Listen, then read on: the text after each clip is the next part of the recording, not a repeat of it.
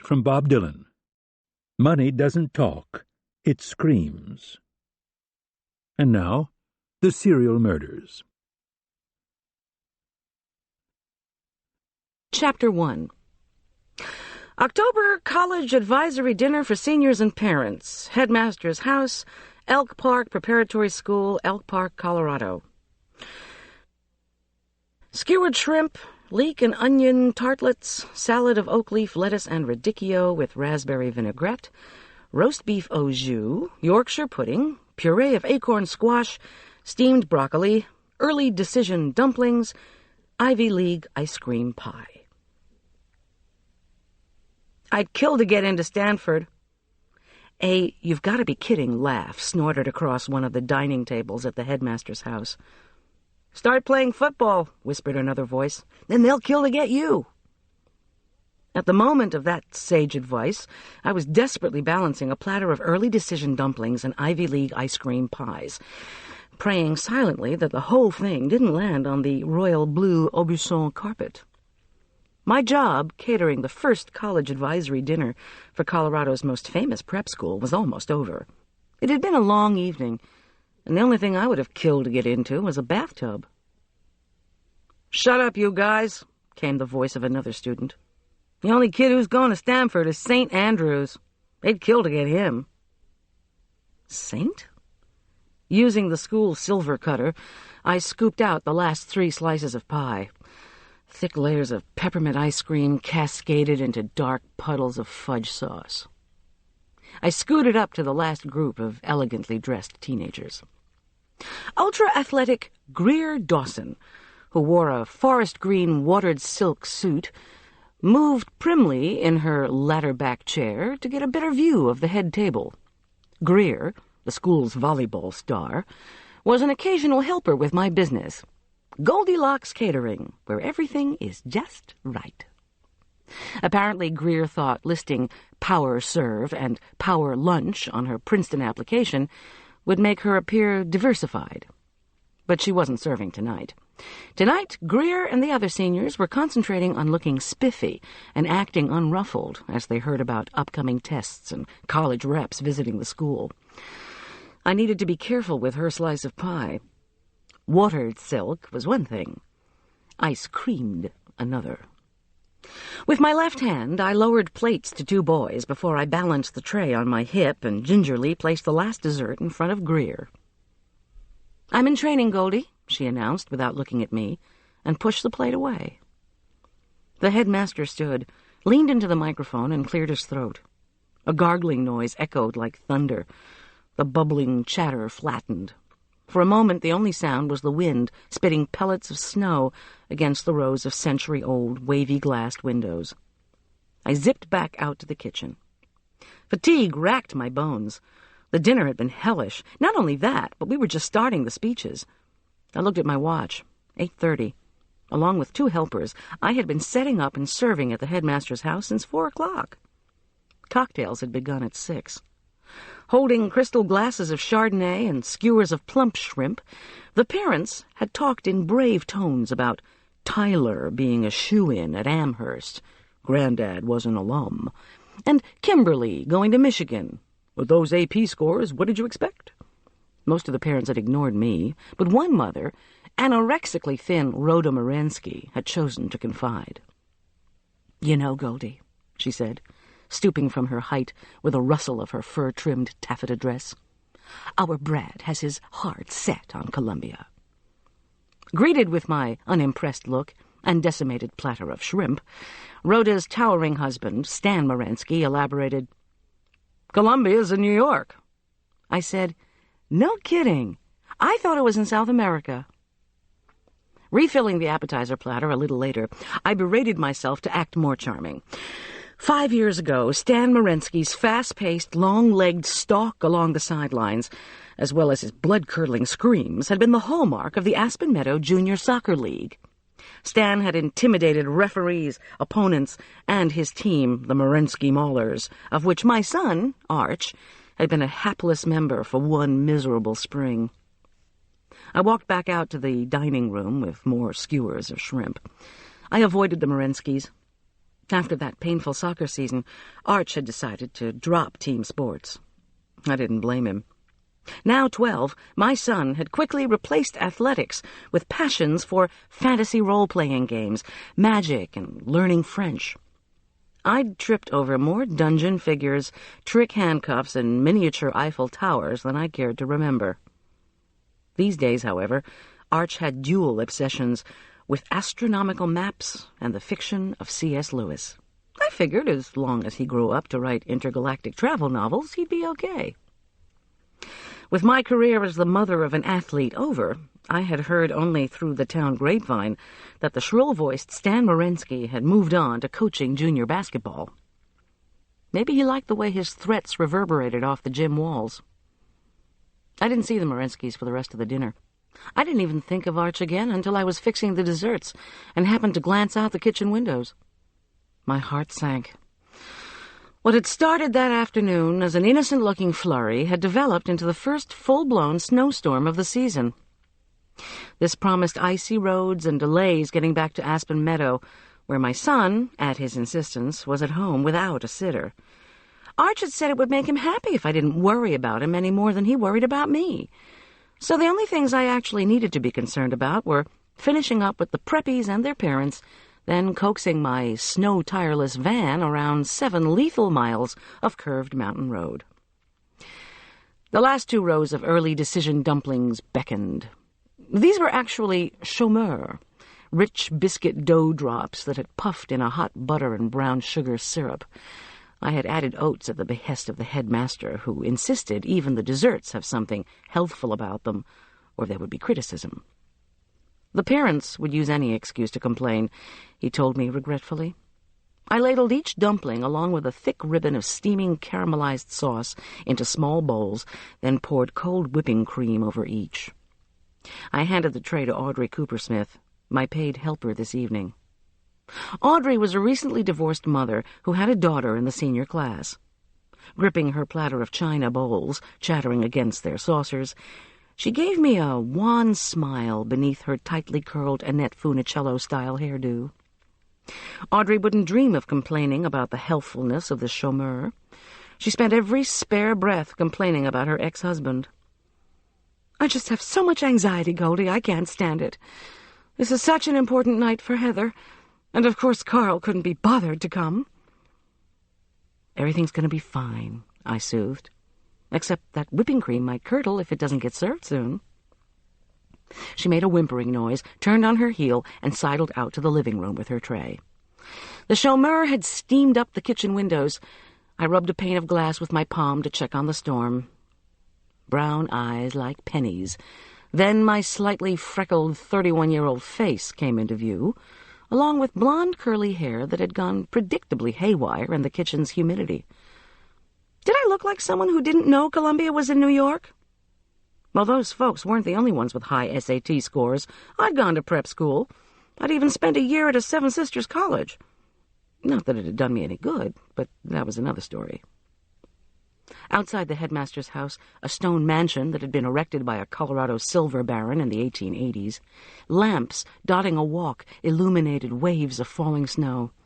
The snowbound setting was idyllic and gave no indication of Elk Park's tumultuous history. After the Silver Veins gave out, the property had been sold to a Swiss hotelier who'd built the nearby Elk Park Hotel.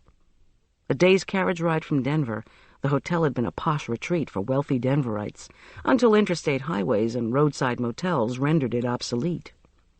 In the 50s, the hotel had been remodeled into the Elk Park Preparatory School. The school had been through erratic financial times, until recently, when Headmaster Alfred Perkins' elimination of the boarding department, all-out PR campaign, and successful courtship of wealthy benefactors had put the Andover of the West, as Perkins liked to call it, on secure footing. Of course, one of the benefits of being a fundraising whiz had been the current headmaster's decade-long residency in the Silver Baron's mansion. The wind swept sudden white torrents between the pine trees near the house. During the college advisory dinner, we'd gotten at least another 4 inches. Late October in the Colorado high country often brought these heavy snowfalls, much to the delight of early-season skiers. Early snow, like a winning season for the Broncos, also helped yours truly. Wealthy skiers and football fans needed large-scale catered events to fuel them on the slopes, or in front of their widescreen TVs. The coffee pots on the counters gurgled and hissed. Headmaster Perkins had given me a dire warning about the old house. Any sudden electrical drain would bring the wrath of blown fuses down on us all. For safety, I had brought 6 drip pots instead of 2 large ones, then had spent 40 minutes before the cocktail hour snaking extension cords around the kitchen and down the halls to various outlets. The parents had found the old house, with its oriental rugs, antique furnishings, and higgledy-piggledy remodeling, charming. Clearly they had never had to prepare a meal for 80 in its kitchen. After the cord caper, my next problem was finding room for salad plates and platters of roast beef as they teetered, askew, on buckled linoleum counters. But the real challenge had come in making Yorkshire puddings in ovens with no thermostats and no windows through which to check the dish's progress. When the puddings emerged moistly browned and puffed, I knew the true meaning of the word miracle. From the dining room came the ponderous throat-clearing again. I nipped around the corner with the last row of dumplings as the headmaster began to speak. Now, as we prepare these youngsters to set forth into the fecund wilderness of university life, where survival depends on the ability to discover dandelions as well as gold, spare me. Headmaster Perkins, who wore tweeds no matter what the weather, was smitten with the extended metaphor. I knew. I had already had to listen to a slew of them at parent orientation. Arch's 6th grade year in public school had started badly and ended worse. But he had survived Elk Park Prep summer school to become a new student in the school's 7th grade. To my great delight, a judge had ordered my wealthy ex-husband to pay the tuition. But as Audrey Cooper-Smith would soon discover and add to her list of complaints, like most single mothers, I was the one duty-bound to attend parent meetings. Already I had heard about our trajectory toward the stars and harvesting our efforts whenever things went well, or when they didn't. This is a drought. Now, Headmaster Perkins intoned, and in this wilderness you will all feel as if you are navigating through asteroid fields, and held a pretend telescope up to his eye. I sighed. Galileo meets Ewell Gibbons. I finished serving the desserts, returned to the kitchen, and, with Egon Schlichtmeyer, one of my faculty helpers, poured the first 8 cups of regular coffee into black and gold china cups. German-born and bred, olive-skinned Egon possessed a boyishly handsome face and a muscular physique that threatened to burst out of his clothes. The school newsletter had stated that the newly hired Herr Schlichtmeyer was also highly educated, having just finished his doctoral dissertation. Form, Folly, and Furor in Faust. How that was going to help him teach American history to high school seniors was beyond me, but never mind. I told the muscle-bound Herr Doktor that cream, sugar, and artificial sweetener were on the tables, and he whisked out with his tray held high like a barbell. Without missing a beat, I poured 8 cups of decaffeinated coffee into white and gold china cups. I hoisted my tray and marched back out to the dining room in time to hear the headmaster direct his audience to galaxies in a universe of opportunities. I came up to the table where my other usual paid helper, Julian Teller, sat looking terribly uncomfortable. Julian, who was a senior at Elk Park Prep, was a vegetarian health food enthusiast. He was also a distance swimmer and sported the blonde whipsawed haircut to match. Living with Arch and me the past 4 months, Julian earned his rent by cooking and serving for my business. Julian was, like Greer Dawson, exempt from service tonight because of the importance of the meeting. I had tried to sneak supportive smiles to him during the dinner. Each time, though, Julian had been involved in what looked like agonizing one-way conversations. Just as I was about to ask him if he wanted coffee, he extricated himself from the woman who had been chatting to him and half stood. "Did you change your mind?" Do you need help?" I shook my head. It was nice to hear his concern, though. Faced with platters of roast beef, Julian hadn't had much to eat. I had offered to bring some tofu bourguignon that he had left in the refrigerator the night before, but he'd refused. Julian sat back down and shifted his compact body around in the double-breasted gray suit he'd bought from Aspen Meadows' second-hand store.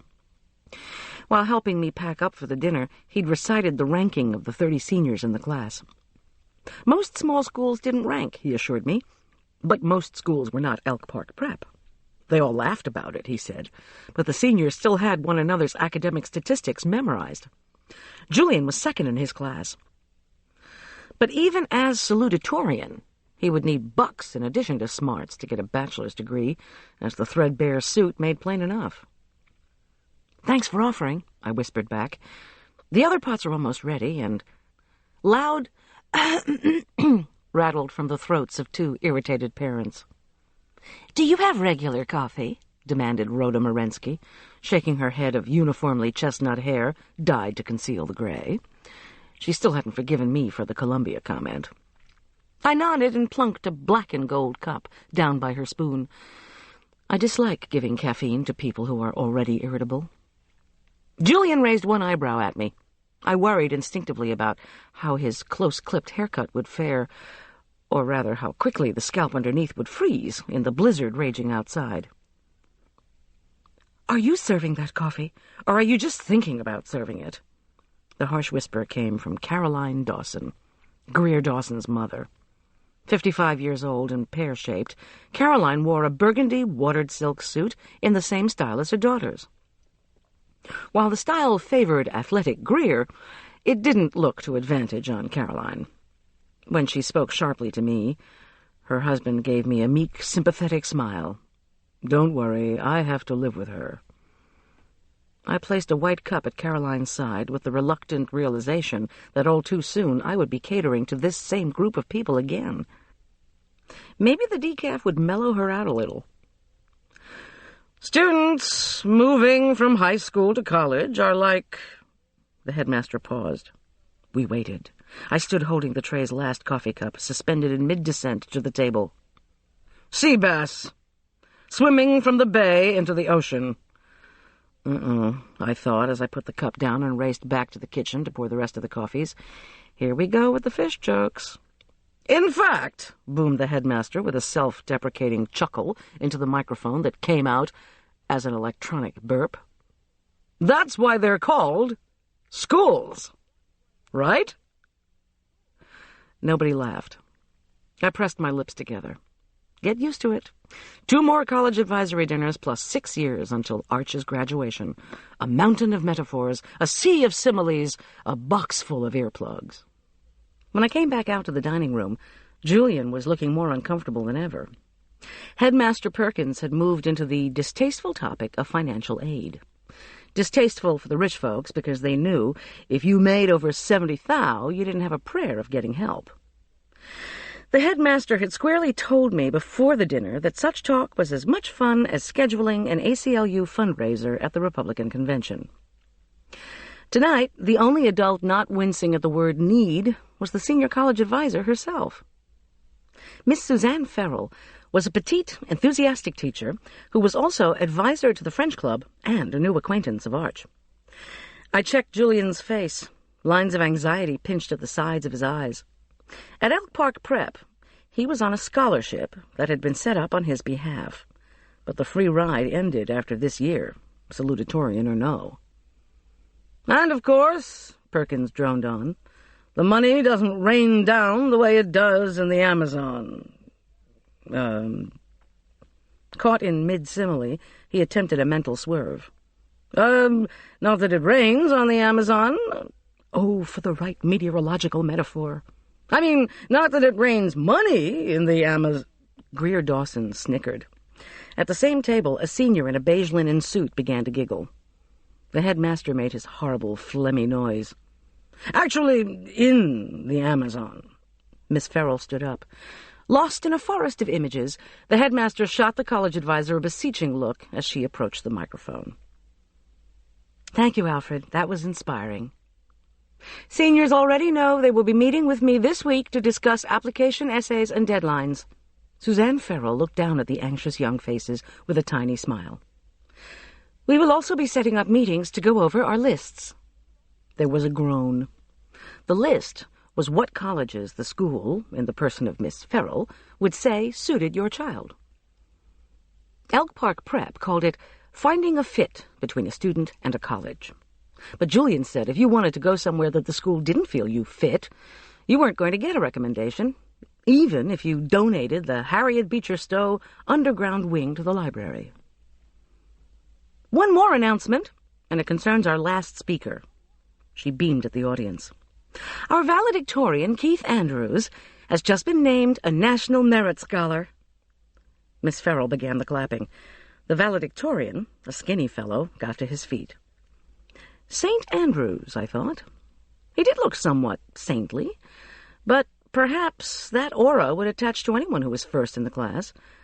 Keith had a head that was too small for his body, and his bowl-cut blonde-brown hair, unlike the sprouted-looking things that most of his classmates wore, shone like a halo in the light from the brass wall sconces. Nor did Keith Andrews favor the fashionable clothes of most of his peers. He was wearing a loose, glimmery suit straight out of Lawrence Welk. Keith extended a bony wrist as he approached the microphone. A number of the parents stiffened up. They had come to see their children shine, not some national merit nerd, buttoned inside polyester. "What is an educated person?" Keith began, in a voice that was surprisingly deep for such a slight, angular fellow. I had a sudden flash. With his awkwardness, downcast eyes, and lack of athletic presence, Keith Andrews reminded me of Arch. Was this what my son would look like in 6 years? There was another squeak of laughter from one of the seniors' tables. Standing beside Keith Andrews, Miss Farrell gave the group a slit-eyed look. Whispers from the parents filled the close air. Our word education comes from the Latin ducere, to lead, and out, Keith pronounced, undistracted. The point of education is to be led out, not to get high test scores, although we could do better in that area, he said with a grin. More snickers erupted, as well as groans from the head table. Even I knew what this was about. A recent Denver Post article had compared Elk Park Prep SAT scores with scores from area public high schools. The prep schools' scores were lower than their public counterparts, much to the distress of Headmaster Perkins. Keith went on. Is education attainable only at big-name schools? Or is our pursuit of those institutions just a function of ego? Parents and students turned to one another with raised eyebrows. This was clearly dangerous territory. As for me, becoming educated means I'm learning to focus on the process instead of the outcome. And on he droned as I headed back to the kitchen with empty dessert plates so I could start organizing the dirty dishes to cart home. Predictably, the antiquated kitchen at the headmaster's house boasted no dishwasher. When I returned with coffee pots for refills, Keith was winding up with, always asking ourselves, is this integrity or hypocrisy? Is this a ticket for a job or an education for a lifetime? Let's hope for the latter. Thank you. Flushed with either embarrassment or pleasure, Keith left the microphone amid a smattering of unenthusiastic applause. Faint praise, if you asked me. But maybe that was because he'd come off less as a valedictorian than a political candidate. Well, we'll be seeing you all later, Miss Farrell was saying. And seniors, please don't forget to check the schedule for college reps visiting this week. My helpers were scooping up coffee cups, saucers, dessert plates, and forks. With my second tray, I walked back to the kitchen. In the outer rooms, the noise of people bustling about searching for coats and boots rose to a small din. Then, suddenly, there was total blackness. What the? No way had I blown those fuses. I had just turned off all the coffee pots. Screams and shuffling filled the sudden darkness. After I stumbled into a cabinet and nearly dropped my tray, my eyes adjusted to the shadows. Neither the oven nor any other appliance, including the refrigerator, had stayed on. I could barely see my tray, and couldn't see the floor at all. I was afraid to take a step in any direction. A loud female voice cried, "Well, I guess that's the last time the headmaster invites us." There was more shuffling, the scraping of chairs, and shrieks of laughter. Frigid air gusted from a door or window that had been opened. Wait, we'll shed some light on this situation in a moment," urged a man's voice that sounded like the headmaster's. There was a shuffle, a bump, and what sounded like an exceedingly creative curse. Then a flashlight glimmered near me. The person holding it clomped across the linoleum and down the wooden stairs to the basement. Out in the dining and living rooms, the talking, laughing voices rose in volume, as if cacophony could fight back the terror of unexpected darkness. After several moments, the lights flickered. Then they came back on. There were more shouts of laughter and exclamations of relief from the outer room. I looked around for my helpers. Together, Egon Schlichtmeyer, Audrey, and I quickly schlepped the rest of the dishes out to the kitchen and clattered stacks into cardboard boxes. I thanked them and told them both to go home. The roads would be terrible. I could load the cartons into the van myself. From the entryway, with its huge carved wooden doors, came the high cheer sounds of people calling their final goodbyes as they donned their minks and cashmere coats. After my helpers departed, Julian made a sudden appearance next to one of the buckled counters.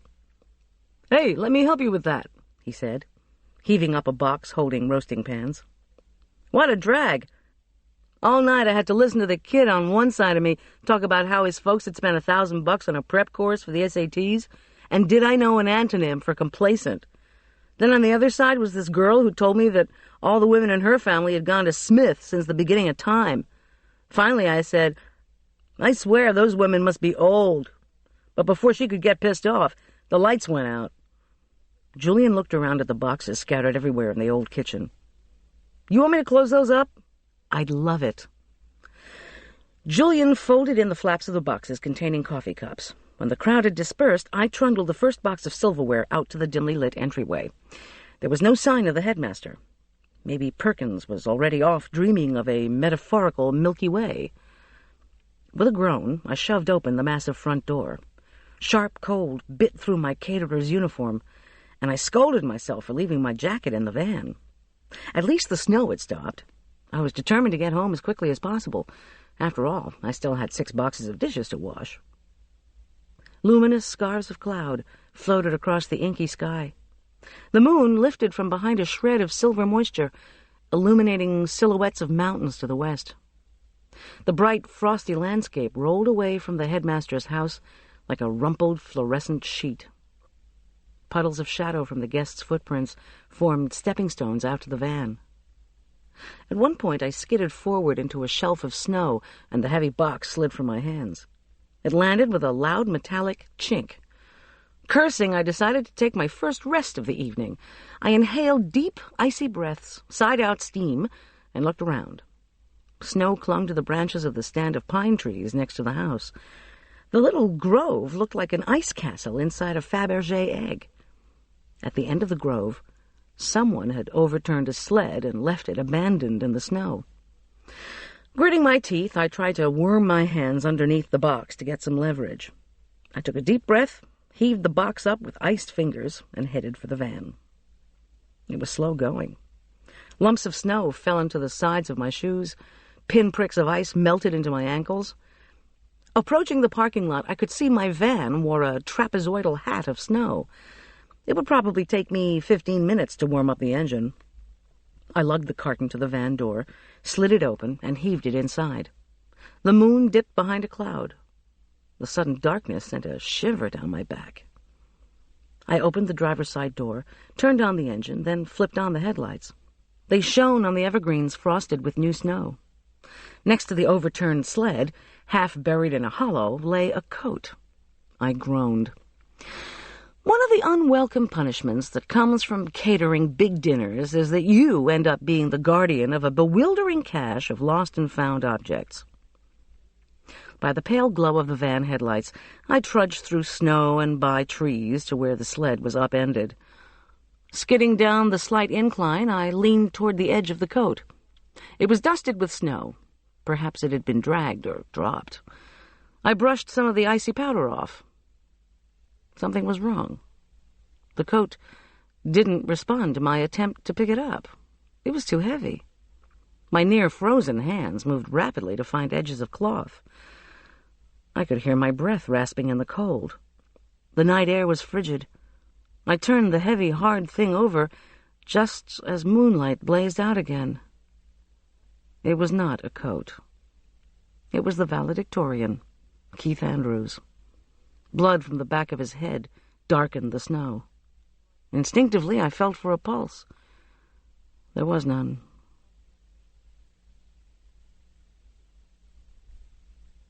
Chapter 2. "Oh, no, please." I shook Keith's shoulders. The boy didn't move. I couldn't touch his head. His slick hair lay in a dark puddle of blood and snow. The moon lit his frozen grimace. The open-mouthed expression was ghastly, contorted with the fear of death. My fingers caught on an icy cord that had been wrapped around his torso and attached to the sled. I pulled away.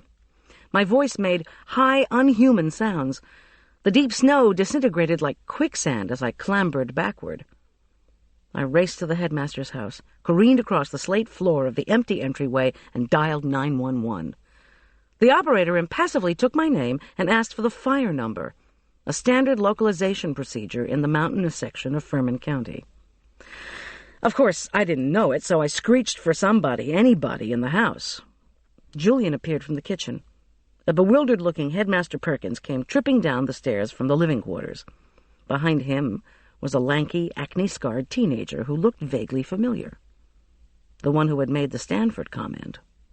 The headmaster's tweeds were disheveled, as if he had begun to get undressed but had abruptly changed his mind. He couldn't remember the fire number, turned to the tall boy, who crinkled his nose and mumbled off 6 digits. Perkins then trotted off quickly in the direction of the kitchen, where apparently he believed I had started a fire. The voice on the other end of the phone patiently asked me to repeat what had happened, what was going on. He wanted to know who else was around. I told him, then asked the tall teenager his name. "Oh," said the boy. He was muscular in addition to possessing great height, but his acne made him painfully repulsive. His voice faltered. "Oh, don't you know me? I'm McGuire. McGuire Perkins. Headmaster Perkins is my father. I live here with him. And I, go to the school." I told this to the operator, who demanded to know how I knew the boy in the snow was dead. "Because there was blood, and he was cold, and he didn't move. Should we try to bring him in from outside? He's lying in the snow." The operator said no, to send somebody out to check for a pulse again. "Not you," he said. "You stay on the phone. Find out if anybody in the house knows CPR." I asked Julian and McGuire. "No CPR?" They looked blank. "Does the headmaster?" McGuire loped off to the kitchen to ask, then returned momentarily, shaking his head. I told them, please go out and check on Keith Andrews, lying still and apparently dead in the small ditch in the pine grove. Stunned, Julian backed away. The color drained from his face. Bruise-like shadows appeared under his eyes. McGuire sucked in his cheeks, and his ungainly shoulders went slack. For a moment I thought he was going to faint. Go quickly," I told them. When they had reluctantly obeyed, the operator had me go through the whole thing again. Who was I? Why was I there? Did I have any idea how this could have happened? I knew he had to keep me on the phone as long as possible. That was his job. But it was agony. Julian and McGuire returned. McGuire slack-jawed with shock, Julian even paler. "About Keith." Julian closed his eyes, then shook his head. I told the operator, no pulse. "Keep everybody away from the body," he ordered. Teams from the fire department and the Furman County Sheriff's Department were on their way. They should be at the school in 20 minutes. "I'll meet them. Oh, and please, would you," I added, my voice raw with shock and confusion, "call Investigator Tom Schultz and ask him to come?" Tom Schultz was a close friend. He was also a homicide investigator at the Sheriff's Department, as Julian and I knew only too well. The operator promised he would try Schultz's page, then disconnected. I began to tremble. I heard McGuire ask if I had a coat somewhere. Could he get it for me? I squinted up at him, unable to formulate an answer to his question. Was I okay? Julian asked. I struggled to focus on his far-away voice, on his anguished eyes, his pallid face, and bleached, wet hair, stuck up in conical spikes. Julian rubbed his hands on his rumpled white shirt and tried to straighten his plaid bow tie, which had gone askew. "Goldy, are you okay?" he repeated. "I need to call Arch and tell him we're all right. That will be late." The area between Julian's eyebrows pleated in alarm. "Want me to do it? I can use the phone in the kitchen." "Sure, please. I don't trust myself to talk to him just now. If he hears my voice, it'll worry him." Julian darted toward the kitchen, with McGuire Perkins striding uneasily after him, like a gargantuan shadow. I was shivering uncontrollably. Belatedly, I realized I should have told McGuire my jacket was in the van. Moving like an automaton toward the front hallway closet to look for a blanket, shawl, jacket, something, I could hear Julian's voice on one of the phone extensions. I pulled a huge raccoon coat off a protruding hanger. I had an absurdly incongruous thought. Wear this thing on the streets of Denver and you'd get spray-painted by anti-fur activists. As I was putting the heavy coat on, one of my coffee pots tumbled out of the dark recesses of the closet, spilling cold brown liquid and wet grounds on the stone floor. What was it doing in there? I couldn't think. I was shaking. Get a grip! I kicked at the hanging coats to make sure no other surprises lurked in the closet corners. Then I walked down the hall, looking into each of the large, irregularly shaped rooms with their heavy gold and green brocade draperies, dark wood furniture, and lush oriental rugs, to see if there was anybody else around. The voices of Julian, McGuire, and the headmaster warbled uncertainly out of the kitchen. Then the headmaster cried, "Keith Andrews, dead? Are you sure? Oh, no!" I heard footsteps moving rapidly up the kitchen staircase. I stood staring into the living room, where the recent exodus of guests had left the tables and chairs helter-skelter. "What are you doing in here? Geez, Goldy!"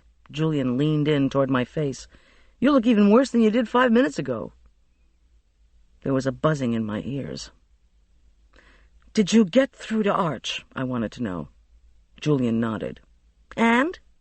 "He's fine. There was a problem with the security system a little while ago." "Excuse me?" "Somebody threw a rock through one of the upstairs windows. It hit one of the sensor wires, I guess. The system went off. Once Arch found the rock, he interrupted the automatic dial." I tried to breathe. There was stinging behind my eyes. I had to get home. I said, "Can you find something to put on? We need to go outside, to be there when they arrive." He withdrew without a word. I went into the bathroom and stared at my face in the tiny mirror. I was not a stranger to death. The previous spring I had seen a friend die in a car accident that had been no accident. I began to wash my hands vigorously. Nor was I a stranger to violence. I tested my thumb, the one my ex-husband, Dr. John Richard Corman, had broken in 3 places before we were divorced. Trying to bend it, I winced. The warm water stung my hands like needles. In the mirror, my skin looked gray, my lips pale as dust. A problem with the security system. I shook droplets off my hands. My right shoulder ached suddenly. In the middle of an argument, John Richard had pushed me onto the open lower shelf of the dishwasher. A butcher knife had cut deeply into the area behind that shoulder, and I had paid for my protest over his extramarital flings with 20 stitches, weeks of pain, and a permanent scar. Now death, violence, brought it all close again. I looked down at my trembling hands. They had touched the cold, stiff cord wrapped around Keith Andrews' body. The water ran and splashed over my fingers, but it couldn't wash out the slimy feel of the wire. I thought of Keith Andrews' angelic expression. St. Andrews. I'd stared into his lifeless face. How like Archie had looked, thin and pale and vulnerable. What had Keith said? I'm learning to focus on the process rather than the outcome. Not anymore.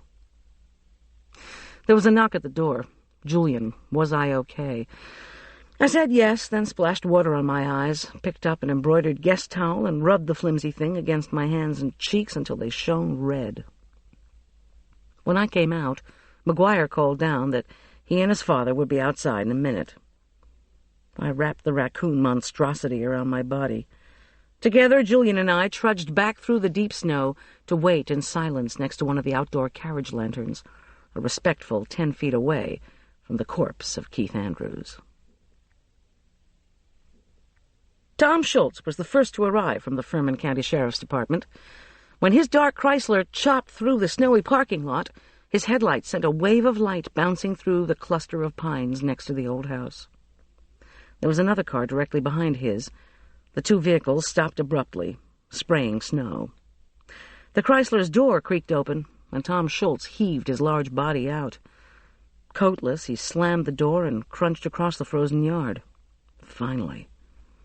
Two men got out of the second car. One joined Schultz. The other man came over to Julian and me. He introduced himself as part of the investigative team. "We need to know about footprints," he said. He looked down at my shoes. "Were you the only one to go out to the victim?" I told him 2 other people had been out there.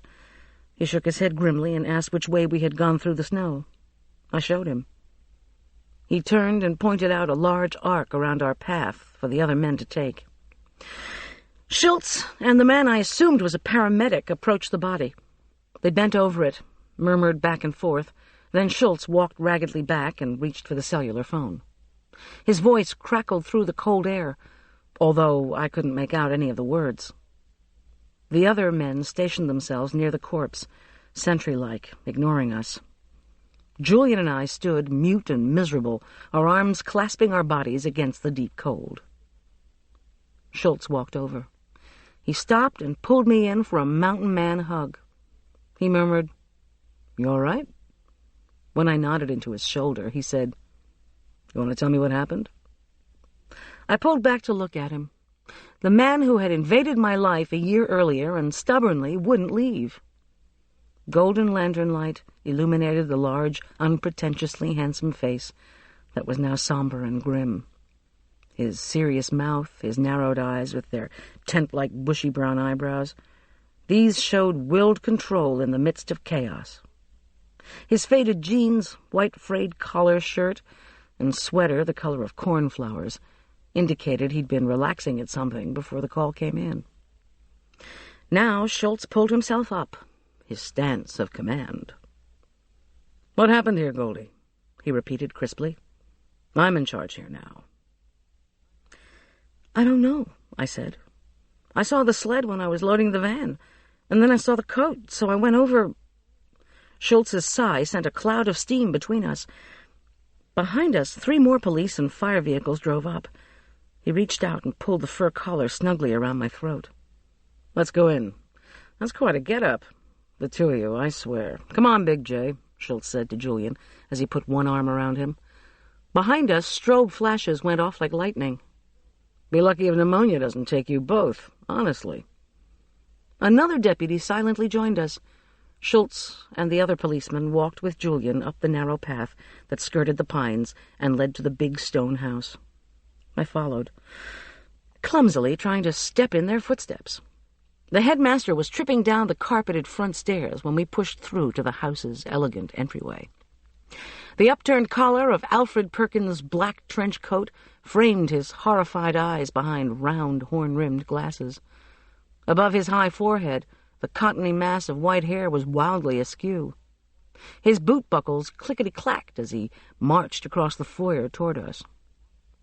When Schultz identified himself, the headmaster demanded, "Is there any way we can keep this out of the papers?" Schultz raised both eyebrows and ignored the question. Instead, he said, "I need some information about next of kin so we can get back to the coroner. Can you help me out?" The headmaster gave the names of Keith's parents, who were apparently in Europe. The deputy wrote the names on a pad, then disappeared. Schultz started his characteristic swagger down the hallway, poking his head through each doorway. When he found a room he liked, he beckoned with a thumb to Perkins. "Headmaster, sir," he said with a deference that fooled nobody. Would you wait in here until I have a chance to talk to you?" When the headmaster nodded numbly, Schultz added, "And don't talk to anyone, please, sir, press or otherwise." The headmaster clumped to his assigned spot. Schultz closed the heavy door behind him, then turned and asked who else was around. Julian called to McGuire, who trundled in and was assigned to another room. Perkins' son looked deeply stunned. In a kinder tone, Schultz asked Julian to sit in the living room until he'd finished talking to me. "And try not to disturb anything," he added. "But get yourself a blanket to warm up." Julian's face had a lost look that tugged at my heart. He obeyed Schultz in silence. But as we headed down to the kitchen, I heard him choke on exhaled breath. I said, "No, not yet. I'll take you back in just a couple of minutes. We need to talk before the investigative team is all over this place." Schultz paused, then gestured for me to sit on one of the old-fashioned wooden stools. I obeyed. After looking around the kitchen, he sat on another stool and pulled out a notebook. He tapped his mouth with a mechanical pencil. "Start with when you had me paged, and work backward." I did. Keith's body. Before that, the cleanup, the after-dinner talks, the dinner itself, the blackout. Schultz raised one thick eyebrow. "You're sure it was a fuse?" I said I'd just assumed so. "Who fixed it, do you know?" I shook my head. "Oh, and one of my coffee pots was in the front hall closet. I didn't put it there." Schultz made a note. "You have a guest list?" "The headmaster would. 30 seniors plus most of the parents. About 80 people altogether." "You see anybody you know wasn't invited? Seemed out of place, whatever?" I didn't know who had been invited and who hadn't. No one seemed out of place, I told him. But the senior year anxiety had been palpable. "Anything else palpable?" he wanted to know. I stared at him. He was all business. "Anything else you could touch?" He gave me just the slightest flicker of a smile. John Richard Corman always said I expected him to read my mind. Tom Schultz actually could. I wished for the two of us to be somewhere else, doing anything but this. Reading my thoughts, Schultz said, "We're almost done." Then he tilted his head back and drummed the fingers of one hand on his chin. "Okay," he went on. "Anybody who was not here who should have been?" I didn't know that either, and said so. He looked at me straight in the eye. "Tell me why somebody would kill this boy." Blood jackhammered in my ears. "I don't know. He seemed innocuous enough. Really more like a nerd." Silence fell around us in the old kitchen. Schultz said, "Julian fit into this scenario at all? Or the headmaster's son? Or the headmaster?" Miserably, I looked at the big old aluminum canisters in the kitchen, the wooden cabinets painted a buttery yellow, before replying. "I don't know much about what was going on in the senior class, or in the school as a whole, for that matter. Julian and McGuire went back out to check for a pulse when I was on the phone with the 911 operator. I don't know if Julian, McGuire, Keith, anybody were friends." "Know if they were enemies?"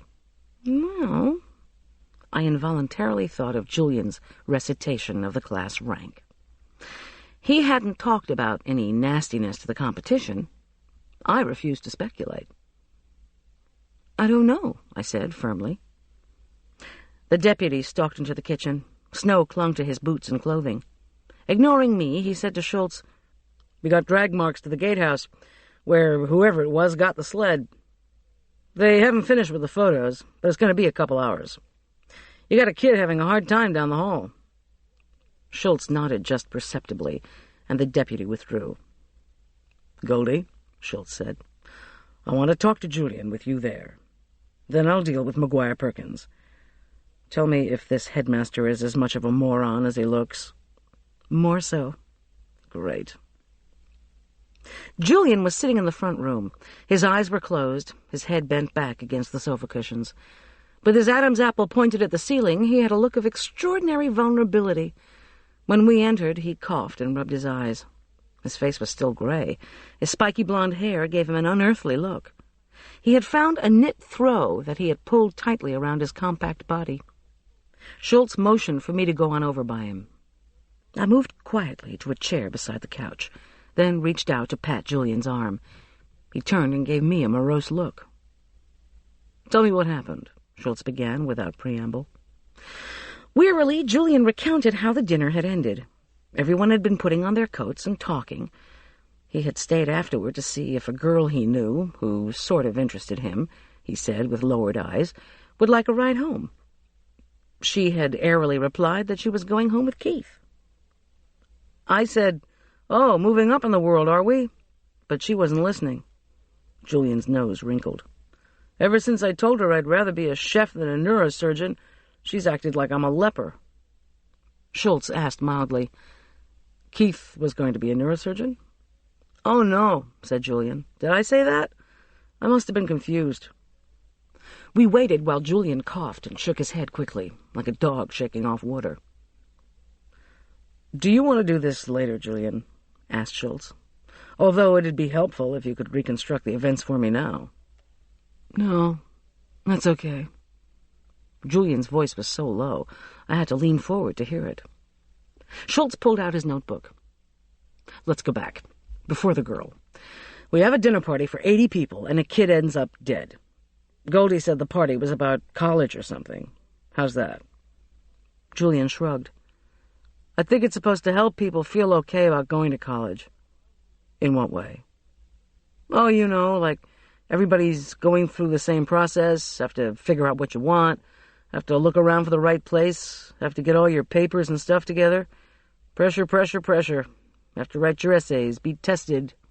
He groaned. "SATs are Saturday. We had them last year, but this is the big one. These are the scores the colleges look at. The teacher always says it doesn't matter, which makes you know that it matters. It matters, man." There was a savagery in his voice I'd never heard before. Was Keith Andrews nervous about all this? First big step to becoming a neurosurgeon? Julian shook his head. "Nah." He paused. "At least he didn't seem to be.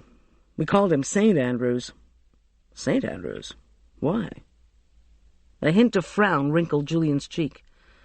"Well, Keith didn't really want to be a doctor. He wanted to grow up and be Bob Woodward.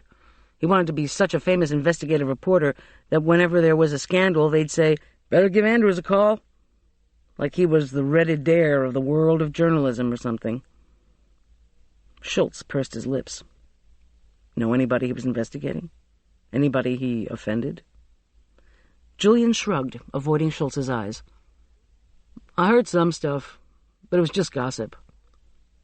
"Care to share that? It might help." "Nah, it was just stuff." "Big J, we're talking about a death here." Julian sighed bleakly. "I think he was having his share of problems, like everybody." "His share of problems with whom?" "I don't know. Everybody. Nobody." Schultz made another note. "I need some specifics on that. You tell me, I won't tell anybody. Sometimes gossip can help a lot. You'd be surprised." He waited a beat, then clicked the pencil and tucked it in his pocket. "So, the lights came back on. The girl said no to you. Then what?" "I don't know. I guess I, talked to some people." "Who?" "Well, geez, I don't remember." "Keith?" Julian reflected, then said, "I don't remember seeing Keith around. You know, everyone was talking about the lights and saying, 'See you Monday,' and stuff like that. Then I came out to check if Goldy needed help." "Time, Miss G?" I looked at my watch. 11 o'clock. Schultz cocked his thumb over his shoulder. When had Julian come out to the kitchen? I said, "I don't know, 9:30-ish. "Did anyone go into the kitchen looking for Keith? This girl you mentioned, for example?" We both said no. "Okay, now, Julian," Schultz said impassively, "tell me who Keith's enemies were." "God, I told you, I don't know. You know, he was kind of holier than thou, smarter than thou, too. You know, like we watched an Ingmar Bergman film in English class, and the film's over for 2 seconds, and Keith's talking about the internal structure. I mean, huh? The rest of us are going, okay, but what was it about?" He grimaced. "That kind of smart attitude can lose you some friends." "Who, specifically?" "I don't know, people just get pissed off. They talk. What about the National Merit Scholarship? I said, before I remembered I wasn't supposed to talk. What about it? Julian turned a puzzled face to me. It's not like they're going to give it to somebody else now. Keith was number 1 in our class, president of the French club. He did after-school work for the Mountain Journal. People can hate you just for that. Schultz said, Why? Because it makes them feel bad that they're not doing it too. Julian said this in a way that made it clear any fool would reach the same conclusion. Schultz sighed, then rose. Okay, go home, the 2 of you. I'll be talking to the rest of the guests over the weekend. Then I might get back to you, depending on... Schultz! Boomed an excited voice from down the hall. Hey! It was the deputy. We found him looking at the coffee pot that had fallen out of the front hall closet. Oh, that's my... I began. I stopped. Your what? Demanded the deputy. Coffee pot, I answered inanely. The deputy regarded me with deepening skepticism. You had a couple of extension cords on it? Yes, 3, actually. You see, they have a problem with fuses. But the deputy was holding up the machine's naked plug. Belatedly, I realized where the extension cords had ended up.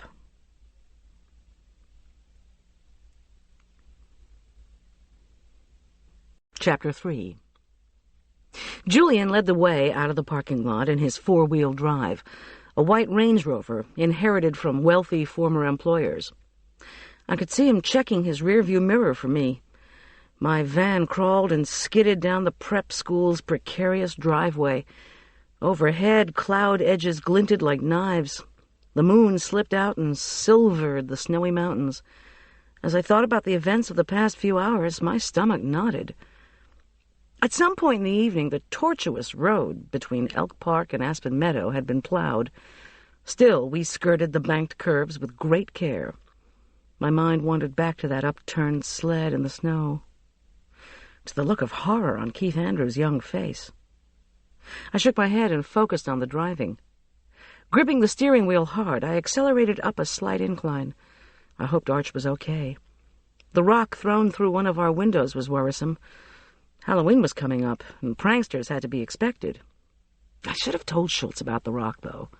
I'd forgotten. Schultz was going to call us. He would tell us what had happened to Keith, wouldn't he? I had plodded through the headmaster's snowy yard, found the lifeless form, touched the icy extension cord. It was like a personal affront. I had to know what had happened. Like it or not, I was involved. Resolutely, I veered off this thought pattern and reflected on Schultz. Somehow his behavior this evening indicated a sea change in our relationship, from a growing intimacy back to the distance of business.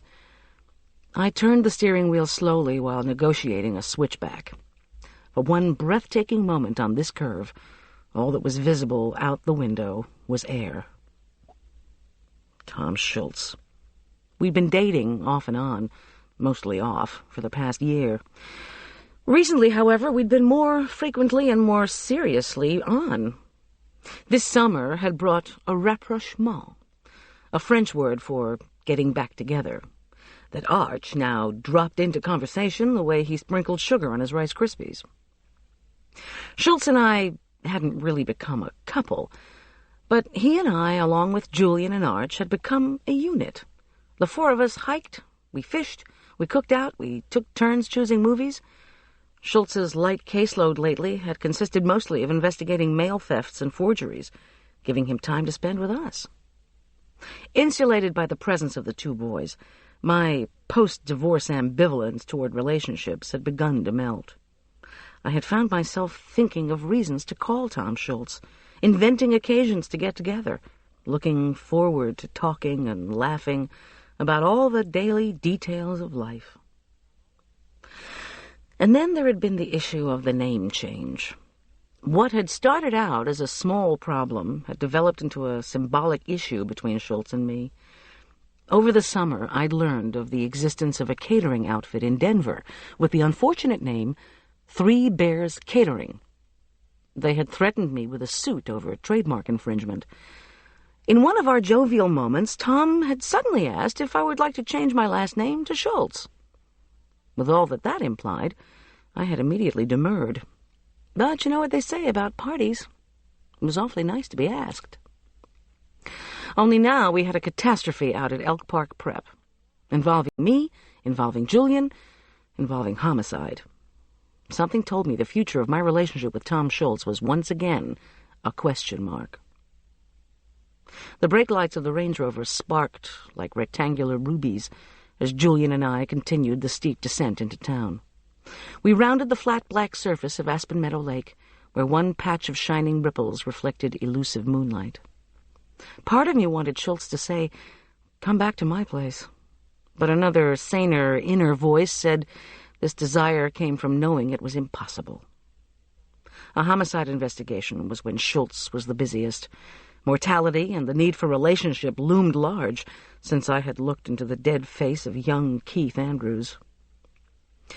My tires crunched down Aspen Meadows Main Street. The only cars were those parked at wide angles along the curb by the Grizzly Saloon, where music and flashing lights announced it was still Saturday night. Witnessing party-going after what I'd just seen at Elk Park Prep brought lightheadedness. I rolled down the window. My eyes watered from the gush of freezing air. Moments later, Julian and I pulled up across the street from my house. White shutters gleamed against the brown shingles. The front porch, with its single-story white pillars and porch swing, seemed to smile. The old place had become very dear to me in the 5 years since my divorce from Dr. John Richard Corman. Arriving home at night, I was always happy that the jerk, as his other ex-wife and I called him, was gone for good, and that my brand-new security system could make sure he stayed that way. I hopped out of the van and landed in 3 inches of new snow. It was less than we'd received in Elk Park, which stood another 500 feet above Aspen Meadows, 8,000 above sea level. A sudden slash of wind made me draw my coat close. A curse rose in my throat. I had unwittingly gone off wearing the stupid raccoon thing. I put my hand in the pocket and felt tissues and something flat and hard. The thought of a trip back to the school to return the coat brought a shudder. I pressed the security buttons and came in out of the cold with Julian close behind. Arch, who of course had not gone to bed after Julian's call, clomped down the stairs in untied high-top sneakers. He was wearing a gray sweatsuit and carrying a large flashlight, defense against power outages. His knotted, wood-colored hair stuck out at various angles. I was so happy to see him, I clasped him in a hug that was mostly raccoon coat. He pulled back and straightened the glasses on his small freckled nose. Magnified brown eyes regarded Julian and me with intense interest. "Are you guys late? What are you doing wearing that weird thing? What's going on? All you said was that there was a problem at the headmaster's house. Does that mean we don't have school on Monday?" This prospect seemed to please him. No, I said. Weariness washed over me. We were home, finally, and all I wanted was for everyone to go to bed. I said, "Someone was hurt after the dinner." "Who?" Arch pulled his thin shoulders up to his ears and made a face. "Was there an accident?" "Not quite. Keith Andrews, a senior, died." I didn't say that it looked as if he'd been murdered. This was a mistake. "Keith Andrews, the president of the French club?" Arch looked at Julian full of fear. "The guy you had that fight with? Man, you're kidding." Julian closed his eyes and shrugged. A fight had not come up in the questioning. I raised my eyebrows at Julian. His facial expression stayed flat. I said, "I'm sorry, Arch.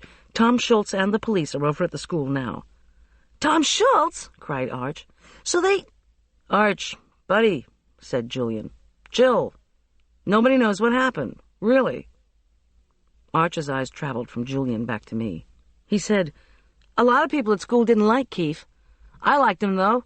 He didn't drive around in a Porsche or BMW like he was so cool. You know, the way some of the older kids do. He was nice."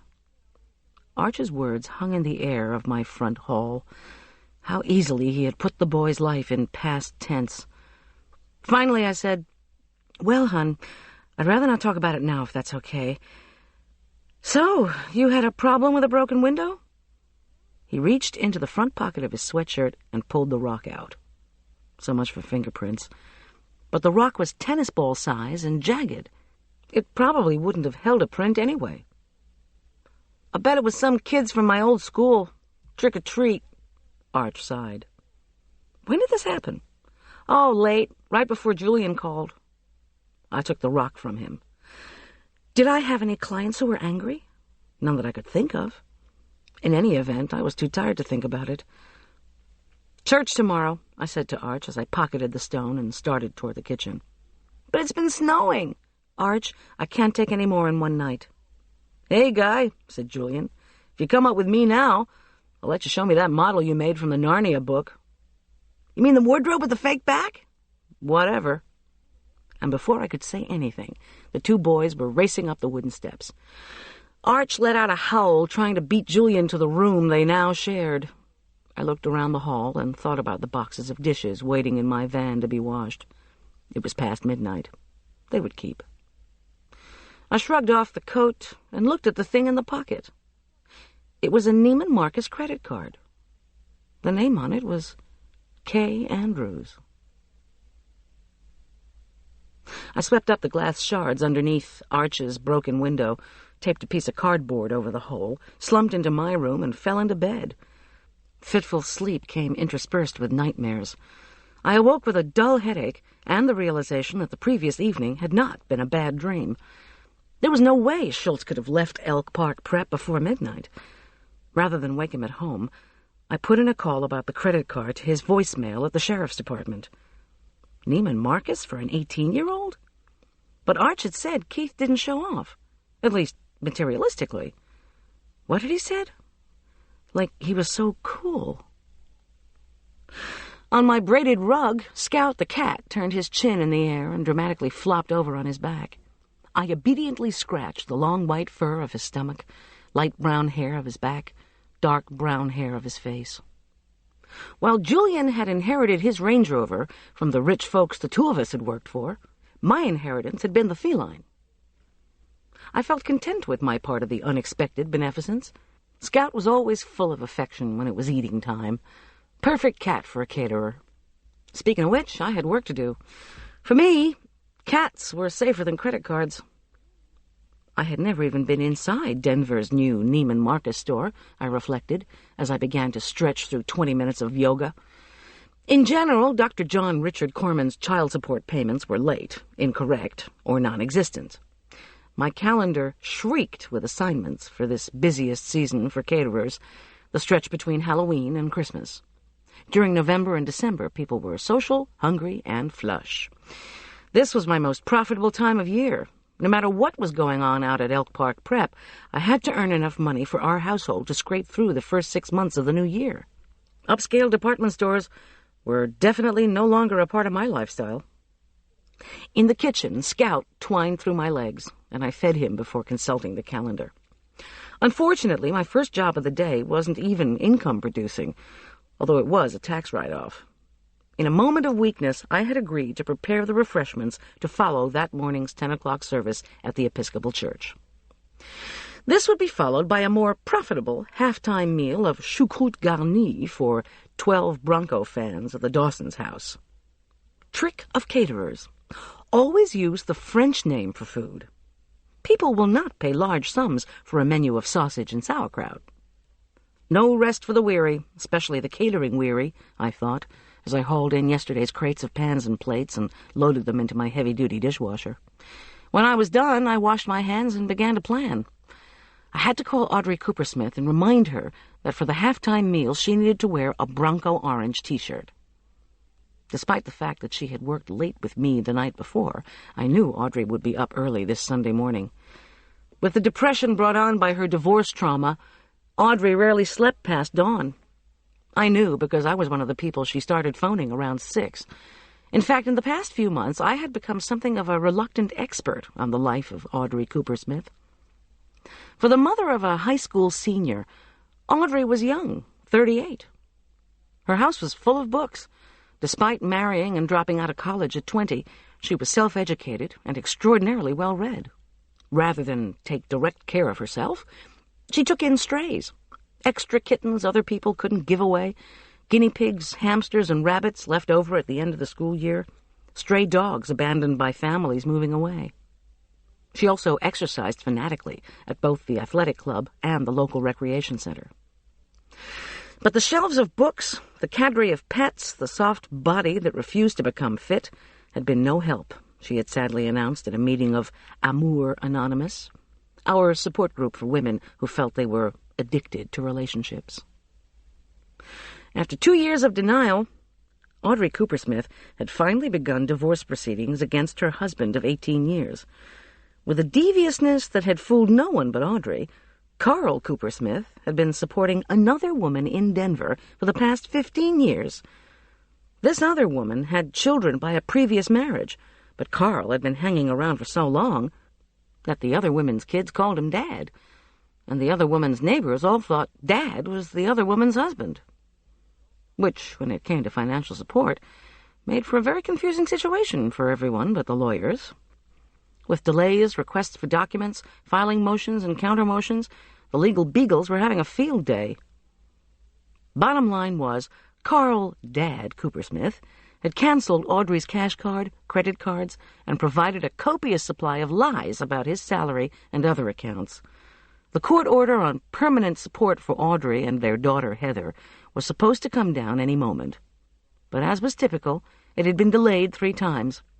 2 months ago, Audrey had asked me for part-time work. She couldn't earn too much, she told me, for that would undermine what she was asking from Carl. But she was having trouble making ends meet. She balanced the work she had from me with a part-time job at the Tattered Cover, Denver's largest bookstore, a place she claimed to love. But, as you might expect, Audrey was always exhausted, always broke, always unhappy.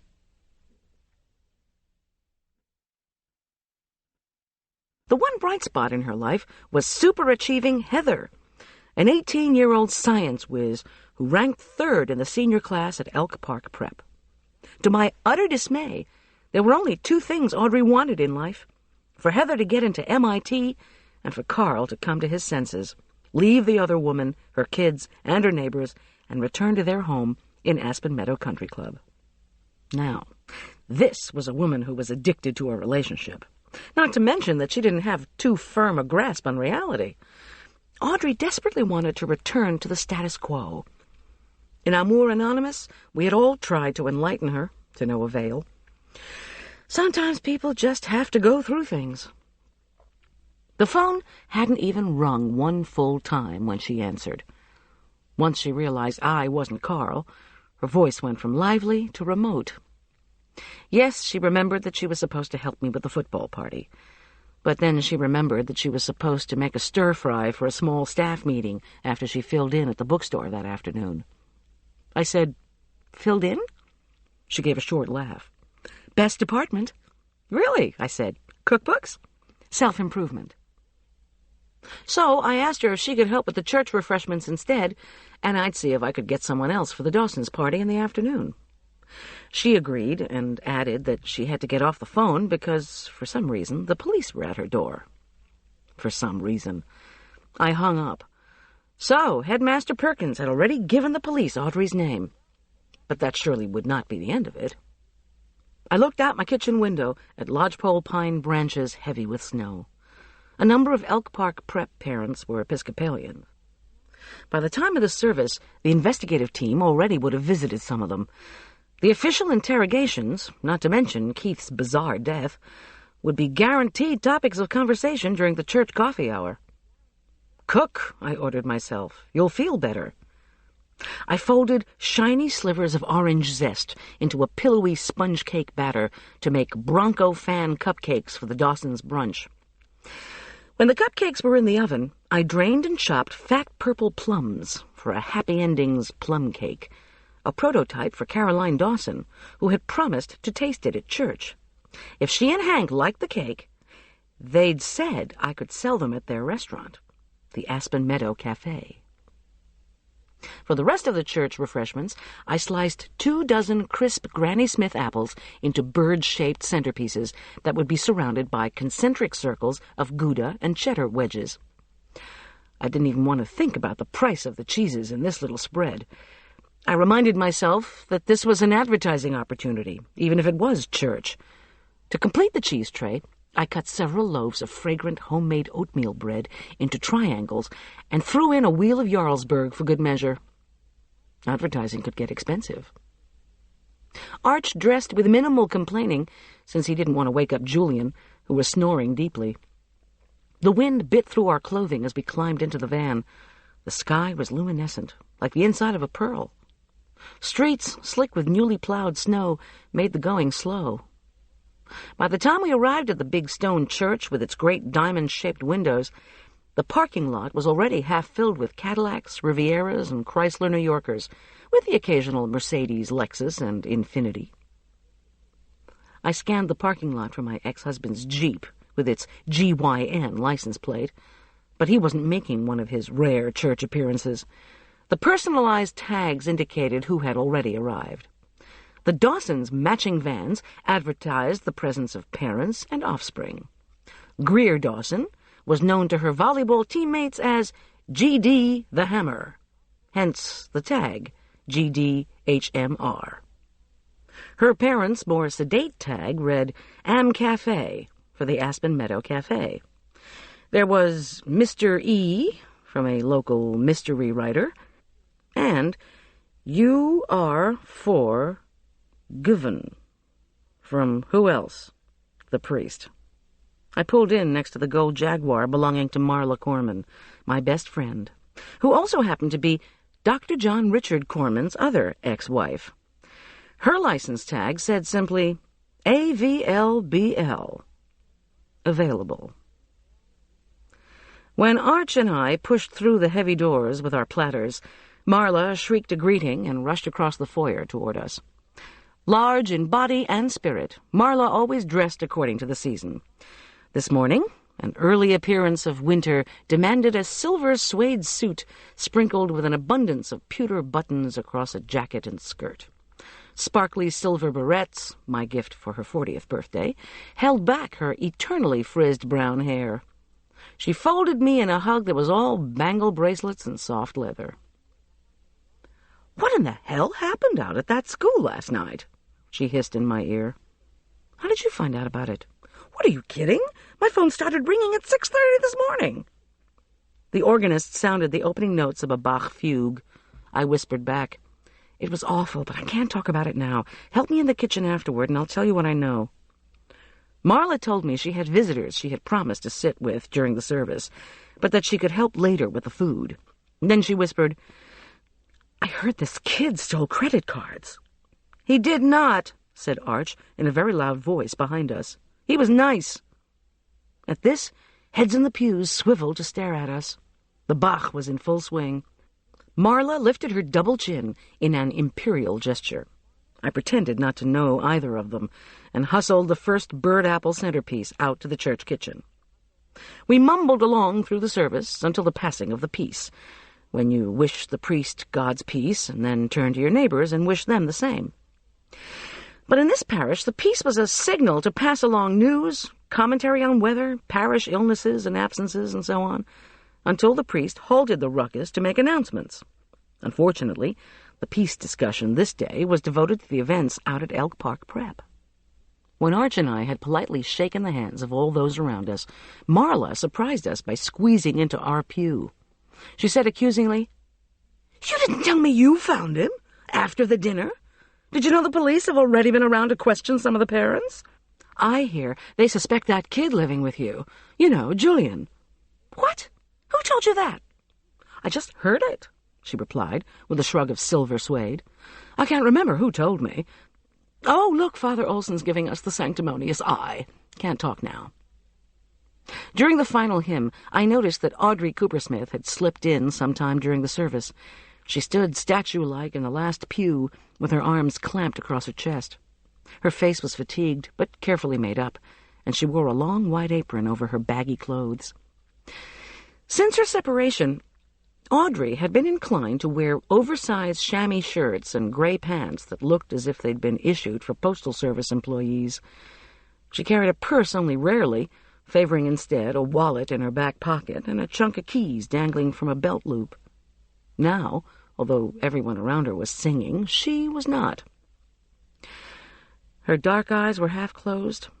I wondered if she was praying for Carl's return or for self-improvement. On the other hand, maybe these were mutually exclusive. While the acolytes snuffed the altar candles, I signaled to Audrey, and we quickly set up a table at the back of the church. Then I tried to spot Caroline Dawson in the bustle. The last thing I needed was for the plum cake to be decimated before she even got to sample it. Audrey trundled up to one of the counters, her mouth turned down in a deep-set scowl. Above the cheerful din from the foyer, she said, "Greer Dawson's mother is out there. She wants some plum dessert. I said I didn't know anything about it. She said, 'Well, you just better go check then.'" Audrey fluttered her free hand against her chest. "Why doesn't she ask Greer? She couldn't even manage to help us last night. Why can't she pitch in this morning? Or is actual catering too difficult for the hammer?" "Audrey," I said in a placating tone, "Greer was listening to the program last night, just like Heather, just like Julian. Let me deal with Caroline Dawson." Audrey grunted. Of course, she had a point. Greer D., the hammer, was interested in working for me only as a way to appear well-rounded to admissions folks. I didn't see why Greer couldn't round herself out working at the family cafe, but perhaps the Ivy League frowns on nepotism. Anyway, Audrey was correct in saying Greer hardly ever managed to fit working for me into her busy schedule, but I couldn't afford to alienate her parents before I had wowed them with my baking. I handed an unsmiling Audrey a cheese tray. The enticing smell of cinnamon wafted up from the moist slices of plum cake. As I picked up the cake platter and headed for the Dawsons, I decided that the last thing I'd want to put on my college application was that working in food service had made me well-rounded. "Ooh, ooh, ooh," crooned Marla when I breezed out into the foyer. She cast a greedy eye on the cake. "I still want to hear about last night, and let me tell you, Father Olson is in love with the spread. He already asked me if I thought you'd cater a high-powered clergy meeting. As long as he pays for it, I'm his. This is the church, honey." Marla pinched a piece of cake and popped it into her mouth. "He's not going to pay for anything." She chewed thoughtfully, eyes on something over my shoulder. "Here come Hank and Caroline Dawson," she said under her breath. "The king and queen of the short people. They'll eat anything in sight." "Hey," I protested, "I'm short, and I resent—" "Behold your monarchs, then," Marla said with a lift of her chin. "They're right behind you." The Dawson parents swept up to me. Hank's look was knowing. He said, "Big game today. You nervous?" I eyed him. Hank Dawson was a square-set man, square, leathery face with a sharply angled jaw, square shoulders, square Brooks Brothers gray suit. His short, salt-and-pepper hair, receding hairline, and quickly appraising Delft blue eyes all said, "No-nonsense Republican here." When we could avoid the topic of how brilliant Greer was, Hank and I chatted knowingly after church about the upcoming Bronco games. We were hardcore fans who kept a separate orange outfit for Sunday afternoons, followed the plays, trades, and strategies with our own commentary, and had a standing prescription for stomach medication when the playoff season began. Talking shop with Hank after the Episcopal Church service was like finding your kinsman who speaks Zulu in the middle of North Dakota. "Nah," I replied. "The Vikings are sunk." "You're right. The Vikings are sunk without Bud Grant." "The Vikings have been sunk since Fran Tarkenton retired." "Still," persisted Hank, "you have to worry about any team that can sustain a 2-minute offense for a whole quarter." "Hank, that was years ago." "Yeah." He looked reassured. "That was Bud Grant's last year." Then we said our refrain in unison. "And we have Elway." "Excuse me," shrilled Caroline Dawson. You see, they always get upset when you speak Zulu. I suddenly wished I were trying to sell the Bronco orange cupcakes to the cafe instead of the plum cake. I turned an apologetic and only slightly saccharine smile to Caroline. The queen of the short people touched the buttons of her scarlet Chanel-style suit which was only a shade darker than the burgundy silk of the night before. Marla had once pointed out to me that this particular hue was favored by women in their late 50s. She had dubbed it menopause red. Standing, Caroline resembled a squat, heavy column abandoned by the Greeks. The two Dawsons reminded me of Arch's old square and round blocks that had to be hammered through the right holes. "Doesn't that look lovely?" Caroline murmured as she reached for a large slice. "I do hope it tastes as good as it looks." She gobbled it down and shoved another into her mouth. Hank picked the bars up and ate them 2 at a time. Mouth full, Caroline finally commented, "That was quite a dinner last night. Of course, Greer doesn't really need their college counseling. She has her pick of schools." "Oh, really? Well, I'm glad you enjoyed the dinner. Actually, it was very successful until the end." They both looked astonished. Was it possible someone hadn't heard? Quickly, I explained about finding Keith Andrews. I prayed silently that the police did not arrive to ask their questions during the Bronco game today. "My God!" exclaimed Hank Dawson. I think he had just swallowed his 8th slice. He turned to his wife. "Remember what Greer said after the state volleyball championships?" Caroline took another bite. Then she smiled primly. "I think I was too excited to notice." Eagerly, Hank turned back to me to explain. "Of course, you know our daughter is responsible for the Elk Park Prep volleyball team being state champions." My heartfelt congratulations. Hank narrowed one eye skeptically.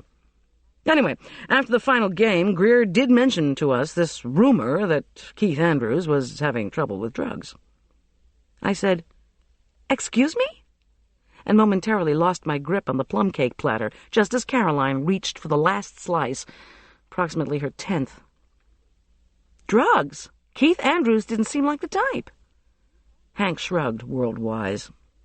"The kind that seems the type rarely is. You know, Goldy, that's been true for the team, too." We shook our heads together over the unspoken name of a former Bronco tight end. He had tested positive for cocaine 3 times in the last year and had been banned from pro football. An all-pro player, too. At the time, Hank and I had agreed that the state flag should have been flown at half-mast. "Take the headmaster's son, McGuire," Hank said after our moment of silence. "He looks as innocent as can be, but I understand that kid's had quite a history with substance abuse." "Substance abuse?" Marla sidled up to us with a tray. "What a nice shade of red, Caroline. It suits you." "I can tell you where I got it if you'd like, Marla." Caroline and Hank reached simultaneously for cupcakes from Marla's tray. "Ah," trilled Marla. "I don't think I need shopping advice." "Mrs. Dawson," I interjected briskly, "do you like this cake enough to sell it in your cafe?" Caroline puckered her lips and closed her eyes. For an instant, she looked like one of those little Chinese demons who brings you nothing but rotten luck. "Not really," she murmured. "Sorry, Goldy. We do appreciate what you're doing for Greer, though. We'll see you in a couple of hours." And off she and her square husband plodded, licking the last cupcake crumbs off their fingers as they departed. "Was that a rejection?" I asked Marla. No, my dear. The Royal Short people have cleaned the trays. Now they need to talk to some other Episcopalians who've come back from the Holy Land." I didn't remember the overdressed couple the Dawsons were now chatting with as being particularly religious. Marla said, "You know, Goldy, England." Under her breath, she added, "My question is, if she didn't like it, why'd she have so many pieces?" I certainly didn't know. I checked on the serving table where Audrey had deftly kept the platters refilled. Across the room, Arch caught my eye. He was standing with the tall, skinny Morenskys, who were avoiding either me or the food, or both. Stan and Rhoda Morensky were the kind of people caterers dislike most. They pick at their food, don't finish it, and then complain about how expensive it is. At that moment, Stan was interrogating Arch, who shot me an imploring look that meant, "Can we go?" I held up my hand. 5 minutes. Then I motioned him over. The Morenskys turned their backs. "Has the headmaster's son been in trouble?" I demanded softly when Arch was by my side. Arch pushed his glasses up on his nose. A bit of cheese hung on the corner of his mouth. I pinched a paper napkin and wiped it off. "Do you mind?" Arch leaned away from my ministrations. "Tell me about McGuire, the headmaster's son, and his trouble." Arch shrugged noncommittally. "Well, he's kind of a goof-off. I mean, with a dad like that, can you blame him if he's weird? I don't think he's allowed to drive anymore. Listen, Mom, people aren't saying very nice things about Keith today, like he deserved to die or something." "Who's saying that? The Morenskys?" "Oh, I guess. Them and other people." Another shrug. Arch, like Julian, wouldn't tattle if his life depended on it. "I'm telling you, Keith was a great guy. Even though he was a senior, he would talk to you. Most seniors just ignore you." Arch reached for another cupcake. I know, I said, and felt a mother's pang over the way kids treated a small-built, non-athletic Arch. Marla sashayed up grandly. She had a piece of tort in one hand and a cup of coffee in the other.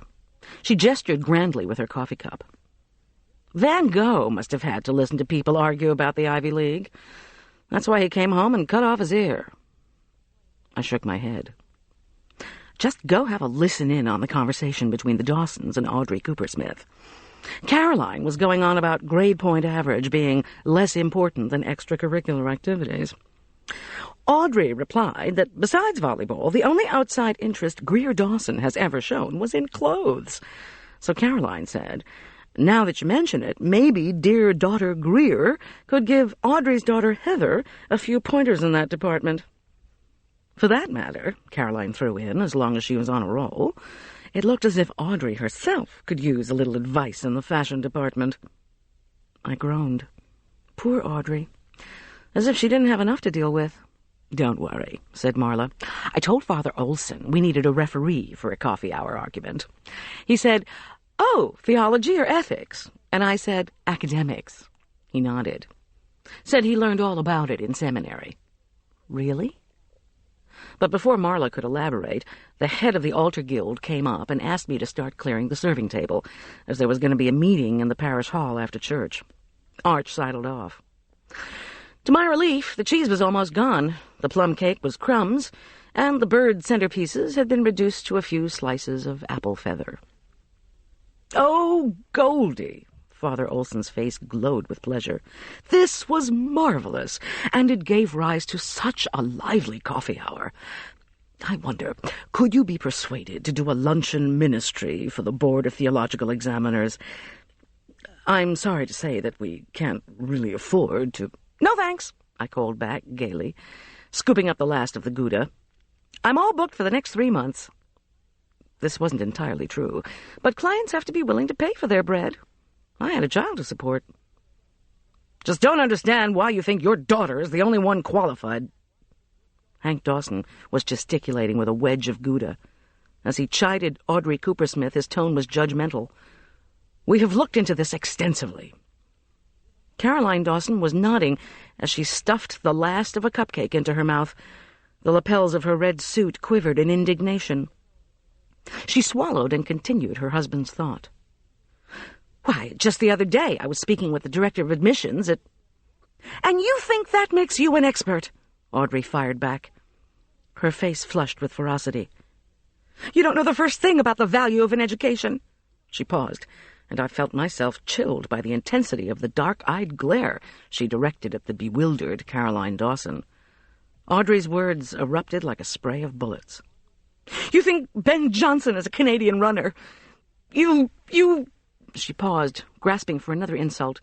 "You think Heidegger is a box you carry to detect radiation?" So saying, Audrey whacked her tray down on the table and stomped out the wooden door of the church. Her chain of keys made a loud chinking sound when the edge of the door caught them. She didn't stop to tell me goodbye. She didn't even take off her apron.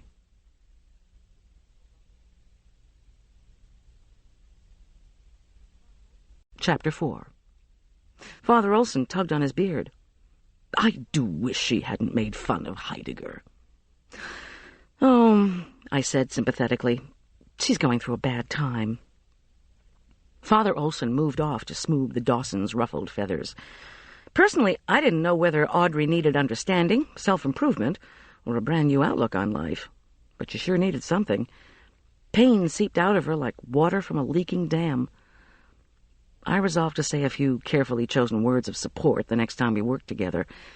Carefully chosen because Arch always said that what I thought of as support was giving somebody the Heimlich maneuver when all they'd done was hiccup. Hank Dawson nodded at Father Olson and maneuvered his way back to me. "Isn't Ben Jonson a Canadian runner?" His brow furrowed. "Yes, of course. Named after a 16th century playwright, perhaps." "Who does that woman think she is?" "Well, she was upset." Hank Dawson poured himself another cup of coffee and blew on it. He looked down his broad nose at me. "Audrey Coopersmith has distressed my wife." This from the fella who the night before had given me that classic henpecked look. "Don't worry, I have to live with her." Maybe the more distress Audrey created for Caroline Dawson, the more there was for Mr. Caroline Dawson. "Well, Hank, listen. Audrey's just jealous because of how gifted our Greer is. Heather is good in math and science. Period. Greer, mind you, has been making up stories since she was 8. She excels in languages and is an athlete to boot. She's well-rounded, and that's what they're all looking for, you know that. Heather and Greer in a contest? That's not a game, it's a rout." "Of course," I said soothingly. "But, we all feel so protective of our children, especially after what happened last night." Hank swirled the coffee around and regarded me with his stern ice-blue eyes. "Oh, tell me. $9,000 a year, and then you tell me you find a dead body after a dinner at the headmaster's house? Jesus H. Christ!" "Father Olson is within earshot," I murmured. Hank lifted a jaw that was so sharp it would have cut an Italian salami. He spat out his words. "Of all times for that school to get caught up in a scandal, this is the worst. These kids have their senior years, college applications, all that coming up. And what business does Audrey Coopersmith—" The blue eyes blazed as his voice rose. "Who has never done a thing with her life, have judging our daughter? Greer placed 5th in the state in the National French Contest. She's written poems. She went to a writers' conference and studied with the writer-in-residence at Harvard." "Greer's wonderful, wonderful," I lied. "Everybody thinks so." The king of the short people grunted, turned on his heel, and walked off. The strange part about Audrey's outburst was that within 10 minutes, Caroline Dawson had a change of heart. Not toward Audrey, but toward me. Or, more accurately, toward my plum cake. She wanted to show she wasn't all snob, I guess. Before the stragglers had left the church coffee hour, when I was cleaning up the last bird-built of apple slices, she bustled over and announced she'd changed her mind. What could she possibly have been thinking? Of course they'd love to have me sell plum cakes at the cafe. They were absolutely delicious and would go over wonderfully with their clientele. Should we start with 6 a week? "Oh, definitely," I'd replied meekly. The cake go-ahead wrapped me in a small cloud of good feeling, so I rashly informed Father Olson I'd do his clergy meeting if the church could pay for my labor and supplies. His right hand combed his beard in Moses-like fashion. He murmured that he'd checked with the diocesan office. The clergy meeting was this coming Friday, and as the church bulletin announced, they were going to discuss faith and penance. So could I think of something appropriate? I gave him a blank look. "What, bread and water?" Then I assured him a penitential meal was no problem. I even had a recipe for something called sorry cake. When Arch and I got home, Julian sat in the kitchen sipping his version of café au lait, a cup of hot milk flavored with a tablespoon of espresso. He said he'd called for a window repair person to come out tomorrow, and he wasn't in the mood to do his homework, so could he help with the choucroute for the Bronco lunch? He also said I'd had 6 calls, 2 hang-ups, and 4 with messages. The messages were from the headmaster, Tom Schultz, Audrey Coopersmith, and my ex-husband, who sure sounded pissed off about something. Nothing new there, but 2 hang-ups? Did these anonymous callers say anything at all?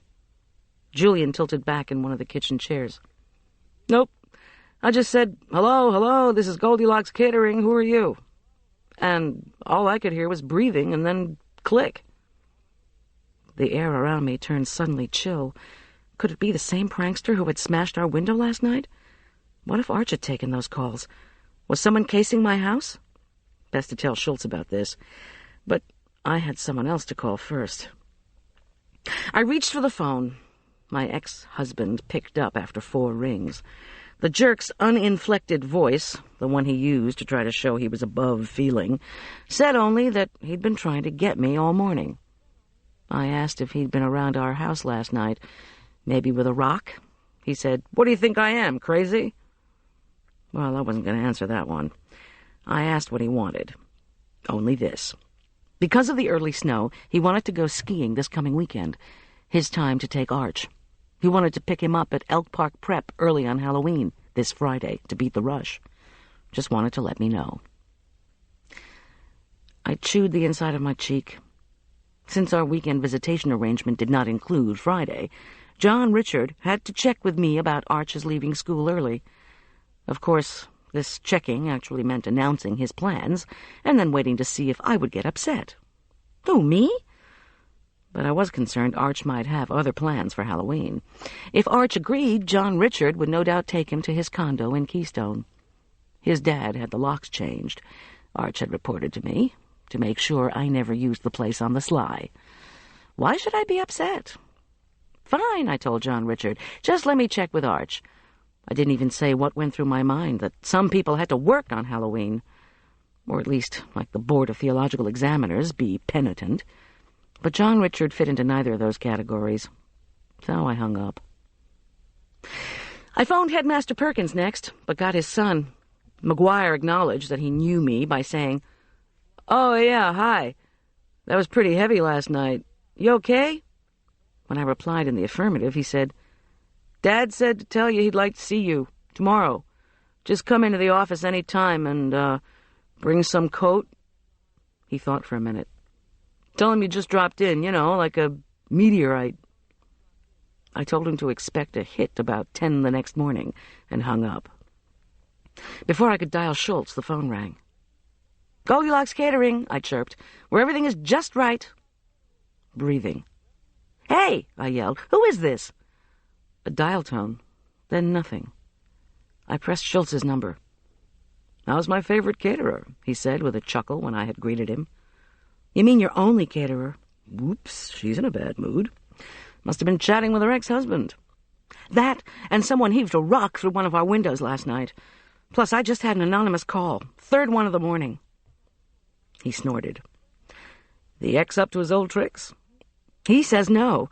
The security alarm went off when the rock came through, and Arch handled it. The calls worry me." "You gonna let the phone company know?" Yes, of course. But what scares me is that these things happened right after the Keith Andrews thing. Maybe there's a connection. I wish I'd never found him. I wish I'd never gotten involved. But I did, and I am, in case you don't recall." I do, Miss G. Take it easy. That's why I called you. There was a message on my voicemail from you, remember? You didn't want to wake me up, but you'd found something." I told him about the credit card in the pocket of the raccoon coat. He asked me for the number. I fished around for the card, then repeated the numerals. He said, "Don't return the card with the coat. Can you bring it over tomorrow? Stay for dinner?" "Love to." I felt guilty for speaking sharply to him. Softening, I said, "Why don't you come here? I'll probably have a ton of leftover bratwurst. Then, if we get an anonymous call, you can bowl the person out yourself." "How about this? Give the sausage to the boys and come out to my place around 6. I need to talk to you, alone." His tone made me smile. "Sounds interesting." "It would be if it were about us," Schultz replied reluctantly. "But this is about Julian."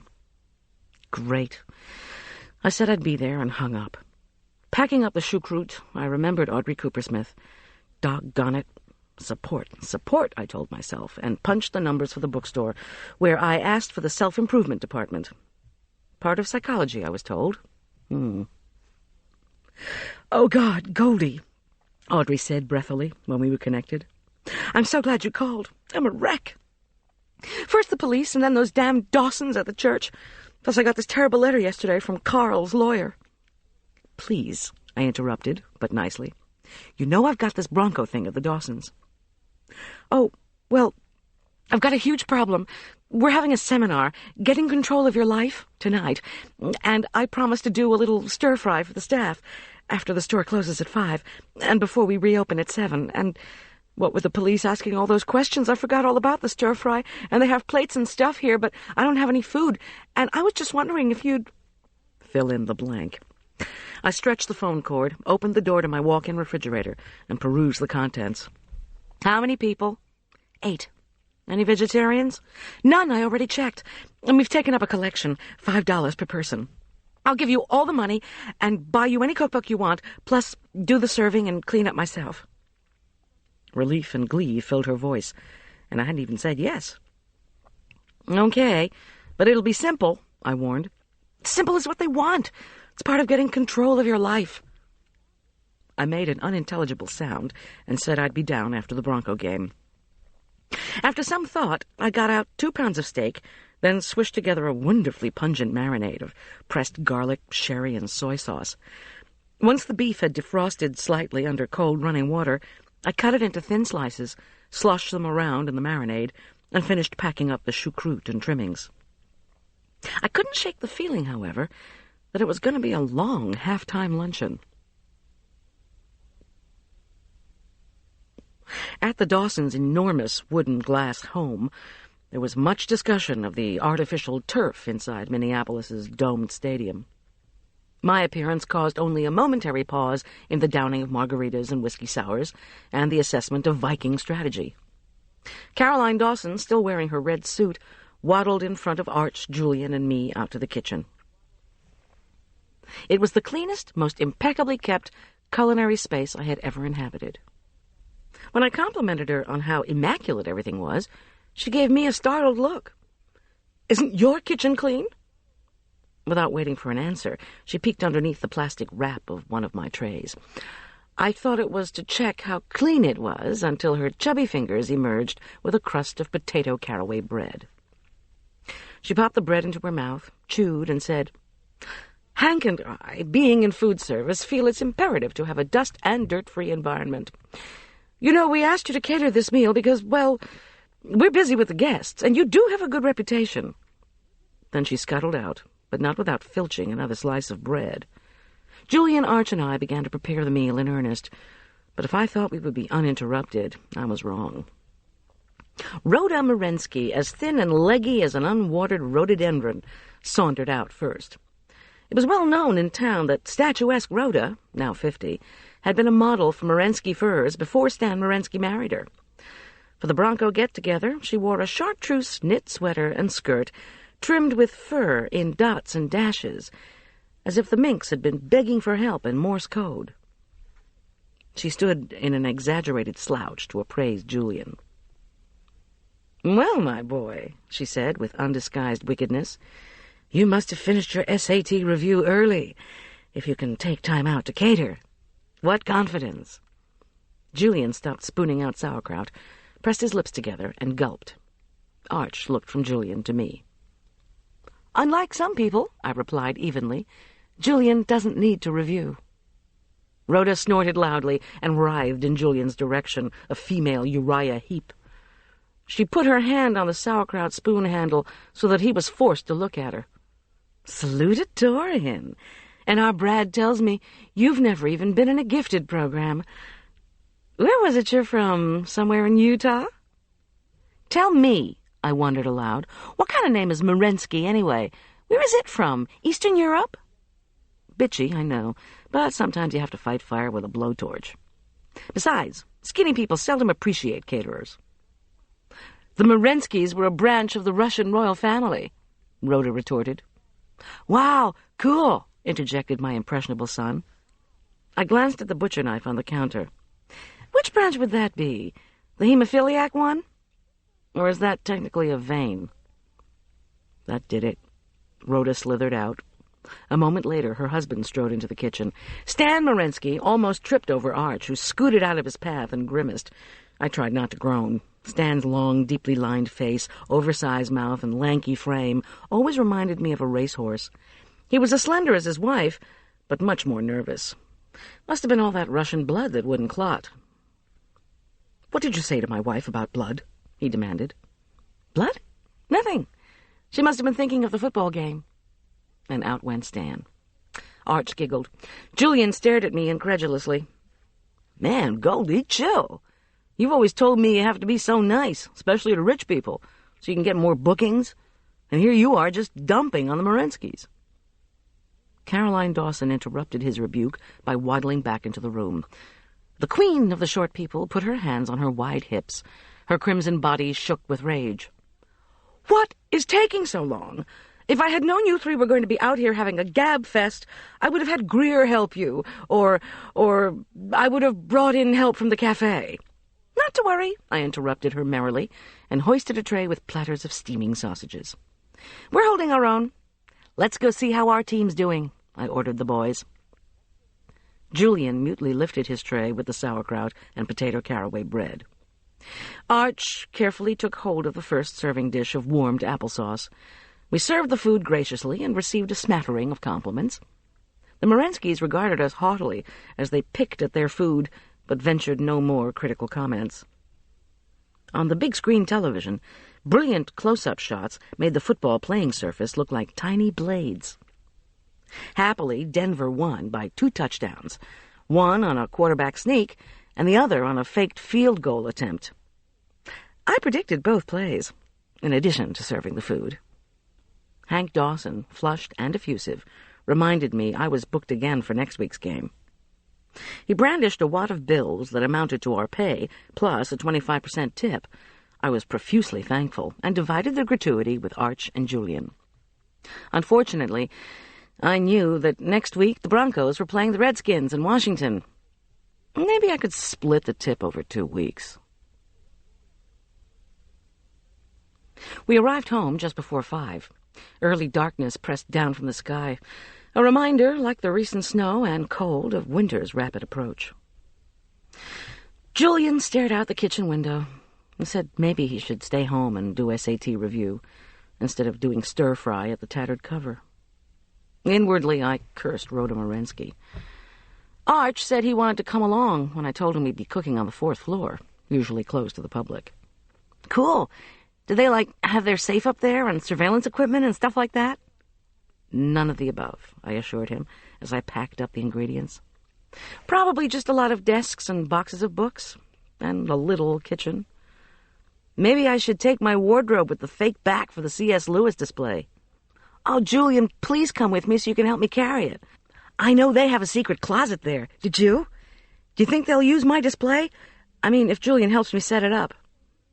He looked with great hope, first at Julian, then me.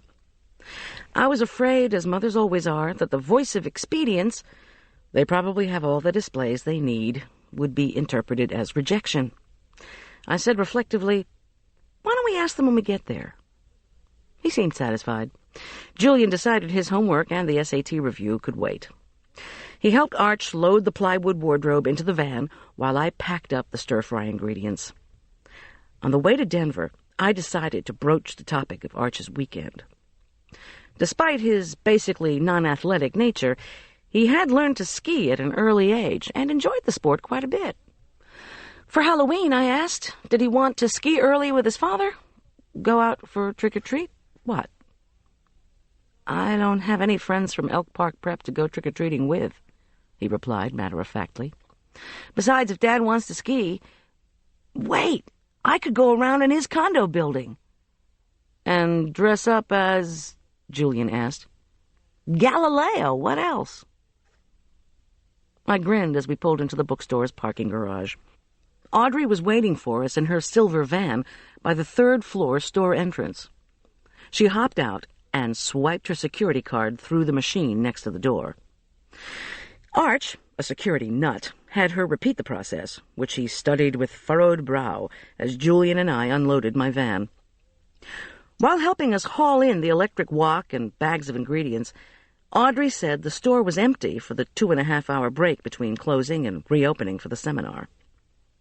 The other 7 staff members present were doing some last-minute preparation. Dinner was planned for 6:40, and she'd already started cooking some rice she'd found in a cupboard. Was that okay? "Is now a good time to ask her about the wardrobe?" Arch whispered to me in the elevator to the 4th floor. We had 15 minutes before cooking had to begin. I nodded. Arch made his request. "A wardrobe with a false back," Audrey cried. "You're so creative, just like Heather. Why, I remember when she was 9, she loved C.S. Lewis too. How old are you?" Arch reddened and said he was 12. Audrey shrugged and plowed ahead. "When Heather was 9, she wanted a planetary Voyager for Christmas. And of course she is so gifted in science. By one summer she built a time-travel machine with little electric gizmos right in our backyard." Arch rolled his eyes at me. Julian cleared his throat and looked away. I think Audrey caught the look, because she stopped abruptly and gnawed her lip. "Well, Arch, I'm sorry, but we probably can't," she said plaintively. "I mean, I can't authorize you putting up a false back display. Somebody might get hurt." Arch looked disappointed, but then piped up, "Can I see the secret closet, then? I know you have one. A kid at school told me." I suppose," Audrey said, hesitating. "But it isn't exactly The Lion, the Witch, and the Wardrobe. Are you sure?" Arch replied with an enthusiastic affirmative. Arch, Julian, Audrey, and I unloaded the supplies and rode down to the 1st floor. In business books, Audrey carefully pulled out an entire floor-to-ceiling shelf. In back was a small closet. Arch insisted on being closed into it. His muffled voice said, "Yeah, it's cool, all right. Now let me out." This we did. Satisfied, he returned to the 4th floor with us, and minutes later was stringing snow peas to go in the stir-fry under Julian's direction. As I heated oil in the electric wok, Arch said, "Did you do stuff like that during the summer when you were 9, Mom? Make a time-travel machine?" Julian snorted. I replied, "The only thing I did during the summer when I was 9 was swim in the ocean and eat something called fireballs." Arch pushed his glasses up on his nose and nodded, considering. Finally, he said, "Okay, I guess I'm not too dumb." I gave him an exasperated look, which he returned. The oil was beginning to pop, so I eased in the marinated beef. The luscious smell of garlic sautéed beef wafted up from the wok. Thank you, gushed Audrey. "I don't know what I would have done without you. I've just been so stressed lately." "No problem." I tossed the sizzling beef against the sides of the wok until the red faded to pink. When the beef slices were just tender, I eased them onto a platter and heated more oil for the broccoli, carrots, baby corn, and snow peas, an inviting palette of emerald orange and pale yellow. When the vegetables were hot and crisp, I poured on the oyster sauce mixture, then added the beef and a sprinkling of chopped scallions. I served the whole hot steaming mass with the rice to Arch, Audrey, and her staff, who exclaimed over the fresh veggies' crunchiness, the tenderness and rich garlic flavor of the steak. "I love to feed people," I replied with a smile, and then wielded chopsticks into the goodies myself.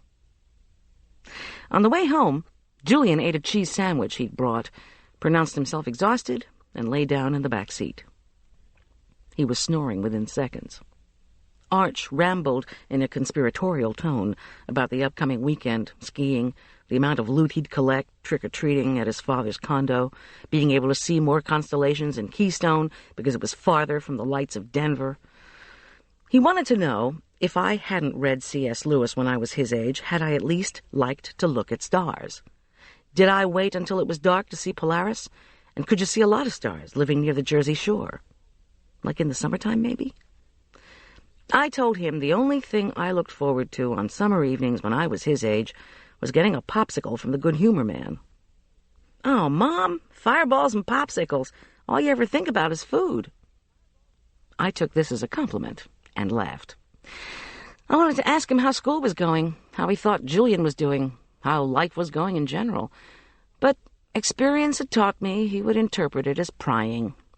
Besides, He spared me the trouble as we chugged up the last portion of Interstate 70 that led to our exit.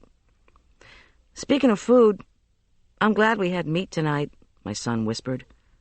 "Sometimes I think eating that brown rice and tofu stuff is what makes Julian so unhappy." Monday morning brought slate-gray clouds creeping up from the southernmost part of the eastern horizon. Below the cloud layer, a slice of sunrise sparkled pink as fiberglass. I stretched through my yoga routine, then turned on the radio in time to hear that the blanket of clouds threatened the Front Range with, dreaded words, a chance of snow. The reason Coloradans don't use the eastern word autumn is that October offers either late summer or early winter, with precious little in between. I dressed and made espresso. Arch and Julian shuffled sleepily out of their room and joined me. I flipped thick, egg-rich slices of hot French toast for them and poured amber lakes of maple syrup all around. This perked them both up. After the boys left for school, I worked on my accounts, sent out some bills and paid some, ordered supplies for the upcoming week, and then took off for Elk Park Prep with the raccoon coat rolled into a furry ball on the front seat of my van. The winding driveway to the prep school had been paved and straightened out somewhat at the end of the summer, but the approach to the magnificent old hotel was still breathtaking. Several of the driveway's curves even afforded glimpses of snow-capped peaks. Saturday night snowfall, now mostly melted, had reduced the roadside hillocks of planted wildflowers to rust-colored stalks topped with wrinkled flowers in faded hues of blue and purple. As I rounded the last curve and rolled over speed bump number 3, I noticed that the school had finished tearing down the chain-link fence around the pool construction site. In its place was a decorous stone wall surrounded by hemlock bushes. Looked like the administration didn't want kids thinking about swimming with winter coming on. Over the summer, Arch had nearly drowned in that damn pool. I didn't want to think about swimming either. I parked, grabbed the fur coat, and leaped out onto the iced driveway.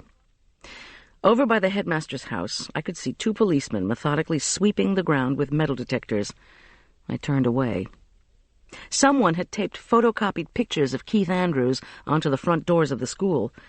Black crepe paper hung around each. The angelic, uncannily arch-like face stared out from both flat photos. I closed my eyes and pushed through the doors. In the carpeted lobby, chessboards left in mid-game were perched on tables with their chairs left at hurriedly pulled-out angles. Piles of books and papers spilled off benches. Through this clutter threaded Egon Schlichtmeyer, my muscular faculty assistant from the college dinner. Today he was conspicuously spiffy in a very un-Faustian sheepskin jacket. Next to him clumped the much less sartorial McGuire Perkins in a faded denim coat. McGuire's acne-covered face had a dour expression. Egon Schlichtmeyer's baby face was grim. They had just come in from outside, and they were in a hurry. "You have made us late," Egon was scolding. "So?" retorted McGuire. "Ah, there you are," trilled Headmaster Perkins at me. He approached in the tweed of the day, a somber herringbone. "With Mrs. Morensky's coat, won't she be happy?" "Yes, won't she?" Mr. Perkins escorted me into his office, a high-ceilinged affair that had been painted mauve to match one of the hues and the hand-cut Chinese rug that covered most of the marble floor. A buzz of his intercom distracted him. I sat carefully on one of the burgundy leather sofas, profuse with brass buttons. It let out a sigh. "You and me both," I said under my breath. "Well," said the headmaster with a suddenness that startled me, "Saturday night was indeed tragic." From behind his horn-rimmed glasses, Perkins' eyes locked mine. We had the abrupt intimacy of strangers thrown together by disaster. There was the mutual, if unwanted, need to come to terms with what had happened. His usually forced joviality had disappeared. His anxiety was barely masked. "Awful, just awful," he murmured. He jumped up restlessly and paced back and forth in front of the windows. Sunlight shone off his thick mass of prematurely white hair. It was like but for once the complicated similes wouldn't come. "As you can imagine," he floundered, "our phones have not stopped ringing. Parents calling to find out what happened. The press." He gestured with his hands and lifted his pale eyebrows expressively. "We had an emergency faculty meeting this morning. I had to tell them you were the one who found the body." I groaned. "Does this mean people are going to be calling me to find out what happened?" Headmaster Perkins brushed a finger over one of the brass wall sconces before moving toward his Queen Anne-style desk chair, where he ceremoniously sat. "Not if you can tell me exactly what you know, Mrs. Corman. That way I can deal with those who want all the details." In a small town, people always wanted all the details because everyone wanted to be the first one with the complete story. How many stitches did George need when he fell while rock climbing? Did Edward lose his house when he filed for bankruptcy? Did they take out Tanya's lymph nodes? And on it went. So the request did not surprise me. On the other hand, this wasn't the first time I'd had some involvement with a homicide investigation. I had learned from Schultz to talk as little as possible in these situations. Remembered details were for the police, not the gossip network. "Sorry," I said with a slight smile. "You know as much as I do. But let me ask you a question.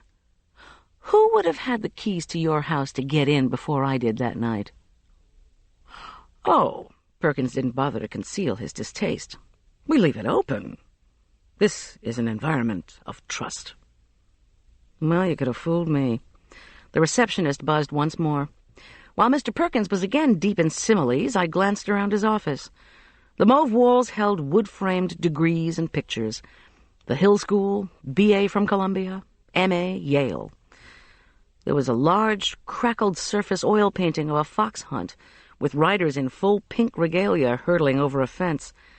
Another painting was of Big Ben, as if the life of merry old England were available in the Colorado high country. But these hung decorations sent a subliminal message to prospective students, and more important, to their parents. Want these accoutrements and all they imply? Go to this school. The headmaster finished up on the phone and laced his fingers behind his silvery white hair. "I have a few more things to talk to you about, Mrs. Corman. We need to move the next college advisory meeting off the school grounds. Too much anxiety would be aroused if we held it at my residence again, I fear. Can you stay flexible?" "As a rubber band," I said with a straight face. "And you do remember that the SATs are this coming Saturday morning. You're making a healthful treat, something whole grain?" I nodded. How could I forget? I would be bringing the Elk Park Prep seniors as well as the visiting seniors from the local public high school, a buffet of breakfast-type treats to be served before the test. Better than skiing at Keystone any day, I thought sourly. "It's the morning after Halloween," the headmaster reflected. "Although I don't suppose that'll make a difference, but it may spook them," he added with a grin. Getting back to his old self, I waited. Perkins pulled off his glasses and polished them carefully. I said, "Well, if that's all—" "It isn't." I squirmed on the sofa. He put on his glasses, narrowed his eyes, and puckered his lips in thought. Perkins said, "Your son Arch is having some problems." Ringing assaulted my ears. Keeping my voice even, I said, "What kind of problems?" "Academic as well as social, I'm told." To his credit, a shade of gentleness crept into Perkins' tone. "Arch is failing social studies. Missing most of the assigned work, is my understanding. He seems quite unhappy, not swimming with the currents of scholastic life, reading books outside of the curriculum and wanting to report on them." Failing a course? Social studies? The mother is always the last to know. "We wanted you to be aware of this before midterm grades come out next week. Parent conferences are scheduled in 2 weeks. When you come, you can ask Arch's instructors yourself." "Can I talk to his teachers now? Do they know why this is happening?" He shrugged. His gesture clearly said, "This is not my responsibility. The instructors can see you if it's convenient. Remember, grades are only an indication of what young Arch is learning. Like the weather forecasts, this may mean a storm, but it may only be dark clouds. A wee disturbance in the stratosphere. This last was accompanied by a wee patronizing smile. The instructors can see me if it's convenient, I repeated. In public school, if you wanted to see a teacher, you got a conference, period. Grades are like the weather forecasts? Fury laced my voice. You know what this school is like? Like bottled water. You pay more for it than the free stuff out of the tap, but there's a lot less regulation, and the product is awfully unpredictable. Perkins drew back. How dare I invade his field of metaphorical expertise? I stood up and bowed slightly, my way of excusing myself without speaking. There was only one comfort in the whole infuriating experience. For the meteorological analysis of Arch's academic progress, it was John Richard and not I who was forking over $9 grand a year.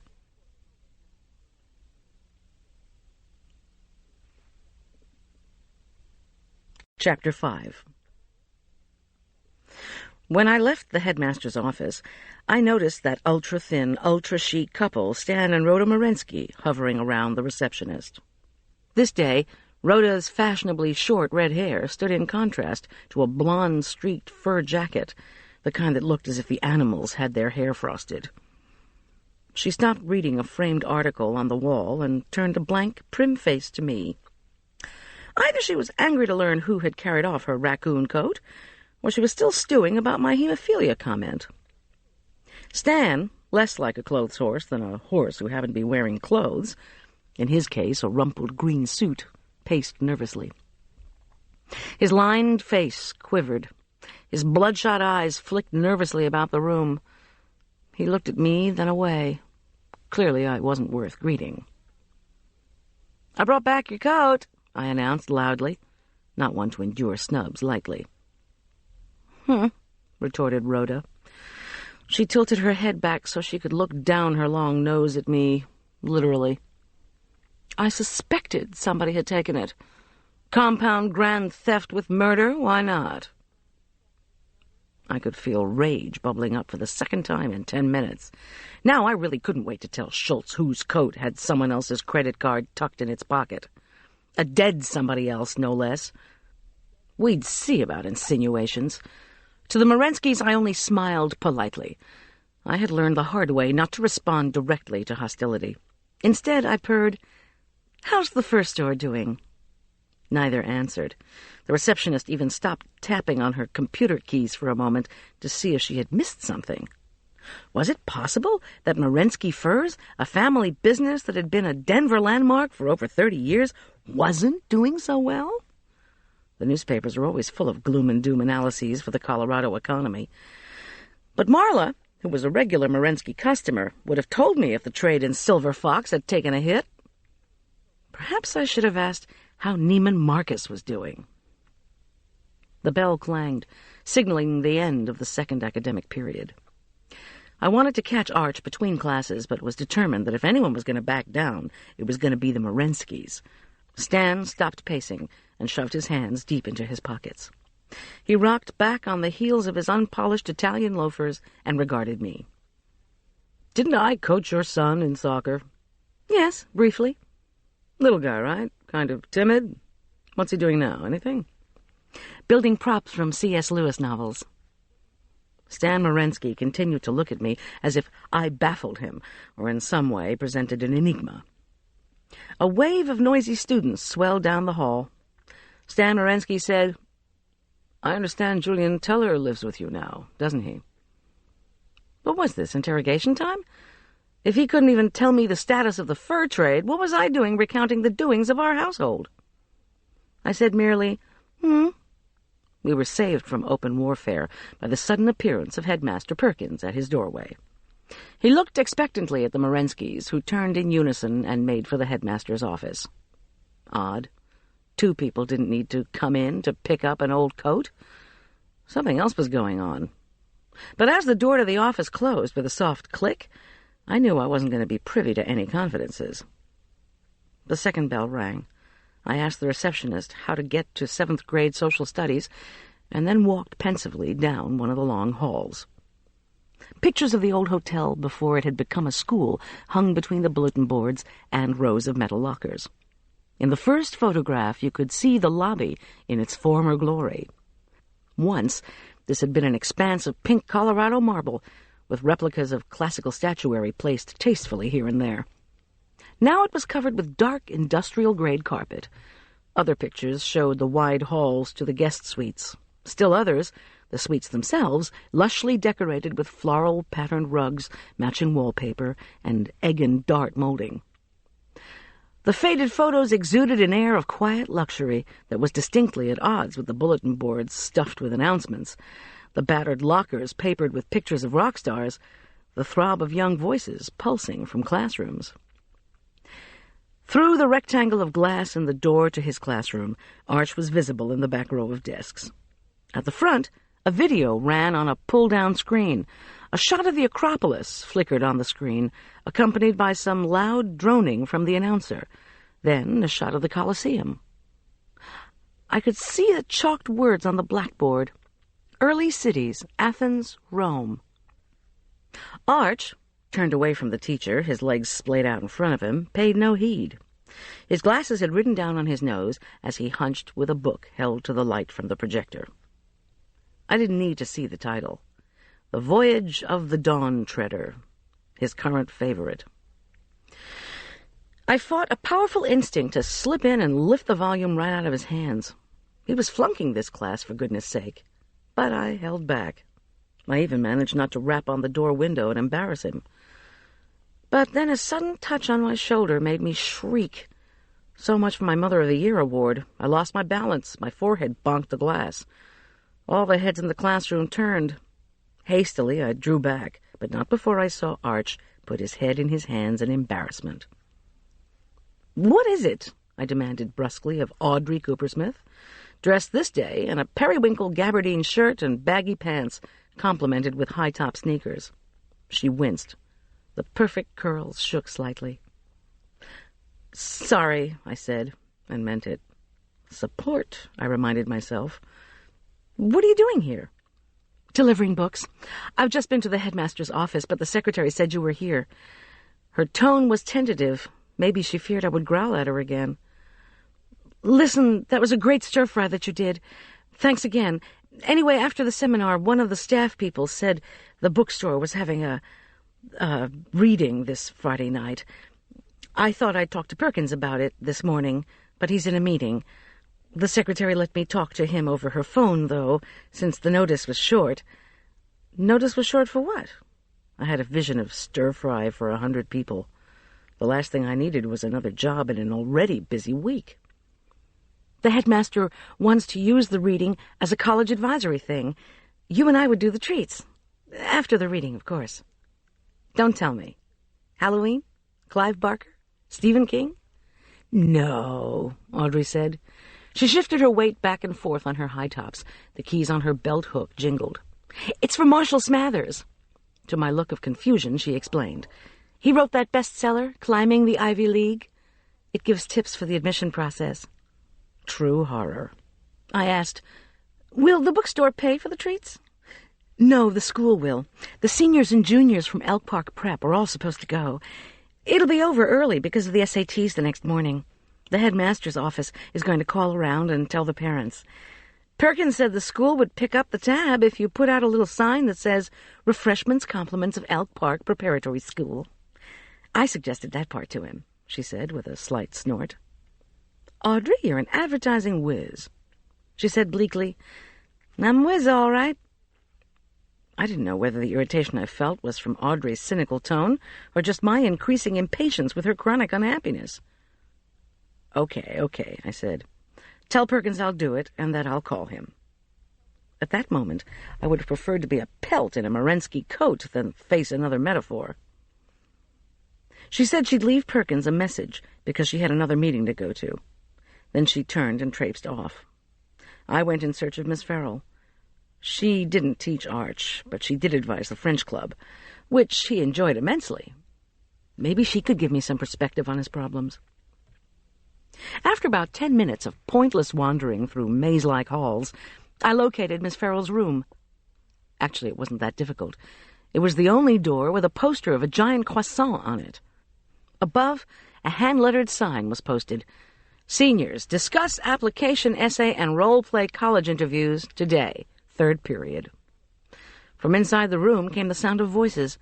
I opened the door and slipped in, heated only by 5 or 6 of the 30 seniors within. Audrey appeared to have just come in also.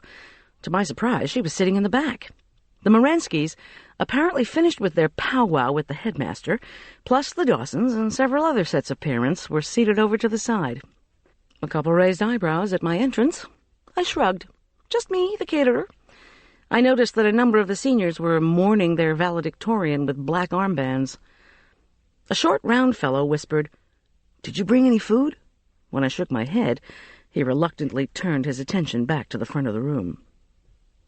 Miss Farrell's toast-colored hair was swept up into a large topknot, held on the crown of her head by a trailing red scarf that matched the red of her tent dress. The dress itself was one of those bifurcated triangles, half bright red, half raspberry pink. She looked like a pyramid of sherbet. I took the one empty chair at the back of the room. Julian gave me a high-five sign, and I smiled. Guess I had shown up at the right time. "Okay, now," said Miss Farrell, "it seems to me that too many of you are becoming obsessively worried about what colleges want." A hand shot up. "Yes, Ted." "I heard that for the most selective schools, if you aren't in the top 10% of your class, you're dead." There was a collective sharp intake of breath at Ted's infelicitous choice of words. Miss Farrell paled slightly and reached for a response. "Well, the ranking may have some effect, but it also helps to have good grades showing your effort." "But what about a composite SAT score between 1550 and 1600? Prompted another student fiercely. "Don't you have to have that, too?" "I heard you had to play varsity soccer, basketball, and lacrosse," catcalled another. "And get the Good Sportsmanship Award, too." There were whispers and shaken heads. Miss Farrell gave her audience an unsmiling look that brought a hush. "Look, people, I could tell you that the ideal applicant walks a minimum of 6 miles each way to school, that he's a volunteer vigilante on the subway. Is that going to make you feel better or worse about this process?" "There's no subway in the mountains. Good or bad?" Audrey Cooper-Smith decorously raised her hand. "I heard that the ideal applicant comes from a low-income single-parent family." Over the murmurs of protest, she raised her voice. "And I also heard that if the applicant's after-school job helps support the family financially, it shows character, and that's what top colleges are looking for." Cries of "What?" and "Huh!" brought another stern look from Miss Farrell. Did Heather Cooper-Smith have an after-school job? I couldn't remember. "That is one possible profile." Miss Farrell drew her mouth into a rosebud of tiny wrinkles. Hank Dawson raised his hand. "I heard that the top applicants had to do volunteer work. I don't think it's safe for Greer to hang around some soup kitchen with a bunch of welfare types." "Nobody has to do anything," replied Miss Farrell crisply. "We're looking for a fit between a student and a school." Rhoda Morensky raised her hand. Her rings flashed. She'd draped her fur over her lap. "Is it appropriate for the applicant to discuss minority connections? I understand there's renewed interest in applicants with Slavic surnames." Hank Dawson bellowed. "What a crock!" Greer Dawson cried, "Daddy!" Caroline Dawson gave her husband and daughter a be-quiet look, which made both droop obediently. McGuire Perkins swiveled his long neck and smirked at his classmates. "I flunk. I quit. Guess I'll be at Elk Park forever. You can all come visit me here. There's no way any school's going to let me in." "You've already demonstrated how not to get in," said Miss Farrell quietly. There were snickers from the listeners, but I missed the joke. Miss Farrell demanded of McGuire, "Did you write to Indiana? I asked you to have it ready by today, remember?" Yeah, he said under his breath. "I would like you to share it with us, please." "Ah, shit. McGuire, let's go." McGuire grumbled and slapped through an untidy folder until he found some papers. "Up here, please," commanded Miss Farrell. "Now, everyone, quiet, please. As I've said numerous times, honesty and creativity are what we value in these essays. Parents," she nodded meaningfully at the tense adults in the back of the room, "would do well to remember that." McGuire groaned again. Then he unfolded his long body from his desk and slouched to the front of the class, where he towered over the diminutive Miss Farrell. The holes in his tight jeans showed muscled flesh. His oversized shirt-tails hung from beneath his sweatshirt. He gave a self-deprecating grin and blushed beneath his acne. It was painful. Miss Farrell warned, "If there is any disturbance during McGuire's presentation, the offender will be excused." McGuire gave a beseeching look to the class. Then, reluctantly, he lifted several crumpled pages and started reading. "I want to go to Indiana University because their basketball team needs me. I've always been a fan. I mean, you'd never catch me yelling at the TV during the NCAA finals, 'Who's your mother? Who's your father?'" Someone snickered. McGuire cleared his throat and continued. "I'm using my essay to apologize for the way I acted when I came for my campus visit, and also to set the record straight. It started off because some of my basketball teammates from last year's senior class are at IU, and they all pledged SAE. And also, I didn't get along with my campus host. I mean, in the real world, we wouldn't have been friends, so why pretend? I'm just trying to explain how everything went so wrong, for which I am sincerely sorry. After my campus host and I parted company, I did not ditch him as he claimed. I went over to SAE to see the guys. They were having a keg party and invited me to join in. I didn't want to be rude, and I did sort of feel bad about the campus host situation. So I thought, well, this time I would be polite." The laughter grew louder. McGuire looked up. To Miss Farrell, he said in a low voice, "I know you just said 1 page for the essay, but this is a long story. I had to add extra sheets." "Just read," ordered Miss Farrell. She gave the giggling mass of students a furious look. They fell silent. "So anyway," McGuire resumed with a twitch of his lanky body, "there we were, and I was being polite and a good guest. Yes, I know I am underage, but as I said, I was trying to be polite. Now, after I was polite for all those hours, of course, I couldn't find my way back to the dorm because you've built all those buildings out of Indiana limestone, and to be perfectly honest, they all look alike. While I was lost, I was real sorry I had dumped my campus host. I did finally find the dorm, and I'm truly sorry for the guy on the first floor whose window I had to knock on so he could let me in. He was mad at me, but it wasn't that cold out. I mean, I'd just been lost out there for over an hour, and I wasn't cold. So why should he have minded so much to come outside in his underwear? And why would you lock up the dorms on a Friday night anyway? You must know people are going to stay out late partying." I looked around. All the senior parents looked somewhat shell-shocked. McGuire plunged on. "I don't want to be, too graphic, but my college counselor is always telling us to write an honest essay. So, to be perfectly honest, after I passed out for a couple of hours, I woke up and had to puke. It was an overwhelming urge brought on by all that time I was being a good guest over at SAE, and you should be glad that I didn't ruin all that nice Indiana limestone outside my window, but instead hauled ass down to the bathroom. After I hurled, I felt better. I wanted to go right back to sleep so I could be on time for my interview the next morning and tell you how I helped bring Elk Park Prep to the state finals in basketball with my 3-point shots and not have to listen to you ask me a bunch of questions about Soviet foreign policy. Okay, I told you in my letter that I did a paper on it in my junior year, but who cares now? I mean, the world has changed. Anyway, at 3 a.m., I was in the bathroom ready to go back to bed. Here's an honest question. Why do you put the exit to go back outside right next to the bathroom door? So, there I was again, outside and not smelling too good this time, knocking again on that guy's window to be let in. And this time he was pissed. You know, really, now that I look back on it, he didn't have to get that ticked off. It was Friday night. He didn't have classes the next day. But as I told you, McGuire looked hopefully at Miss Farrell. You see, I'm not one of those guys who use bad grammar and say, like I told you. That ought to count for something. McGuire, read. McGuire cleared his throat and found his place. I am sorry, he read. I'm sorry to the guy in the underwear. I'm sorry for drinking when I was a minor. I'm sorry that when you asked me about Soviet foreign policy, I said, who gives a shit? And I'm sorry to my campus host. Can't remember his name. You can tell him that if he wants to come out to Colorado, I'll show him a good time. Promise. The applause from the students was immediate and deafening. The parents sat in stunned silence. McGuire, flushed with pleasure, gave the class a broad smile.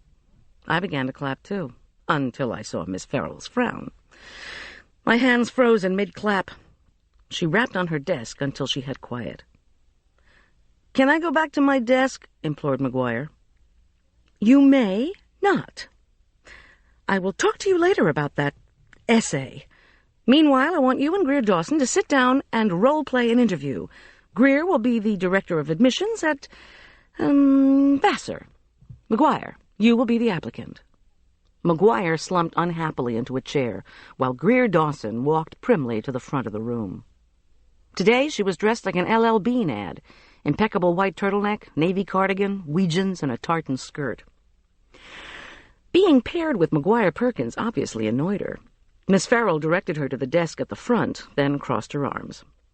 McGuire gave Greer a goofy look. Greer closed her eyes and exhaled deeply. It seemed to me that McGuire would be better off auditioning with Barnum and Bailey than trying to go to IU. But I wasn't in the college advisement business. Thank God. Gee, said McGuire in a deep voice. He tilted his head and eyed Greer lovingly. I'd really like to go to Vassar now that it's co-ed. I want to watch the Knicks play in New York, and I can't get into Columbia. Laughter erupted from the gallery. Miss Farrell, protested Greer, with a shake of her straight, perfectly cut blonde hair. He's not taking this seriously. I am, too, said McGuire. I really, really want to go to your school, Hammer. He opened his eyes wide at Greer, and she tisked. Miss Dawson? Miss Farrell gestured to Greer to continue. Greer's sigh was worthy of any martyr. I understand you are interested in basketball, McGuire, and foreign relations. We have a year abroad program, as you know. Does that interest you? Not that much, drawled McGuire, his mouth sloped downward. I really hate Spanish, and German is too hard.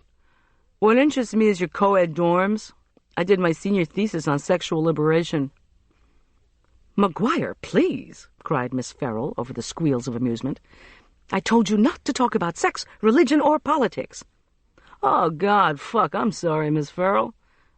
Well, I don't care about politics anyway. McGuire? Well, I don't want to go to Vassar anyway, he whined.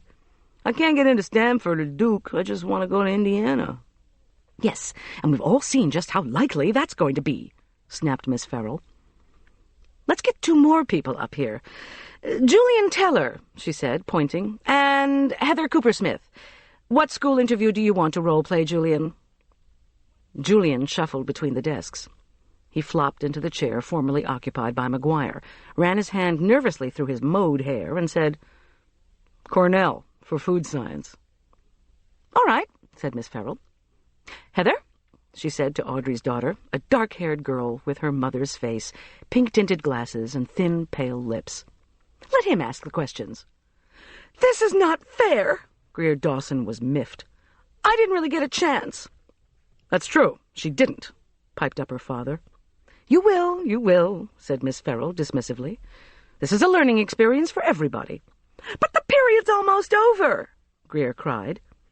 Miss Farrell opened her eyes wide. The sherbet-colored dress trembled. Sit down, Greer. All right, Julian. What are you going to ask Heather about Cornell? From the gallery came the cry, Ask her about home ec. Can I learn to be a smart caterer here? Julian flushed a painful shade. My heart turned over. Julian touched his tongue to his top lip. I don't want to do this now. The exasperated Miss Farrell surrendered. "All right, go back to your desks, everybody." During the ensuing chair-scraping and body-squishing, she said, "People, do you think this is some kind of joke?" She put her hands on her sherbet-clad hips. "I'm trying to help you." She panned the classroom. She looked like a Parisian model who'd been told to do peeved, and the class was taking her about that seriously. To my great relief, the bell rang. Miss Farrell called out, "Okay, drafts of personal essays before you leave, people."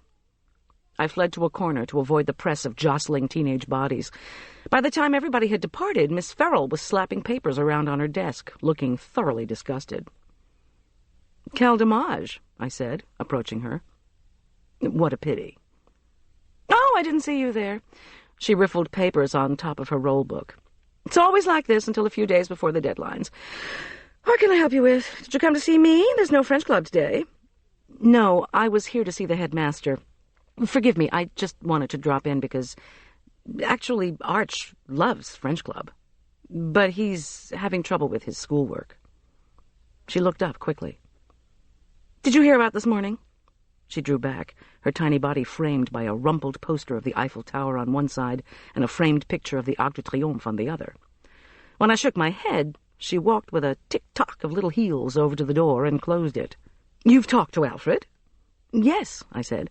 "Mr. Perkins told me about Arch, about his academic and social problems. Come to think of it, he'd only mentioned the schoolwork mess." "Did he tell you about this morning?" "No," I said carefully.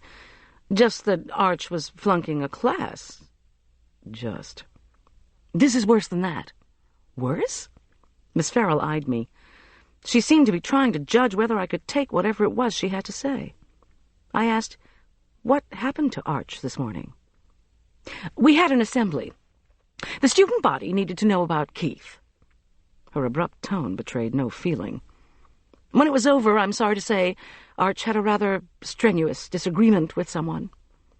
I closed my eyes. For being basically a kind and mature kid, Arch seemed to be getting into quite a few disagreements lately. I wondered what rather strenuous meant. "Who was it, do you know? We've just had someone throw a rock through one of our windows, and maybe—" Later, Arch came and told me he'd gotten into a fight with a 7th grader, a boy who was frequently in trouble. The other boy apparently said Keith was a tattler. Puzzling. Most 7th graders don't even know seniors. "Is that all?" "No, when Arch arrived at his locker, he found a nasty surprise. I went to check, and there was something there." "What?" "You'd better let me show you. I put my own lock on the locker, so it should be undisturbed." She peeked out into the hallway. The students had settled into the new class period, so we were able to make it down to the row of 7th grade lockers without being seen. Miss Farrell minced along just in front of me. Her bright red scarf fluttered behind her like a flag.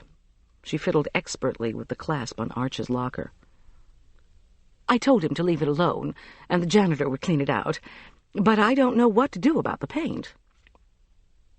What I saw first was the writing above Arch's locker. Block letters in bright pink pronounced, "He who wants to be a tattler next time will face a live—" Miss Farrell opened the locker door. Strung up and hanging on the hook was a dead rattlesnake.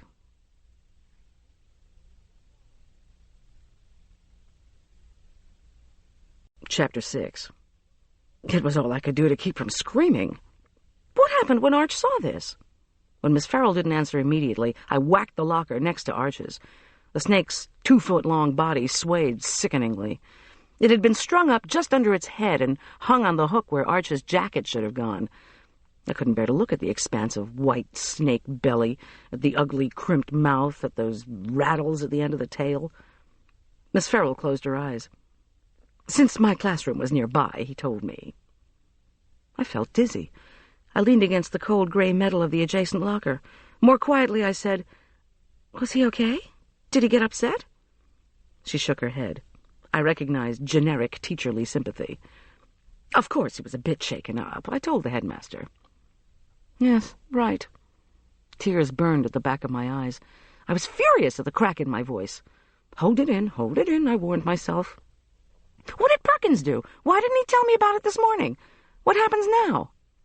Suzanne Farrell drew her mouth into a slight moo. Her top knot with its bright scarf bobbed forward. Alfred, Mr. Perkins, said it was probably just one of those 7th-grade pranks, that we should ignore it. Beg to differ, I said silently, as I whirled away from Miss Farrell and headed back to the headmaster's sumptuous office. Is he still in? I demanded of the receptionist. On the phone. If you'll just take a seat. I stalked past her. Excuse me, sir, I barked as heartily as any Marine. I need to talk to you. Perkins was staring at the oil painting of Big Ben, droning into his receiver. Yes, Nell, we'll see you then. Okay, yes, great for everybody. We'll be like underground bookworms who have come up to feast on... At that moment he registered my presence. Just for a fraction of a second he raised the bushy white eyebrows at me, and I knew Nell had hung up. No worm feast for her. Perkins finished lamely, Feast on volumes. Ta-ta. He replaced the receiver carefully, then laced his short fingers and studied me. There was a shadow of weariness in his pale eyes. Yes, here to check on Friday night's event at the Tattered Cover, or about the muffins and whatnot before the SATs. Or is it something else? When you told me how my son was doing academically, you oddly neglected to mention that someone had left a threat along with a dead rattlesnake in his locker. And you say he's having a little trouble socially? You're not only the master of metaphor, Perkins, you're the emperor of euphemism. His expression didn't change.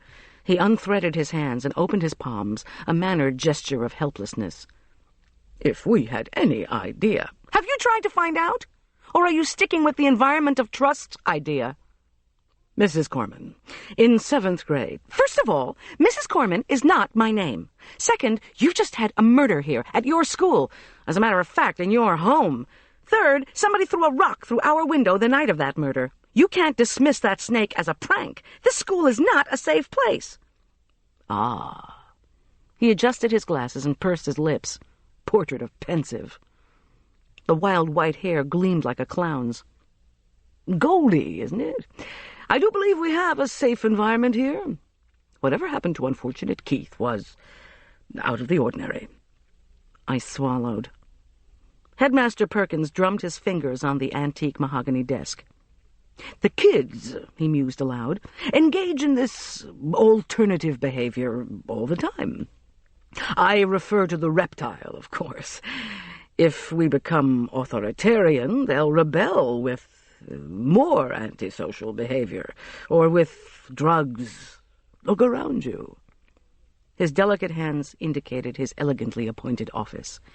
Do you see any graffiti here? No one is rebelling. And that's because we make this school an environment where our students don't need to rebel. Thank you, Mr. Freud. Threats are worse than graffiti, don't you think? Maybe the kids rebel in ways you don't know. A murder, Mr. Headmaster, rattlesnakes. Now, let's get back to it being your job to at least try to find out who... The headmaster waved this away. No, that simply is not possible, Mrs. Goldy. We do not have a regimen of conduct, and we do not go after offenders. We encourage responsibility. This reptile incident should be viewed as a challenge for your son, a social challenge. It is young Archer's responsibility to learn to cope with hostility. What I'm trying to say to you, what I have to say to so many parents, is that we simply cannot legislate morality. Perkins gave me his patronizing grin. And Mr. Freud is not my name, sorry to say. Oh, cute. A social challenge. Can't legislate morality? I stood. At the door, I stopped. Tell me this, Mr. Perkins. Why exactly do you spend so much time and effort raising money for this school? And worrying about its precious reputation? Because money is the... He pondered for a moment, then spread his hands again. Money is the yeast that leavens this institution's ability to provide the best possible education. Our reputation is like our halo. Is that right? Well, you can have a huge dough ball of responsibility, Mr. Headmaster, sir, but without morality it's going to fall flat. Halos are elusive, or put another way, even a reptile knows when he's in the dirt. Ta-ta.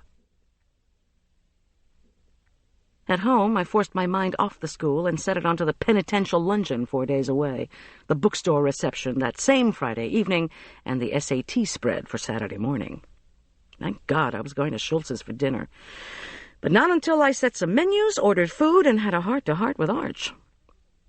For the clergy luncheon, I decided on triangles of toasted sourdough spread with pesto, followed by sole Florentine with fruit salad. The original recipe for a sorry cake called for a rich batter developed to offer penance, my cookbook told me.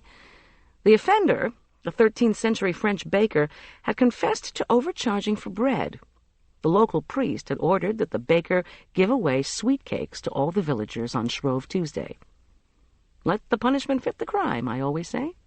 For the bookstore affair, there were soft-ripened cheeses, gorgonzola and brie and camembert, to order for the Volvo set, and chocolate-dipped biscotti to make for the young crowd. Better than trick-or-treat any day.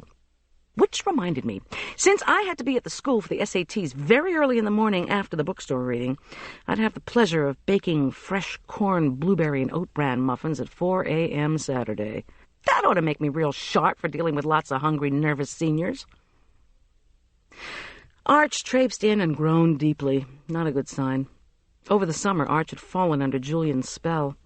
In the clothes arena, this had meant eschewing sweatsuits and working to coordinate school outfits, holding pants up to the light to see if the color matched a shirt, trying on leather bomber jackets and baggy pants in our local used clothing store until he resembled Julian as closely as possible. But the 3 shirts that Arch had carefully layered in hues of blue and gray this morning now hung in uneven tails over his gray cotton pants. His face was unnaturally pale, his eyes behind the glasses bloodshot. I said, "I saw the snake." He slung his heavy book bag across the kitchen floor. The book bag, another new accoutrement, had replaced his elementary school backpack. Not that the new books seemed to be getting a lot of use. Arch dropped heavily into one of the kitchen chairs. He didn't look at me, and he was fighting the tremble in his bottom lip. "Arch, do you have any idea who—" "Mom, don't. But I've been so worried. And that painted message? Tattle about what? What do you know that you could possibly tattle about?" "Mom, quit babying me." This would get us nowhere. I asked, "Where's Julian?" Since Arch no longer took the bus home, Julian was in the habit of driving him. "Let me off and went to the newspaper office." He pushed the glasses up on his nose and released another sigh, as in, "You are so nosy." "The Mountain Journal, okay? Can I go now? I don't want a snack." I ignored this. "Arch, I also need to talk to you about your grades." "7th grade's hard for everybody. Just let me worry about my grades." "Are you worried about your grades? Are the other kids doing this poorly?" I changed my tone. "Try soft," I ordered myself. "Do you think we need to go back into therapy together?" "Great, this is just great." My son's thin face was pale and furious. "I come home after a horrible day and you're just going to make it more horrible."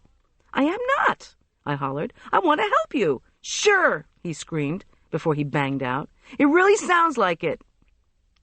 So much for adolescent psychiatry. I looked at my watch, 4:45. Too early for a drink. I slapped bratwurst on a platter, cooked spinach and previously frozen homemade noodles for the boys' evening meal, wrote them a note on how to heat it all up, and wondered vaguely about the suicide statistics for parents of teenagers. But self-preservation as a single mother meant not dwelling on such notions. If things got worse, I promised myself, we would take the therapy route again. Arch hadn't, after all, thrown his own rock or strung up his own snake. Being in a temper made me think I'd better keep busy. I cut butter into flour and swirled in buttermilk, caraway seeds, raisins, and eggs to make a thick, speckled batter for Irish soda bread. This I poured into a round pan and set to bake, while I nipped off to soak in a steaming bubble bath. Great-tasting bread and a great-smelling caterer. What else could Tom Schultz want? Better not think about that either. When the bread was done, I began to wrap myself in a down coat, mittens, and earmuffs. After a 2-day respite, thick, smoke-colored clouds had poured over the mountains. During the afternoon, the mercury had dropped 15 degrees. The red sunrise was proving its warning. Flakes drifted down as I emerged from my front door. The icy wind made me hug the warm, fragrant round of Irish bread to my chest. I was thankful to see Julian chug up our street. Without telling him where I was going, I begged him for the 4-wheel drive Range Rover. I could just imagine myself facing a sudden blizzard and then saying to Schultz, "Whoops, guess I'll have to spend the night." Right. Turning the Rover around sounded and felt like an advanced tank maneuver. But once I'd managed it, I headed toward Main Street through the thickening snow and began to reflect on my relationship with the homicide investigator. Being with Schultz was like... I smiled as I put the Rover into third and skittered through a channel of mud on the edge of the road. "Like what, Mr. Perkins?" "Like an enigma, sir."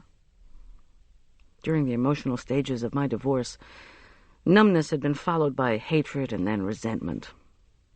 During that time, I'd had neither the energy nor the desire for relationships. I had forsworn marriage forever and ever and ever. And since I was a good and faithful Sunday school teacher, swearing off marriage didn't leave many options in the fulfilling physical relationship department. Which was okay with me, I thought. A strange thing happened, though, after the cocoon of animosity had worn off, and John Richard had become merely an annoyance to deal with on a weekly basis. Not so strange, Marla had insisted, at our frequent meetings, where we, his 2 ex-wives, discussed addiction to unhealthy relationships. Anyway, I began to have unexpected waves of sexual something. I'd met Schultz, but kept my distance. I'd had a short-lived, non-physical, but disastrous nonetheless, crush on a local psychologist.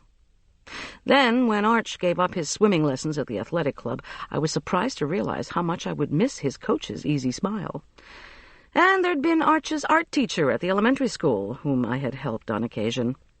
I had unexpectedly found myself watching his trim backside as he walked slowly from student to student, correcting their drawings. "Shame," Marla had teased me. Of course, she suffered from no such compunctions. Marla insisted that after the jerk, she was not only giving up on marriage forever, she was going to have a great time doing so. And she had, while I felt guilty thinking about the swimming coach and the art teacher. And then I met Schultz, who had a commanding presence and green eyes the color of seawater. As the fat flakes of snow swirled, I eased the Rover into fourth and remembered a time during the summer when I had driven out of town alone to Tom Schultz's cabin. Cabin was much too diminutive a word for Schultz's stunning 2-story home built of perfectly notched logs.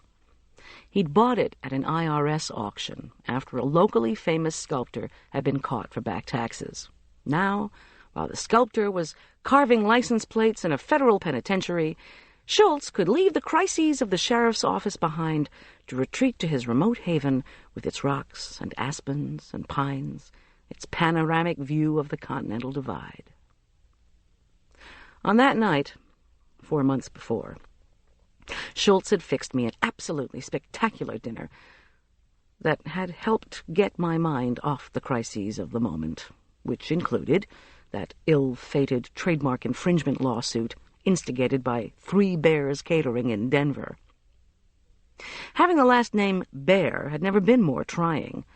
The same evening, our conversation had turned serious when Schultz had told me about his one and only fiancée. 20 years earlier, she'd served as a nurse in Vietnam. She'd been killed during an artillery shelling. Arch made an unexpected appearance after Schultz revealed this aspect of his past, and personal conversation had ended abruptly when our dinner for 2 became a cookout for 3. It wasn't long after this that the homicide investigator had asked me if I'd like to get rid of a whole bunch of problems by changing my last name to Schultz. He'd taken my negative answer with a heartbreaking look. No matter how much I enjoyed Schultz, the memory of the emotional black hole within my marriage to John Richard still remained. Many of my single women friends complained of loneliness now that they were divorced, but my worst experience of loneliness, of lovelessness, of complete abandonment had come when I was married. For that I blamed the institution and not the man. Intellectually, I knew this was wrong. Still, emotionally, I never wanted to get into another situation where it was even possible to feel that low. I put the Range Rover back into third and chugged my way through deep slush on the dirt road. I thought back involuntarily to John Richard and his showers of blows, to the punch to my ear that had sent me reeling across the kitchen, to the way I screamed and beat my hands against the floor. I started to tremble. Pulling the Rover to the side of the road, I rolled down the window. "Take it easy, girl." The snow made a soft whooshing sound as it fell. Listening to it, feeling the chilled air and the occasional icy flake on my face, chased away the ugly memories. I looked out at the whitened landscape, breathing deeply, and then my eye caught something on the road, half covered with snow. It was a dead deer. I turned away immediately. It was an unbearable sight, and yet something you saw all the time here. Deer and elk smashed by cars going too fast to swerve away. Sometimes the cracked and bloodied carcasses lay by the side of the road for days, their open, huge brown eyes causing pain to any who cared to be caught in that sightless gaze. Oh, God, why had I been the one to find Keith Andrews? Had he, too, had that experience of thinking he was loved and admired? The black hole of hatred had come over him so suddenly, so prematurely, and now his parents were en route back from Europe to bury him. Involuntarily, I thought of my heart as I had imagined it after John Richard. It was an organ torn in half, a rent, ripped, and useless thing. My heart would never be healed. I'd become convinced. It would just lie forever like an animal by the side of the road, smashed and dead. "I'll get a grip." I revved the engine and recklessly gunned the Rover off the shoulder and onto the road. An evening with Schultz didn't need to cause such emotive eruption. "You're just going there for dinner, Goldy. You can handle it."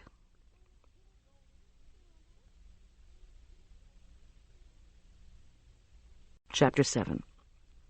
When I pulled into his dirt driveway, Schultz was kneeling on the ground. Despite the web-like layer of new snow, he was spading soil energetically by the irregular flagstone walk that led to his front door. "Hi there." I climbed carefully out of the Rover with the loaf of Irish bread. The image of the fallen deer still haunted me. I didn't trust myself to say anything else. He turned and stood. Clods of wet soil clung to his jeans and jacket. "What's wrong?" "I'm sorry. Please finish what you're doing. My voice wobbled. Damn. The words were tumbling out. I was shaking my head, appalled at how shaken I was. "I just saw a dead animal by the side of the road, and it reminded me—" No, please," I said, as he started to move toward me. "Please finish what you were doing." He regarded me with one eye crinkled in appraisal. After a moment, he crouched down again. "It never will leave you," he said, without looking at me. "Seeing a real dead body is nothing like the movies." His large, capable fingers reached for a handful of bulbs and carefully pressed them at intervals into the newly spaded trough. Gently, he refilled the area with potting soil from a bag. The gesture reminded me of putting a blanket around a sleeping child. I breathed lungfuls of the sharp air. I hugged the fragrant bread. Although I wore a down coat, it felt as if my blood had stopped circulating. "Cold?" Schultz asked. "Need to go in?" I shook my head. "I'm sorry you were the one who had to find him," he said gruffly. He finished patting down the soil, rose easily, and put an arm around my shoulders. "Come on, I made you some nachos. Then I need you to look at something." We came through his sculpted wood door and entered the large open space that was his living room. I stopped to admire the moss rock fireplace that reached up 2 stories between rough-hewn mortared logs. A carefully set pile of aspen and pine logs lay in the grate. On one shaker-style table was a pot Arch had made at the end of 6th grade. On a wall was an Arch-made woodcut print of a .45, the kind Schultz carried. A pickled oak hutch held a display of Staffordshire plates and Bavarian glass.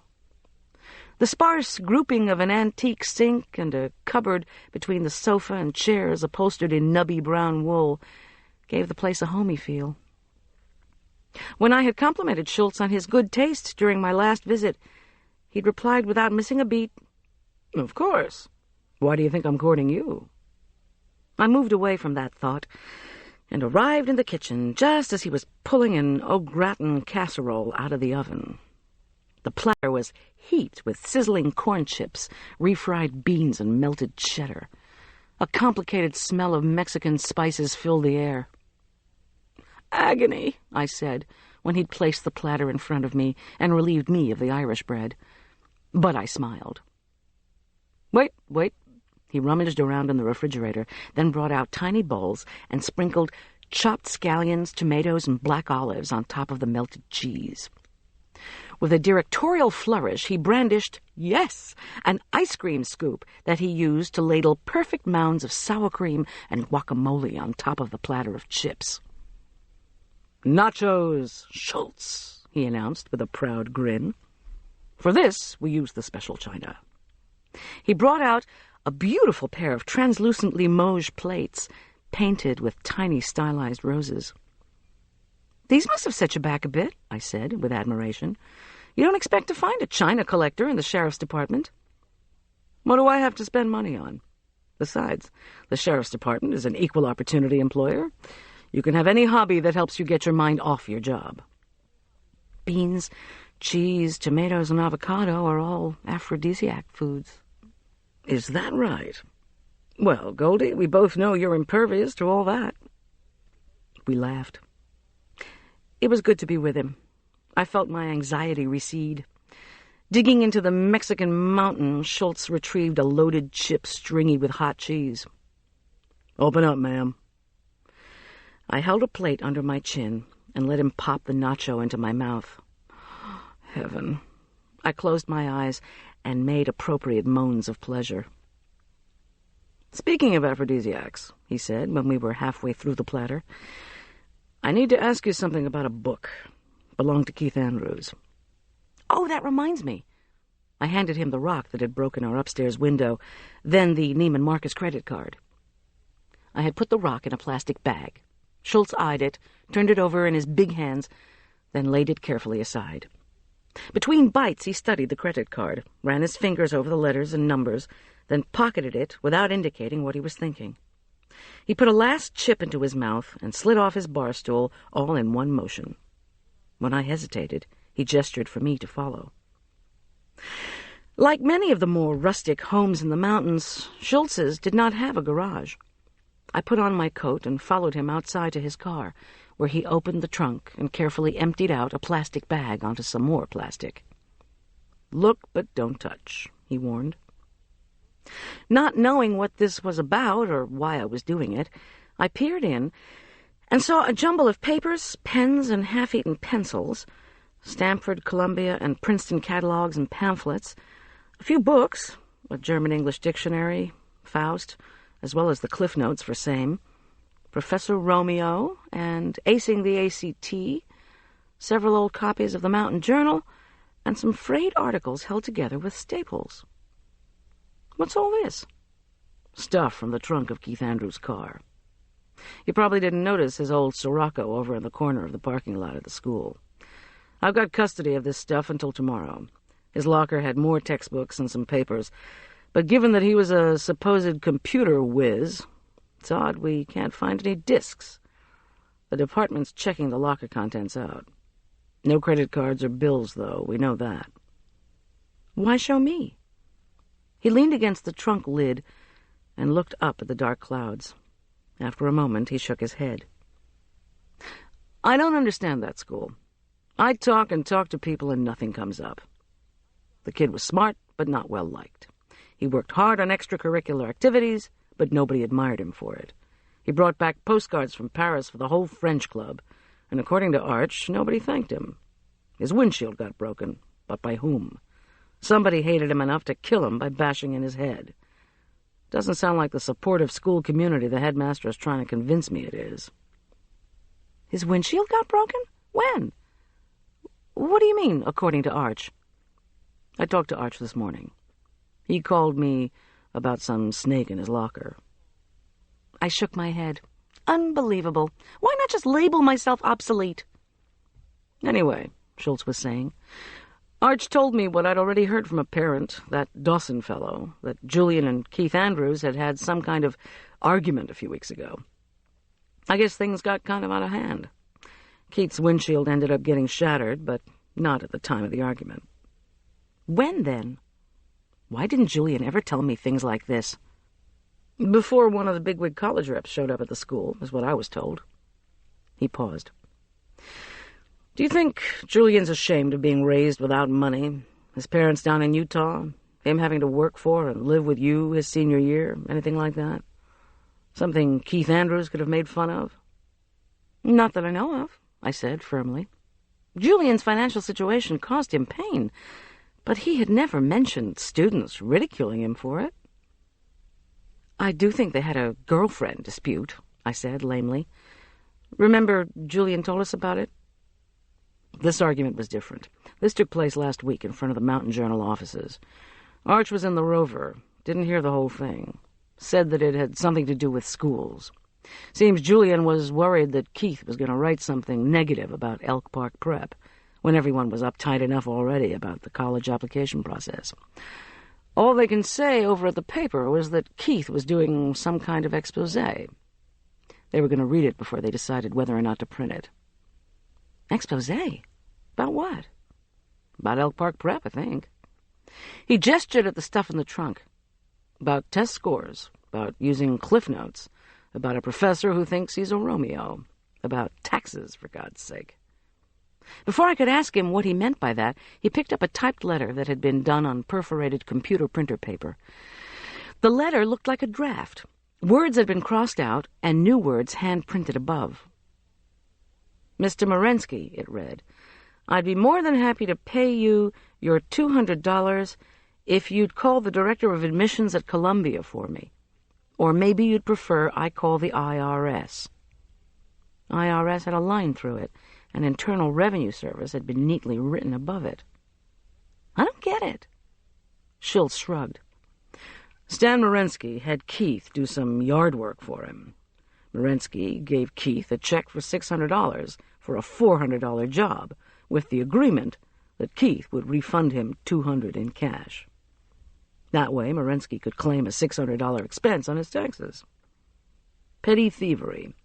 Not all that uncommon, and Morensky owned up to it pretty quick. So much for St. Andrews. This is a pretty dark side. Maybe it explains why he wasn't universally liked. I mean, an expose? Blackmailing a powerful parent? Schultz's hand grasped the trunk lid, making it creak. Well, Morensky thought the blackmail was a joke, since he'd gone to Columbia so many years ago and didn't have any influence there. He says. Claims he never got his $200 back.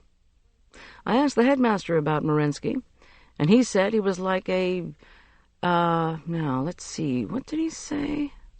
I punched Schultz lightly on the shoulder. Don't. Looking down at the jumble of papers in the trunk, I shivered. I can't look at this stuff anymore. Let's go have some of your shrimp enchiladas. You peeked. Hey, this is a caterer you're talking to.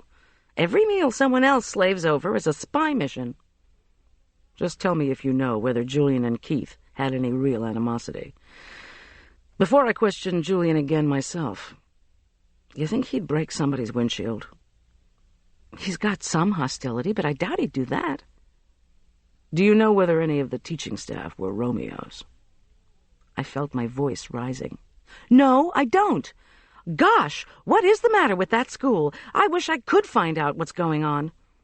Well, you're doing those dinners for them. You hear stuff. I want to know about anything that sounds strange, out of place. Look, this murder happened at a dinner I was catering. It's my window that was broken, and my son's locker that was vandalized. For crying out loud, Tom, the Andrews boy even looked like Arch. You think I want my kid in a school with a murderer on the loose? I have a stake in finding out what's going on out there. Believe me, I'll keep you informed. He tilted his head and regarded me beneath the tent-like brows. Just don't go off half-cocked, Miss G. Oh, geez, give me a break, will you? What do you think I am, some kind of petty criminal? Schultz took large steps ahead of me back to the house. Who, you? The light of my life? The fearless breaker and enterer? You? Never. You are so awful. I traipsed after him, unsure how I felt to be called the light of anyone's life. Schultz settled me at his cherrywood dining-room table and then began to ferry out dishes. He had outdone himself. Plump, succulent shrimp, nestled inside blue corn tortillas, smothered with a green chili and cream cheese sauce. Next to these, he served bacon-sprinkled refried black beans and a perfectly puffed Mexican corn pudding, and my fragrant Irish bread. A basket of raw vegetables and a pot of picante made with fresh papaya graced the table between the candles. I savored it all. When was the last time I'd enjoyed an entire dinner that I had not exhausted myself preparing? I couldn't remember. Save room for chocolate, Schultz warned, when the room had grown dark, except for the candlelight flickering across his face. Not to worry. 20 minutes later, I was curled up on his couch. Schultz lit the enormous pile of logs. Soon the snap and roar of burning wood filled the air. Schultz retreated to the kitchen and returned with cups of espresso and a miniature chocolate cake. I groaned. It's a good thing I'm not prone to jealousy. I'd say you were a better cook than I am. Not much chance of that. He had turned on his outside light and was peering into the night. Darn, it's stopped snowing. So, we had had the same thought. Once again, I veered away from this emotional territory, the way you leap onto a makeshift sidewalk when the sign says, hard hats only. Schultz wordlessly cut the cake and handed me a generous slice of what was actually 2 thin layers of fudge cake separated by a fat wedge of raspberry sherbet.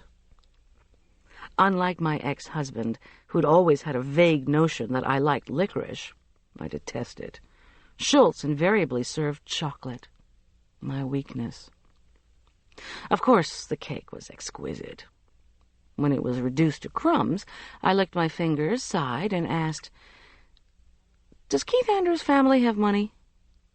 He shrugged and leaned over to turn off the light. Yes and no. He picked up my hand and ran his fingers over it lightly. The same gesture he had used with the credit card, I remembered. Thought any more about my name change offer? Yes and no. He let out an exasperated chuckle. Wrong answer. The firelight flickered over his sturdy body, over his hopeful, inviting face, and into eyes dark with a caring I wasn't quite willing to face. Goldy, he said. He smiled. I care. Believe it? Yeah, sure. But don't you think about all that's happened? You know, your nurse.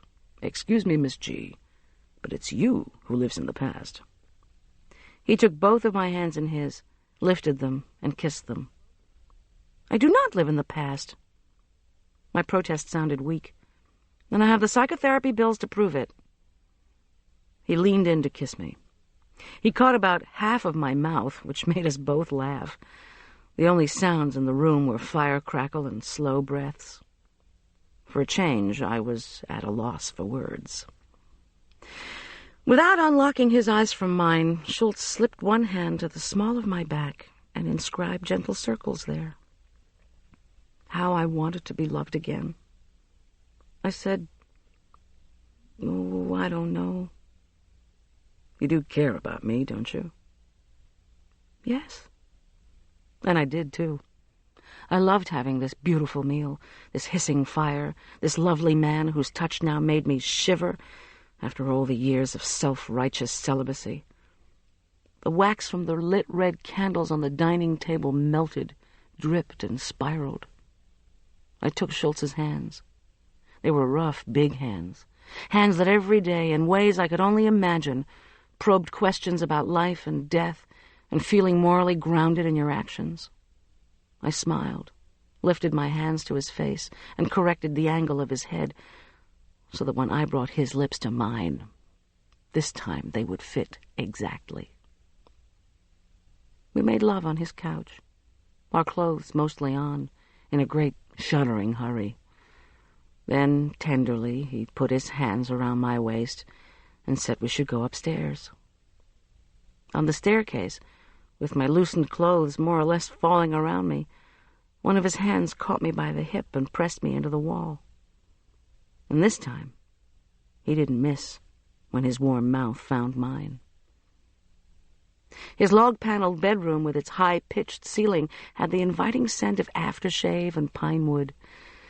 Schultz handed me a thick, soft terry-cloth robe. He lit a kerosene lamp next to his hewn four-poster. The flame lit us and the bed, leaving the far reaches of the room deep in shadow. Beneath my bare feet, the wood floor felt creamy cold. I slipped between cool cotton sheets, keeping the robe on. He bent toward me. "You all right?" "I am very all right." Schultz's body depressed the mattress next to me when he slid between the sheets, and I involuntarily slid toward him. The sensation was odd after 5 years of sleeping alone. He pulled the down comforter around my shoulders and whispered, "I love you now and forever and ever." I couldn't help it. Tears slid out of my eyes. My breath raked across the back of my throat.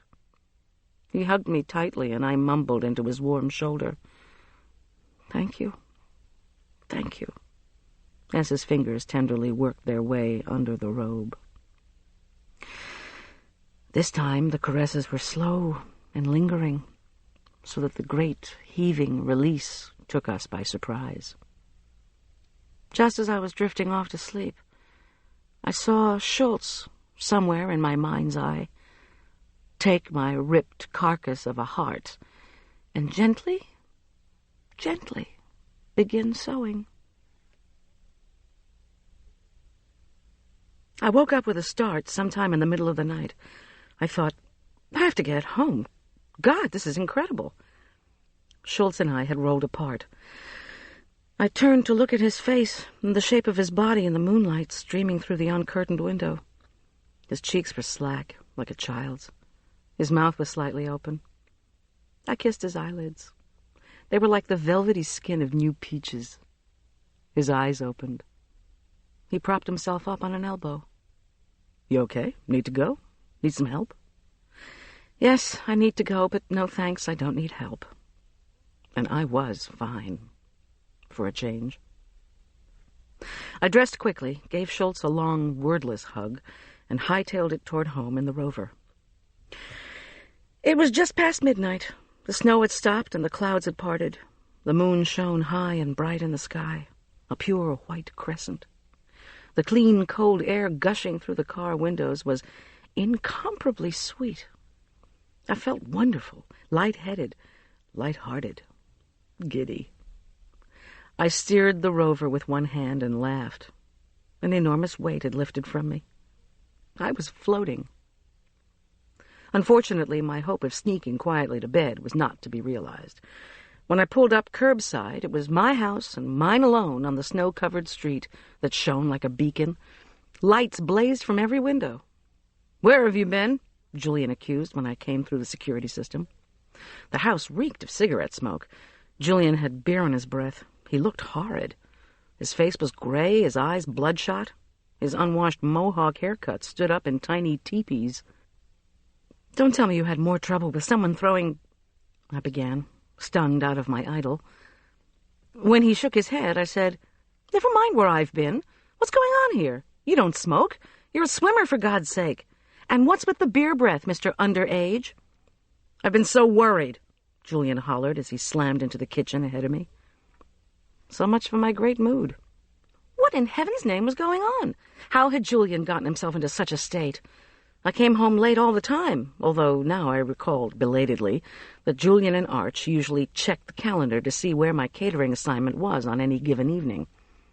Maybe Julian just wasn't used to not knowing where I was. On the other hand, maybe he was worried about something else. Stay calm, I resolved. I followed him into the kitchen. "Where is Arch?" I said in a low voice. "In bed," Julian tossed over his shoulder and opened my walk-in refrigerator. Next to the sink were 3 glass beer bottles, empty, ready to be recycled. 3 beers! I could be put in jail for allowing him to drink in my home. Chinese stars were scattered over the financial aid book stacked on the gingham tablecloth. Chinese stars are sharp-edged metal stars about the size of an adult's palm, which is where you can hide them, I'd once been told. I had learned about the weapons unexpectedly when a boy at Arch's elementary school had been caught with them. The principal had sent the students home with a mimeographed note about the weapons.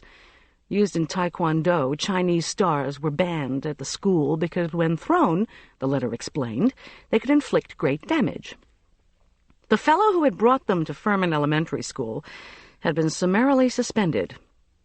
Looking straight at Julian, I scooped them all up and placed them in a pile on the counter. "What is going on?" Julian emerged from the refrigerator. He held a platter of cookies. In times of stress, eat sweets. He said, "I'm going to kill the kid who threatened Arch." So saying, he popped 2 cookies into his mouth and chewed voraciously. "Really? If you have cookies on top of beer, you'll throw up." He slammed the platter down. "Don't you even care? Do you realize he's not safe at that school?" "Well, excuse me, Mr. Mom. Yes, I realize it. Mr. Perkins seems to think it's a joke, however. A 7th-grade joke." I took a cookie. Arch called Schultz, though, and told him all about the snake. Julian slapped his compact body down on a chair. He ran a hand through the sparse crop of hair. "Do you think we could hire a bodyguard for Arch? How much would that cost?" I swallowed. "Julian, you are very protective and sweet. However, you are overreacting. A bodyguard is not the answer to Arch's problems." "You don't know these people. They're vicious. They steal and cheat. Look at what they did to Keith." "What people?" He squeezed his eyes shut. "You just don't get it. You're just indifferent. The Elk Park prep people, that's what people. Perkins is always talking about trust and responsibility. 2 coats, a cassette, and $40 were stolen out of my locker last year. Trust! It's a crock." "Okay, look, Julian, please. I'm not indifferent. I agree with you that there's a problem. I just don't know what to do. But I can tell you a bodyguard is out of the question." His eyes opened. He scowled. "I went to the newspaper because I know there's a snake lady in Aspen Meadow. You know, she comes into the schools and does demonstrations with live snakes. Maybe we can find out who got the rattler by contacting her. I know she sells them." "Julian, for heaven's sake! Don't you understand what's at stake here? He's not safe. None of us is safe." With a 3rd cookie halfway to my mouth, I gaped at him. "Couldn't you please cool off? The way to react to this is not to smoke, drink, pull out your weapons, and put the screws on the snake lady, okay?" I put the cookie back on the platter and took a deep breath. "Won't you please go up and get some sleep? You're going to need your energy, with that midterm tomorrow and the college boards right around the corner. I need to go to bed, too," I added as an afterthought. "You promise me you'll follow through with Schultz?" "I'm way ahead of you, Julian." He thought about that for a minute, then shot an accusing look at me. "You never told me where you were." "Not that I need to answer to you, but I actually had dinner with Schultz, okay?" He glanced at the ceramic clock that hangs over my sink. 1 o'clock. "Kind of late for dinner, wouldn't you say?" "Julian, go to bed."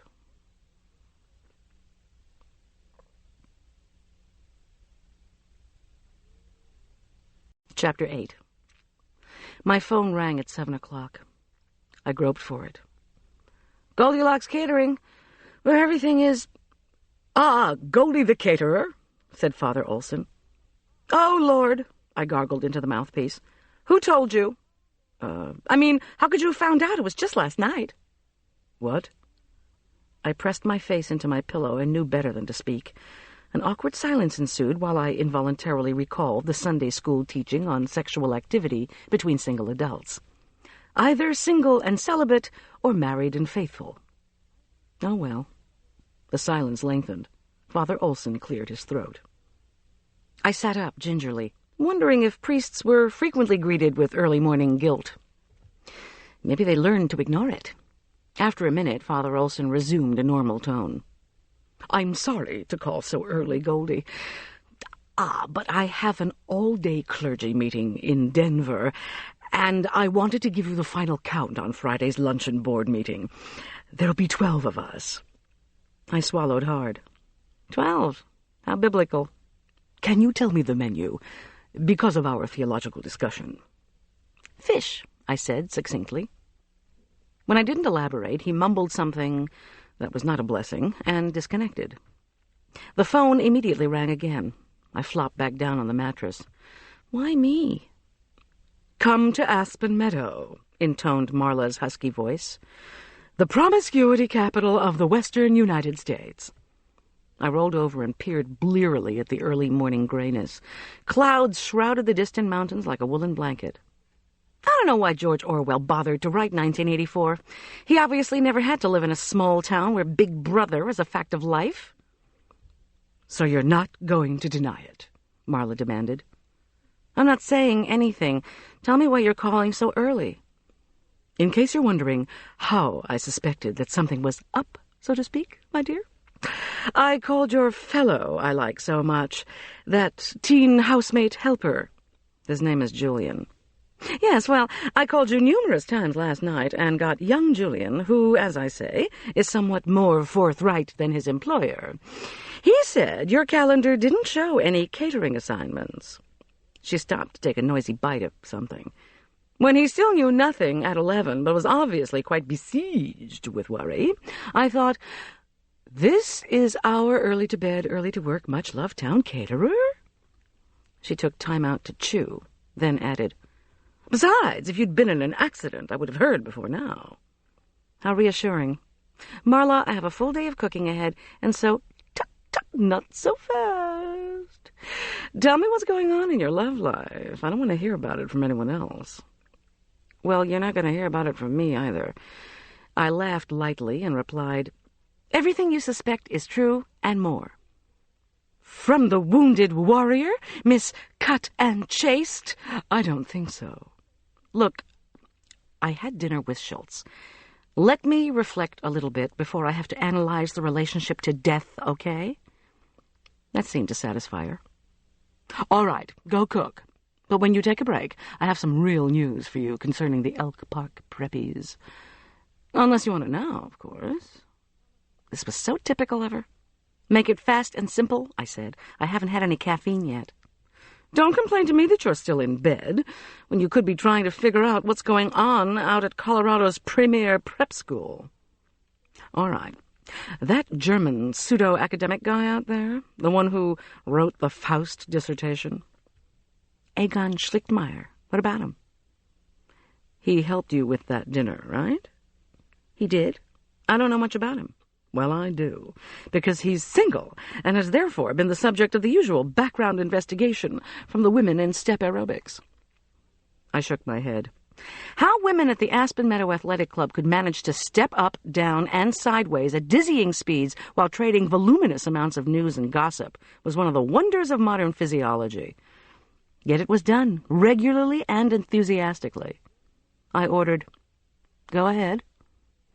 "Egon Schlichtmeier is 27 years old," Marla rattled on. "But he and his family immigrated to this country when there was still a Berlin Wall in the 70s. Despite his problems learning English, Herr Schlichtmeier got a good education, including a Ph.D. in literature from dear old CU in Boulder. But poor Egon was unable to get a college teaching job." "So what else is new?" I heard the ratio of humanities doctorates to available jobs is about 10 to 1. Let me finish. Egon Schlichtmeyer is also extremely good-looking. He works out with weights and has a body to die for. I conjured up a mental picture of the history teacher. He was short, which meant I could look right into his olive-toned baby face with its big brown eyes. He had curly black hair and long black eyelashes, and whenever I had seen him, he'd been wearing khaki pants, an Oxford cloth shirt in some pastel shade, and a fashionable jacket. Ganymede meets Ralph Lauren. What else? The lack of coffee was beginning to get to me. Besides, and I was astonished that I even had this thought, Schultz might be trying to reach me. All right, here's the scoop. He was a teaching assistant at CU, and he was caught having affairs with no less than 3 female undergraduates at the same time. Which is his business, I guess, except that the word got around at the Modern Language Association convention. The universities, when they got wind of it, wouldn't offer him a job scrubbing floors. Seems they thought the last thing they needed was a prof who would cause trouble among tuition-paying undergraduates. Since I was no longer what we would call pristine in the lust department, I avoided judgment. But 3 at a time? Consecutively or simultaneously? I said, "Did all the academics from coast to coast know these details?" The way I heard it, only the hiring schools knew. She chewed some more of whatever it was. The headmaster at Elk Park Prep owed the head of the CU Comparative Literature Department a favor from some kid the department chairman helped to get into CU. So Perkins hired Egon Schlichtmeyer as a kind of interim thing to teach U.S. history. Mind you, this was after he had fired another American history teacher, a Miss Pamela Samuelson, over some unknown scandal last year. This year, Egon was supposed to keep looking for a college teaching job. Miss Samuelson? Miss Pamela Samuelson? Why is that name familiar? Pamela Samuelson was in your aerobics class before you quit the club, dummy. Oh, yes, I said, still unable to conjure up a face. What about Egon Schlichtmeyer's history with the female undergraduates? How could Perkins justify having that kind of guy around? Marla sighed gustily. Come on, Goldy. First of all, as you and I both know, if nobody squeals about how awful a guy is, then his reputation remains intact. So the undergraduates weren't talking. And the news didn't outlive the MLA convention? Apparently not. And if anybody else did find out, I think the spin Perkins was looking for was that this was youthful excess that people would soon forget if the issue were left alone. The word is, Perkins warned Egon not to get involved with the preppy females, or he'd be teaching French to the longhorn steers down at the stock show. And there's no evidence Egon went after anyone who wasn't close to his own age. More on that later. Here's the problem. How willing do you think a college would be to hire Schlichtmeyer if his background were exposed in a series of articles for the Mountain Journal by an ambitious student reporter aiming to spice up his application to the Columbia School of Journalism? No, not Keith Andrews. The same. And guess who was trying to get Keith not to publish the articles?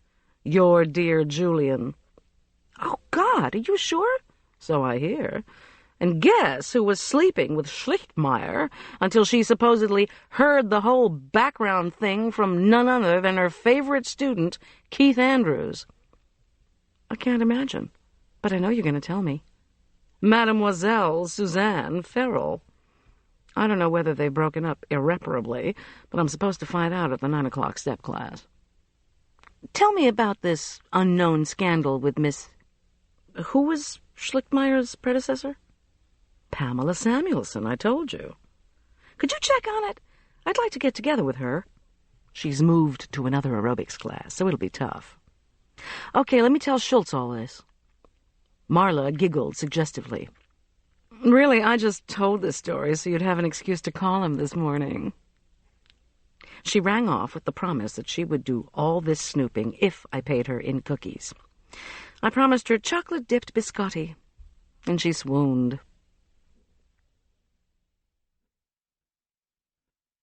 I did my yoga, then reflected on the communications network in Aspen Meadow as I dressed. When the town developed from a mountain resort to a place where people lived year-round, the first social institution had been the fire department. In a climate so dry a fire could consume acres of forest in less than a blink, the need for mutual protection had drawn even rugged loners into social contact. With the weather and roads unpredictable in winter, now it was the telephone that people used to tell everything about everybody. That is, if you didn't have the benefit of step aerobics. But sometimes I would hear so much news about somebody that the next time I saw the person in question, he would look as if he'd aged. Egon Schlichtmeyer could easily sprout gray hairs in the next week, and I would never notice. By the time I got downstairs, the sky had turned the color of charcoal and was beginning to spit flakes of snow onto the pine trees around my house. But the enveloping grayness brought no dark mood. In fact, I realized suddenly I felt fabulous.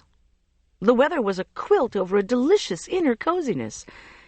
I didn't want to admit to Marla, Schultz, Arch, even to myself, what this new state was, but it felt a lot like falling in you-know-what. Seeing Arch and Julian in the kitchen, however, gave me a jolt of alarm. Julian's skin was as ashen as the sky outside, and the pouches under his eyes were deep smudges. When we lived and worked at a client's house over the summer, he went to bed early, was up at 6 to swim his laps, shower, and dress carefully before setting off for Elk Park Prep. I couldn't remember when he'd taken the time to swim in the week since Keith's murder. This morning he looked as if he'd had no sleep at all, and he was wearing the same rumpled clothes from the night before. I was beginning to wonder if living with us was the best thing for him. But I didn't want to get him upset by asking more questions, so I just gave Arch, who was dressed in 3 layers of green shirts, complemented by dark green jeans, a cheery smile. Arch smiled back gleefully. "Julian's heating his special chocolate croissants," he announced. "He says we don't have time for anything else." To my look of dismay, Arch added, "Come on, Mom, have one with your espresso." While a chocolate croissant could hardly be Headmaster Perkins' idea of a nutritious breakfast, I quickly surrendered.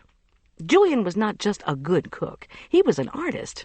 He had the touch with food and the love of culinary creation that are truly rare, and he'd had early and excellent experience as an assisting pastry chef at his father's bakery in Bluff, Utah. Given his preference for healthful food, his experimentation with puff pastry was a delightful aberration. In helping with my business, Julian had turned out to be worth his weight in beluga caviar, or radicchio, which he would prefer.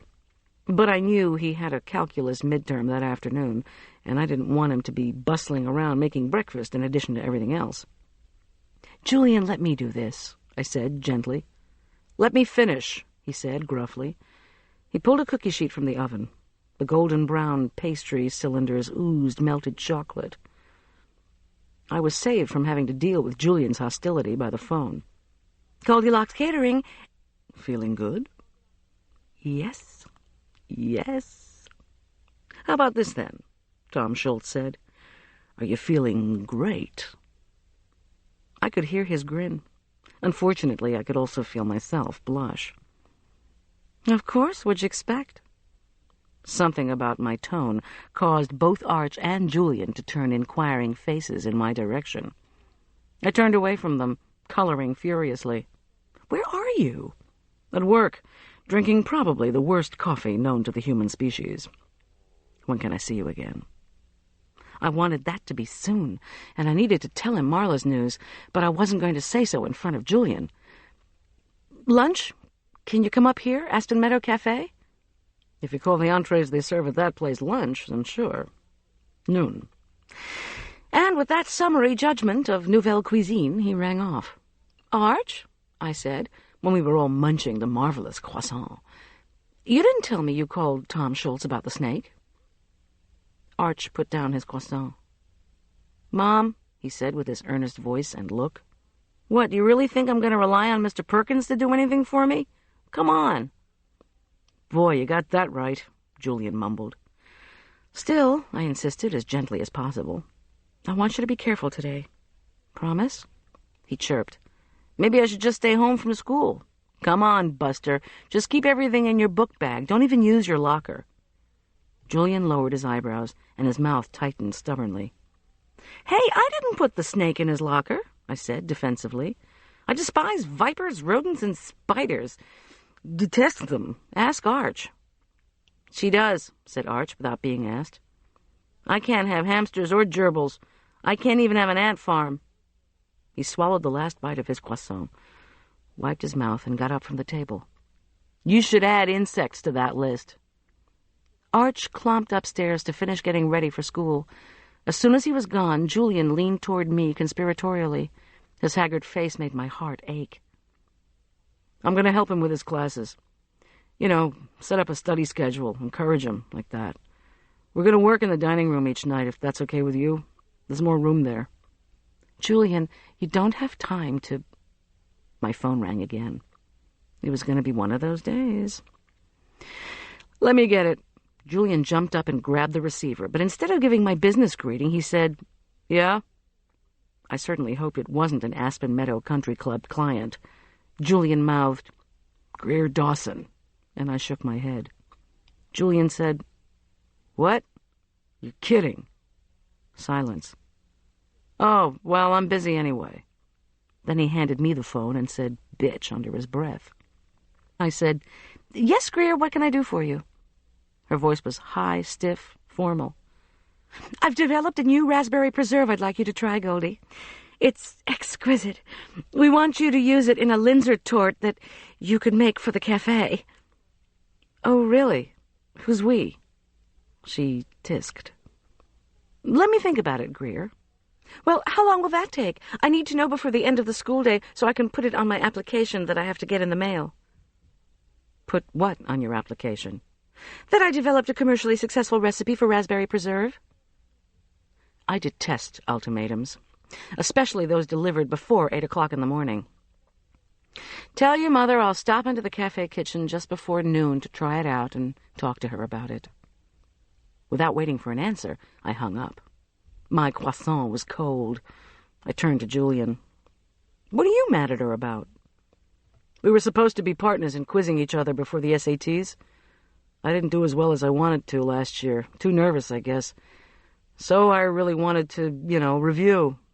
Miss Farrell, he pronounced the name with the profound disgust of the young, says we shouldn't need this kind of cramming, but she encouraged us to go over a few things anyway.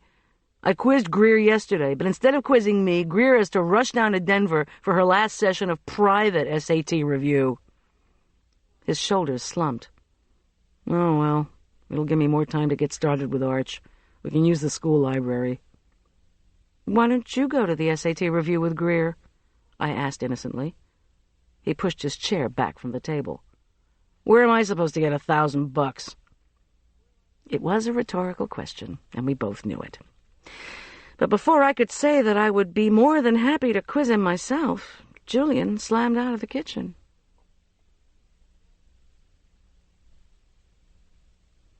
Chapter 9. After the boys left, I fixed a cup of espresso and took it out on the deck off the kitchen. Only a few pillows of white now floated across the sky. The heavy, dark clouds had passed after dropping less than an inch of snow. I brushed melting snow and ice off a redwood bench with one towel and sat on another. It was really too cold to be outside, but the air felt invigorating. In the deep blue of the sky, the sun shone. The snow heaped on each tree branch glittered like mounds of sugar. It was the kind of moment where you wanted every clock and watch in the galaxy to stop.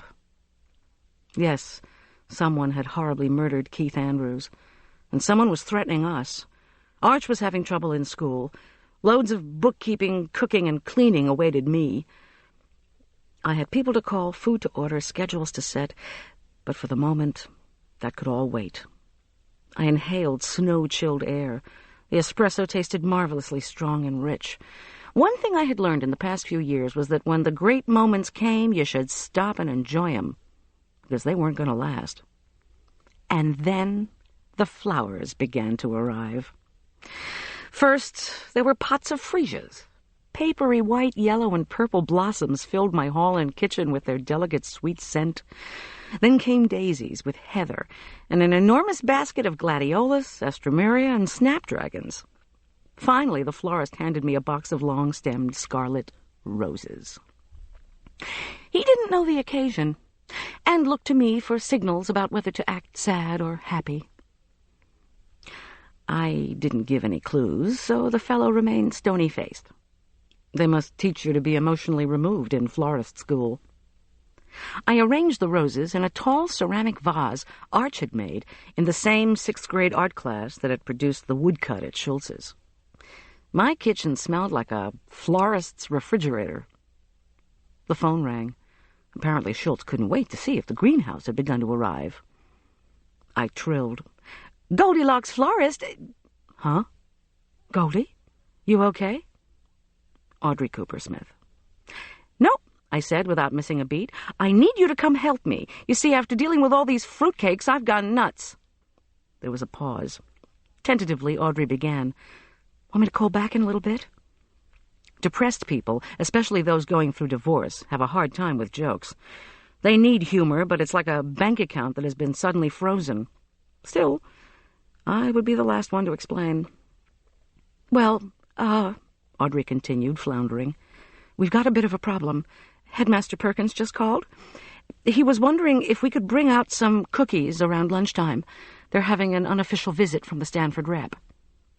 "Sorry to say," I replied happily, "I'm busy for lunch." "But Goldie," and there was a distinct whine in her voice, "I can help you. And I think it would be such a great experience for Heather to meet the Stanford representative. You see, Carl doesn't care at all about where she goes to school, so I'm the one left with the responsibility. Can't you just help me with this? I'm really going through a bad time now. It's not that big a deal for you, probably, but—" "Heather? What did Heather have to do with the cookies?" "I had to bake in order to pave the way for Heather Cooper-Smith to interview for the college of her dreams? Correction, her mother's dreams? Look, Audrey, I'm in a good mood, and I'm trying to stay that way. Why didn't Perkins call me himself? I could give the school some ideas about snacks with the Stanford rep." "He said he tried to call you earlier, but your line was busy. I'm telling you, Goldie, he's willing to pay for at least 6 dozen, and I can help by taking them over to the school with Heather, of course, and the rep—" She hesitated. "You just don't understand. Stanford never sends a rep to Elk Park Prep. They figure they don't need to. So give the guy some frozen yogurt. Tell him to pretend he's in Northern California." Audrey sighed bleakly and said nothing. I guess I wasn't acting like a caterer who wanted business, was I? I made a few rapid calculations. Okay, there was the Rocky Mountain Stanford Club. Maybe they'd need a big catered luncheon sometime. And Stanford played the University of Colorado in football, so perhaps I could rustle up a tailgate affair in Boulder this fall or next. Impressing the rep might not be such a bad idea. "All right," I said. "How about some granola?" Audrey's silence remained disapproving. "Just kidding. Look, I'll come up with something. But Perkins needs to make very clear to this guy the name of the caterer making the cookies. And you can also tell Perkins this is going to cost him. 6 dozen cookies arranged on trays and delivered, $30. I'm sure he won't object. He even asked if you could make a red and white cookie. You know, Stanford colors. He was thinking," and here she cleared her throat, "of something like barber pole cookies or dough candy canes or—" One of these days, that guy is going to choke, and they'll do CPR on his tongue. Audrey said, "Is that a joke?" "Also," I added firmly, "I can't bring the cookies out to the school because of this lunch engagement." "But that's what I told you. Where are you going to be today? I can pick them up. The logistics are getting a bit complicated anyway." "What logistics?" She took another deep breath, and I prepared for a lengthy explanation. "Oh, well, the Morenskys heard from Perkins that the Stanford rep was coming, and they'd already been in to complain to him that Farrell hadn't put Stanford on Brad Morensky's college list. Not that he would ever have a chance of getting in there. He's 5th in the class, you know. Let's see—" She trailed off. "Logistics," I said gently to get her back on track. "Oh, yes, well, so Perkins told me he called the Morenskys. No doubt because they're such big donors to the school, although Perkins didn't mention that, and said Brad should be sure to see the Stanford rep today, and Rhoda Morensky demanded that they get a private audience with the guy." The Pope from Palo Alto. I could just imagine this young fellow, entirely unaware of the intense power plays that his unannounced visit was engendering, or of the awesome authority currently being conferred on his head. "So the Morenskys are picking up the rep at the I-70 exit and driving him to the school. Or at least they were until the Dawsons got wind of this private interview bit, and they insisted that Greer get to meet with the fellow before the reception ever began." If in fact it ever did begin, I mentally amended. "And then Miss Farrell thought she'd better be present to arbitrate, so she gave her fourth period a study hall, which is when Heather has French. So, of course, I wanted her to meet the rep, since she did all that extra engineering work over the summer. And if they didn't have such a high percentage of minorities at that school, I think it's 47%, then she would be a top contender. What is the bottom line here, Audrey?" "What are you so upset about?" she asked, bewildered. "Where's your lunch get-together? I'll pick up the cookies and bring Heather to meet the Stanford rep, and Miss Farrell can be there at the same time." "I'll be at Aspen Meadow Cafe to taste jam at 11:45. "To taste jam? Why not do that at home?" "Well, you may ask, my dear Audrey, but it's the Dawsons' idea. No doubt they'll also want you to taste some. I'm sure they will want Julia Child, Paul Bocuse, and the Stanford rep to taste it, too." She sniffed. "Well, that doesn't really make much sense, but I'll see. Oh, something else. The tattered cover folks think it might be a good idea for you to come down to the store early. Maybe an hour before the signing Halloween night. I could show you where the third-floor kitchenette is, how they usually set up for a buffet, that kind of thing." At last we were off the subject of the Stanford rep. "Yes," I said, "we should definitely case the third floor of the bookstore ahead of time." We decided Audrey would come over to my place after the penitential luncheon Friday, so we could head down to Denver together. Then Audrey asked, "Why did you answer the phone like a florist? Are you thinking of expanding your business?" "Sorry, I thought you were somebody else." "Not meaning to be disrespectful, Goldy, but maybe you need a vacation." That made two of us. I was still laughing when Tom Schultz called. "Doesn't the caterer sound merry?" She is. First she had a great time with this cop last night." He mm-hummed. I went on. "This morning, though, she flunked out of surrogate parenting, but to her rescue came this same cop who quickly turned her house into the Denver Botanic Garden. Now for the rest of the day she has to make cookies, kowtow to some guy from California, taste jam, and have lunch with the cop." "Uh-huh. Sounds normal to me. Glad you like the flowers." "Love them. You are too generous. But listen, I need to tell you some stuff Marla's found out. I told him about Egon Schlichtmeyer's allegedly shabby history and current alleged affair, along with the possibility that these items were going to get some journalistic exposure at the hands of the ambitious Keith Andrews. "Okay, look," he said when I'd finished. "I may be a bit late for lunch. I'm going down to check on a murder in Lakewood. Ordinarily, it wouldn't involve me, but the victim's name was Andrews." I was instantly sober. "Any relation to the late valedictorian?" "Not that we can figure out. The victim's name was Kathy. They found her body in a field 2 weeks ago. Her head had been bashed in. Suspect is her ex-boyfriend, who owed her a couple $1,000, but the investigators down there can't find him. Anyway, one of the things they're looking at is that Kathy Andrews' mail was stolen. And get this. She had an account at Neiman Marcus. K. Andrews on her card, they said." "I don't get it. Was it a robbery/murder?" "That's the strange thing. Kathy Andrews was single, had a lot of money that she liked to spend.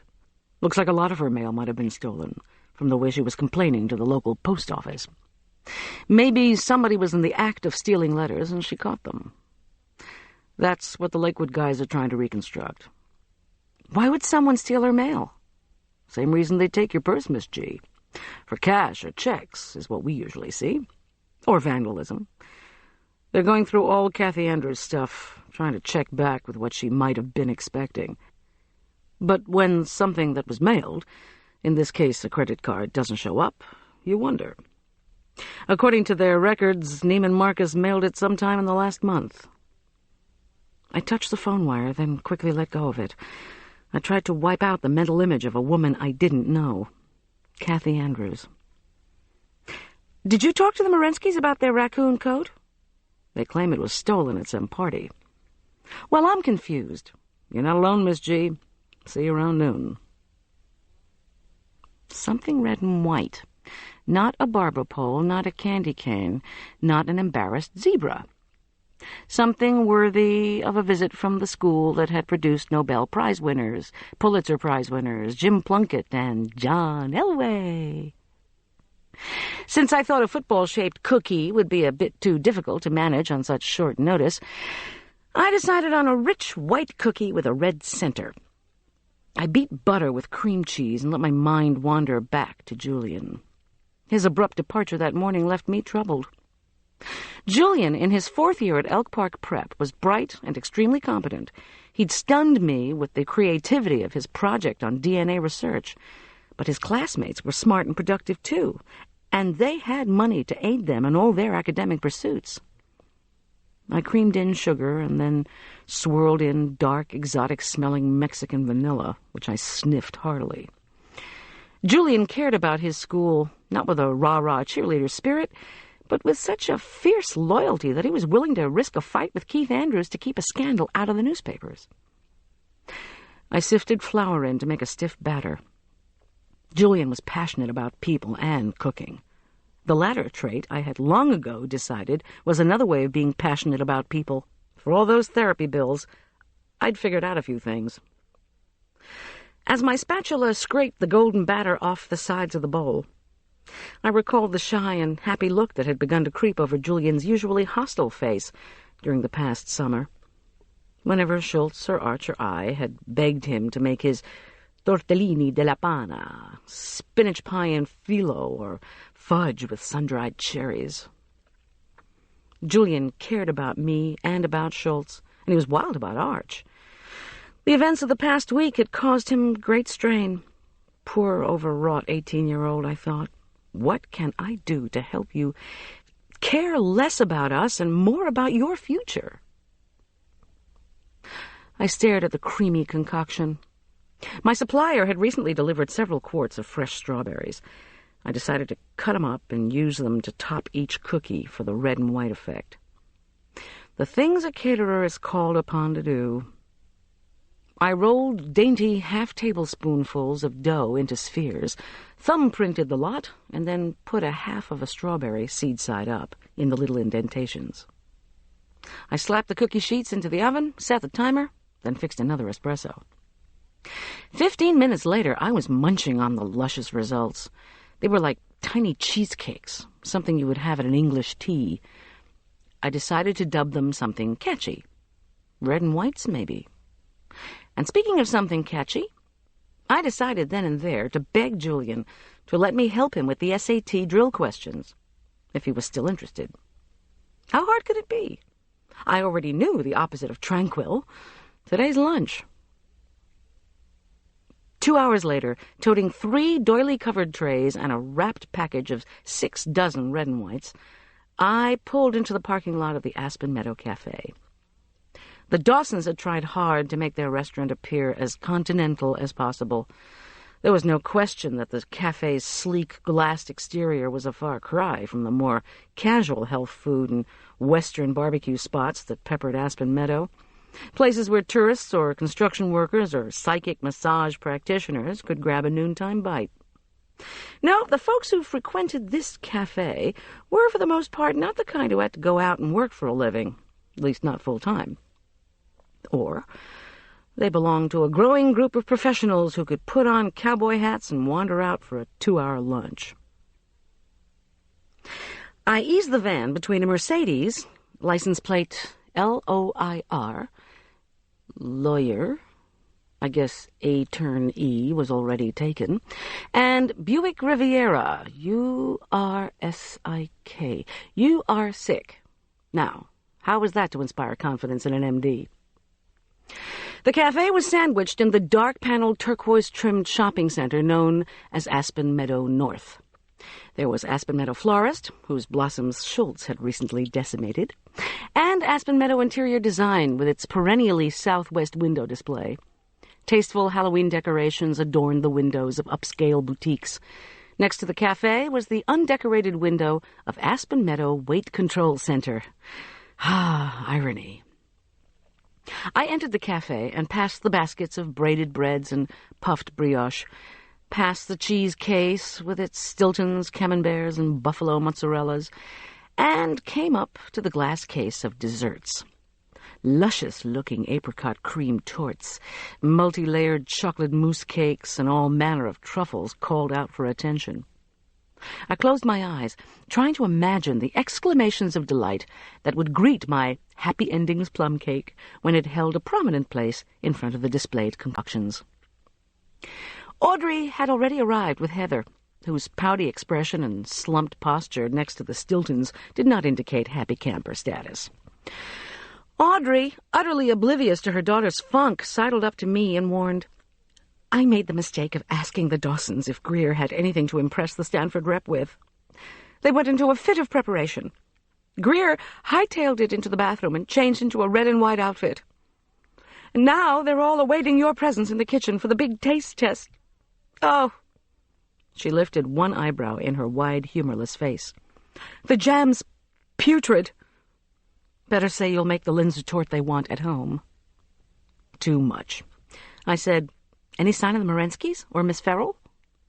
She pressed her lips together. "Farrell's in the kitchen.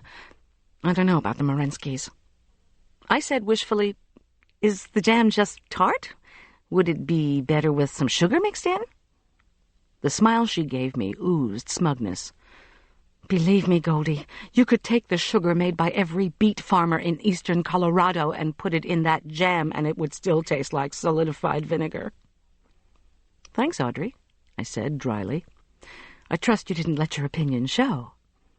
"I had to spit it out. Either that or throw up." "Great," I said, as the Dawsons approached. They were like a human phalanx. "Hey, Hank, great game Sunday." His face turned even more grim at my greeting. "They were lucky, you know that, Goldie. Washington's going to be tough, about as tough as the Stanford guy. We've just been talking about how to play him." "I don't know why the Morenskys are even bothering to bring Brad," said Caroline primly. "Everyone knows Stanford is as demanding as the Ivy League schools. They never take anyone below the top 10%. I murmured, "But in a school as small as Elk Park Prep—" "Never!" she interrupted me, her small dark eyes glowing. "Didn't you hear me?" I was saved, assuring her that my hearing was fine, by the cheerful jingle of the bell hung over the cafe door. Stan Morensky came through, wearing a fur jacket. Then Rhoda strutted regally past the bread baskets in a full-length fur coat. Not the raccoon thing. She was followed by a diminutive fellow, presumably the Stanford rep. He wore blue jeans, a bow tie, and no coat.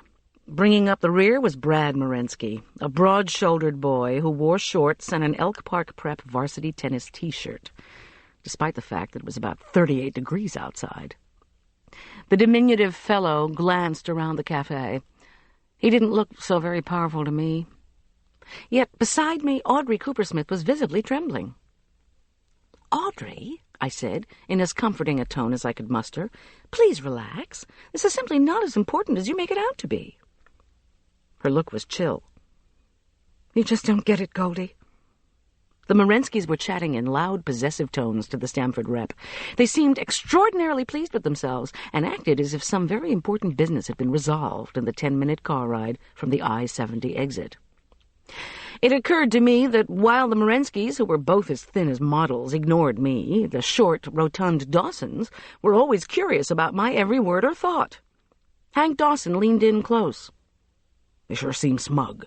I wonder what they could have told him about Brad.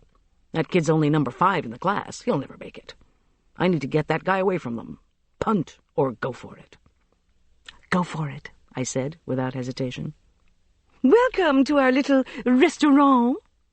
Caroline Dawson's lilting voice pronounced restaurant with a French accent. I cringed. The Morenskys turned into two skinny ice sculptures as they watched Caroline Dawson waddle forward in one of her trademark crimson suits. "We'd like to take you into the kitchen," Caroline Dawson declared. She grasped the young man's arm firmly. Once she had him in tow, she indicated with a move of her head that she wanted me to follow her into the kitchen. "Our daughter Greer, who is third in her class, is by the Hobart," she said with great sweetness. "I'm so glad you came out on an early ski trip," she added, as if she and the unfortunate rep were old chums. "Should I kneel and kiss his ring?" I asked Audrey Cooper-Smith, who had timidly followed me in while tugging Heather's sleeve to bring her along. The Morenskys, trying to appear cool and unruffled, marched out into the kitchen to see what the Dawsons were up to with the rep. While we were all assembling in the kitchen, Caroline engaged the Stanford rep in lively, empty conversation. Miss Farrell, drinking coffee and leaning against a sink, had a pained look on her face. Well, that ought to teach the college counselor not to host unexpected reps. She click-clacked her way over to me on her tiny heels. "I have a teachers' meeting in Denver the next couple of days, Miss Bear," she said under her breath. "But I would like to talk to you about Julian as soon as I get back. Can you free up some time? He came to see me this morning, and of course he's very upset about what happened to Arch. But he also has a number of questions about Keith. Oh, this all has become so dark." She jerked back abruptly, suddenly aware that Audrey, Hank, Dawson, and the Morenskys were all keen to hear what she had to say. "What questions about Keith?" I asked. "He was having some problems," she began in a low voice. She looked around. The Morenskys began to whisper to each other. Hank reached for a cabinet door while Audrey pretended to be intensely perusing a menu she'd found on the counter. "Some problems with this college thing," Miss Farrell whispered. "How about chatting Saturday morning before the tests?" I whispered back. I sneaked a sidelong glance at Audrey, but to read the menu she'd put on her usual blank expression. It was hard to tell whether she was listening. "I'll be setting up that breakfast out at the school." Miss Farrell nodded and turned on her heels and click-clacked back to the Stanford rep. Greer Dawson had made her appearance from the back end of the kitchen. As Audrey had predicted, the teenager was wearing a red and white striped shirt. The skirt matched. Her golden hair curled angelically around her diminutive, heart-shaped face. I was reminded of the Breck girl. Daintily, Greer reached for a utensil and spooned a mouthful of the raspberry jam into the rep's reluctantly open mouth. Apparently, Greer didn't want me to preempt the rep in the tasting. With startling suddenness, the rep's face took on the look of a 2-week-old kiwi fruit. He said in a high, uncertain voice over the expectant hush in the room, "What, no sweetener?" Everyone immediately began bustling around, trying to make up for this faux pas.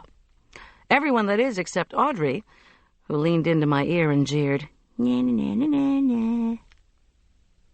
Ah, well. Hank Dawson hustled forward. "This jam is still in development. I mean, this is a new batch, and Greer's just a rookie chef, after all. You can hardly judge." "Well, let Goldy decide," Caroline Dawson announced imperiously. "After all, she's the one Greer's been studying with." "Oh, blame it on the caterer." "Well, excuse me, but the only thing Greer had studied while she was with me was whether you served pie with a spoon or a fork."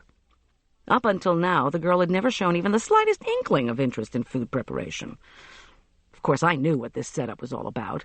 If I pretended to love the jam, I'd get a Linzer-tort job in addition to the plum cake assignment, and I'd show up Miss Farrell and poor Audrey, not to mention the Stanford guy. If I screwed up my face in disgust, I could forget about a Stanford tailgate picnic, and I could go elsewhere to peddle my plum cake. I also had the discomforting premonition that Schultz might walk in at any moment on this ridiculous scenario. The things a caterer has to do for business. I stalled. "Fresh spoon?" "In there," Audrey motioned to a wooden drawer. I pulled the drawer open. It held one of those plastic 4-part silverware trays. Each section bulged with utensils. I reached toward the spoon section, desperately attempting to imagine sweet jam. "I'll get a big one," I said loudly. but I wasn't going to taste jam that day. I should have looked more closely at the small object in the spoon section, the shiny, black, round form, the red hourglass on the bottom of its dark belly. But by the time I had the sense to draw back my hand, I had already been bitten by the Black Widow.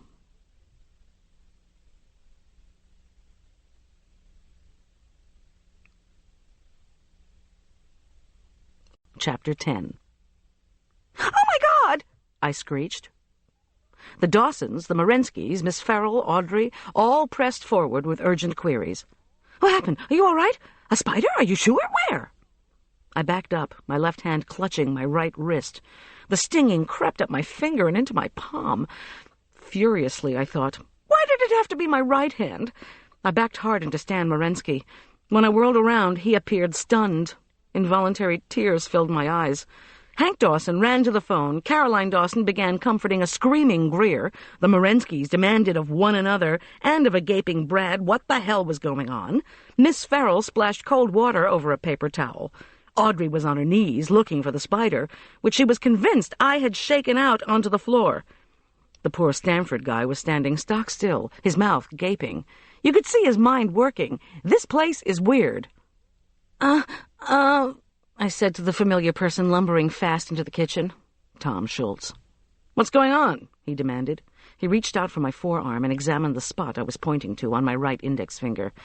It was swelling up and reddening, and it burned. I mean, my hand was on fire. From the floor, Audrey hollered up at him. "Do something! Take her to the hospital! She's been bitten by a poisonous spider! Do something!" Tom Schultz gripped my shoulders. "Goldy?" he said, demanding my gaze. "Was it small and brown?" I said, Would you know a brown recluse?" That wasn't... He seemed relieved, then raised his eyebrows. He said, "Black Widow?" and I nodded. To each of his questions, "Are you allergic? Do you know?" I shook my head and gave a helpless gesture. I hadn't the slightest idea if I was allergic. How often does one get bitten by a poisonous arachnid? Hank Dawson trundled rapidly back into the kitchen. His voice cracked when he announced, "Oh, God! All the ambulances in the entire mountain area are tied up. Is she going to be all right? Should one of us take her to a hospital? Is she going to die? What?" Schultz hustled me out of there. Amid the siren, lights, squeal of tires, and Schultz's inability to get his cellular phone to work, we hightailed it out of Aspen Meadow North and got onto Interstate 70. As the dun-brown hills whizzed by, I held my hand by the wrist like a tourniquet. I tried to think of the spider venom as a toxic black ink that I was willing to stay in my palm and not travel through my veins into the bloodstream. Once we were on I-70, Schultz's cellular phone kicked in, and he announced to dispatch where he was going. Then he called the poison center. Through the crackle of interference, they directed us to Denver General Hospital. It had the closest source of anti-venom, they told Schultz. My hand burned. Cursing the welling tears and my shaking voice, I asked, "Isn't this supposed to go away or something? It's not really poisonous, is it?" He kept his eyes on the road as we whipped past a truck. "Depends. Brown recluse would have been worse." I cleared my throat. "I have to be able to take care of Arch." I was beginning to perspire heavily. Each time I took a breath, the bite throbbed. It was like being in labor. Schultz said, "Feel nauseated?" I told him no. After a minute, he said, "You're not going to die. I don't know why you go into that damn cafe, though. Last summer, somebody pushed you into a glass case there. I'm telling you, Goldy, that place and you don't mix." "No kidding." Perspiration trickled down my scalp. I stared at my swollen finger, now overcome with a dull, numbing pain. Strangely, I also felt a hardening pain developing in my shoulder. I took a breath. Agony. "I'm beginning to hurt all over. How am I going to cook? Why did it have to be my right hand?" He flicked me a look. "Why did it have to be you at all?" Headache squeezed my temples mercilessly. I whispered, "Good thing you came along when you did." "The posse," he said impassively. In the emergency room, a bleached blonde nurse asked in a clipped voice about allergies and insurance. A dark-complected doctor asked about how long ago this had happened and what I had been doing to make the spider bite me. Some people. While the doctor examined the bite, I closed my eyes and did Lamaze breathing. The childbirth experience, like the divorce experience, can give you a reservoir of behaviors to deal with crises for the rest of your life. The doctor finally decreed that envenomation had not been severe. I didn't, he said, need to be hospitalized. He checked my vital signs, then told me to take hot baths this afternoon and tonight to relieve the muscular pain in my back. When I asked about working, he said I might be cooking again by tomorrow, that I should see how I felt. Before he breezed out, he said tonight was for rest. "Oh, gosh!" I exclaimed, suddenly remembering. "The red and white cookies for the school. I don't know if Audrey remembered them." "Goldie, please," said Schultz. "Why not let somebody else—" "I can't. I worked all morning on those things," I said stubbornly, and scooted off the examination table. Dizziness rocked me as soon as my feet hit the ground. Shaking his head, Schultz held my arm as we walked down the hall to a payphone. He punched in the number of the cafe and tried to cut through the barrage of frantic queries from Hank Dawson. Finally, sighing, Schultz handed me the phone. Hank's inquiries about whether I was okay were immediately followed by a volley of questions designed to ascertain whether I was going to sue him. No, I wouldn't contemplate legal action, I promised, if he would retrieve the platters of cookies from my van and get them over to the prep school. Hank said Audrey had left in her usual high-strung state and had forgotten them, but that he would make sure they were delivered. Somewhat ruefully, he added that the Stamford rep had worried aloud about hygiene conditions at the cafe. To add insult to injury, Hank informed me the rep hadn't even stayed for a free lunch. Greer's future at Stanford didn't look so hot. After what seemed like an interminable wait, I couldn't decide if the doctor was waiting for me to die, get better, or just disappear. The blonde nurse reappeared and announced that I could go. Schultz drove me home. I felt embarrassed to have taken so much of his time, and said so. He chuckled. "Are you kidding? Most exciting lunch I've had all week." Audrey Cooper-Smith's white pickup truck sat in front of my house. Audrey got out, and with her shoulders rolled inward, marched with her long duck-walk stride up to my front porch. The first official greeter. Bless her, she'd brought a cellophane-wrapped bouquet of carnations. As Schultz and I came slowly up the walk, she stood feet apart, hands clasping the flowers behind her back. Her face seemed frozen in anxiety. Schultz still held me gently by the right elbow, but he lifted his chin and squinted his eyes, appraising Audrey. Under his breath, he said, "Have you introduced me to this Mouseketeer?" "Don't." When we got to the front door, Audrey wordlessly thrust the flowers at me. Then, seeing my bandaged hand, she awkwardly drew the bouquet back and blushed deeply. I mumbled a thanks and reluctantly asked her to come in. It took me a minute to remember my security code. Put it down to spider toxin fuzzing the brain. After some fumbling, we all stood in my kitchen. Audrey's eyes widened at the vases and baskets of roses, daisies, freesias, astrameria. The kitchen smelled like a flower show. "Gosh, guess you didn't need carnations after all." "Of course I did. Now, meet my friend," I said, and introduced her to Schultz, who was already ferreting through the freezer to dig out ice cubes for my finger. Schultz wiped his hands and courteously addressed her. I added that Audrey was a temporary helper for the catering business, along with her work at the Tattered Cover. Schultz cocked his head and said he remembered that Audrey was one of the people who'd helped me out the night of the Keith Andrews fatality.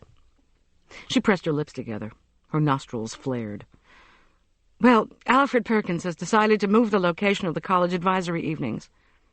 "Yes," said Schultz with his Santa Claus grin. "Going down to the bookstore, right? Terrific place. Will you be helping Goldie on Friday, too?" Mr. Charm. Audrey visibly relaxed and said yes to both questions. The edges of her mouth may have been starting to turn up in one of her rare grins. Then again, maybe it was my imagination. We were saved from more banter by the telephone. Schultz gestured toward it and raised his eyebrows at me, as in, should I get it? I nodded. It was my mother, calling from New Jersey, because she'd just heard that there'd been a big snowstorm in Colorado. I try to tell my parents, this time of year, there is always lots of snow falling somewhere in the Rockies. Why this meteorological condition is so profoundly newsworthy for the national networks is beyond me. We take the precipitation in stride. The dire announcements just worry Coloradans' relatives who live elsewhere. I wedged the phone under my chin so I could keep the ice cubes on my right hand. Goldy, is that the policeman you've been seeing? Why is he at your house in the middle of the day?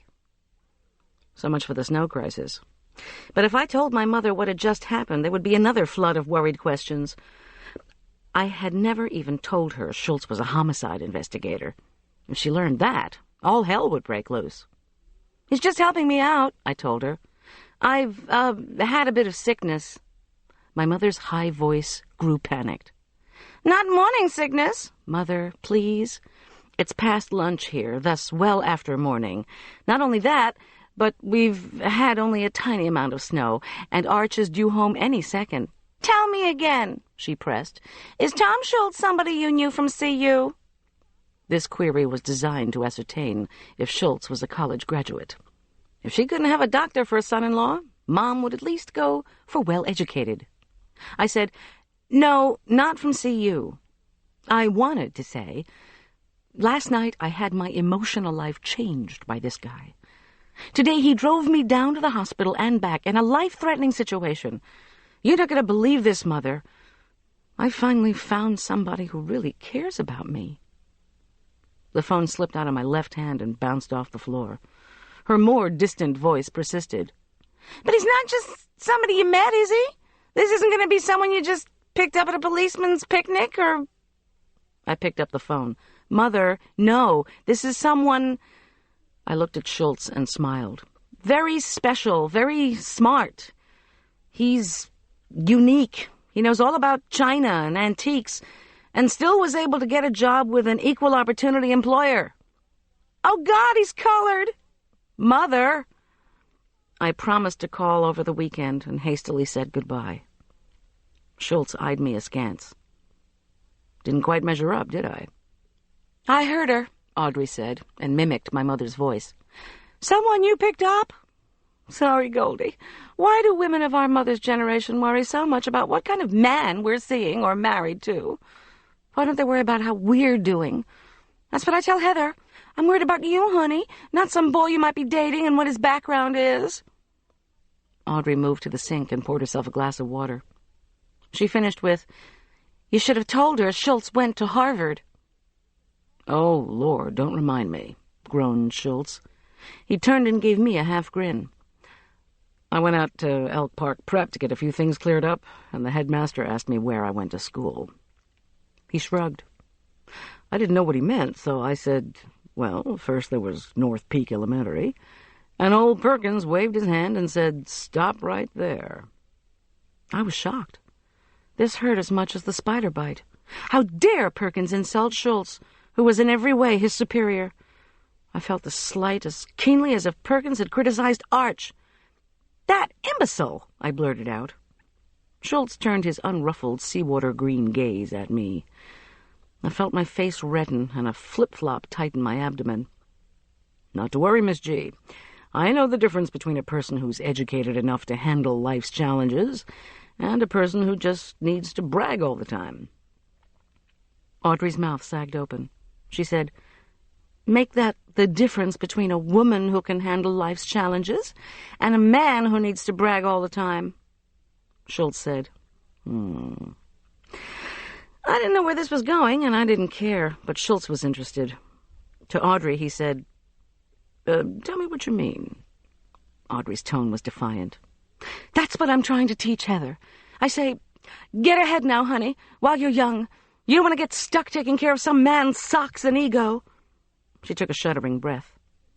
"You see, if you don't get ahead when you're young, if you just let things go along, if you trust people—" A cloud of bitterness soured her features. "Oh, never mind. All I want is for Heather to have things I never had. She is phenomenally talented," she said, animated again. "She ran the virtual reality simulator this summer for exploring Mars." She glared at us fiercely. "Heather is going to be a success." Schultz leaned back in his chair and gave Audrey and me a benevolent, questioning grin. "Success, huh? When we had no response, he got up out of his chair and cocked his head at us. "You feeling okay, Goldy?" When I said I thought so, he added, "I'm going to make some tea." We were silent while Schultz rummaged for cups, saucers, and a pot, and then drew water. Finally, Audrey said glumly, "Success is what I'm not." She ticked off on her fingers. "No meaningful work or career, no relationship, no money." Well, I wasn't going to interrupt my part-time assistant and say, "Catering is meaningful work for some of us, if not for you. Catering pays the bills. That's my definition of meaningful." Schultz said, "I grew up in eastern Colorado and paid for my own college education until I was drafted. I didn't finish a degree until I got out of the Army. Criminalistics, University of Colorado at Denver." He frowned. "I've killed people and thought it was wrong. Killed them and thought it was right. Some criminals I catch and some I don't. I make a good salary, and I'm unmarried. No kids." He rubbed his chin, watching Audrey. "But I think of myself as a success. In fact," here he gave me a wink, "I'm getting more successful all the time." "Huh," said Audrey. The tea kettle whistled. Schultz moved efficiently around the kitchen, first ladling in black china tea leaves, then pouring a steaming stream of water into the pot. He ducked into the refrigerator and came out with a dish of leftover red and whites. I glanced at my watch. 3 o'clock. Arch and Julian would be home within the hour, and we had nothing for dinner. Maybe Julian would want to cook. This time he'd get no argument from me. Audrey's hand trembled as she lifted her teacup and saucer. The cup made a chittering sound as Schultz slowly filled it. Audrey didn't look at me when she went on. "I didn't go to a school where I could make something out of myself. If only I'd studied math instead of—" The pain in my hand was getting worse. I was having trouble focusing on Audrey's voice. Whine, whine, Caltech. Whine, whine, Mount Holyoke. Heather's always been so gifted. Sudden exhaustion swept over me. I dreaded telling Arch and Julian about the spider bite. I longed to take my first doctor-prescribed hot bath. But now Audrey was complaining about how the best possible thing for Heather would be a big science-oriented school in California or the Northeast, since they had the best reputations and would assure her of landing a great job once she graduated. Maybe it was the bite. Maybe it was my mood. Maybe I had just had it with this kind of talk. "Enough! Uncle! A big-name school is not going to make a person. You make it sound like it's sex or something." Schultz turned down the edges of his mouth in an effort not to laugh. He cleared his throat with a great rumbly sound and said, "Oh, yeah? Like sex? This ought to be interesting. Goldy, you haven't touched your tea." I slouched back and obligingly sipped. "Let me tell you, my college counselor promised me the moon, and I believed her." Audrey said, "Really? Where did you go?" I told her. She was impressed. She said, "Gosh, a camel's hair coat in every closet." Spare me. I remembered undergraduate nights shivering in freezing rain mixed with snow. I didn't recall ever seeing a camel's hair coat. I sighed. Where do these reputations come from? People think if you go to this or that college, you're in. Go to this school or that school, and you'll become beautiful and smart and get a great job and be a successful person. What a joke. "She's getting cynical in her old age," Schultz told Audrey out of the side of his mouth. Then to me, brightly, "Would you pass the sugar?" "I mean, just look at the catalog." I slid Schultz the sugar bowl with my good hand. "Look at the close-up shots of Gothic spires. They do it that way so you won't see the smog. Look at the good-looking, well-dressed, preppy, white Anglo-Saxon Protestant females striding together across the lush green campus. They and their friends vacated the campus over the weekend, while the less attractive girls stayed alone in the dorms, their minuscule numbers at meals an indictment of their own unpopularity." I put down my teacup and held my hands open as if perusing an imaginary brochure. "Wow! Look at the picture of that energetic lecturer and those students eagerly taking notes. That must be a fascinating class." I gave them a fascinated class look. "The class is required for your major, but it took you 3.5 years to get into it. Complain to your parents, as I did, and they say, "For this, we're paying thousands a year?" I sipped tea and gave them a wide grin. Man, I just loved going to a big-name school. Schultz explained placidly to Audrey. Goldy has an excitable temperament. Nah, I said, surprised by the passion in my little diatribe. What the heck, I even give the school money. The phone rang. Schultz raised his eyebrows at me again, and again I nodded. This time it was Julian. He had heard about the spider incident when Hank Dawson fulfilled his promise and delivered the cookies. Julian was frantic. Schultz tried to lighten it up by saying, "I've warned her not to try to cook with spiders." But Julian was having none of it. I could hear him yelling. I signaled, "Just let me talk to him." When Schultz resignedly handed me the phone, I said, "Julian, I'm fine. I want you to quit worrying about me." "Who put the spider in the drawer?" he yelled. "Miss Farrell? Trying to take attention away from her other problems?" "Whoa, Julian. Of course Miss Farrell didn't put it in the drawer. Come on. Everybody knows black widows live all over Colorado. I hardly think Miss Farrell, or anybody else for that matter, would deliberately try something nasty like that. Want to bet? She just told me she doesn't know anything about food science. I'll bet she doesn't think it's worthy. She's not going to give me a good recommendation, I know it. She's a Class A bitch from the word go." "I'll talk to her," I volunteered. "Lot of good that'll do," he replied bitterly, and then he sighed. It was a deep, pained, resigned sigh. "What else is going on?" I asked, concerned. "You sound terrible." "We're all staying until about 6. There's a vocabulary review thing going on in Farrell's room. Arch is in the library, don't worry. We'll just be home late." "How was the Stanford rep? Did you have some cookies?" "Oh, the room was packed. I didn't go." He paused. "Sheila Morgenstern told me she mailed in her early decision application to Cornell. She's 6th in our class, but she got 1550 combined on her SATs last year. I'm happy for her, I guess, but it's bad for me. Cornell will never take 2 kids from the same school, especially if one of them isn't going to get a good recommendation from the college counselor." "Oh, come on. Sure they will, Julian. You're just making yourself miserable. Lighten up." There was a silence. "Goldy," Julian said evenly, "I know you mean well. Really, I do. But honestly, you don't know a thing." "Oh," I mumbled, staring at my swollen finger. Maybe he was right. My life did seem to be a mess at the moment. "I didn't mean to—" Forget about it. To make things worse, I flunked a French quiz this morning, and I flunked a history quiz, too. Not my day, I guess." "Flunked?" "I was tired. And then Farrell asked 5 questions about the subjunctive. Schlichtmeyer asked about Lafayette. And I guess I missed that part when he talked about him." He mocked, "Well, we don't know for sure." "Don't?" I said. Yeah, I know. Don't be prejudiced." "Forget to mention half the class flunked, too. Nobody's learning a thing in there." There was a silence. "And hey, I'm not the one making fun of Schlichtmeyer. I stick up for him every chance I get." "I'm sure you do." But Julian's tone had again grown savage. "You want to know the truth? The guy who used to make fun of him is dead."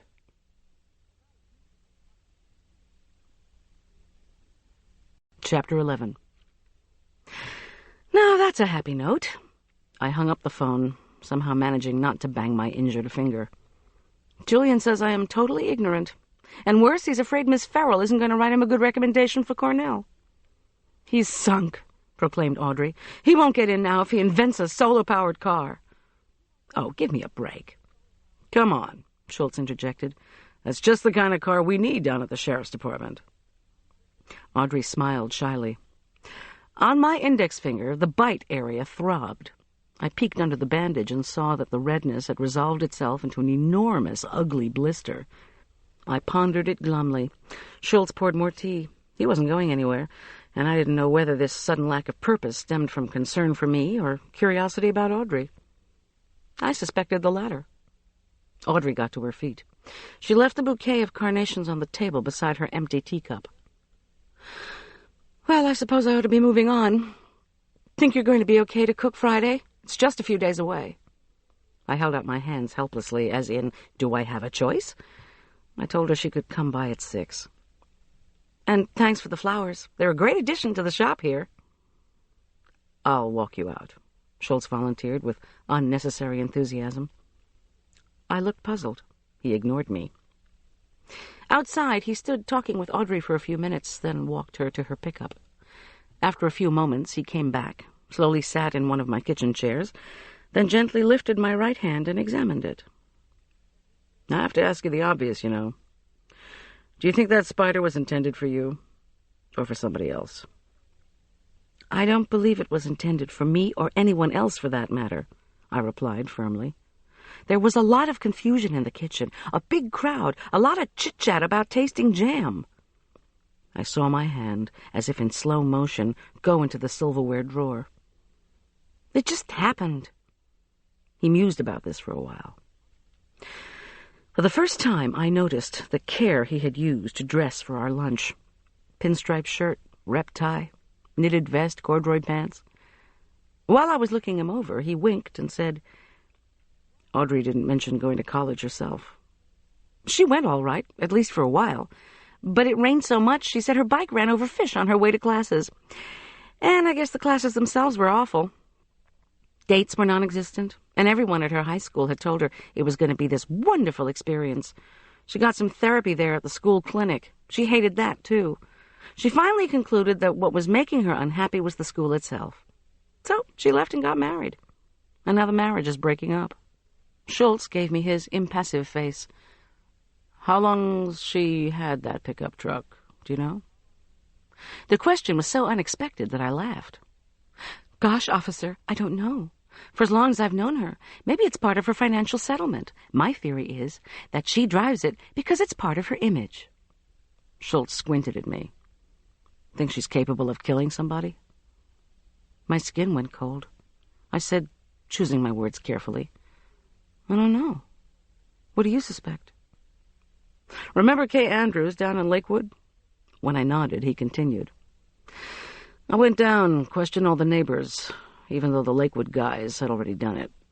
Hardly anyone's around during the day, and nobody saw anything unusually suspicious. A blue Mercedes, a silver limousine, an old white pickup, maybe a new ice cream truck. No identifying features. One young mother glanced out her window and saw somebody stopped at Kathy Andrews' mailbox one day. She'd already reported it. Something unusual, she says. Something out of place. That's all I can remember. Something out of place, I said, puzzled. A moving van? A flying saucer? Is that all you could get out of her? Hey, don't think I didn't try. I say, not a car from the neighborhood? Not FedEx or UPS? She shakes her head. I go, not the usual mail person? No, she says. It was something it was too late for. Just one instant, there and then gone. That's all that registered with her. I say, too late for what, the mail? And she says, I just don't know. So you checked with all the delivery people, limousine people, and nobody was late for anything? Correct. Nada. Same as the Lakewood guys found. He sipped his cold tea.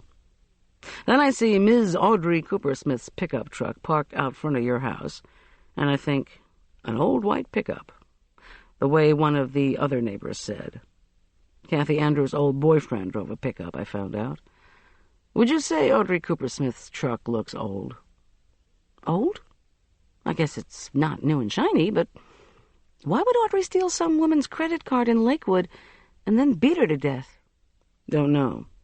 The most frequent kind of credit card fraud we have is a woman, excuse me, Miss G, anyway, getting her friends' cards and signing their names to her purchases. Audrey works in Denver at the bookstore, and maybe she goes across the street to Neiman Marcus on her break, sees some gal make a purchase, and the saleslady says, thank you, Miss Andrews, and Miss Andrews says, you can call me Kathy. So maybe Audrey, who is having all these money problems, thinks of Keith Andrews, a convenient place to dump the card if things got hot. Then again, maybe all this investigating he was doing for the paper got him on her path. Pretty far-fetched, I'd say. I mean, you can see for yourself that we're not exactly talking a designer wardrobe. He smiled grimly. But she was at that college advisory dinner. She has some unresolved feelings about her own past and present. And maybe all that got taken out on Kathy. And then Keith Andrews. Again, the raised eyebrows. And she was at the cafe today when you were there with the Dawsons and Miss Farrell. Maybe she put the spider in the drawer and it was intended for someone else, like the college counselor. Was she at the school the day Arch found the rattler in his locker? With a sickening feeling, I remembered Audrey standing in the hall, telling me the headmaster wanted to see me. My finger ached dully. Yes, I said. She was. Schultz asked to use my phone.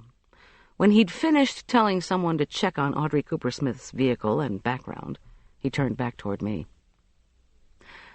Actually, I do know a cure for black widow spider bites. Now, you tell me. You gotta stand up first. Tom, you want to get better or not? I stood, and as soon as I had, he reached down and scooped me up in his arms. What are you doing? I exclaimed when he was halfway down my front hall. He started up the staircase. Guess. I got the afternoon off, in case you haven't noticed. In my bedroom, he set me down on the bed, then kissed my finger all the way around the bite. Better yet? His smile was mischievous. Why, I do believe I'm feeling some improvement, officer. He kissed my wrist, my forearm, my elbow. A tickle of desire began at the back of my throat. It was all I could do to keep from laughing as we undressed each other, especially when my bandaged right hand made me fumble. I reached for the fleshy expanse of Schultz's back. Only the night before, I had begun to discover hidden curves and niches there. Schultz's warm body snuggled in next to mine. His hands lingered on my skin. Tom Schultz was the opposite of John Richard's knobby edges and angry thrusting force. And when it was over, I wanted him to stay in my bed and never leave. This is so great, I murmured into his shoulder. So you are feeling better. It's a miracle. No more spider bite pain. You see, officer, I planted the Black Widow. We went off into a fit of giggles. Then we fell silent. Schultz tucked the sheets and blanket around my neck and shoulders until not a square centimeter of cold, foreign air could penetrate the warm pouch within. Knowing that the boys were due home late, I allowed myself to drift off to sleep. My mother was probably right to be suspicious. It was nice. In fact, it was delicious to be so successfully up to something with this man in my house in the middle of the day. The sun had already begun its blazing retreat behind the mountains when I woke to see Schultz standing beside my bed. My alarm clock said 5:30. I said quietly, "The boys here yet?" "No, you stay put. I'm fixing dinner." I got up anyway and took the doctor-ordered bath. As I was putting on clean clothes, trying in vain not to use my right hand, my phone rang. I dove for it in case it was my mother. The last thing she needed was to hear Schultz's voice again. "Goldy, you degenerate." "Now what?" "Oh, tell me that policeman's car has been outside your house for 3 hours so he can teach you about security." "Give me a break, Marla. I got bitten by a black widow. Old news, and I'm sorry. That's why I drove by 4 times. I was worried about you. Of course, I didn't want to interrupt anything exciting. Okay, give me a little sympathy here. You wouldn't believe this bite I've got." Giving you sympathy is what I hope Tom Schultz has been doing, and a whole lot more, sweetie pie. I am going to give you help tomorrow with whatever kind of catering things you've got going. But you don't even cook. Marla snorted. After tomorrow, you'll know why. In the kitchen, Schultz was playing country music on the radio and using a wok to steam vegetables. He had made a pasta dough that was resting, wrapped on one of my counters, and he had grated 2 kinds of cheese and measured out cream and white wine. "Fettuccine Schultz," he informed me as he jiggled the wok steamer tray. "How hard is it to make pasta in this machine? That dough's ready." I put a pasta plate on my large mixer, and Schultz rolled the dough into walnut-sized pieces. Just as the machine began producing golden ribbons of fettuccine, we heard the boys trudging up the porch steps. I felt a pang of sudden nervousness. "What's our story?" "Story for what?" He laid out handfuls of pasta to dry. "You got bitten, and I'm helping out. They're not going to say, 'Well, did you guys make love all afternoon?' If they do, I'll say—" He put his big hands around my waist and swung me around. "Yes, yes, yes. I'm trying to force this woman to marry me by making mad, passionate love to her at least once a day." The door opened, and I squealed at him in panic. He put me down lightly, looking unrepentant. I glanced around hastily for something to do. Julian and Arch rushed into the room, then stopped, gazing in silent awe at the masses of flowers. "Gosh," murmured Julian, "bad news sure travels fast in this town. All this for a spider bite?" I didn't answer. Arch was giving me half a hug with one arm, while keeping his other hand free to hold up my bandaged area and examine it. He pulled back and regarded me from behind his tortoise-shell-framed glasses. "Are you okay?" "Of course." He closed one eye in appraisal. "But something's going on. Sure wasn't anything worse than a spider bite, Mom? I mean, all these flowers. Are you sick?" "Arch, for heaven's sake, I'm fine. Go wash your hands and get ready for dinner." Saved by the chore. To my surprise, they both sprinted out, calling back and forth about the work they were going to do together that night. Julian had volunteered to help Arch construct a model of the Dawn Treader. Then they were going to go over Arch's social studies homework. After the moon set, they were going to look for the Milky Way. Amazing. When they came downstairs, we all delved into the pasta. The velvety fettuccine was bathed in a rich cheese sauce, studded with carrots, onions, broccoli, and luscious sun-dried tomatoes. It wasn't until we were eating the dessert, the final batch of leftover red and whites, that Arch dropped his bombshell. "Oh," he said with our preliminaries, "I finally thought of something that someone warned me not to tattle about." We all stopped talking and held cookies in mid-bite. Arch looked at each of us with a rueful smile. He was a great one for dramatic effect. "Well, you know Mr. Schlickmeyer is kind of short and stocky. He works out, with weights. I've seen him over at the rec center." "Yes," I said, impatient. "So?" "Well, one day I asked him if he used steroids to pump himself up." "Arch!" I was shocked. "Why in the world would you do something like that?" Schultz and Julian couldn't help it. They dropped their cookies and started laughing. "Well, I was thinking about starting to work out myself," Arch protested. "And, they're always having those shows on TV about guys dying because they use those hormones. And now you have to be checked before races and games." "Arch," I said. It wasn't the first time I longed to throw a brick through the television. "What were you saying about tattling?" "So Schlickmeyer goes, 'Steroids? Ah, swear you won't tell.'" Arch's mouth twisted. He laughed, though. I thought, weird, man. Anyway, that was a couple of days ago. Then the next day he says, "You won't tattle on me?" I say, "No problem, Mr. Schlickmeyer. You want to die of cancer? That's up to you." He says, "You promise?" Boring man. I say, yeah. And then the snake thing happened, and I forgot all about it. Great. I looked at Schultz, who shrugged. Better to let go of it for now, especially after all we'd been through that day. Arch got up to clear the table. Julian offered to do the dishwashing. I walked out in the cool October night with Schultz. "Sounds like a joke, Miss G," he said, once again reading my mind. "Way to get a 12-year-old kid to relax, have a relationship, make a joke about artificial hormones." "But you're willing to suspect Audrey Coopersmith of murder based on the age of her truck?"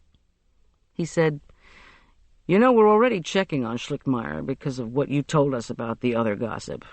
If anything turns up, I'll let you know." When we arrived at the doors of his squad car, we didn't kiss or hug. We didn't act as if we were anything other than police officer and solid citizen. You never knew who might be looking. I felt happiness and sadness. I felt the tug of a growing intimacy drawing me as ineluctably as the receding tide takes the unwary swimmer out to unexpected depths. I looked into his eyes and thanked him aloud for his help. He saluted me, then pulled slowly away from the curb. I ran back inside and picked up the phone with the thumb and little finger of my right hand, then dialed with my left. In the dining room, I could hear the cheerful voices of the boys as they reconstructed their ship. "Aspen Meadow Recreation Center," came the answer on the other end after 6 rings. "What time does the weight room open in the morning?" I whispered. 6. Why? You haven't been here before?" "I've been there, just not to the weight room." "You have to have an instructor the first time," said the voice, suddenly bored. Okay, put me down for an instructor," I said quickly, then gave my name. A flash of inspiration struck. "Does, Egon Schlichtmeyer teach over there by any chance? I know he's a language teacher somewhere." "The German guy? Nah, Egon doesn't teach. Sometimes he's here in the morning, brings a teenager. I asked if he knew Arnold Schwarzenegger, and he goes, 'He's from Austria,' like I was so dumb." There was a pause. I could hear papers rustling. "I'll put you down for Chuck Blaster. $12. Wear sweats." A dial tone. Oh, God. What had I done? Chuck Blaster? That couldn't possibly be his professional name, could it? But I replaced the receiver and crept up to bed. He who wants to be a tattler. I wasn't convinced it was a joke.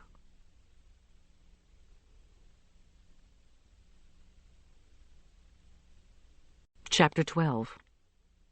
The throbbing in my finger woke me up Wednesday morning, just as the sunrise began to brighten the horizon.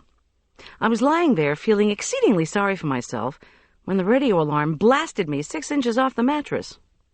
Blasted, yes, not unlike blaster, now part of my ruse for a confrontation with Egon Schlichtmeyer.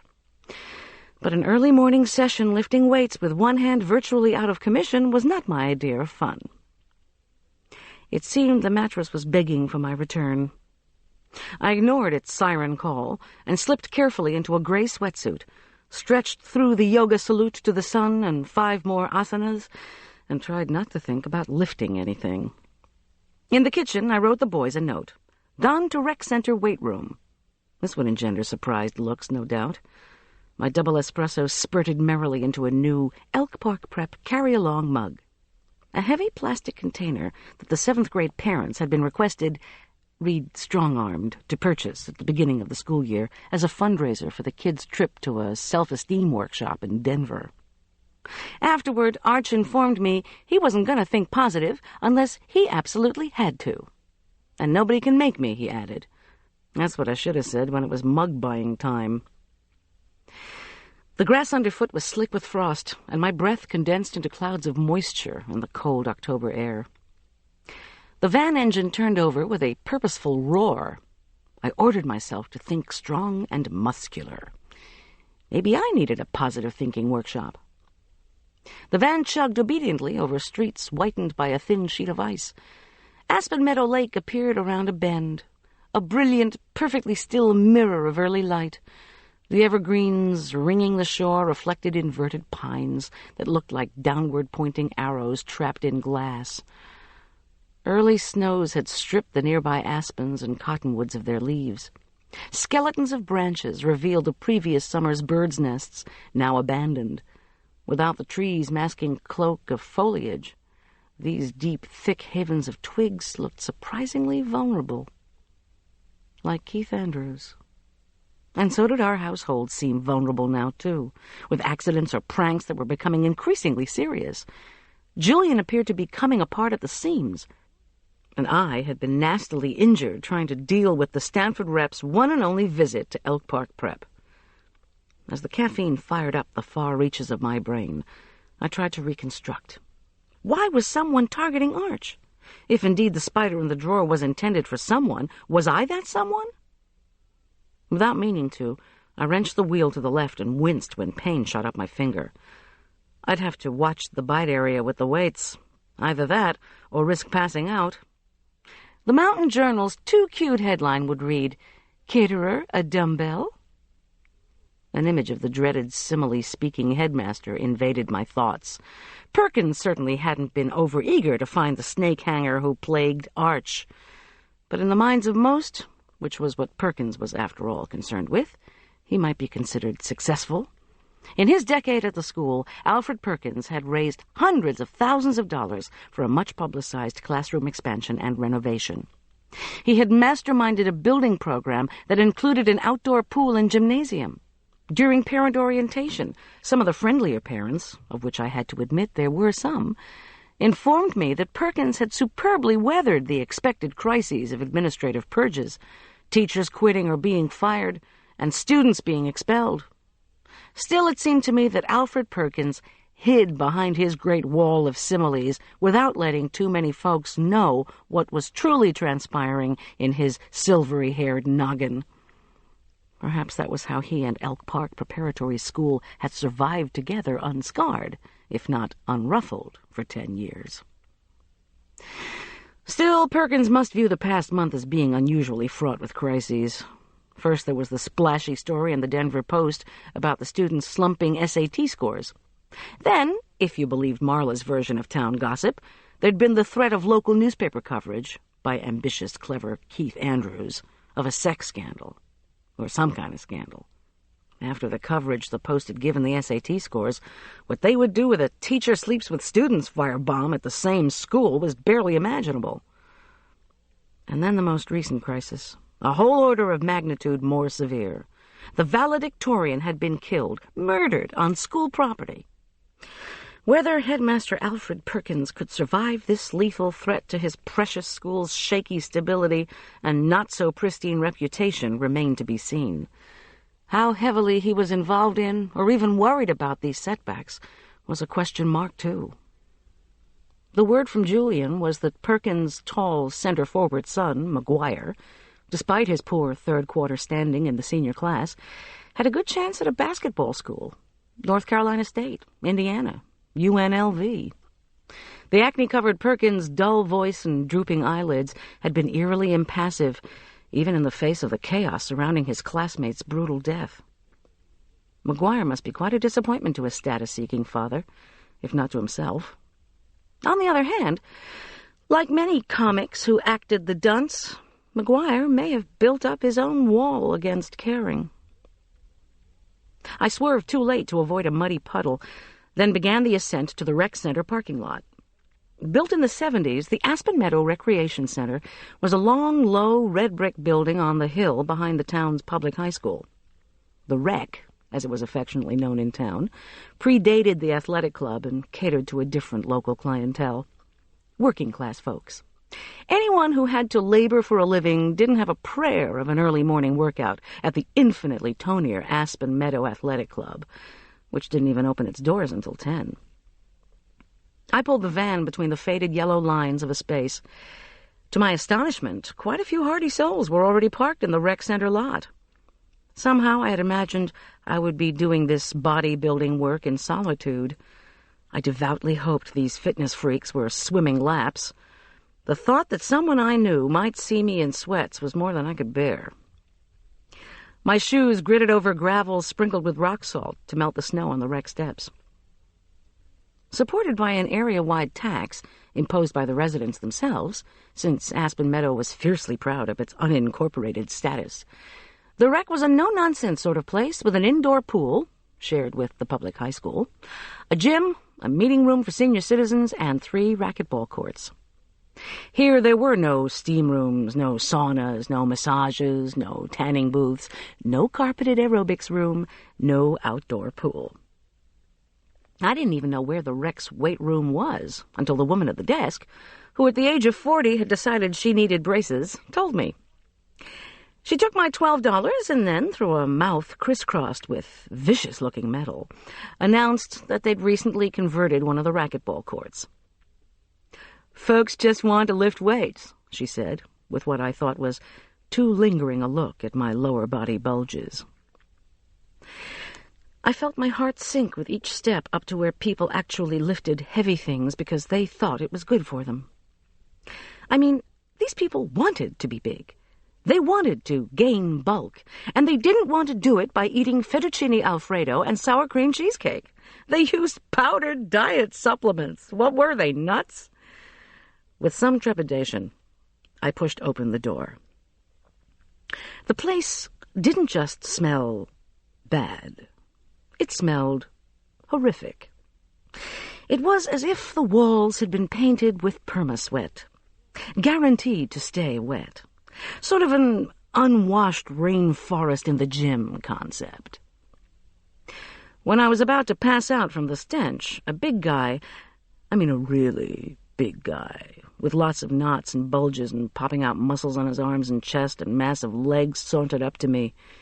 He growled, "You Goldy?" I swallowed and said, His eyes, tiny sapphires set in an expanse of facial flesh, flicked over me contemptuously. "Don't work out much, do you?" Not a good start. I looked around at the different instruments of torture, things you pushed up on, things you pushed down on, things you watched your shoulders dislocate on, in the bank of, yes, mirrors. Men of all ages, and one woman who I at first thought was a man, were grunting and groaning and pumping. It didn't look like fun. "Really," I improvised desperately. "I'm just looking for somebody." "You're looking for me," said Big Guy. "Come on over here. I'm Blaster." Not one to argue with one so massive, I followed dutifully behind. I had a terrible blinding thought. What if I saw my ex-husband here? John Richard Corman would laugh himself silly. I cast a quick glance around. No jerk. He preferred the more she athletic club. Thank God for tiny favors. "First we stretch," announced Blaster. Well, now, stretching was something I knew about. I said hopefully, "I do yoga." Blaster did a prune face of disdain and thrust a long metal rod at me. He said, "Do what I do." And then he threaded his huge arms around an identical metal rod. As he twisted his sculpted torso from side to side, I struggled to follow suit. But in the mirror, I looked too much like a chunk of meat skewered on a shish kebab, so I stopped. Unfortunately, I also let go. The rod Blaster had given me clattered to the floor with an unhappy thunkety-thunk. "Hey!" he bellowed. "Oh, don't be too hard on her," Hank Dawson said. "She had a really rough day yesterday, and she's a big Bronco fan." Unlike the young jocks in their scoop-neck sleeveless shirts and tight black pants, Hank wore orange sweats emblazoned with the words, "Denver Broncos, AFC Champions." "Finger okay?" he inquired, as he extricated himself from the thing he was pushing his elbows together in, and walked slowly up to my tormentor and me. One thing I had noticed about how the men moved in the weight room, they swaggered around bow-legged, as if at any minute they were going to face off against Gary Cooper. "Tromp, tromp, tromp. Don't be too hard on her. Tromp, tromp. Rough day. Tromp. Draw on free, partner." "Actually," I said, turning pained eyes up to Blaster, "I did suffer from a terrible spider bite yesterday." But Blaster had already clomped off to what looked like a stretcher lying on an angle. Hank Dawson gave me a grim, apologetic look. "You sure you're well enough to do this, Goldy? Did you hear Elway pulled his shoulder in practice yesterday? I'm surprised you're here." I said feebly, "So am I." He grinned. "You know, they hate food people here." I'm beginning to think this whole idea was a mistake.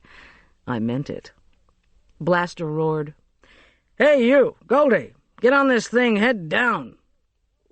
Several men turned to see if I would do as commanded. I scurried over to Blaster.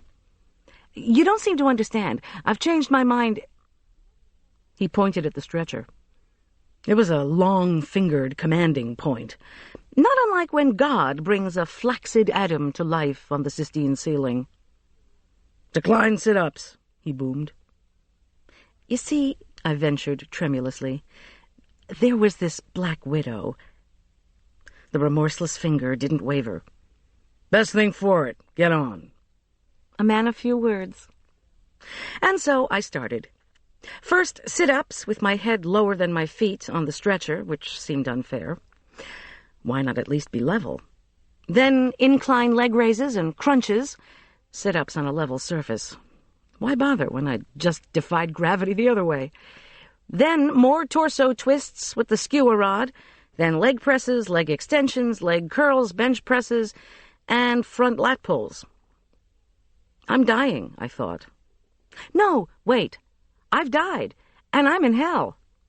In the mirror, my face was an unhealthy shade of puce. My finger throbbed. Rivulets of sweat ran down my forehead and turned into a veritable torrent inside my sweatshirt. Blaster announced we were almost done, and that I would do better next time. Hey, Blaster, there ain't gonna be a next time. Finally, Egon Schlichtmeyer walked in with none other than McGuire Perkins. Why I hadn't made an appointment just to see Schlichtmeyer at the school was beyond me. I was going to need a heating pad for a week. No, not a heating pad. An electric sleeping bag and months of physical therapy. I need to talk to you, I panted when the two of them sauntered, John Wayne-like, over to where I was slumped on the floor, collapsed and terminally winded. Before they could greet me, however, Blaster loomed suddenly overhead. I was looking straight at his calves. Each resembled an oven-roasted turkey. Blaster's beady blue eyes had a bone-chilling, God-surveying Sodom and Gomorrah look. "You're not done." His voice echoed off the dripping walls. "Oh, yes, I am," I said, as I scrambled to my feet, not without exquisite and hitherto undreamed-of pain. "Stick me with a toothpick. I'm as done as I'll ever be." But he was waving me over to the stairmaster, unheeding. Egon Schlichtmeyer said, "It's not so easy the first time." He gave me his big, cow-eyed look. "Like sex, you know." The muscles in his back and arms flexed and rolled as he escorted me over to the aerobics area. I hated him. I hated Egon Schlichtmeyer for his muscles. I hated him for sleeping with those undergraduates. And I hated him for comparing what we were doing in this chamber of horrors to making love, which I had just begun to enjoy lately, thank you very much. Blaster was punching numbers into the Stairmaster's digital readout with that meaty finger I had come to dread. He looked at me impassively. "Get on. 10 minutes, then you're through." And joy of joys, he stomped away. I faced Egon Schlichtmeyer and scowled. "Better do what Blaster says," came the unnaturally low voice of McGuire Perkins. "Guy has eyes in the back of his head. We'll get on the treadmills and keep you company." With such sympathetic exudings, the two of them mounted the treadmills and effortlessly began to walk. I wanted McGuire to go away, because what I was about to say concerned only Arch, Schlichtmeyer, and me. Perhaps McGuire sensed my disapproval. He pulled out a headset while he was walking, tucked on earphones, and obligingly blissed out. I stepped off the Stairmaster. Let Blaster come over and bawl me out. I dared him. I crossed my arms in front of Egon Schlichtmeyer's treadmill as McGuire Perkins began to screech along with his tape. "Roxanne!" To Egon Schlichtmeyer, I said, "I understand you've had some difficulty with my son." Surprise flickered in his eyes. "I do not teach your son." "Roxanne!" squealed McGuire. "But was there something you didn't want him to tattle about?" I replied evenly. "He said you were teasing him about something he said. He said you teased him day after day, and it was about tattling on you for using steroids. I simply will not stand to have my son harassed by you or anyone else." I narrowed my eyes at him. And then I had a horrible thought. Maybe Arch wasn't the only one Egon Schlichtmeyer didn't want to have tattle on him. A chill of fear scuttled down my back. Damn, I should have left this whole thing to Schultz, as he was always telling me. Egon Schlichtmeyer quietly turned off his treadmill and stepped off. He flexed his solid wall of muscles, and I felt my heart freeze. Here I was among a bunch of bodybuilders facing a possible multiple murderer. "Roxanne!" screeched McGuire. His tall body rocked and heaved along the treadmill. His muscular chest shimmied to the beat. "Roxanne!" In his thick German accent, Egon Schlichtmeyer said, "Yes, I did tease your son, but that was all it was. Your son has had a hard time fitting in socially as the school, as you may or may not be aware." He crossed his arms, a standoff. "When he accused me of using steroids, which is no small accusation, as you know, especially with all the other accusations you're facing, I thought, but did not say, I tried to joke him out of it. I mean, I work out, but I'm no Schwarzenegger, although we sound alike, no? I think your son has been watching too much TV." I really hate it when people criticize Arch. Egon Schlichtmeyer put his hands on his hips. He was muscled, this was true, and superbly proportioned.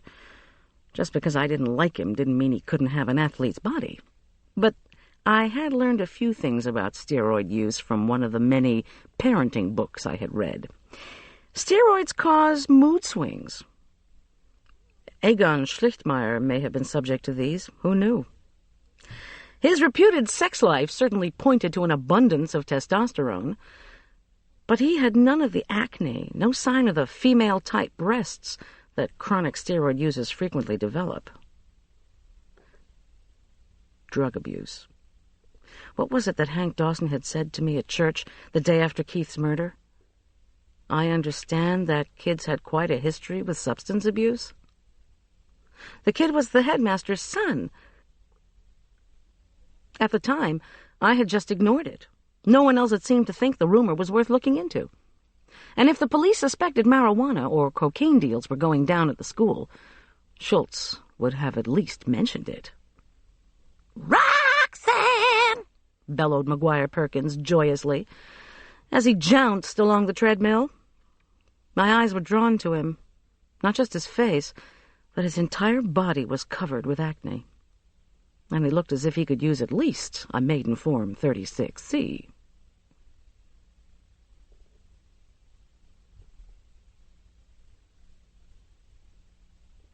Chapter 13. "Why did you drive McGuire over here?" I demanded. "His license has been suspended for a year. Drunk driving." Egon Schlichtmeyer screwed his face into paternalistic incredulity. "I try to help these kids. I do not threaten them." "Just trying to help, huh?" I didn't mention the dalliances at CU. Sometimes teachers didn't know their own power. One thing I did know about steroids was that a large percentage of students who took them got them from coaches and teachers. "Does McGuire have problems with other drugs? I mean, that you know of?" "Sorry?" Egon said, as if he hadn't understood me. "Like steroids, for instance?" His shoulder muscles rippled in a shrug. "Heaven's the foggiest."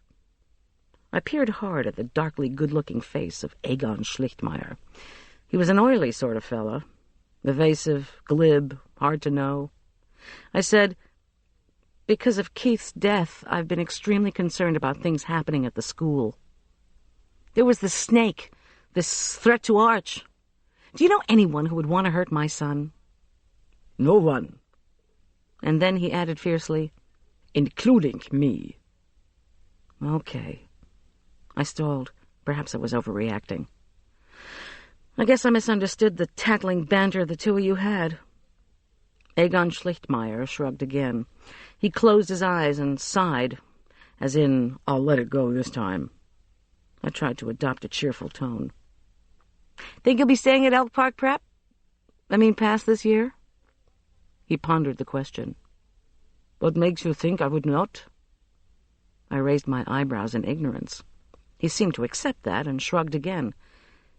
"I have not decided." At that moment, a horrific shriek and reverberating metallic crash cut the air. On the other side of the room, a crowd gathered to see what had happened. A short, stocky fellow had dropped one of the largest barbells. I wondered how many pounds were involved. and if the barbell had landed on his toe. So much for clean and jerk. Blaster started yelling at the poor guy who'd dropped the weight. Even McGuire pulled off his earphones. The Richter scale vibration had come through the treadmill. With an air of exasperated defeat, Egon Schlichtmeyer hunched toward the melee. But it seemed to me the teacher was only too glad to leave me standing there. We hadn't exactly been having a pleasant conversation. McGuire slouched off after Egon. I noticed with delight that the preoccupied Blaster had his back turned to me. Time to boogie. I showered quickly and drove home. By the time I eased the van in behind the Range Rover, it was almost 8 a.m. The Range Rover? Julian and Arch usually left for school around 7:30. Panic welled up. Were they all right? Had they overslept? I bounded inside and up the stairs to check, and immediately regretted the move. My thighs screamed with pain from the workout. "Julian?" I whispered after knocking on their door. "Arch?" There were groans and the sounds of shuffling sheets. The air in the room was close, and it smelled of boy. As an only child, Arch took rooming with Julian as a great adventure. It had begun with a bunk bed. Of course, I hadn't been able to afford a new one, and we wouldn't be needing it after Julian went off to college.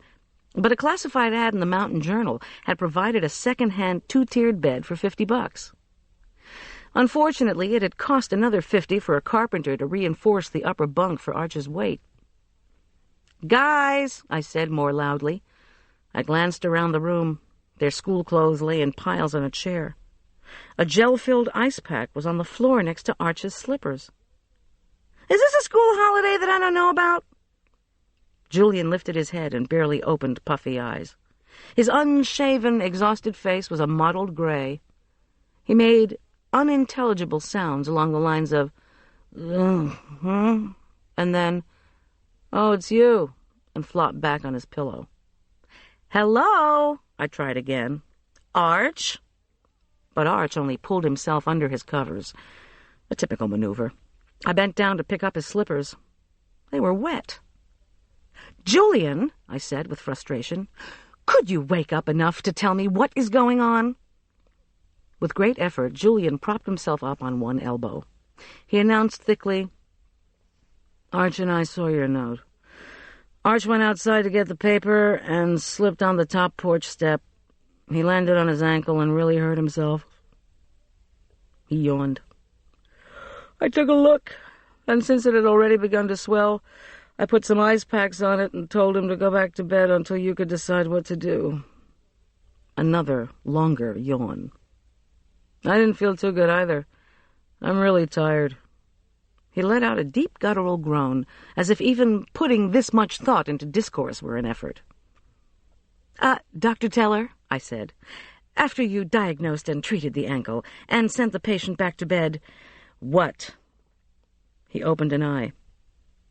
"Well," he said, with just a shade of a grin cracking the expansive youthful brown beard, "since I knew you wouldn't want Arch to be here alone, I mean after the rock and the snake and all, I decided to stay home with him. I can afford to miss a day." He flopped over. "You'll have to be the one who calls the school, though." Oh, what was the use? "All right, okay," I said, respecting kids' assessment of a situation as a finely tuned parenting skill. Not a skill I was sure I had yet, but never mind. "Arch, may I please take a look at your ankle?" He grunted in assent and thrust the offending foot from underneath his covers. Julian's makeshift ice pack had already begun to unwrap, but there were still 2 frozen gel-filled packs inside a gently knotted terry-cloth towel. The ankle was swollen, all right. The skin around the ankle was a pale blue. "From the steps?" I was confused. "That's awful." Arch wasn't usually clumsy. In fact, his lack of athletic ability was in direct contrast to what I thought of as his physical grace, which, of course, you could see when he skied. Admittedly, as his mother, I was somewhat prejudiced. "Can you stand on it?" "I can stand on it, and it is not broken," said Arch. "One more thing," muttered Julian, his head on the pillow, his eyes closed. I don't know if I'm getting paranoid or something. Did you spill water out front? When I said that I hadn't, he said, well, it looked to me as if someone had poured water over the steps, so anyone going out the front would fall and break his ass. In any event, medical attention was not warranted, at least for now. I backed out of the room, but not before I heard Arch's muffled and indignant voice say, I did not break my ass. I went down to the kitchen. When other people's lives get chaotic, they smoke, they drink, they exercise, they shop. I cook. At the moment, it seemed we all needed the comfort of homemade bread. I made a yeast starter and phoned Marla. You said you were coming over to help me today, remember? Please come now, I begged to her husky greeting.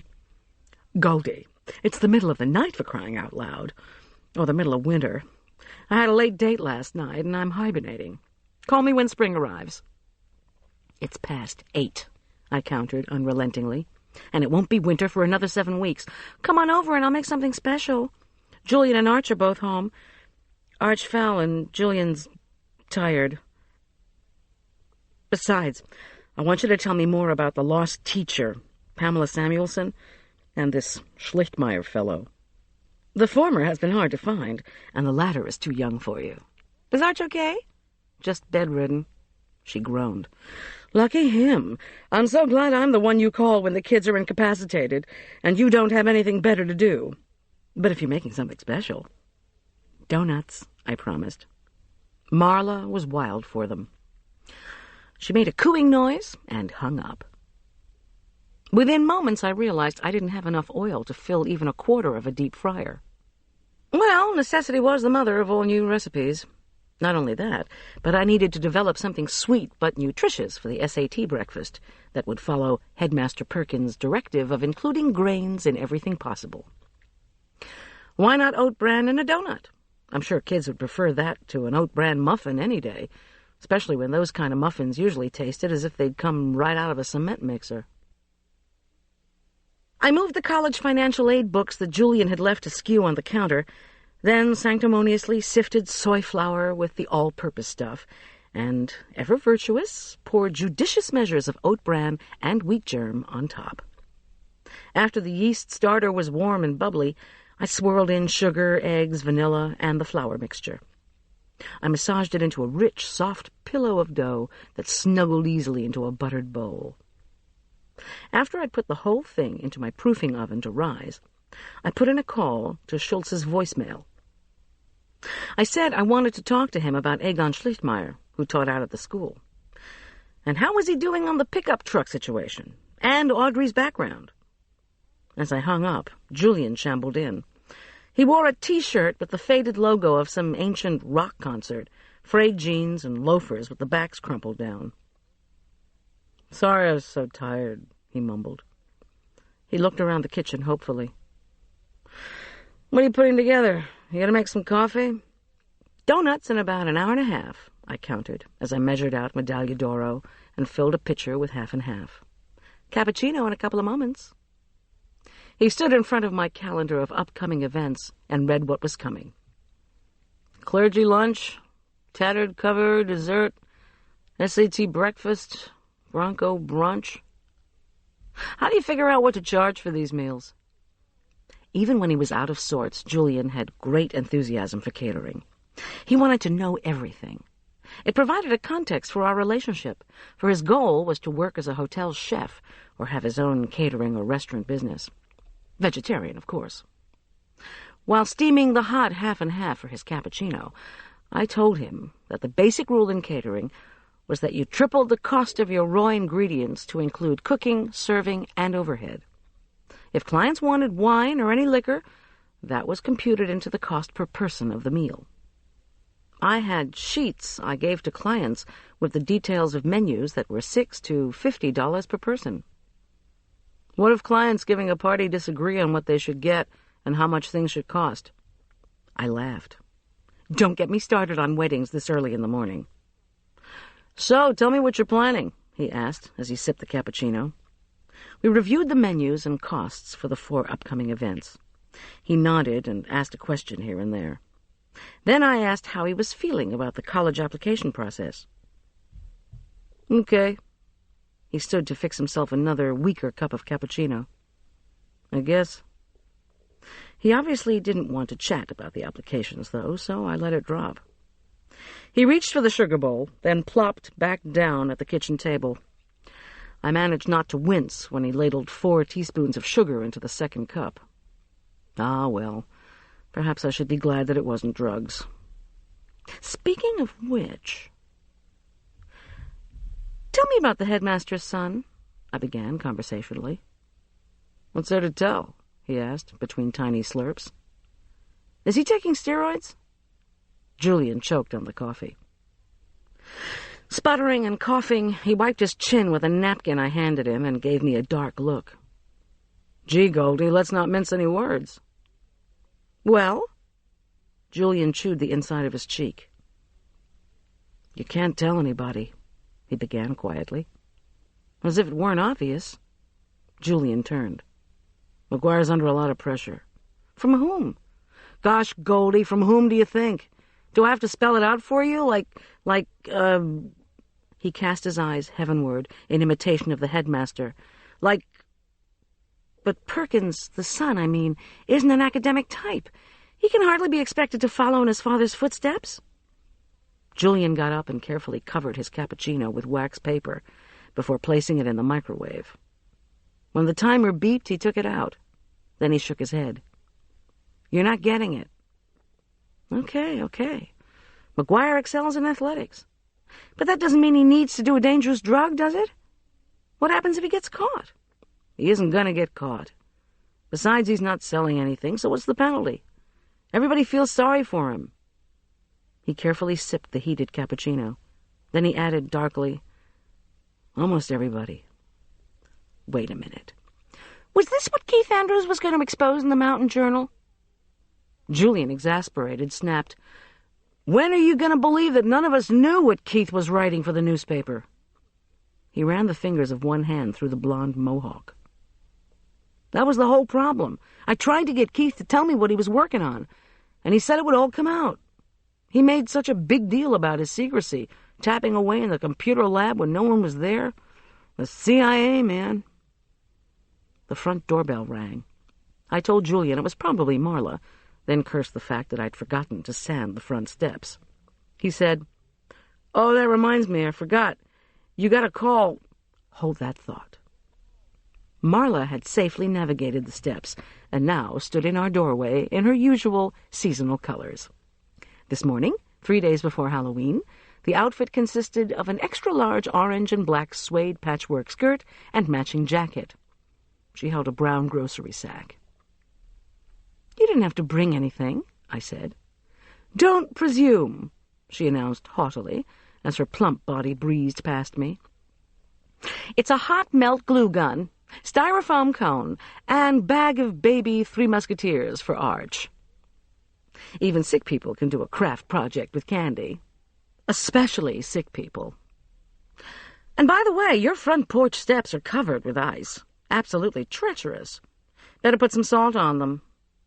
So saying, she dropped the bag at the bottom of the stairs, then yodeled a greeting to Julian, whom she passed on her way into the kitchen. You see, about this call, Julian attempted. Just a sec. I turned back to slam the front door against the cold. Before I could close it, though, a small foreign car arrived on the street directly in front of my house. A young woman, whom I vaguely recognized as being from the Mountain Journal, delicately stepped out and peered up at me. Julian came up beside me. This is it. I'm sorry, I forgot to tell you. This woman called from the newspaper around 6:45. She asked if it would be okay to come by and interview you this morning. I thought you'd want it for free publicity, for the business. It wasn't until I was about to hang up that she said it was about that night out at the headmaster's house. He added lamely, I'm really sorry. Just take care of Marla, will you? I said under my breath.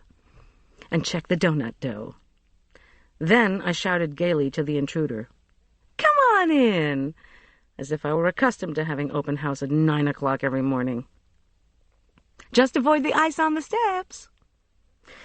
After lifting weights, the last thing I needed was to lug a bag of road salt up from the basement to make my steps safe for the world of journalism. The reporter tiptoed gingerly up the far side of my front steps. Frances Marchesian was in her early 20s, wore no makeup, and had straggly black hair that fell limply to the shoulders of her denim jacket. An ominously large black bag dangled from her right arm and banged against the knees of her tight jeans. "You don't have a camera in there, do you?" I asked, when she was safely inside. I couldn't bear the thought of photographs. "I won't use it if you don't want me to." Her voice was pure Chicago. "Well, I'd really rather you wouldn't," I said sweetly, leading her out to the kitchen. Marla was already sipping cappuccino that Julian had made for her. Frances Marchesian was introduced all around, and I asked her if it was okay if my friend stayed while she talked to me.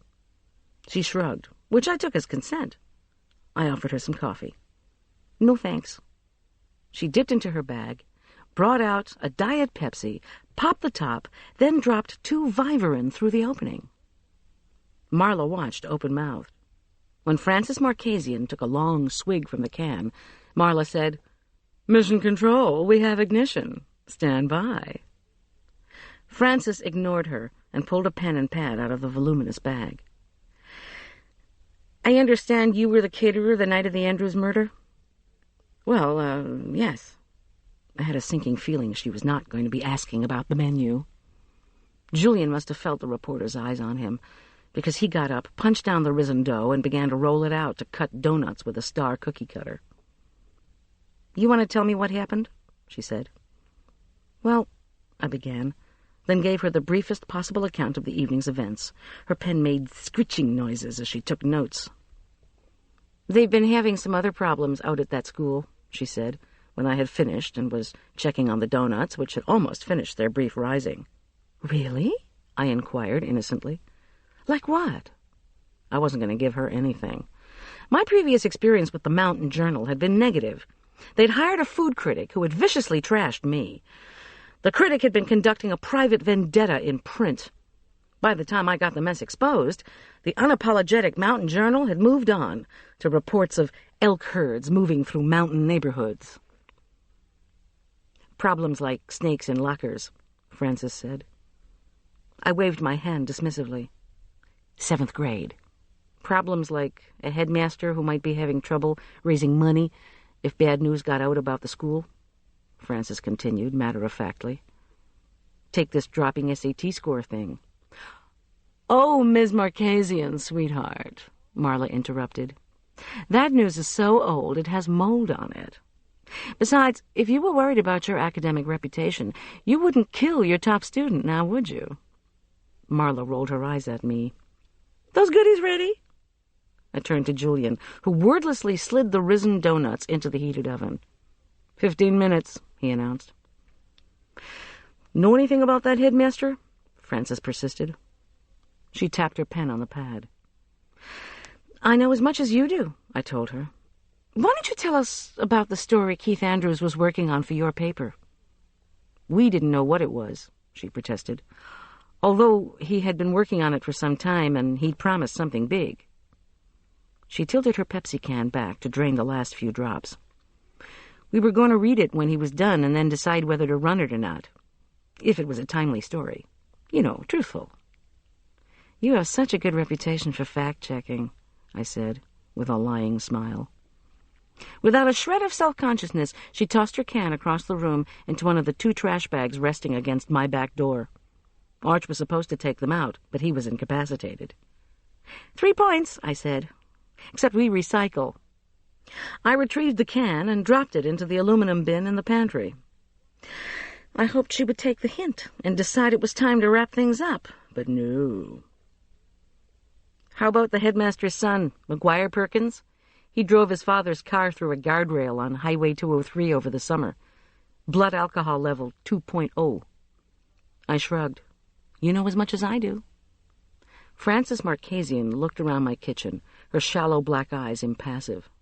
The smell of the baking donuts was excruciating. I hadn't realized how hungry I was. I understand some of the Elk Park prep students and parents are pretty competitive. Would do anything to get into the right college? I crossed my arms. Yeah? Like what? She tapped her mouth with her pen, but gave no answer. Keith Andrews was the valedictorian. Who was next in line? Before I could answer, Arch came limping into the kitchen. I was thankful for the distraction. Julian asked Arch to join him out in the living room to make a sculpture out of the Three Musketeers. "Wow," said Arch. "At 9:15 in the morning?" "We're going to build a fire, too. Is that all right? It is kind of cold." When I gave him the go-ahead, he said, "Can you handle getting the donuts out of the oven?" "She's an old pro at removing cookie sheets," said Marla.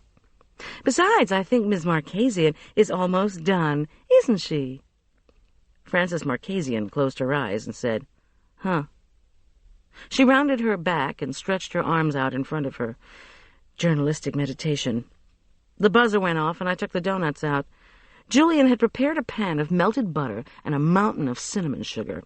So I quickly dipped and rolled. I brought the first plate of plump, warm donuts over to the table and placed them in the sunlight, so that the cinnamon sugar sparkled on the veil of melted butter. Marla delicately lifted one onto a plate and then took a huge bite. "Please have one," I said to the reporter. She shook her head. Frances Marchesian seemed to be unable to decide whether to share something with me. After a moment, she put her pen and pad away in her enormous purse. "I'll tell you like what parents will do. Last week we got a call at the paper saying we should run a story on how Stan and Rhoda Marinsky had sent a full-length mink coat to the director of admissions at Williams." I couldn't help it. My mouth fell open. "Listen," said Marla in her one-upmanship voice. She reached for her second donut. "I wouldn't spend a winter in Massachusetts if I had a mink house." At that moment, yells erupted from the living room. Julian banged through the kitchen door. A cloud of smoke billowed in behind him. "Something's wrong," he shouted. "The flue's open, but the smoke won't go up. I'll help Arch out the front. You'll all need to get out." His face was white with fear. "Out the front! Hurry!" I yelled at Marla and Frances. We bolted. Julian and Arch were already halfway down the front walk by the time we three adults came hustling through the front door. Julian had Arch's arm draped around his shoulder, and the two were half skipping toward the street. Frances Marchesian reached the sidewalk first. With frighteningly effortless ease, she spun around and scooped her camera out of her big black bag. Then she hoisted it and took a picture of Marla, midair, grasping a freshly baked oat bran donut as she slipped on the ice steps and broke her leg.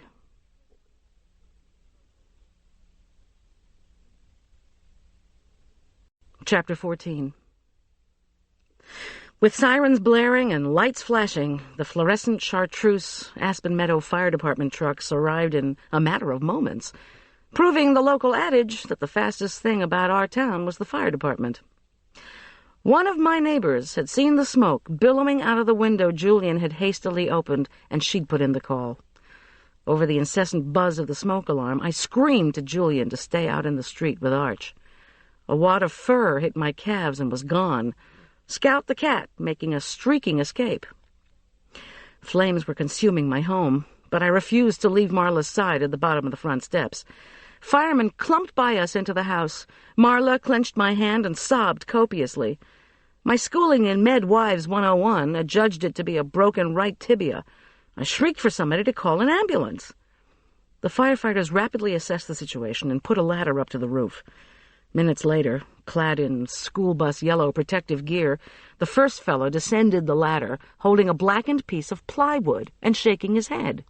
With a screaming siren, the ambulance arrived and carted Marla off to a Denver hospital.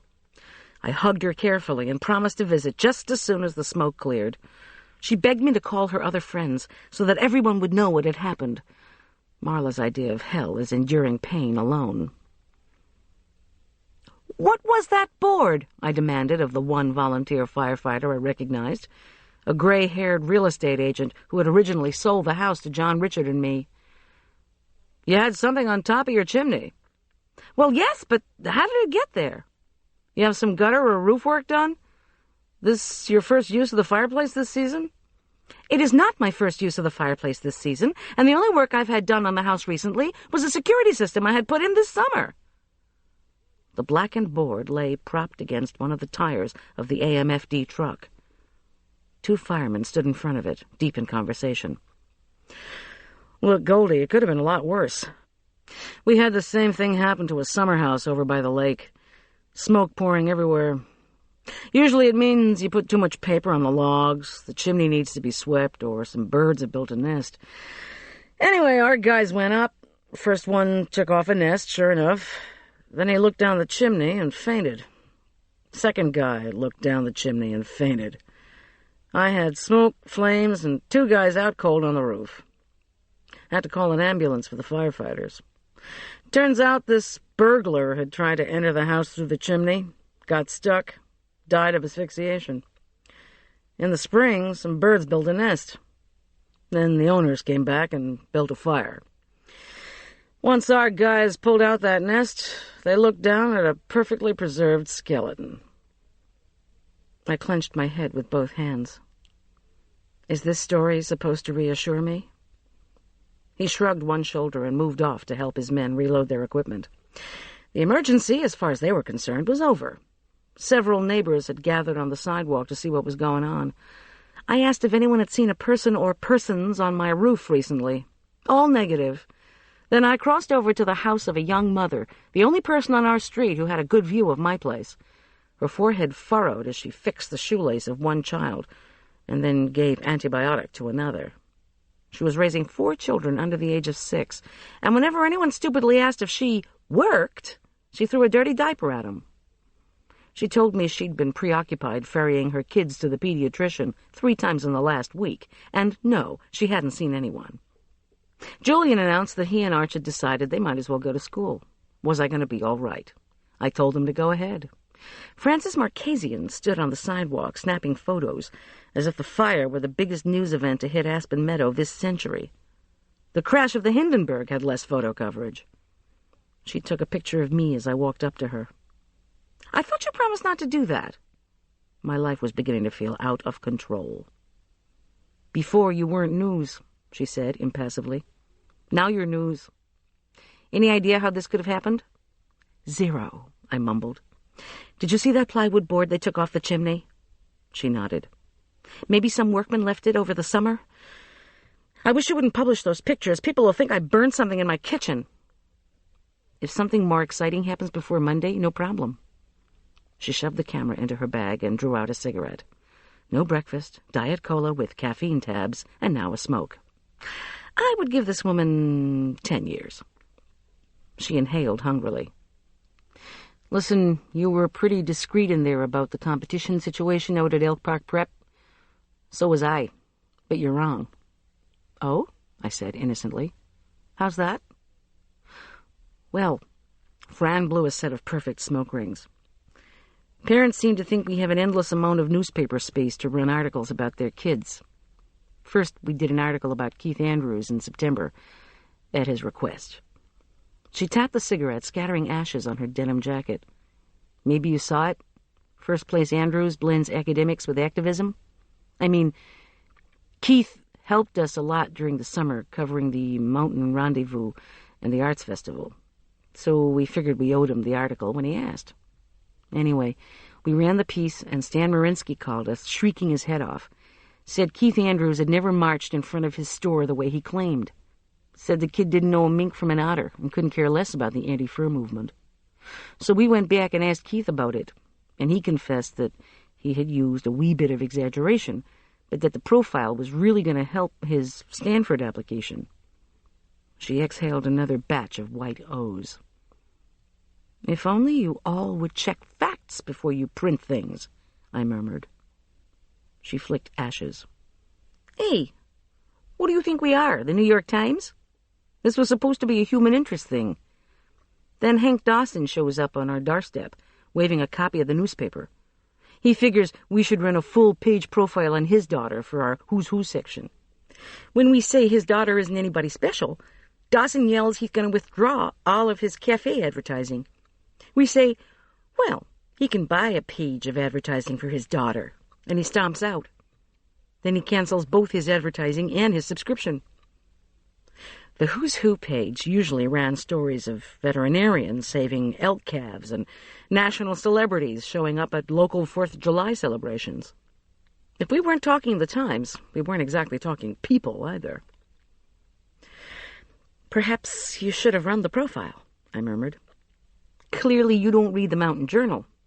She crushed the cigarette savagely beneath her toe. "Because we did.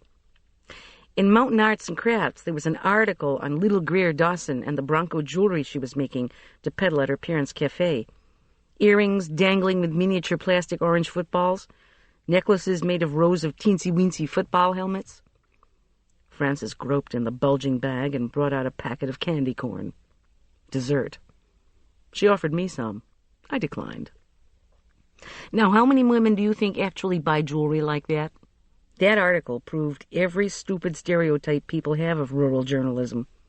We got the cafe's advertising back, but it was still a mistake, because who comes in the next week? Audrey Coopersmith, whining that we should run an article on Heather and how her scientific know-how saved the ice cream social at the Mountain Rendezvous. How do you save an ice cream social? She finished the candy corn and wiped her hands on her jeans. "Oh, you know, they have such a small power source in the homestead next to the park where the rendezvous was held." I didn't, but I nodded anyway. The freezer holding the Haagen-Dazs blew the fuses, and Heather Coopersmith saved the day by rewiring the whole thing.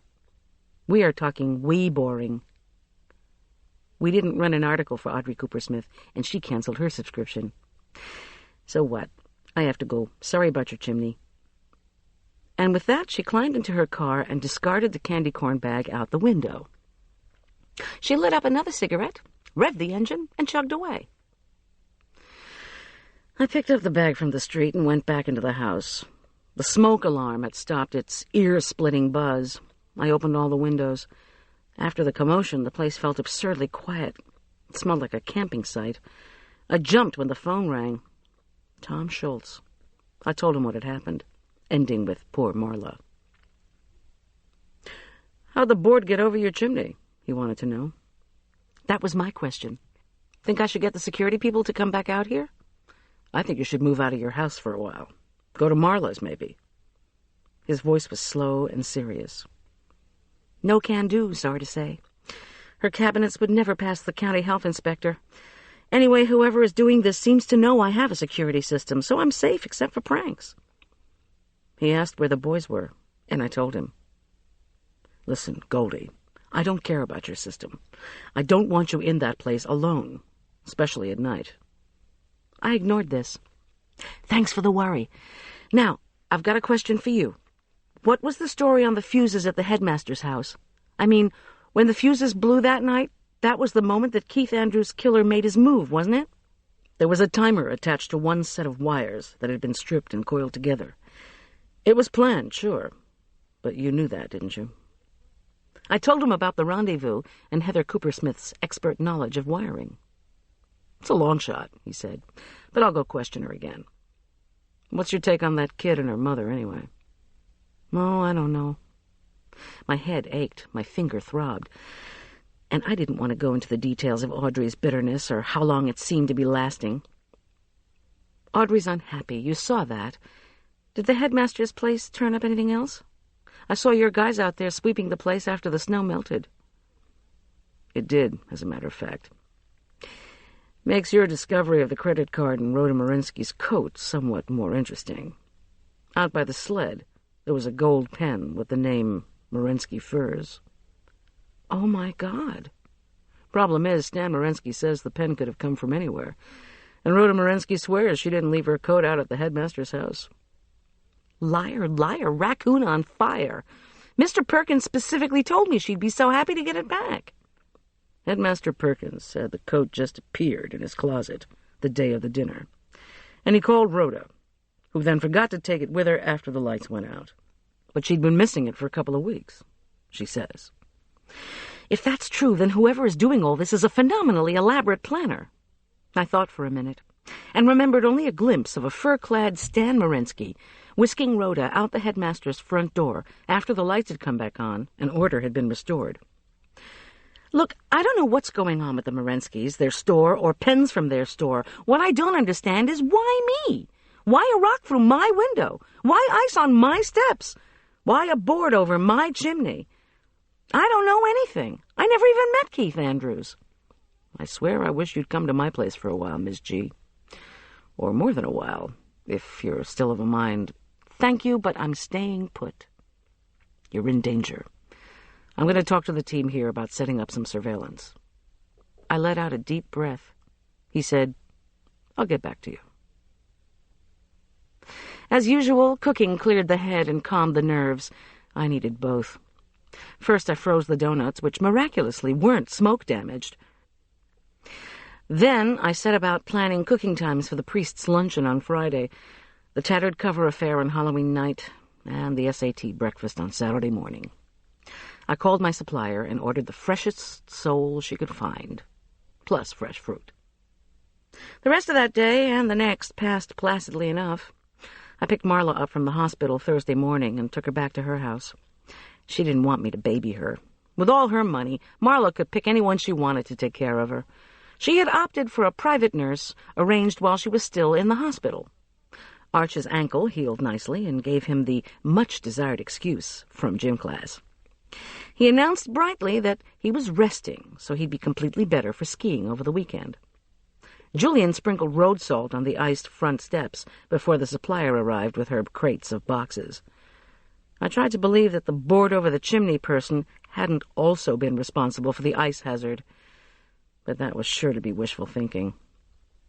Miss Farrell called on Thursday afternoon and said she wanted to go over Julian's list for colleges with me after the SATs on Saturday, instead of our planned chat beforehand. She had too much organizing to do before the tests began, and she wanted to give me her full attention. I wasn't one of his parents, but she wanted to feel that some responsible adult was involved. Julian can come too, if you like, she added, but I said I would feel better if she and I could just have a little time together alone. After all, I was new at this. Friday morning brought gloomy clouds spitting snowflakes. Because his father was picking him up at 3 to go directly to Keystone, Arch busied himself packing up his ski gear before school. I washed crisp spinach leaves and poached sole fillets in white wine and broth. Then I chopped mountains of cranberries and pecans for the sorry cake. When I was putting the cake pans into the oven, Julian said he'd had an invitation to spend the night at a friend's house. They would go to the bookstore talk and the SAT testing together. But he was concerned, would I be all right alone? It was all I could do to keep from laughing. I told him if I could survive all those years with John Richard Corman, I could survive anything. Besides, with both boys gone, I knew just what guest to call. I gave the boys pumpkin muffins for breakfast and helped Arch lug his skis, boots, and poles out to the Range Rover. Saying goodbye to him before he went off with his father was always difficult. Before a holiday, even Halloween, it was excruciating. At the last minute, Arch dashed upstairs to get his high-powered binoculars. Almost forgot. I might be able to see the Andromeda Galaxy once they turn out the night skiing lights. You can see Andromeda in the winter, but never in the summer, he hollered over his shoulder. When the boys were finally ready, I sent them off over their half-hearted protests with homemade popcorn balls and packets of candy corn to share with their friends. They took off in a mood of high good cheer. Halloween was not a school holiday, but the snow, the buttery scent of popcorn, and Arch's cone sculpture of 3 Musketeers bars made the 2 boys laugh giddily after a week that had been grueling for us all. Despite his upbeat mood as he drove off, Julian's taut face and bitten nails told another story. During the past 2 weeks, he'd spent hours at the kitchen table studying financial aid forms and making lists of numbers. When he wasn't doing homework, he pored over tomes on test-taking and SAT review. Along with the rest of his class, Julian had taken the PSATs his sophomore year and the SATs his junior year. But this third time was it, he told me. The big one, make or break, do or die. These were the scores the colleges looked at to make their decisions. I had tried to drill him a little bit Thursday night, using the SAT review. But It hadn't been a pleasant task. I mean, who made up these tests? For example, one analogy asked, handsome is too corpulent, as beautiful is too obese, ugly, attractive, or dead. Well, didn't that depend on whether or not you thought corpulence is an attractive trait? I happened to think that it was, and argued to that effect. And when I demanded, were you going to use the word epigrammatic in day-to-day conversation? Now, I am all for reading and vocabulary building, but as our generation used to say, let's get relevant. I told Julian he didn't need to know that one. He sighed. What did me in, though, was, my friend is a philanthropist, therefore he goes to church with his family, gives away his possessions, pays off his credit cards, or plays the glockenspiel. Without hesitation, I told Julian that he would pay off the credit cards and maybe play the glockenspiel in the evening for the neighbors. Julian suggested I forget trying to test him, because the correct answer was, gives away his possessions. I argued that if you pay a high rate of interest on credit cards, you hurt your family, which should be your first area of philanthropy. Julian quietly closed the big book. I immediately apologized. The smile he gave me was pinched and ironic, but the review session was over. When Julian had retired to his room, I morosely poured myself a Cointreau and zapped the kernels for the popcorn balls. So much for philanthropy beginning at home. On Halloween morning, with this spiritual thought still rocketing around in my head, I finished icing the sorry cake and took off for the church. A brief wash of snowflakes marked the end of the flurry. Wisps of cloud drifted upward from the near mountains. In the church parking lot sat only 2 cars, the secretary's pale blue Honda and a gleaming new Jeep Wagoneer that I guessed belonged to the Morenskys. Who else would have the license plate Minx? Nowhere in sight was Father Olson's Mercedes 300E, a 4-wheel drive vehicle that he claimed he needed to visit parishioners in remote locations. Well, our priest was probably off having one of his favorite things, a hilltop experience. When I came through the church door with the first bowls of fruit, Brad Morensky almost mowed me down. "Oh, I'm sorry," he yelped, and grabbed a teetering bowl of orange slices from my hands. While he was getting control of the bowl, I took a good look at him. Of medium build, Brad was a younger, more handsome version of his father, Stan. There was the same curly hair, jet black instead of salted with gray, the same high cheekboned and olive-toned handsome face, smooth rather than deeply lined with anxiety. He also had his father's dark eyes. I imagined those eyes had elicited romantic interest from more than one girl at Elk Park Prep. In catching himself and the bowl, and then sidestepping me, Brad moved like an athlete. Even without the aid of the Mountain Journal's sports section, Brad's all-round prowess and his father's relentless drills were well known. The mothers at the athletic club made a great joke of Stan Morensky's famous screech, "Come on, Brad! Come on, Brad!" Sometimes the coaches had to shut Stan up. They couldn't make themselves heard. "Gosh, I'm sorry. I didn't mean to crash into you. Aren't you... Doesn't Julian live at your..." "Yes," I said simply. "Julian Teller lives with my son and me, and I know your parents." He blushed. "Well, sorry about the..." He looked down at what he had rescued. "The fruit." He seemed tongue-tied. He held the bowl awkwardly, as if he were not quite sure what to do with it. Come to think of it, what was he doing in church on Halloween morning, anyway? Could the seniors just skip classes whenever they wanted? "What about you? You okay?" I asked. His face turned an even deeper shade of red. Avoiding my eyes, he pivoted on his heel and carefully placed the bowl on the tile floor next to the baptismal font. He turned back to me, pressed his lips together, and lifted his chin. Brad Morensky was not all right. That much was clear. "I have to go," he said. "The person I wanted to see isn't here." His control slipped, and he added, You don't know when Father Olson will be back, do you?" "For lunch. I'm catering." Right, the caterer. A meeting, the secretary told me." He glanced around the cold, cavernous church. No altar candles were lit. The brass crucifix at the front of the church glowed with reflected light from the sacramental candle. In the pale light, the teenager's face had the look of a jaundiced ghost. "Brad, are you sure you're all right? Do you want to sit down for a while?" He lifted an eyebrow and considered. "I saw you at that college application meeting." "Yes, well, I needed to see Miss Farrell about my son, Arch. He's having some problems at school." When he didn't respond, I rushed on with, "Maybe you'd like to help me in the kitchen until Father Olson gets here? When I'm waiting for something, it always helps me to take my mind off. Julian says you're good to talk to." "Oh, he does?" He regarded me again with that same lost Bambi expression, and then seemed to make a decision. "I'm here because of something in the bulletin." "Something?" His teeth gnawed his bottom lip.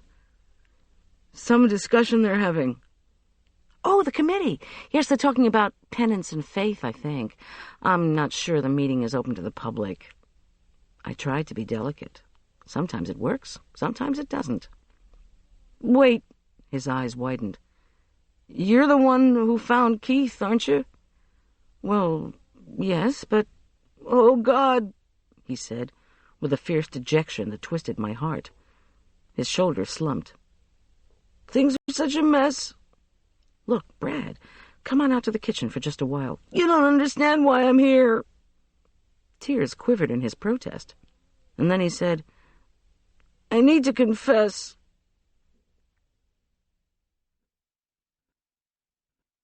Chapter 15. "Let's go sit in a pew," I whispered. I had fleeting thoughts of calling Schultz, of telling this troubled boy to wait for Father Olson. But there was urgency behind Brad's distress, and I wanted to help him. Whatever his problem was, I couldn't absolve him, nor would I feel comfortable turning him in. He'd have to do that himself. We slipped into the last hard wooden pew and sat down awkwardly. "Think," I ordered myself. If Julian said I was good to talk to, a surprise, then maybe all I had to do was listen. I've been stealing," said Brad. I said nothing. He looked at me, and I nodded. His handsome face was racked with pain. He seemed to be expecting something. "Go on," I told him. He was silent. In a low voice, I prompted him. "You wanted to talk about stealing." "I've been doing it for a long time. Years." He hunched his shoulders as if he were small and very lost. Then he straightened his back and let out a ragged breath. "I felt good at first. Taking stuff made me feel great. Strong." With sudden ferocity, he said, "I loved it." I mm-hmmed.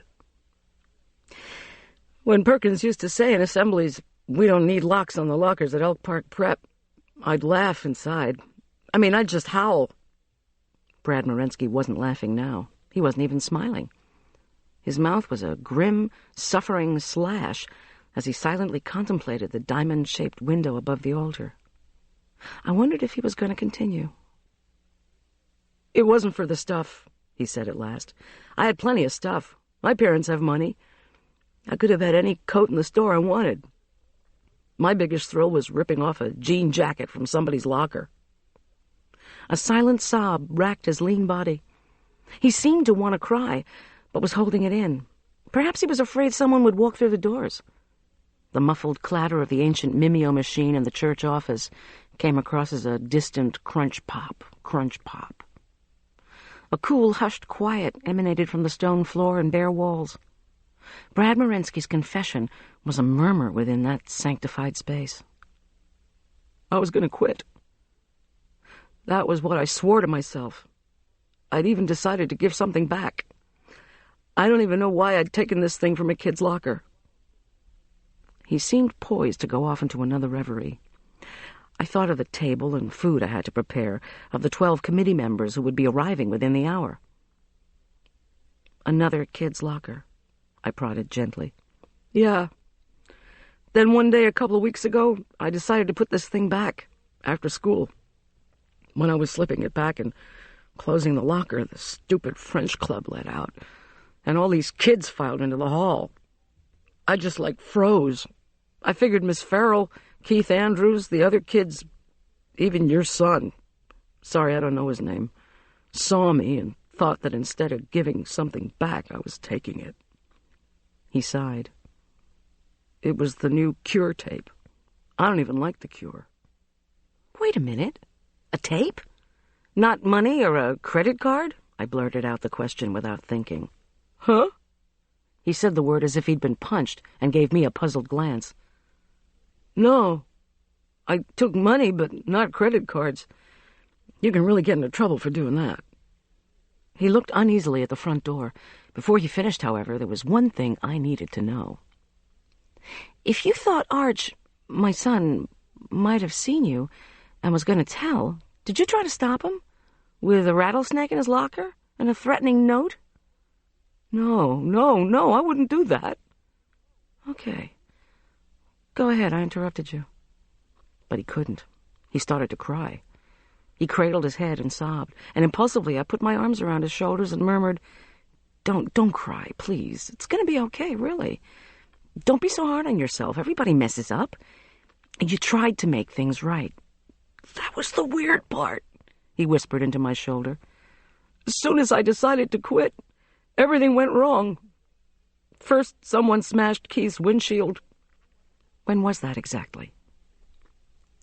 Brad sat up and swiped at his tears. The day the Princeton rep came. I remember because Keith seemed not to be bothered by the car.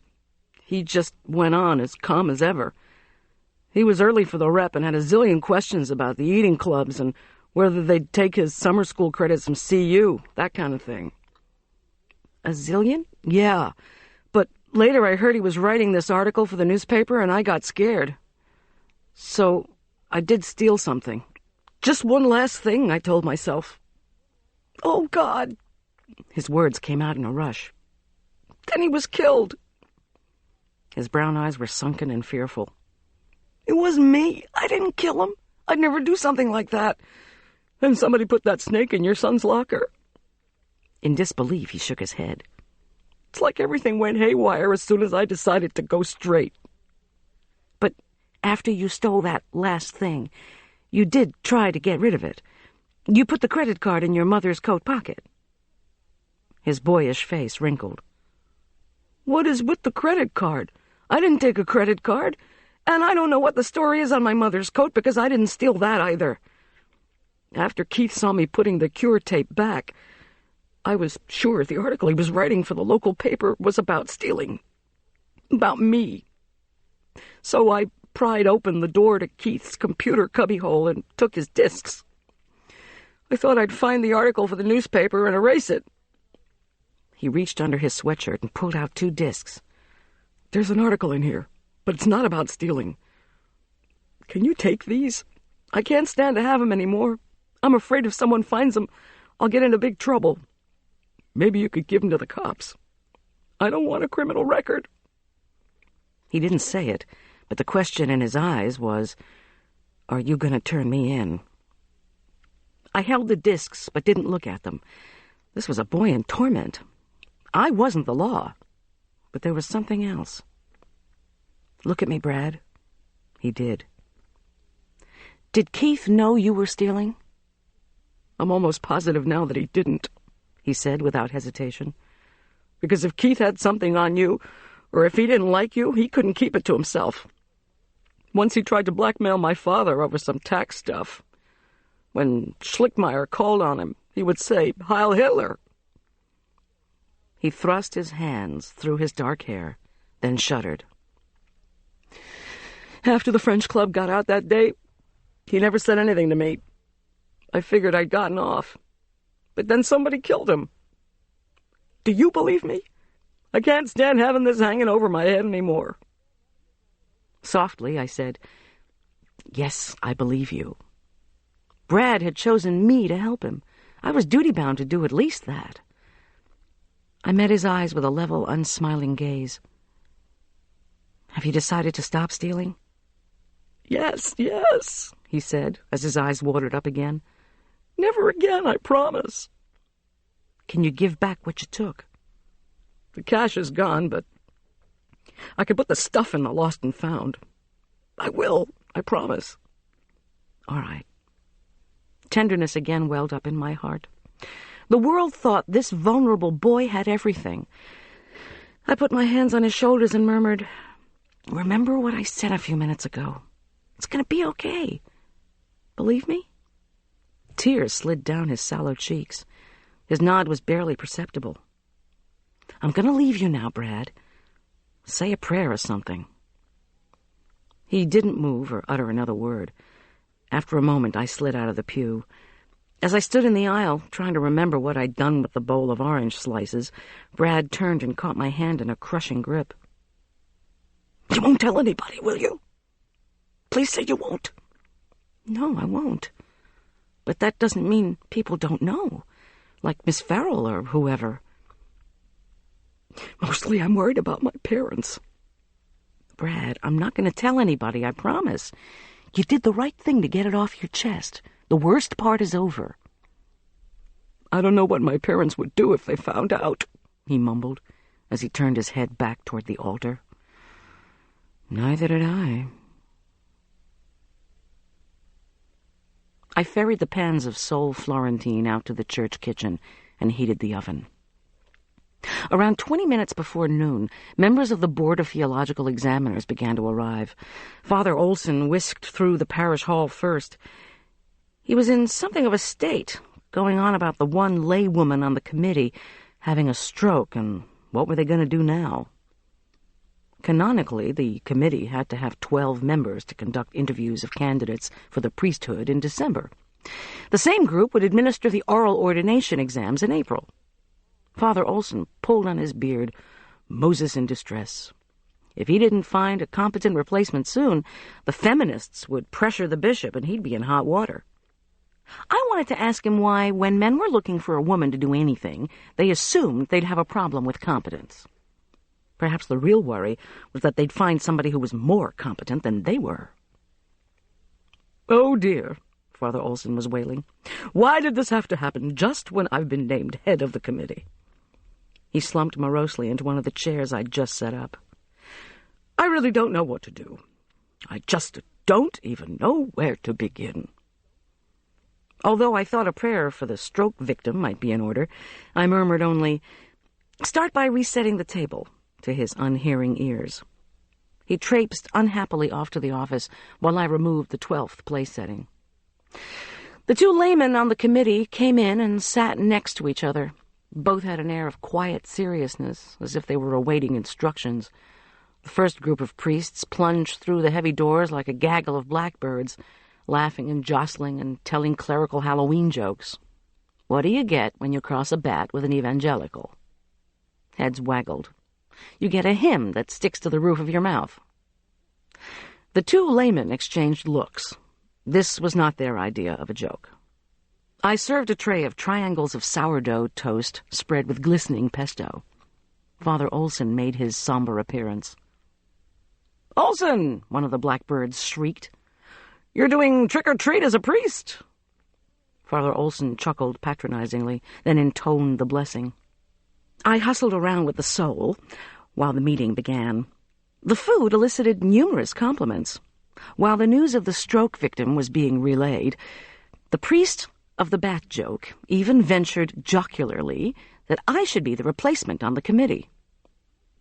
"Then you could bring food to every meeting," he said in an astonished tone, as if he seldom had such great ideas.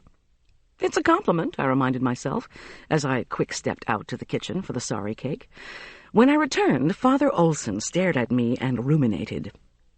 Perhaps he was reviewing his standards of competence in the light of culinary prowess. "You do have some experience as a Sunday school teacher," he murmured, as if we were in the middle of an interview. I nodded and doled out large pieces of cake. "We are looking to see that the education of seminarians is complete before they begin to minister to others. What are your academic qualifications, Goldy?" "I'll send you a resume." "Tell me," he continued, unperturbed, "how would you define faith?" "What is this, a test?" Careful, careful, I warned myself. After all, Brad Morensky had had enough faith in me to make me his confessor, and if this group would ever pay, I could always use more bookings. "Well," I said, with a bright smile, while they all listened attentively, "I have faith that if I put chocolate cake in the oven, it's going to rise." There were a few ripples of laughter. Encouraged, I slapped down my tray and put my hand on my hip. "I have faith that if I cater to any group, even a church group, they're going to pay me."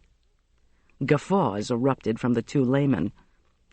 "Faith is like—" And then I saw Schultz in my mind's eye. "Faith is like falling in love. After it happens, you change. You act differently with faith. You're confident. Confidem."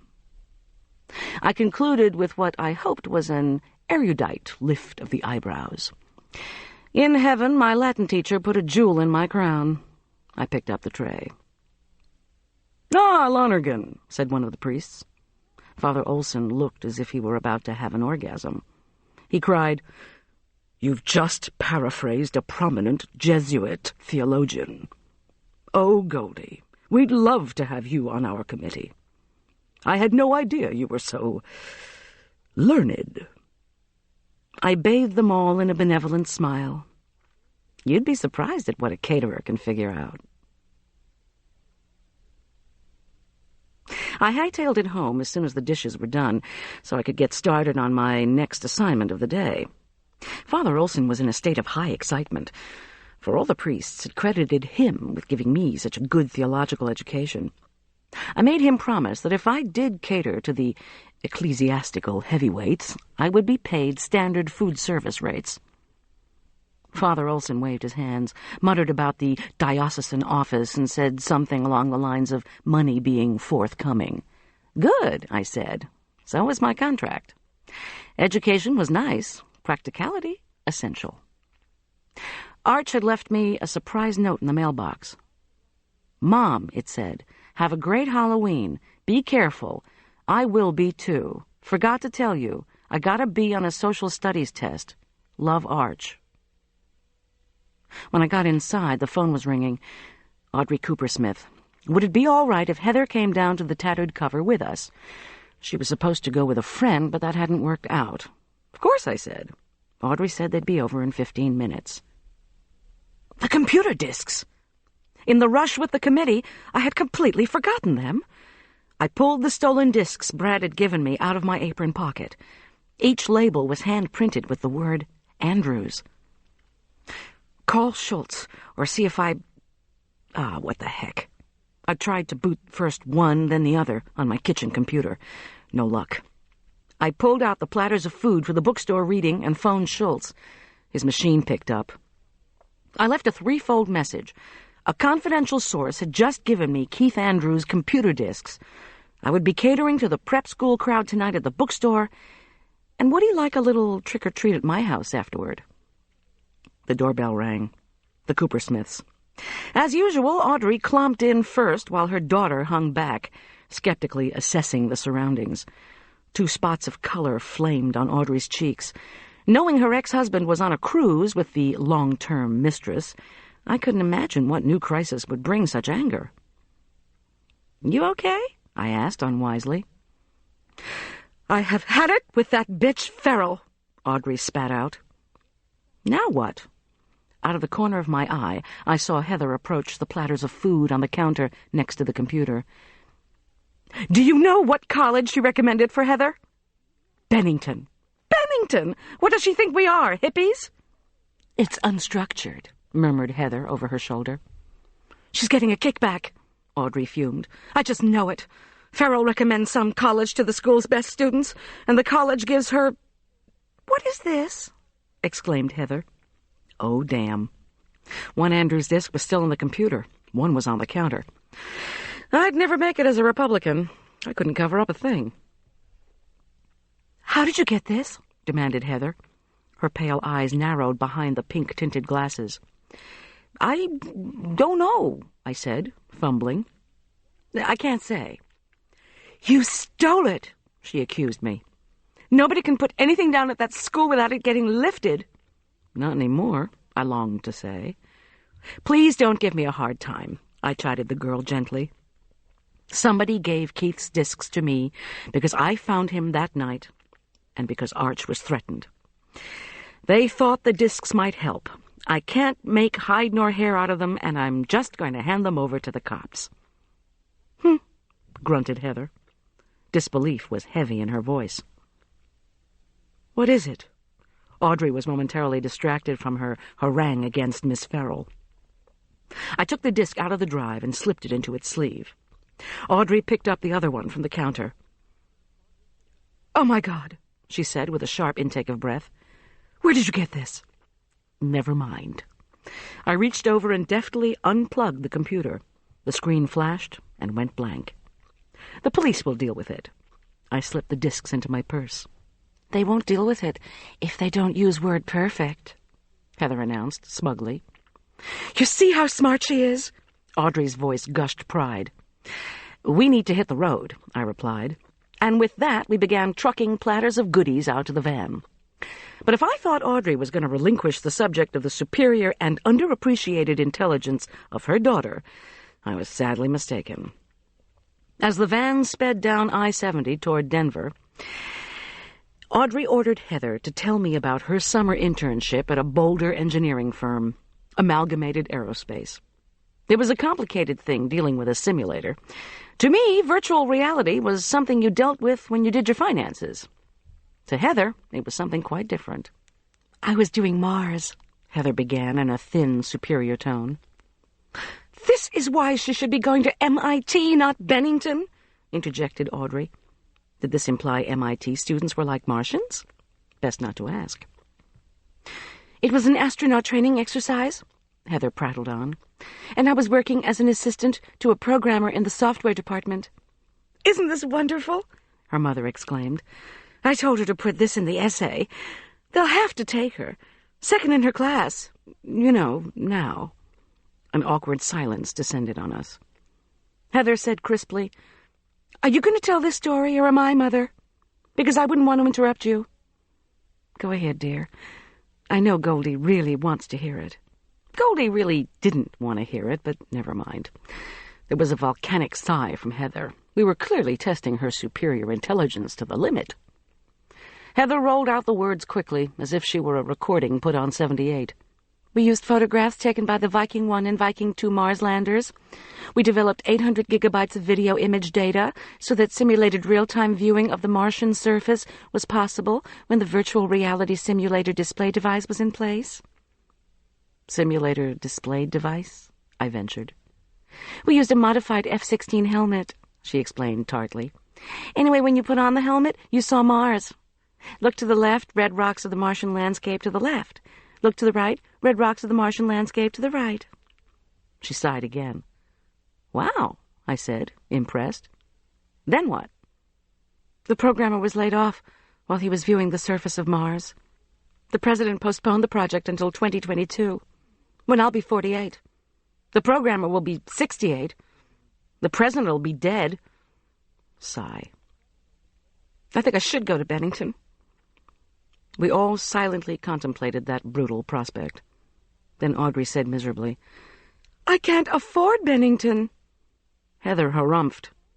"You can't afford MIT." Audrey swung around and glared at her daughter. "Do you have to contradict everything? I think I should have a say in where my daughter goes to school. I've earned that, haven't I?" "Oh, Mother."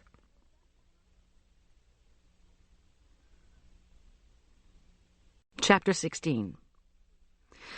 When we arrived at the intersection of First Avenue and Milwaukee, I cast a fleeting glance across the street at Neiman Marcus.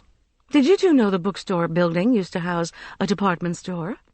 Audrey asked brightly, as I wound up the concrete ramp to the same entrance I'd used the night of the stir-fry. Heather harumphed. She hadn't said a word since the flap over tuition money. "Yes," I mused. "I know about when this place was a store." Did I ever? In fact, I'd often reflected that my acquaintance with different establishments of commerce depended on my financial status at any given stage of life. Newsteaders had been an upscale department store during my tenure as a doctor's wife. I had made frequent visits to the jewelry, cosmetics, shoe, dress, and suit departments. Not visits suffused with happiness, I might add, although I used to think, for example, that getting my hair done for an astronomical sum in the top-floor salon would make me feel better. But it never did. On my last visit there, I winced whenever the hairdresser touched the back of my scalp, because that was where John Richard had slammed me into a wall the night before. Now I much preferred a blunt cut from Mark the Barber in Aspen Meadow. Freedom cost $8. I firmly put these memories out of my mind as we unloaded the first trays of concentrically arranged chocolate-dipped biscotti and strawberries. Audrey said the doors were already unlocked and led the way to the tiny kitchen. The whole area was no more than 5 feet by 5 feet, but it would do. In fact, it was so small, we could start the coffee brewing without extension cords. Thank God. "What do I do if the lights go out?" I demanded of Audrey when I'd filled the large pot with water and fresh coffee. "The lights?" Her look was puzzled. "The last time you and I catered this group? Just tell me if there's an auxiliary lighting system. Come with me." Audrey spoke with the resigned tone people use to deal with needlessly worried bosses. She guided me through a maze of shelves to an empty clerk's desk. The desktop was a jumble of books and papers. Set at an angle was one of those complicated phones with flashing buttons and finely printed instructions on paging and transferring calls. Audrey reached deftly under the desk, yanked, and brought out a flashlight. "There's one under every employee's desk in this entire store, in case a thunderstorm or power failure takes the lights out. Satisfied?" "Yes," I said, feeling dumb. "Thanks." Before we could get back to the subject of food, the trade book buyer, a plump woman with papery white skin and curly black hair, came up and introduced herself. Miss Nell Kaplan. While Audrey replaced the flashlight, I invited Miss Kaplan into the kitchen to taste a biscotto. To be sociable, I had one too. Chocolate oozed around the crunch of almonds and cookie. "Wonderful," Miss Kaplan and I both agreed. "The chairs are all set up," Miss Kaplan informed us. "Now all we have to do is find the books the author is going to autograph. You wouldn't think this happens, but it does. Would you consider sharing that recipe for biscotti?" "My pleasure. You should write a cookbook one of these days." Miss Farrell click-clacked into the tiny kitchen, wearing a black tent dress. A matching black scarf was wound around her bun of hair. I immediately worried how to keep her away from the wrath of Audrey, who was still Bennington-fixated, but was saved from that task by Miss Kaplan. They had found the books, she announced, and now she needed only a returning Audrey to help her open the chilled wine. Her face bright with anticipation, Miss Farrell said, "I'm so glad we're finally getting back on track with our college advisory nights." When I made a vague acknowledging gesture, she added in a lower tone, "Has Julian told you his news?" "What news?" She frowned and wrinkled her nose. "Perhaps Julian should be the one to tell you. We just found out this afternoon." She giggled. "What a trick-or-treat!" Worry nagged behind my eyes. I thought of Julian's haggard face, the piles of review books. "You wanted to meet with me tomorrow morning to talk about his college choices. If something has changed, I think I'd like to hear about it now, if that's okay." She put a finger mysteriously to her lips and guided me out to the open area where our meeting was to be held. Chairs were set in neat rows facing a table and podium. A bookstore employee was arranging bright, fragrant flowers at the table where the speaker, author of Climbing the Ivy League, was going to sign books. Apart from that, we were alone. Miss Farrell leaned toward me. "He's been given a full scholarship." I jerked back in astonishment. "Who? Julian? To what school?" "Any school. He can go wherever he wants now. Wherever he gets in. Perkins just got the news this afternoon from the College Savings Bank in Princeton. $80,000 wired to an account for Julian Teller." She rolled her eyes. "From an anonymous donor." "Does Julian know who this donor is?" I said, confused. General Farquhar, who had given Julian the Range Rover, was in prison and unable to do anything with his money, which, in any event, had been largely spent on legal fees. I couldn't think of any other potential benefactor, unless it was a wealthy person at the school. But why a scholarship for Julian? I was utterly baffled, unless someone wanted something from him. My mind rocketed around wildly. Was Julian being bribed to do something? To keep something quiet? I closed my eyes to stop the chattering in my head. In the face of recent events at the school, paranoia loomed. "Is Julian here?" I asked wishfully. Miss Farrell's smile faded. Perhaps my response was not what she had anticipated. "I'm sure I don't know. What's the matter? Aren't you thrilled?"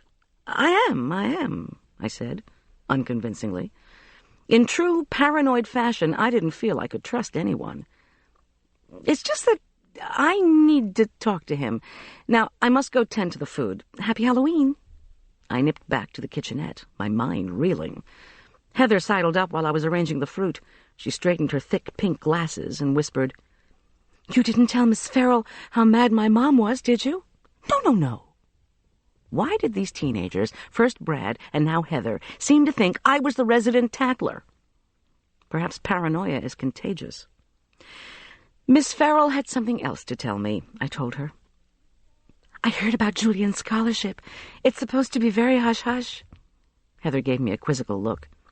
"One of the kids said maybe it was you, but then the headmaster's son said, 'Nah, you were poor.'" Audrey rescued me from commenting on this untoward assessment of my financial state by announcing that we had a big problem where we were supposed to be setting up. I was safe from asking her what it was when I heard the all-too-familiar sound of parents' voices raised in heated dispute. "Oh, come on, Hank. Nobody's heard of Occidental." Stan Morensky. "You must be joking." Audrey whispered to me, "I'll bet Hank Dawson just heard of Occidental himself. He probably thinks it's a Chinese restaurant, or an insurance policy, maybe." I rubbed my forehead, trying to think what to do. The Dawsons, the Morenskys, and McGuire Perkins stood together near the signing table. The mothers, short, crimson-suited Caroline, and thinly elegant, fur-coated Rhoda, were eyeing each other like two wild animals in a life-and-death standoff. The fathers, lanky Stan and squat, beefy Hank, stood stiffly bristling. All were glaring, and the air around them crackled with hostility. McGuire, as usual, had his eyes half closed and was observing the verbal brickbats fly back and forth, as if the conversation was some kind of sporting event. "You just don't know what you're talking about," Hank Dawson spat out. He clenched his fists at his sides. I was afraid he would raise them at any moment. "It's on U.S. News & World Report's list of top 25 liberal arts colleges. Greer is extraordinarily gifted, in the top 10% of her class. That's more than you can say for Brad. What does he do, anyway, besides play soccer, I mean?" To my horror, Hank turned and winked at me, as if I somehow shared this assessment. I recoiled and looked around for Brad Morensky, whom I hadn't seen since our encounter in church. But when I caught the teenager's eye, he turned away. "You know, Stan," Hank went on, rocking back and forth on his heels, and looking up into Stan's lean face with a smug grin, "you could always give the director of admissions at Stanford a mink coat. But I think it's too hot out there." "I'm getting so tired of this from you. We used to be friends, and really you don't know the first thing about colleges." Stan was white with anger. "Jam for the Stanford rep. What a laugh." "Oh, yeah?" shrilled Hank. His face flushed the color of a cherry tomato. "Greer's 6th-grade teacher said she'd tested out at the highest intelligence level they'd ever found. Brad has been in gifted and talented programs since he was 8, and he's an athlete, named All-State in soccer and basketball, not just girls' volleyball," rasped Stan, his nostrils flaring. "You think you can improve Greer's chances with this stupid campaign of yours? Does the world know that Hank Dawson flunked out of the University of Michigan? You don't have a credential to your name." "Oh, shit," muttered McGuire Perkins. "Oh, man," he said, looking around for Brad, who had sunk into a nearby chair rather than witness the intensifying conflict. "Honey, stop," protested Caroline Dawson. But both men stood their ground. At any moment, someone was going to get punched in the nose. I tentatively offered my tray of biscotti to the little group. All ignored me. Stan Morensky smiled largely. His tall body loomed over Hank Dawson's. "You're just jealous because you know Brad's gotten better grades than Greer." "Man, who cares?" interrupted McGuire Perkins. "Shut up!" both fathers cried simultaneously to the headmaster's son. McGuire raised his palms. "Whoa, I'm out of here." He slunk off. Brad Morensky slumped miserably and put his head in his hands. Hank squinted up at Stan Morensky. He was breathing hard. Instead of addressing the jealousy question, he used Stan's own mocking tone to respond. 6 generations of Dawsons have attended the University of Michigan. That's more than you can say for the Royal Russian Morenskys, I'm sure." Stan Morensky grunted in disgust. His fists clenched. I had resolved not to get involved in this, of course, but perhaps I could get us out of this. "Please, men," I said amicably, wafting biscotti under their noses. I'm a great believer in the peacemaking abilities of good food. "The kids will get the wrong idea of what college is all about if you don't quit arguing. You're both winners. I mean, remember the time when the Broncos—" "Who asked you?" bellowed Hank Dawson, as if I had unexpectedly betrayed him. He certainly wasn't in the mood for Bronco talk. "Well, hey, I was just doing my referee imitation." I whisked off to set down the tray. Audrey and I had food to set out, conflict or no. In catering weddings, I had discovered that there is absolutely no time to become overly involved in arguments between clients while you are trying to serve. To my great relief, and in the manner of wedding receptions, the Morenskys and the Dawsons now settled on opposite sides of the meeting area. More students and parents joined us. Audrey and I kept the trays filled and tended to the glasses. Miss Farrell, who had watched the bitter exchange between the two sets of parents, but sagely declined to interfere, pointed Julian out to me when he sauntered up the stairs to the 3rd floor. I handed my tray to Audrey and rushed over to him. "Congratulations!" I gushed. "I heard. This is so—" But the hard look in his eyes stopped me short. His face was cold with defiance. "What is it?" I stammered. "I thought you'd be ecstatic." He raised one eyebrow. "Even in the catering business, you know there's no free lunch." "I'm happy for you anyway," I said lamely. The initial doubts I'd had about the scholarship loomed. Julian nodded grimly and walked over to join the chatting students and parents. Several members of the crowd took their seats in response to Headmaster Perkins' agitated appearance at the table where the evening speaker, a young fellow with wire-rimmed glasses and slicked-down blonde hair, had just settled himself next to an enormous pile of books. "I think we should have a moment's silence for our—" Headmaster Perkins gushed into the microphone. "Our classmate and friend, Keith Andrews." There was shuffling and rearranging of chairs, along with the noise from the customers on other floors. It was not exactly silence. Miss Farrell stood to introduce the author. Now, I would have thought that a Halloween speaker would at least have had a few light-hearted things to say about how scary the college application process was, or something along those lines. But when the blond fellow regaled us with no jokes, and instead began with a fluttering hand gesture and the line, "When I was at Harvard," I knew we were in trouble. There would be no more serving until the man had finished his spiel and the question-and-answer period was over. So I slipped around to the back of the room and found Audrey.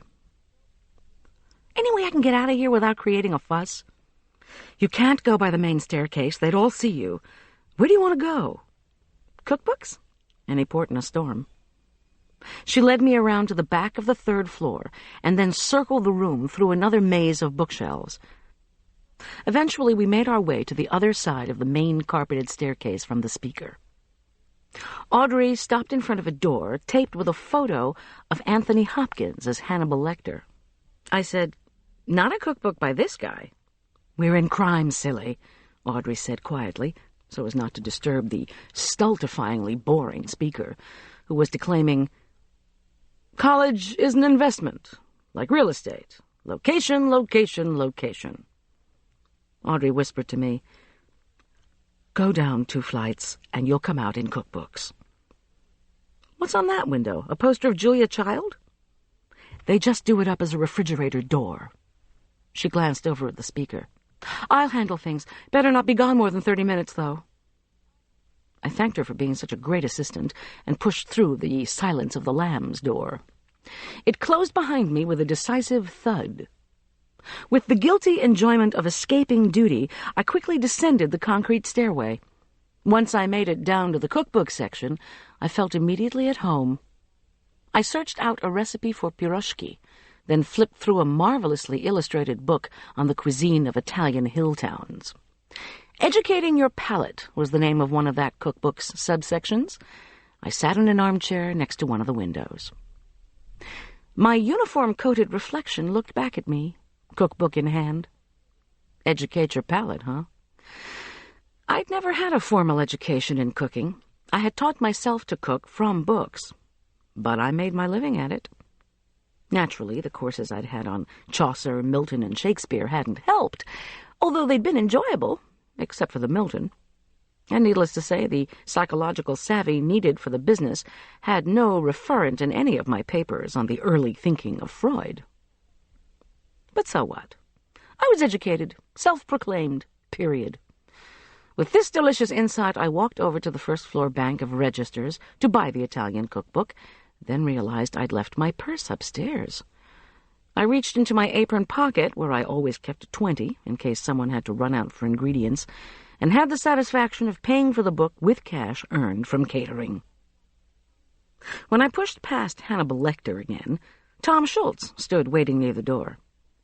The speaker said, "One last question," and moments later the parents were milling aggressively around and standing in line to have their books signed by the expert. Audrey and several other staff members began folding up the chairs. "I'm glad to see you," I said to Schultz. I looked around at the breakdown of the room. I really should help them. Schultz shook his head. "The food's gone. The people are leaving. And you have some discs to give me so I can deliver them to the sheriff's department tonight." "Oh, my God," I said, suddenly. Stupid, stupid, stupid. Why hadn't I taken them down to the first floor with me? I fled into the kitchen. No purse. I rushed back out to Audrey. "See my purse?" I demanded. "Yes, yes," she answered primly, and snapped a metal chair shut. "But don't ever leave it out like that again, Goldy. Kids at that school have a terrible reputation for stealing. The only time I bring a purse is when I need my wallet with all my cards. Otherwise, I wear my keys." She went to a closet and returned with my purse. I almost snatched it from her. The computer discs were inside. I handed Schultz the discs. He hadn't mentioned coming over to my house later. Perhaps he didn't want to. I immediately felt embarrassed, as if I'd overstepped some invisible but important boundary. Once again he was reading my mind. Leaning toward me, he whispered, "Can I meet you at your house in 90 minutes? "Of course.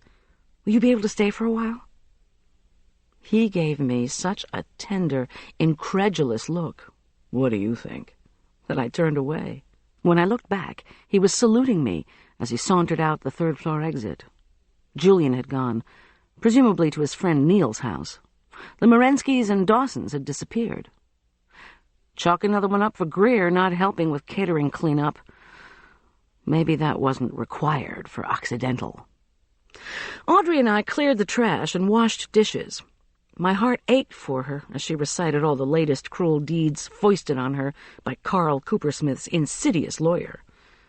Finally, but with some guilt, I told her I was expecting a guest at my home momentarily. With Heather's begrudging help, the three of us loaded our boxes into the van.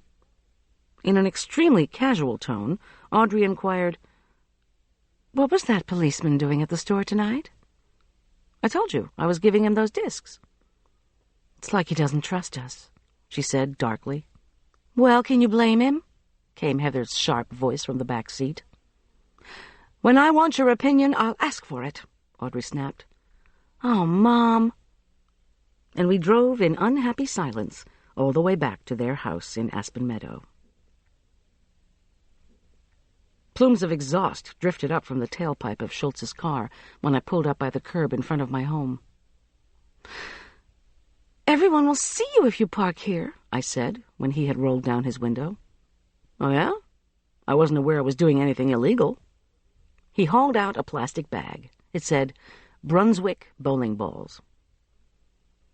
"What did the discs say?" "Talk about it inside." I pushed the alarm buttons and opened the door. The bowling ball bag yielded a bottle of VSOP cognac. In a cabinet, I found a couple of liqueur glasses that John Richard hadn't broken on one of his rampages. As we sat in my kitchen and sipped the cognac, Schultz said he wanted to hear about my evening first. I told him about the bookstore spats and about McGuire Perkins getting in the middle of it. I also told him about my suspicion concerning McGuire's use of steroids. "Was that what Keith's newspaper article was about?" I asked. "No," he said pensively. "It wasn't." I toyed with my glass. "Relax," I ordered myself. But Arch's problems at school and Julian's troubling anxiety seemed to be in the air, even though neither of the boys was at home. And despite the afternoon interlude with Schultz the day of the spider bite, I wasn't used to being alone with him in my house. At night. Schultz refilled my glass. "How about Julian? Did he get involved in the argument at the bookstore?" "Oh, no," I brightened. "Good news on that front, in fact." I told him about Julian's scholarship. "No kidding." Schultz seemed both pleased and intrigued. "That's interesting. Who gave him the money?" "No one knows. I'm wondering if it's some kind of bribe." He sipped his cognac. "A bribe? For what? Did you ask him?" I told him I hadn't. He pondered that for a minute, then said, "Now tell me how you got those discs." "Can't, sorry. They were given to me in confidence. Do they contain evidence? I mean, is it something you'll be able to use?" "I don't know how." But he reached inside the Brunswick bag and handed me some folded papers. I got a printout of Keith's article. The rest was notes for a paper on Dostoevsky. The other disc had a list of expenses from his visits to 10 colleges. The article sums up the trips. Seeing my puzzled expression, Schultz added, "That's what Keith was going to expose, Goldy. His personal views on college education, as he'd already experienced it. I wanted you to take a look at it, but it just looks like his opinions."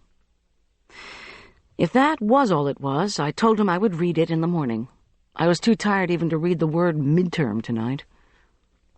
If it's just Keith's opinions on what's going on in higher education in the world at large, what's the big deal? I don't know. But nobody I can find seems to have had the slightest idea what he was researching for that article. Sometimes people are more afraid of what they think you're going to expose than they ever would be if they knew exactly what you were going to expose. You fear what you don't know. "Oh, yeah?" I said, as I drained the last of the cognac in my glass. "Heady stuff. Like with this smoke stunt. Someone wants you to think you're going to be hurt." "Marla broke her leg," I pointed out. "She may have gotten off easy." He put his glass down. His face was very grim. "I know I've said this a few times already, Miss G, but I'd feel a lot better if you'd all move out quietly until we solve this murder." I blinked at him. How many times had I run away in fear? Too many. The running part of my life was over, and I wasn't going to budge.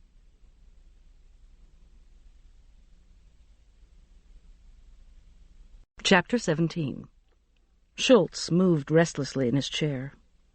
I poured us some more cognac and had the uncomforting thought that if we got really drunk, we wouldn't even notice if someone smashed another window or stopped up every chimney in the neighborhood.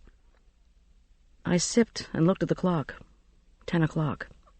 The odd feeling of being alone in my home with Schultz brought full wakefulness, despite the fact that catering in the evening usually exhausted me. My mind traveled back to the Morenskys and the Dawsons. Brad Morensky, morose and silent. McGuire Perkins, embarrassed when ordered to shut up. When our tiny glasses were again empty, Schultz stood and walked out to the living room. I followed. The place still smelled faintly of smoke, and the pale yellow walls were the color of toasted marshmallow. In the near future, I'd have to hire someone to do a clean-up. Schultz got down on one knee to peer up the chimney. "Any ideas? Did you ever hear anything out on the roof?" "No ideas, no weird sounds. My theory is that this is the same person who did the rock and the snake. I wish I knew who was so pissed off with me. Arbitration would be cheaper than making glass repairs and paying for professional cleaning." "Somebody strong, somebody athletic," Schultz mused. "The only thing all these things have in common is a threat to Arch.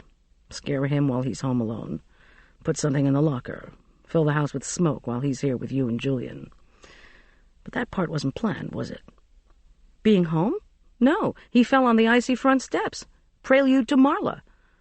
"Maybe that one was meant for me," I said, wryly, remembering the spider bite incident. "Who's mad at you? Or Arch?" His eyes probed mine, and he gently took my hand, then reeled me in like a slow-motion jitterbug dancer. "I don't know," I murmured into his chest. He was warm. The clean smell of aftershave clung to his skin. I pulled back.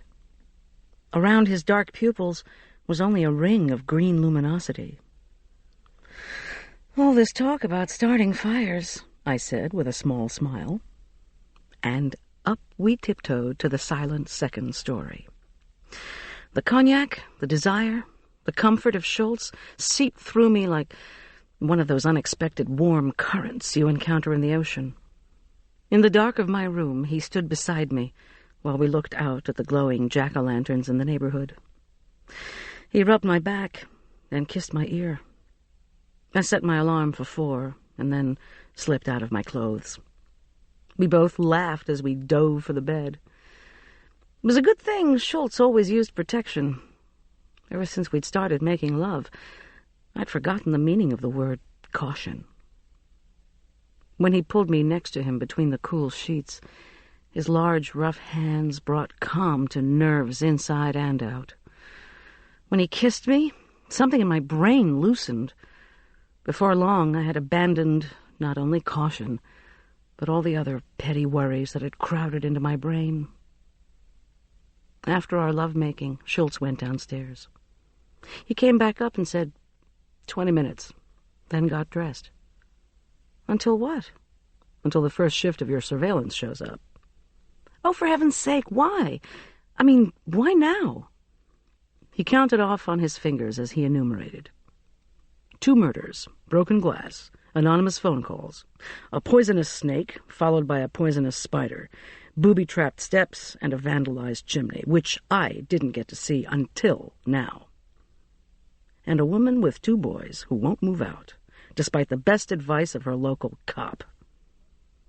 "Arch'll call his friends," I retorted mildly. "Focus on the squad car with his high-powered binoculars and pretend we're in the middle of a coup. Your cops'll think we're nuts." "You'd be surprised at how many loonies we get." "Actually," I ventured, "why don't you just do the surveillance?" "I wish."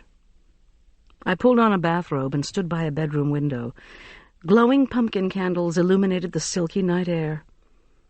Schultz went outside to his car. 5 minutes later, an unmarked police car showed up. I watched Schultz leave. Then I watched the jack-o'-lantern flames flicker and die. Eventually, I slipped back into my empty bed that smelled of Tom Schultz. I slept deeply, dreamlessly, until the alarm surprised me. Groaning, I slipped out of bed to start stretching in the dark.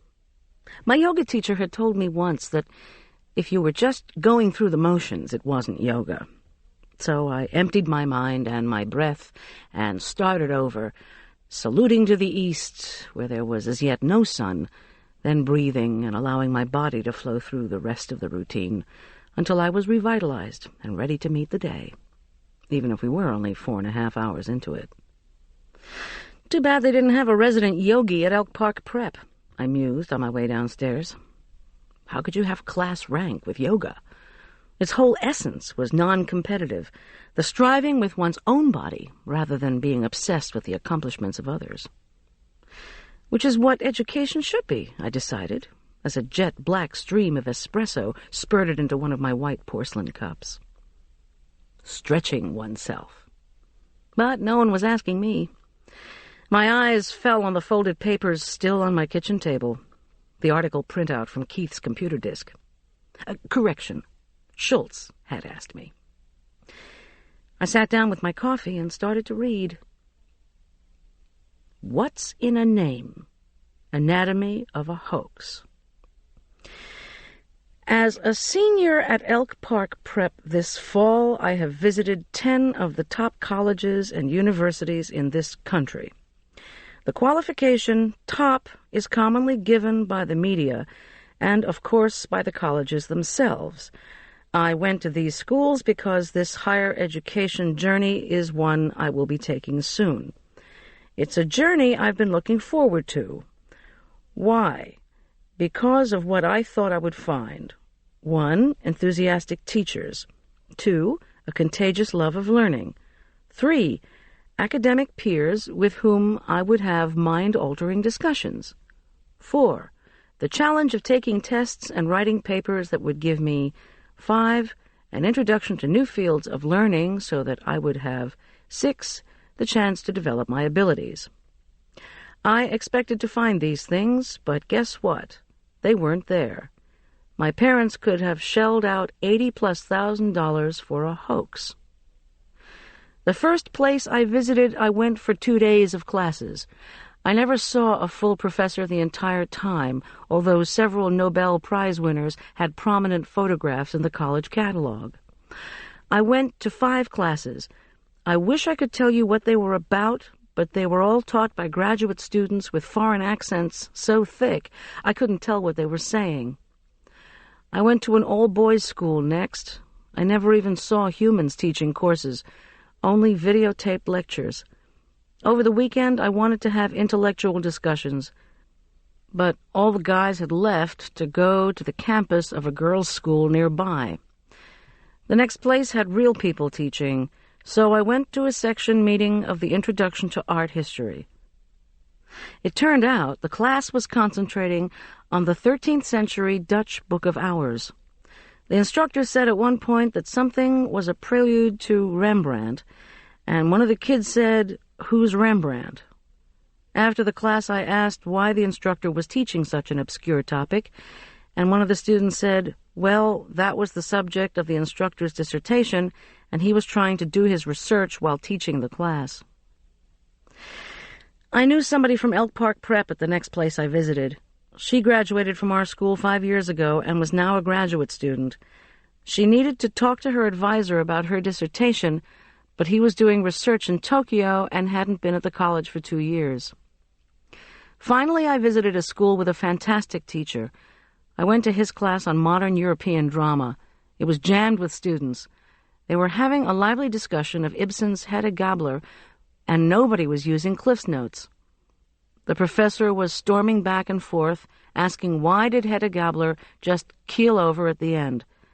After all the disappointment at the other schools, I came out feeling great. But when the class was over, the other students were glum. When I asked why, they said that this fabulous assistant professor, who'd just won the Excellence in Teaching Award, had been denied tenure. He hadn't published enough. Who is supporting this hoax in higher education? Certainly not yours truly. Do American students really want this false pedigree? Do we want good teaching or an empty reputation? Do we want an educational process or an impersonal stamp of approval? Students in the schools, unite. Well. He sounded like a valedictorian, all right. In a number of ways, the article resembled Keith's speech the night he died, but this essay was not an exposé. There was really nothing in it anyone would kill to keep secret. Not that anyone else knew that, however. Keith Andrews must have posed a threat to someone. Julian hadn't liked him, and neither had a number of the other students. And in the last 2 weeks, somebody, or bodies, had been trying to hurt Arch and me. Why? What was the connection between the murder and the attempts on us? Was the murder of Kathy Andrews in Lakewood part of the killer's scheme? How did the Neiman Marcus credit card figure in what was going on? None of it added up.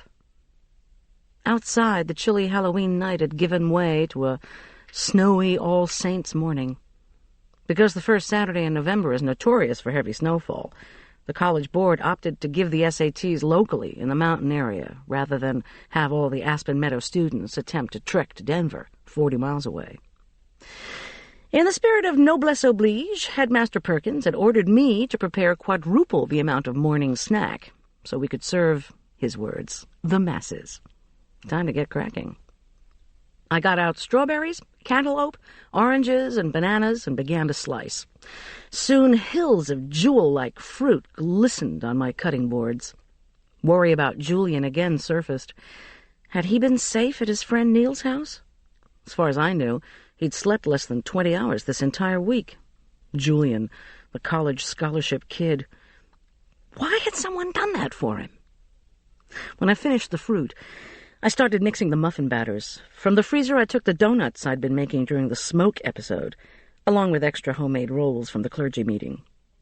With these set out to thaw, I mixed peanut butter into flour and eggs for the final batch of muffins and set it into the other oven, and then began to put together something I had only been thinking about, something with whole grain but sweet like granola. My food processor blended unsalted butter into brown and white sugars. I repressed a shudder. Given the school's reputation, I should call these serial killer cookies. I scraped ice cream scoopfuls of the thick batter onto cookie sheets, took all the muffins out of the oven, then nipped outside with 2 hot ones wrapped in a cloth napkin. The policeman doing the surveillance accepted them gratefully. He wouldn't follow me to the school. His orders were to watch the house, not me. Back inside, the enticing scent of baking cookies filled the kitchen. When they were done, I packed up several gallons of chilled vanilla yogurt, along with the rest of the goodies, and set out for Elk Park Prep, waving to the officer in his squad car as I pulled away. He saluted me with a muffin and a grin. The heavy clouds sprinkling thick snowflakes reminded me of the detergent showering into a washing machine.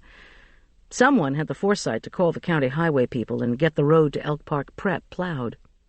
At 7, after carefully rounding the newly plowed curves, I arrived at the school driveway, where a pickup with a cat was smoothing a lane through the thick, rumpled white stuff. I skirted the truck, put the van in first gear, and started slowly up the snow-packed asphalt, already much traveled by vehicles carrying test-taking students. In a spirit of Halloween festivity, the elementary grades had carved row upon row of pumpkins to line the long entrance to the school.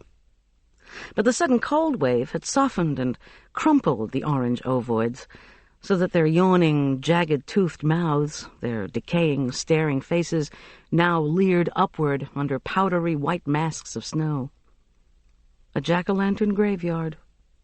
Not what I'd want to see the day of a big test. The parking lot was already 3/4 full. With relief, I noticed the heavily stickered VW Bug that belonged to Julian's friend, Neil Mansfield. When I came through the front doors that were still draped with wilted black crepe paper, Julian spotted me through the crowd of students and rushed over to help. "No, that's okay," I protested as he took a box. "Please go back over to your friends." "I can't," he said brusquely. He hoisted the box up on one knee of his jeans and shot me a beseeching look. "They're driving me nuts, asking each other vocabulary questions. After that bookstore meeting last night, Neil and I played 5-card draw until midnight. It was so great. The only question we asked each other was, how many cards do you want?" Neil also came over to help. To my surprise, so did Brad Marinsky and Heather Coopersmith. My sudden and unexpected popularity seemed to be owing to their not wanting to test each other on last-minute analogies. I directed the 4 teenagers to set up 2 long tables and lay out the tablecloths and disposable plates, bowls, spoons, and forks that I'd brought. Julian, to my great relief, had already started coffee brewing in the school's large pot, but he'd done it in the kitchen, and I didn't know how to move the immense pot out to the foyer. "I wanted to start the coffee out here," Julian informed me, as if he were reading my mind, "but I couldn't find the extension cord that's usually with the thing." Oh, spare me. For the 100th time since finding Keith Andrews' battered body out in the snow, I pushed away the thought of the dark cords twisted around his body. "Julian," I said, as I searched for a sugar spoon. "Never say the words extension cord to me again. Please?" He gave me a puzzled look that abruptly changed to a knowing one. He and Neil brought out cups of coffee on trays. When the bowls and platters were uncovered, kids began to come up to me to ask if they should eat now, where they were supposed to go, where the classrooms marked. Desperately, I turned to Julian. "I need to do the food. Would you please find a faculty member or somebody to shepherd everyone around?" He sighed. "Somebody said Farrell went to get the pencils." Before we could worry about it further, thankfully, a pair of faculty proctors appeared. The kids could take another 20 minutes to have their breakfast, they announced. Then alphabetized assignments were made to classrooms. The students crowded around the serving tables, shouting encouragements and vocabulary words to one another as they juggled muffins, donuts, cookies, bowls of yogurt with fruit, and cups of coffee. I was so busy refilling platters that I didn't have a chance to talk to Julian again until just before he went into the P to Z classroom. "How do you feel?" "Okay." But his smile was half-hearted. He clamped his hands under the armpits of his gray sweatshirt. "You know, it's funny about that scholarship. Somebody besides you cares about me. Maybe an alumnus. Maybe one of the parents of the other kids. Not knowing who did it is kind of neat. I kept waiting for Farrell or Perkins to say, 'Well, you have to do this or you have to do that.' But nothing happened. So now I think it doesn't matter so much how well I do on these tests. They're not the be-all and end-all, and that gives me a good feeling. I'm all right." I said, "Great," and meant it. Egon Schlichtmeyer, his hair fashionably tousled and his hands in the pockets of a shearling coat, came up and shooed Julian along to the classroom. I went back to clean up. The foyer was empty except for one lone student. McGuire Perkins stared morosely at what was left of the serial killer cookies. "McGuire, you need to go take your test. Starting in 5 minutes. "I'm hungry." He didn't look at me. "I'm usually not up this early, but I can't decide what to have." "Here," I said, quickly grabbing up a handful of cookies. "Take these into your classroom. Follow Schlichtmeyer down the hall." Still not meeting my eye, McGuire stuffed them into the pouch of his baggy sweatshirt. "Thanks," he muttered. "Maybe they'll make me smart. I didn't have any last year, and I only got 820 combined." "Oh, McGuire," I said earnestly, "don't worry." His miserable, pimpled face sagged. "Look, McGuire, everything's going to be okay. Come on." I scooted out from behind the long table. "Let me walk with you down to the classroom." He shrank from my attempt to touch his arm, but slouched along next to me without protest toward the classroom, where Egon Schlichtmeyer had just closed the door. I glanced up at McGuire. The boy was shaking. "Come on," I exhorted him. "Think of it as being like basketball practice. Do it for a couple of hours and hope for the best." He looked down at me, finally. His pupils were dilated with fear. Dully, he said, "I feel like shit." And without waiting for my response, he opened the door to the classroom and slipped inside. I scolded myself all the way back to the foyer, where I scooped up dropped napkins and paper cups, cleared away paper bowls and plastic spoons, and covered the remaining muffins, bread, and fruit. There were crumbs everywhere. Basketball practice? Maybe that was the wrong thing to say. The SAT was scheduled to take 3 hours. There would be only 2 5-minute breaks. The headmaster and Miss Farrell had determined that it would be best not to try to serve the food more than once. And speaking of the college advisor, I had to find out where we were supposed to meet after the test. I poured myself a cup of coffee and walked down to Miss Farrell's classroom. Unlike the other unused classrooms, it was unlocked but dark. I turned the lights on and waited. The desk was a mess of papers, indicating perhaps that she'd been in to do some work but was coming back. Sipping my coffee, I waited for her over an hour, through the 2 5-minute breaks, but she was obviously involved with students. Returning to the foyer, I decided to consolidate the food and wash my own empty dishes and bowls rather than haul them all home dirty. I found liquid soap, filled the porcelain basins of the old hotel kitchen with hot soapy water, and got to work, humming. Without a dishwasher, the task took quite a bit longer than I anticipated. Oh well, at least I wasn't in one of those classrooms trying to figure out the meaning of words like eleemosynary. Once the dishes were laid on the counters to dry, I came back out to the foyer. Crumbs and bits of fruit still littered the floor. I had only 15 minutes before the kids would be done. On their way out, their shoes would grind every last morsel into the smooth gray rug. The things a caterer has to do, I thought, with great self-pity. I wiped the crumbs off the tables, no telling what my chances were of finding a vacuum among the plethora of closets in the kitchen. Well, process of elimination, as Julian had told me of the multiple-choice SATs. The first closet held phone books and boxes. The next one I opened was the storage area for old Elk Park Prep yearbooks. I never did find out whether the third one held a vacuum cleaner. When I opened the door, I faced the dead body of Miss Suzanne Farrell.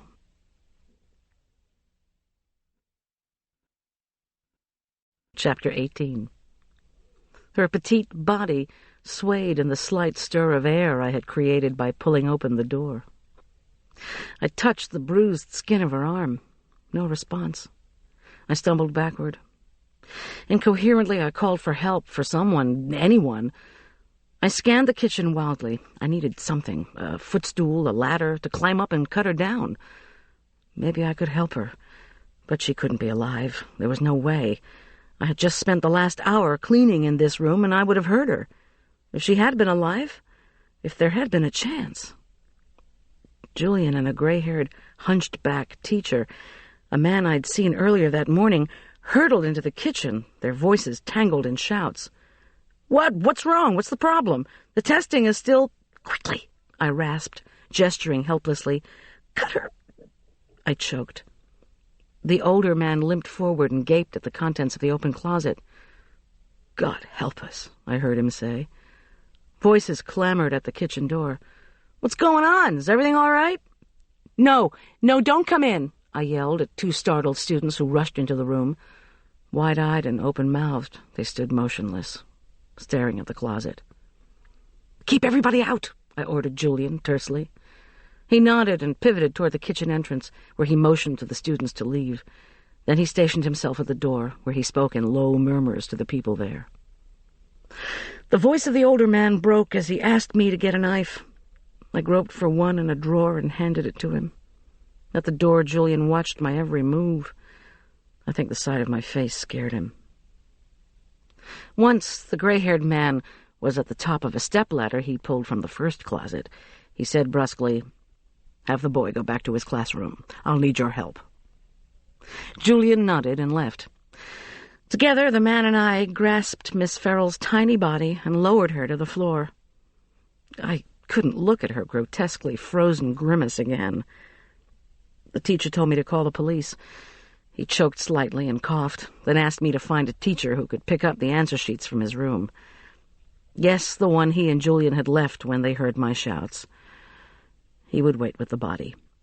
I didn't need to see medals to know this was a war veteran. His impassive tone and the grief in his eyes said all too clearly that he'd seen death before. There was no phone in the kitchen. My head pounded. The kitchen door fanned me as it closed, and a sudden sweat chilled my skin. When I arrived in the hall, there was the beginning of distant scuffling from the classrooms. The clock in the hall said 5 to 11. The SATs were almost over. Dizziness swept over me. Should I make some kind of announcement? Should I tell the students to stay? That the police would be here soon and they would all be questioned? I walked quickly to the phone in the hallway. I pressed 911. I identified myself and where I was, then said something along the lines of, "I've just found a body. I think it's Miss Suzanne Farrell, a teacher here." There was a whirring in my ears, like being inside a wind tunnel. "Are you there?" The operator's voice sounded impossibly distant. Yes, I said. Don't let anybody leave that school. Nobody. I'll put in a call to get a team up there right away." Groping for words within my mental fog, I hung up and stumbled to the P to Z classroom. I tersely told Julian to announce to his class and the others that after their booklets were collected, they must wait. If they ask, because they heard me screaming, don't tell them anything else, I said hesitantly. Julian turned back to his class, his face tight with worry. Sweat now covered my skin like a mold. The pounding in my head intensified agonizingly. I walked in slow motion back to the kitchen door. "The police are on their way," I told the gray-haired man. Down on one knee, he'd stationed himself next to the body. An unfolded white napkin shrouded Miss Farrell's face. The teacher acknowledged my announcement with a grim nod, but said nothing. The room felt oppressive. I couldn't stay there next to Suzanne Farrell's corpse. In a daze, I went back out to the foyer. I found paper and pen in my supplies bag to make signs for the doors. Gripping the pencil was difficult. My shaking hand wrote, "Do not leave until the police say you can." The room looked like the abandoned set of a surrealistic foreign film. What was all the debris? Where did these bits of fruit come from? Why were boxes of mine up on the tables? I grabbed a corner of one table to steady myself. The recollection washed back, horrid, filthy. I saw my hand opening that door, saw a body swaying heavily in a bright orange and pink dress, saw a grotesque purple face that in no way resembled the perky French teacher. My fingers had blanched the darkening skin when they touched her. Her body had been strung up like the snake in Arch's locker. I squeezed my eyes shut. The police arrived in a blur. I glanced at my watch. 11:45. The sky through the foyer's windows had begun to drop millions of snowflakes. An extremely tight-lipped Tom Schultz strode in. He was all business as the homicide team bustled around him, taking orders, falling into the grueling routine brought on by sudden death. They took the kids in the classrooms one by one. I knew the drill. Name, address, when did you arrive, what did you see, and do you know anyone with a grudge against Miss Farrell? And of course the question that pressed in on my brain, causing throbbing at my temples, was the inevitable corollary. Who hated both Keith Andrews and Miss Suzanne Farrell? I sat on one of the benches and numbly answered Schultz's questions. When did I arrive? Who else was in the school at that time? Who had access to the kitchen this morning? Pain still knocked dully at the back of my brain, but I also felt relief. This horror was now in the hands of the police. In the kitchen, their team would be painstakingly processing the scene, taking photographs, making notes, sprinkling black graphite fingerprint powder everywhere. Julian came through the doorway, crossed the room, and slumped down next to me. 98% of the people who were here can be eliminated, I heard Tom Schultz say to a member of his team. Julian and I were mute, while the other seniors, finally dismissed, somberly filed past. I could feel the students' eyes on me. I didn't look up. All I could hear was my heartbeat. When the lobby was again empty, Schultz sat down on the bench next to Julian and me. He said that Julian and his friend Neil had been the first to arrive that morning, after the gray-haired faculty member, whose name was George Henley. Henley, it appeared, had found the outer doors unlocked upon his arrival shortly before 8 o'clock. He'd been given a set of keys by Headmaster Perkins, and had assumed Miss Farrell, who was assigned to help him set up that morning, was around somewhere, because the door to her classroom was open, although the light was off. No, the unlocked doors hadn't puzzled him because of the headmaster's much-touted belief in the environment of trust. "What we're looking for," Schultz said wearily, "is how this could relate to the Andrews murder. Know anyone who had problems with this woman? Someone who maybe disliked Keith, too?" I repeated what I had already told him about Egon Schlechtmeier and the supposed romantic link with Suzanne Farrell. He asked if we had seen any exchange between them. We hadn't, or between her and anyone else. "This took place at the school. Because of what's already happened here, we need to look at the school first," Schultz insisted. "Is there anything else?" A number of people, I told him numbly, might have resented Miss Farrell. Why, Schultz wanted to know. Because of their own highly emotional agenda concerning grades, recommendations, the college issue. She was the college advisor, after all. And there were things she might have known. From what I had learned about the school in the past couple of weeks, the place seemed a veritable repository for secrets. Jesus Christ, Schultz muttered under his breath. When does anyone around here have time to learn? What about this headmaster? Any animosity there? None that I know of, I said, and turned to Julian, who opened his hands and shook his head dumbly. We'll talk to him. Schultz looked at me. I could see the strain of this second murder in a week in his bloodshot eyes and haggard face. She's been dead about 6 hours. Our surveillance guy can verify when you left your house, so you're not a suspect. For once, I said dryly. I felt no relief. Either one of you feel okay to drive? Schultz asked. Neil Mansfield, of the bumper sticker VW, was long gone. Julian said, "Let me take Goldy home in her van." His face was bone white. "Will you call us later?" he asked Schultz. Schultz gently touched the side of Julian's head. Tonight. Snowflakes powdered the smooth lanes made by the cat. Snow continued to swirl. The pumpkins edging the drive were now mounds of white, their leering faces long ago obscured. Julian edged the van around State Highway 203's winding curves. I wondered how I would tell Arch about Miss Farrell's murder. After a long stretch of silence, I asked Julian how the tests went. He gave a non-committal shrug. "Know what I feel like doing?" he said abruptly. "What?" "I need to swim. Haven't been near a pool in 2 weeks. Probably sounds crazy, I know." He fell silent, concentrating on the increasingly treacherous road. Then he said, "This stuff at the school's getting to me. I can't go back and sit in that house. Do you mind?" He gave me a quick sidelong glance. "You probably don't feel like cooking." "You got that right. A swim sounds good." We parked in front of the house. With the heavy snow, it was hard to tell if anyone sat in one of the cars lighting our street. Schultz's surveillance cop had to be there, I told myself. Had to. Once inside, I gratefully stripped off the caterer's uniform and quickly slipped into jeans and a turtleneck. We gathered swimsuits and towels. There was a message on the machine from Marla. Could we come by for an early dinner? She'd finally located Pamela Samuelson. Pamela Samuelson? Marla's taped voice reminded me. "You know, that teacher out at Elk Park Prep who was involved in some kind of brouhaha with the headmaster? She really wants to see you." Marla added cryptically, "It's urgent." I dialed Marla's number. The private nurse said her charge was taking a nap. "Don't disturb her," I told the nurse. "Just tell her when she wakes that we'll be there at 5. We switched to the Rover because of the roads.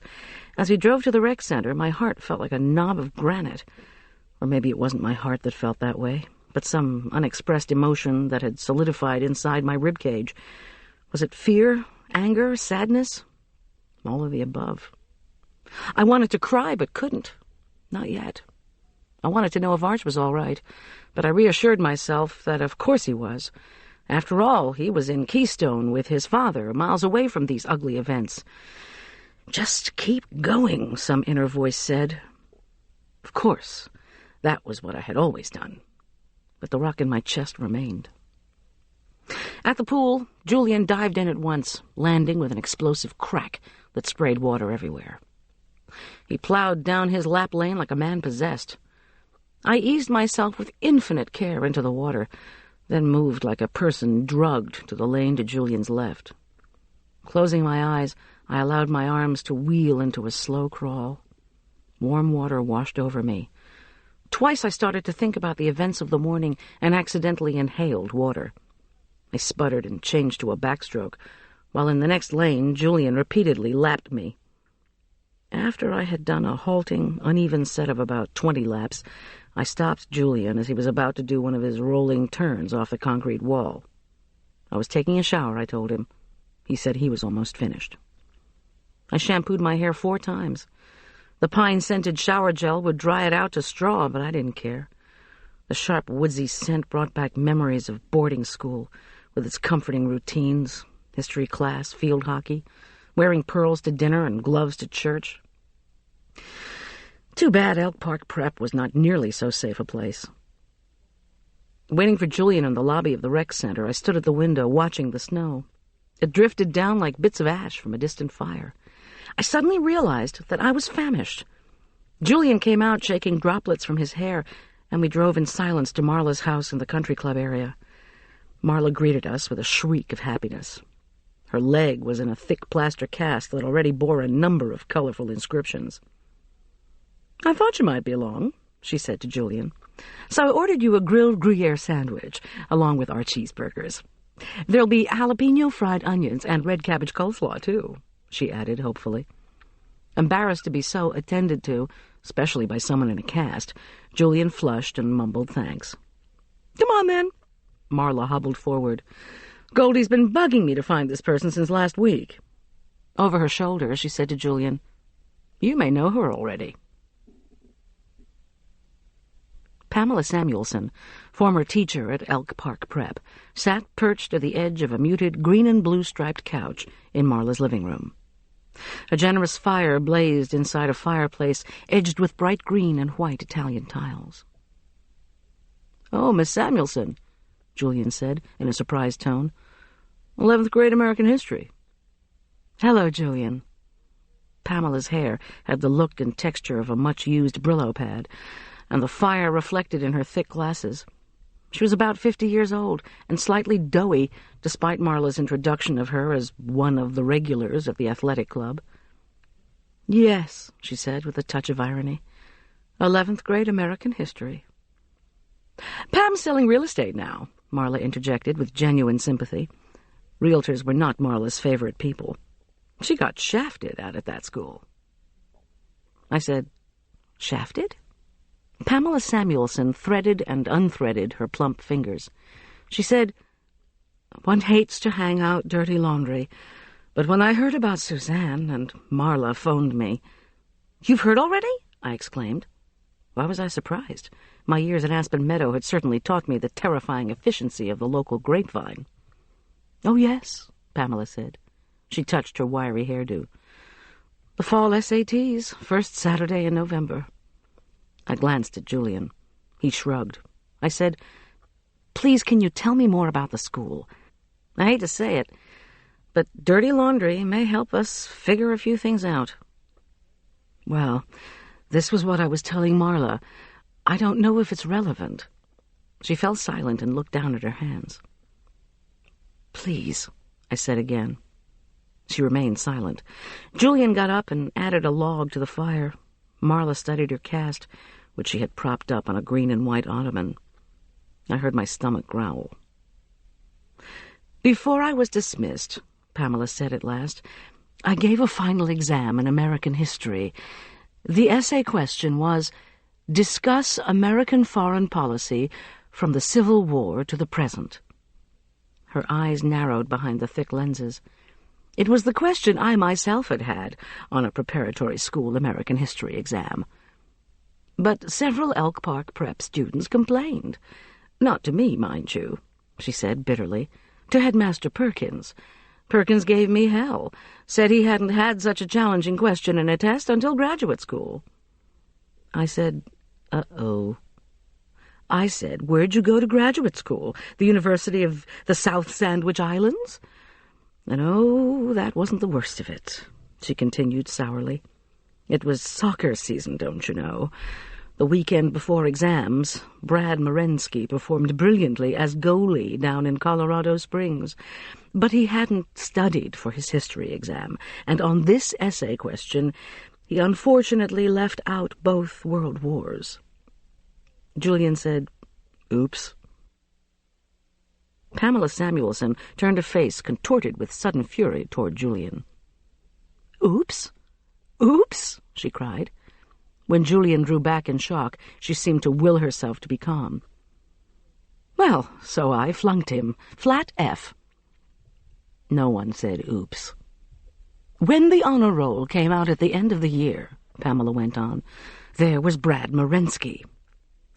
He could not have gotten there with an F, I can assure you." She spread her hands in a gesture of incomprehension. Impossible. I demanded a meeting with Perkins. His secretary told me the Morenskys had protested Brad's grade. Before the meeting, I checked the master transcript kept in a file in Perkins' office, along with the old grade books. The F history grade had been changed to a B. When I confronted Perkins, he wasn't even defensive. Smooth as silk. He says he gave Brad Morensky credit for the soccer game. I said, "You have a pretty screwed-up idea of academic integrity, not to mention American foreign policy." Perkins told me I was welcome to seek employment elsewhere. In fact, that he already had a superb replacement for me in mind. I know it was some young German man that a friend of his at CU was pressuring him to hire. I'd heard that from the secretary, too. Pamela hissed in disgust. The article in the Post about the lower SAT scores at Elk Park Prep made me feel better for a little while, but it didn't make me happy. I'm still trying to sell 5,000-square-foot homes during the worst real estate recession in a decade. I murmured sympathetically. Marla rolled her eyes at me. "Suzanne Farrell was my friend," Pamela said with a large, unhappy exhalation of air. "My first thought was, she wouldn't cave in to them." "Them who?" demanded Marla. "The ones who think education is just grades, class rank, where you go to college." Pamela Samuelson's voice was thin with anger. "It's so destructive." The high peal of the doorbell cut through her fury. Marla started to lift her cast from the ottoman, but Julian stopped her.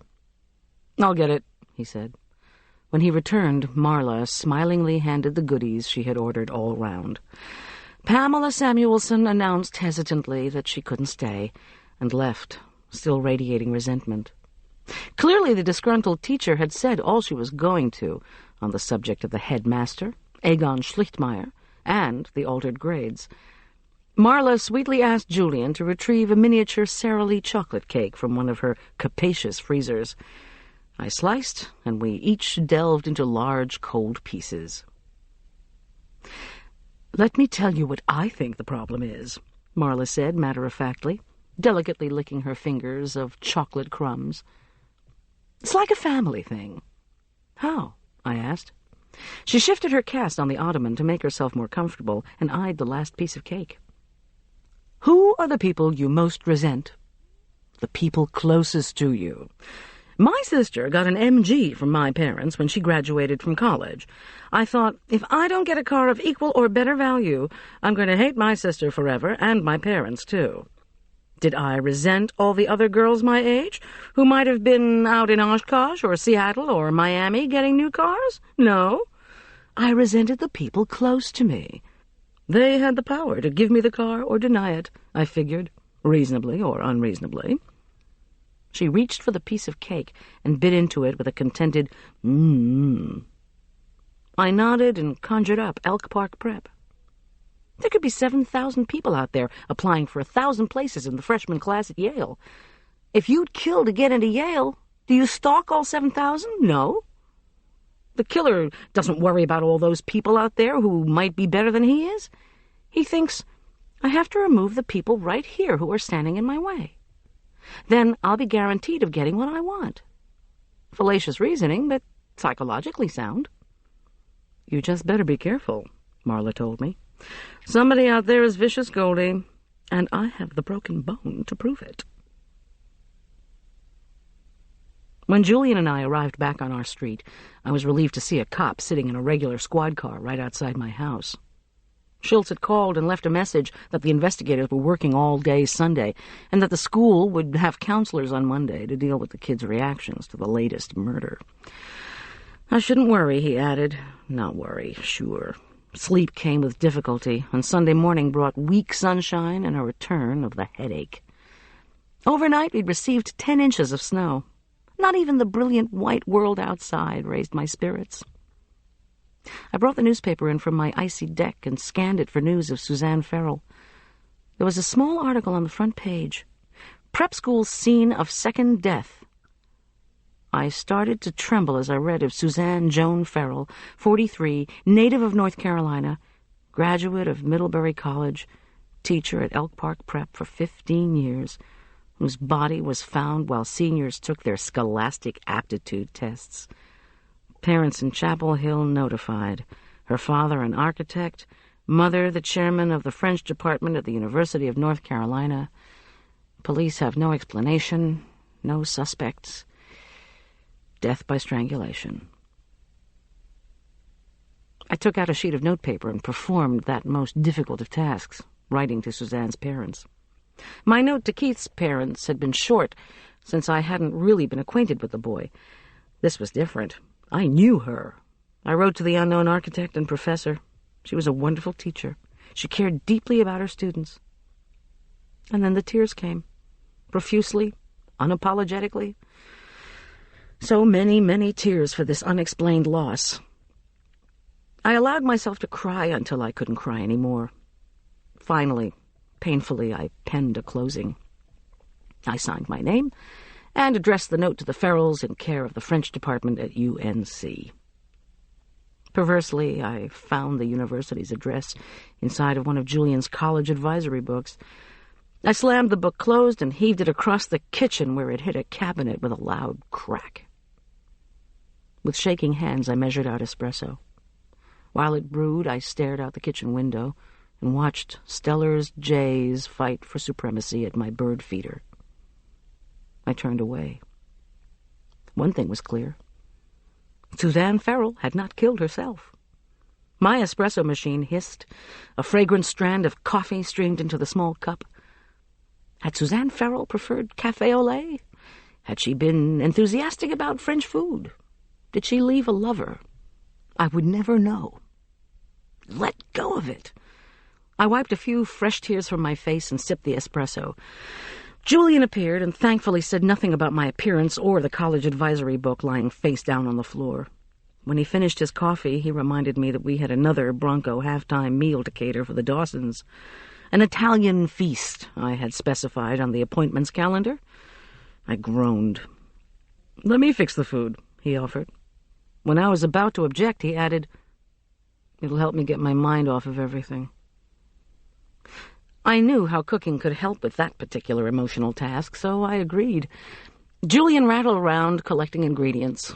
As I watched, he deftly grated fontina and mozzarella, beat these with eggs, ricotta, parmesan, and softened butter before blending in chopped fresh basil and pressed garlic. I felt a burst of pride in him as he sizzled onion and garlic in olive oil and added ingredients for a tomato sauce. The rich sense of Italian cooking filled the room. After he'd cooked the manicotti noodles, he stuffed in the fontina ricotta mixture and ladled thick tomato sauce over it all. "After it heats, I'm going to garnish it with more parmesan and some chopped cilantro," he informed me. "I'll make it look good, don't worry." Food was the least of my worries. I pulled myself up from my chair, tore fresh greens with a salad, and mixed a lemon vinaigrette.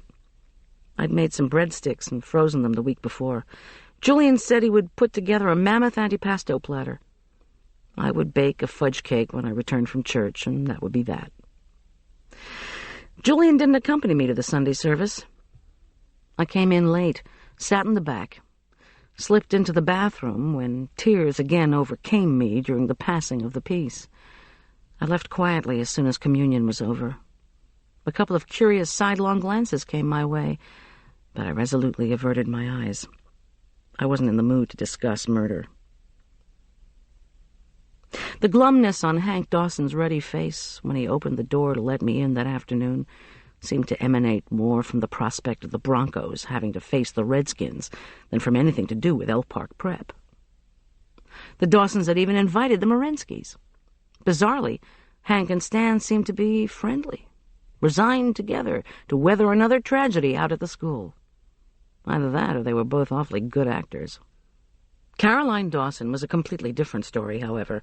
Instead of her usual menopause-red outfit, scrupulously made-up face and stiff composure, Caroline was dressed in an unbecoming cream-colored suit that was made of a fuzzy wool that kept picking up stray watts of static electricity. She looked like a squat, electrically charged ivory post. There was an edginess, too, about her untidily pinned-up hair and too fussy inspection of the food, and the way we were setting the table for her guests. "We pay a lot of money for Greer to go to that school," she said angrily, during her 5th unexpected appearance in her kitchen. "She shouldn't have to put up with crime and harassment. It's not something I expect, if you know what I mean. They never should have started letting riffraff into that school. They wouldn't be having these problems if they just kept their standards up." I said nothing. Everybody paid a lot to go to that school, and I didn't know how Caroline would define riffraff. Julian, maybe?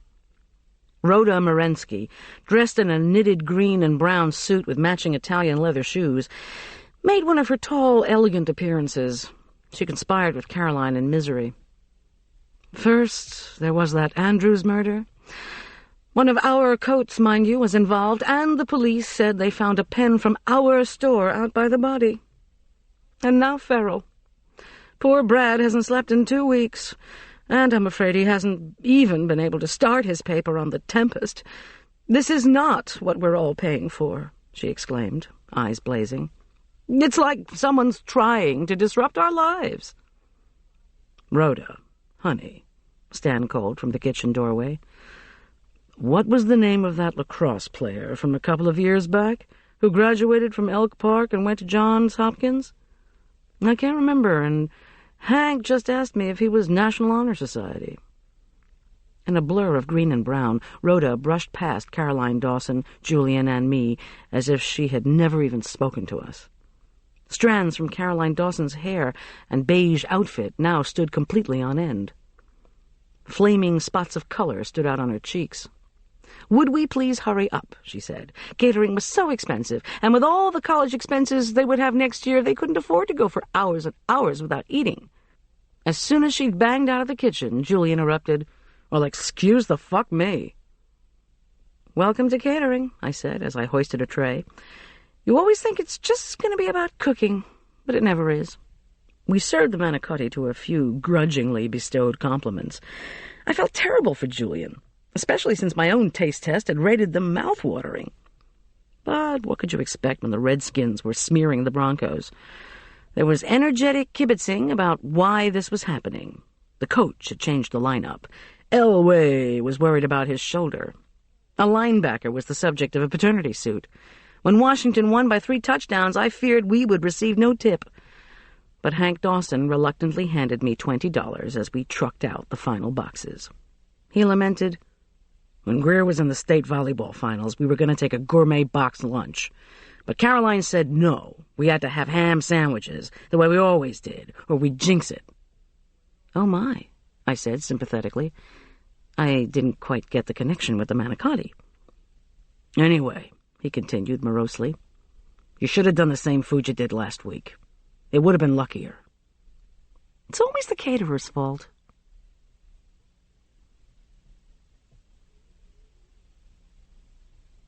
Chapter 19. "Lucky?" Julian groused on the way home. "Luckier food? What a dork!" "I keep telling you, people eat for different reasons. If they think eating sausage is going to win them the Super Bowl, then get out your bratwurst recipe and rev up the sausage stuffer. It pays in the long run, kiddo." After we'd unloaded, he announced he was going to work on his college application forms. He called over his shoulder that anything was better than the thought of pig intestines. I laughed for the first time in 2 days. John Richard left Arch off outside the house late that afternoon, the end of their Halloween skiing weekend. There he was, a strong, athletic father, not lifting a finger to help his diminutive 12-year-old son with skis, boots, poles, high-powered binoculars, and overnight bag. Should I scold him for forcing Arch to struggle halfway up the sidewalk with his loads of stuff? Never mind. This was, after all, the jerk.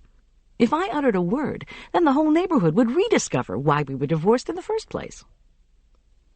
I walked carefully down steps Julian had salted liberally that morning, relieved Arch of his skis and boots, and noticed with dismay that his face was sunburned to a brilliant pink, except for the area around his eyes, where his goggles had left the skin eggshell white.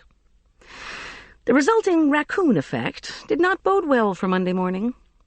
Then I noticed that what I had taken from him were new Rossignol skis, boasting new marker bindings.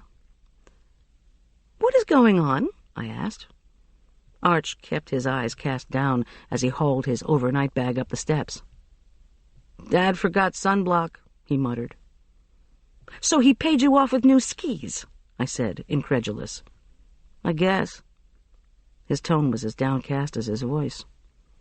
I realized with a pang that I hadn't even welcomed him home, much less told him about the tragic events of the weekend. Oh, spare me John Richard and his lavish attempts to bribe his way out of misconduct. The fact that I couldn't even come close to affording these luxurious trinkets didn't make dealing with them any easier. Not to mention what kind of message Arch was picking up from this kind of behavior. "I'll be embarrassed to death if I have to go to school tomorrow looking like this," my son said with a crack in his voice. "I'll look like a red giant." Oh, never mind. It's just a kind of star. Big and ugly and red." "Oh, Arch, just don't say anything, please, Mom. Not a word."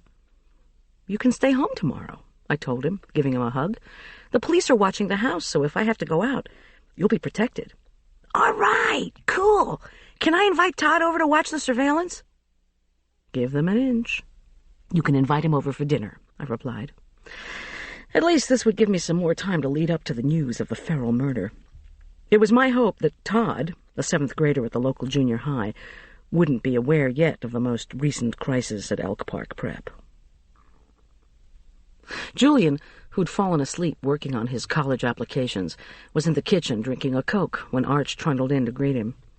To Julian's credit, although his eyebrows peaked in surprise upon seeing Arch's speckled facial condition, he made no comment. Over supper, fettuccine with hearty ladles of leftover tomato sauce, Arch regaled Todd, Julian, and me with stories of how he caught about 6 feet of air going down a blue and cruised through a totally monstrous mogul field before biffing on top of this guy from Texas. The Texan, one presumed, survived. Before Arch went to bed, I broke the news of Miss Ferrell's death. There would be counselors at the school the next day, I told him. So if he wasn't too worried about the sunburn. Arch said Miss Ferrell wasn't his teacher, but she was so nice. Was it the same person who had bashed Keith? He asked. I told him I didn't know. After a few minutes, Arch asked if we could pray for the two of them. Not out loud, he said, as he turned away from me. Not out loud, I agreed. And after 5 minutes of silent offering, I turned out his light and went downstairs. A windstorm kicked up overnight. Pine tree branches whooshed and knocked against the house, and cold air slid through all of the uncaulked cracks. I got up to get another blanket. The police car at the end of our drive should have provided soporific assurance, but it didn't.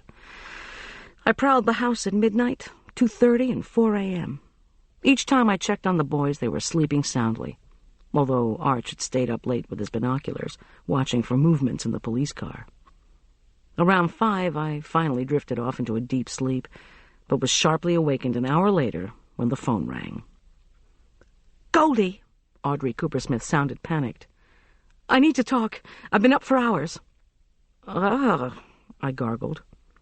"Carl's back," her voice rushed on, as if she were announcing a nuclear holocaust. "He came over and talked to Heather about his girlfriend." "He came over," I repeated, my nose deep in my pillow. "He's thinking of getting married."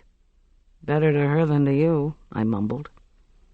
"The police were here when he came. He didn't even ask if I was all right.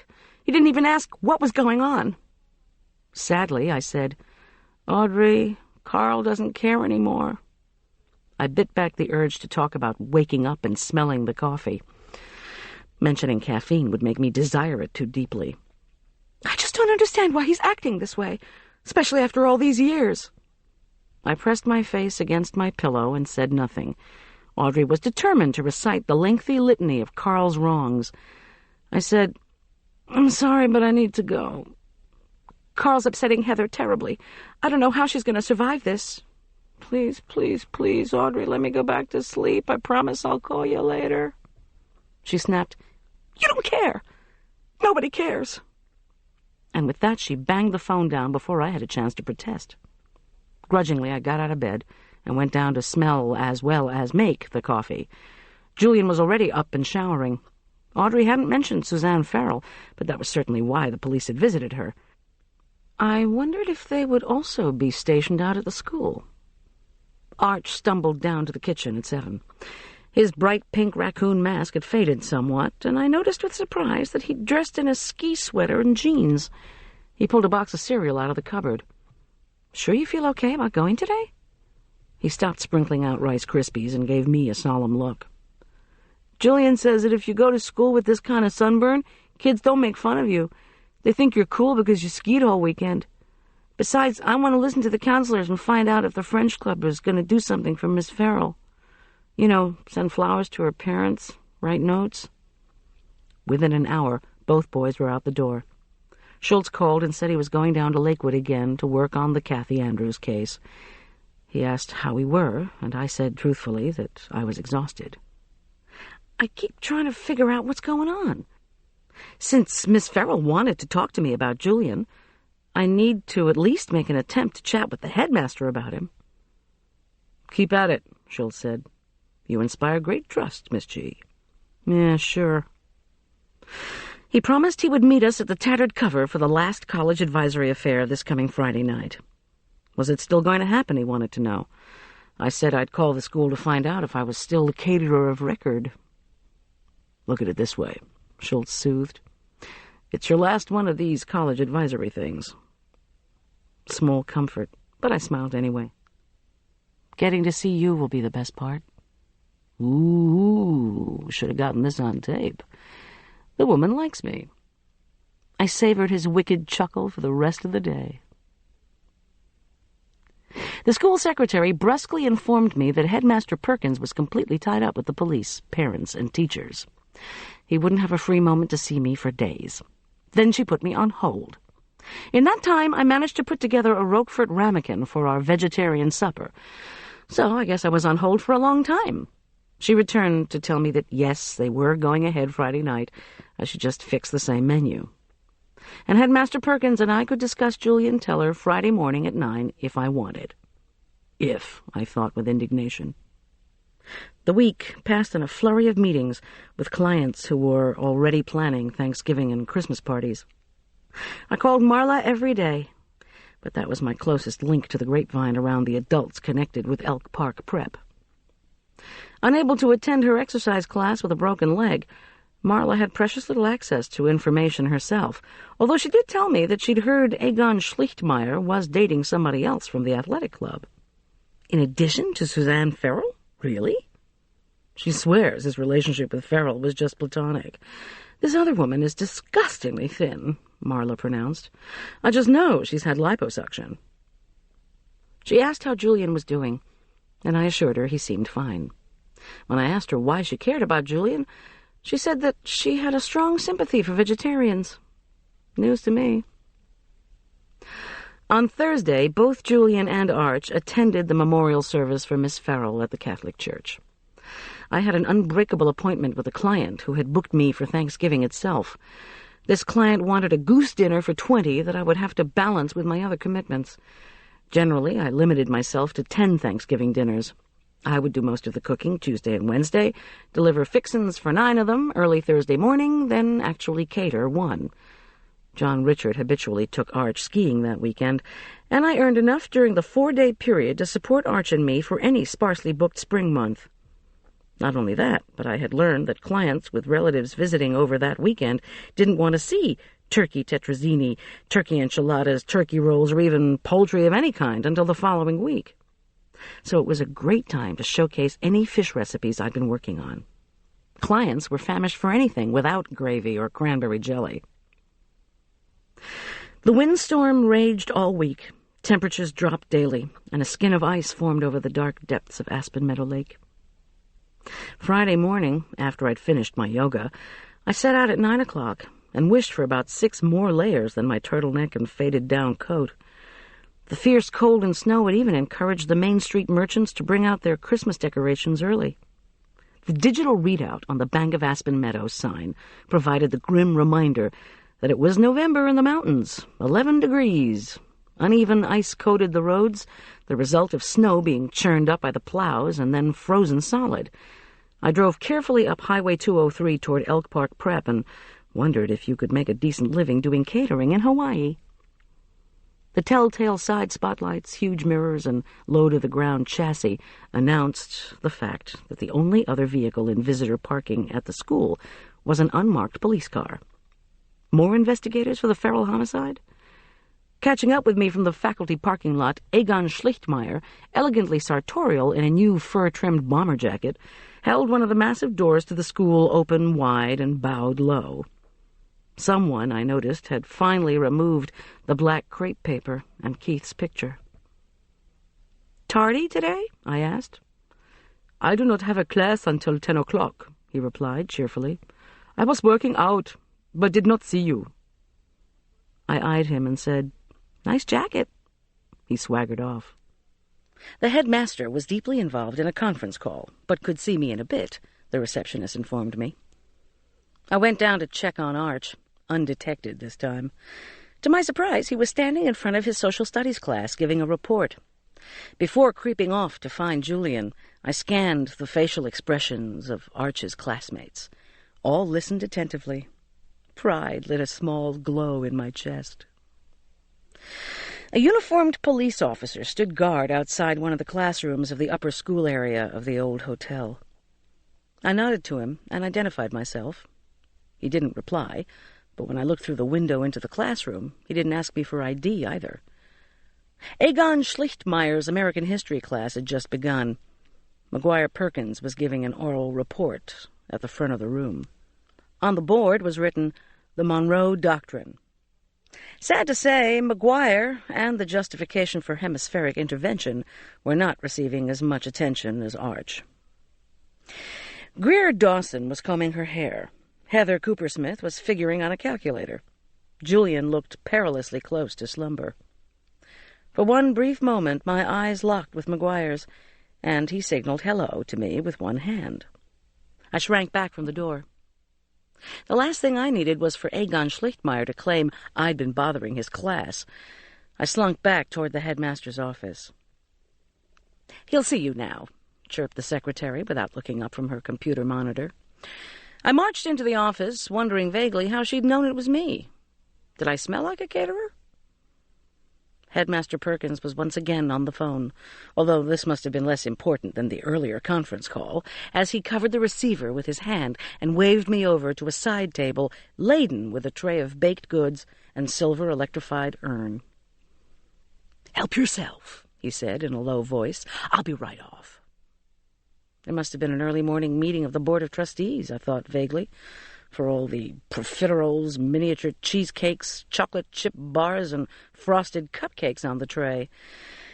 I poured myself a cup of coffee, but decided against the sweets. How come Perkins hadn't called me to cater an early morning meeting? Did he save me for the easy stuff, like getting up at dark 30 to make healthful munchies for hordes of seniors? Or was he afraid I might hear how he presented the murder of Suzanne Farrell to the big contributors? "Yes," he was saying now into the phone. "Yes, quite tragic, but we must go on. Still 7 p.m. Yes, on stress reduction in test-taking. No, I will be taking over the college counseling myself." He took a deep, resigned sniff. Same caterer, indeed. But before he could say ta-ta again, the person on the other end hung up. "Tattered cover," he explained to me with a shake of his Andy Warhol hair. He looked around his desk, which was cluttered with papers and an enormous basket of fresh flowers. Someone obviously thought he needed sympathy when it was one of his teachers who'd been murdered. Gray pouches of wrinkled skin hung under his eyes. He wore a navy sport coat instead of his usual Brideshead Revisited tweeds, and it suddenly occurred to me he hadn't used a single simile since I'd walked into the office. "Are you all right, Headmaster Perkins?"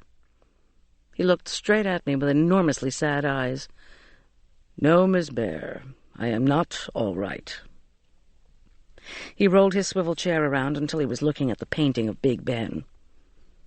"George Albert Turner," he said thoughtfully. great-grandson of Joseph Mallard William Turner. Not exactly burning of the Houses of Parliament, though, is it? Then he turned toward me again, and weak sunlight from outside illuminated the capillary veins scrawled across his face. His mournful voice intoned, "And so far am I also removed from the real thing." I'm not quite following you. Purity of pursuit, my God, Miss Bear.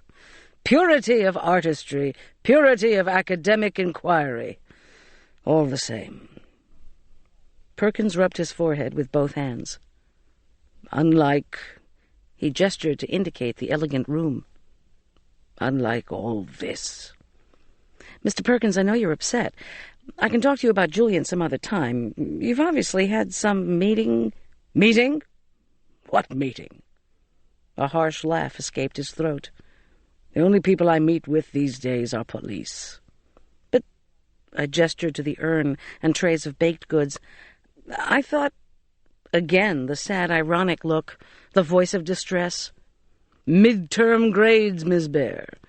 The flowers are a gift. The owners of the flower shop want their son to go to Brown after he graduates next year. They want me to write the recommendation after I change the boy's French 3 grade from a C to an A. Miss Ferrell wouldn't do it, you see.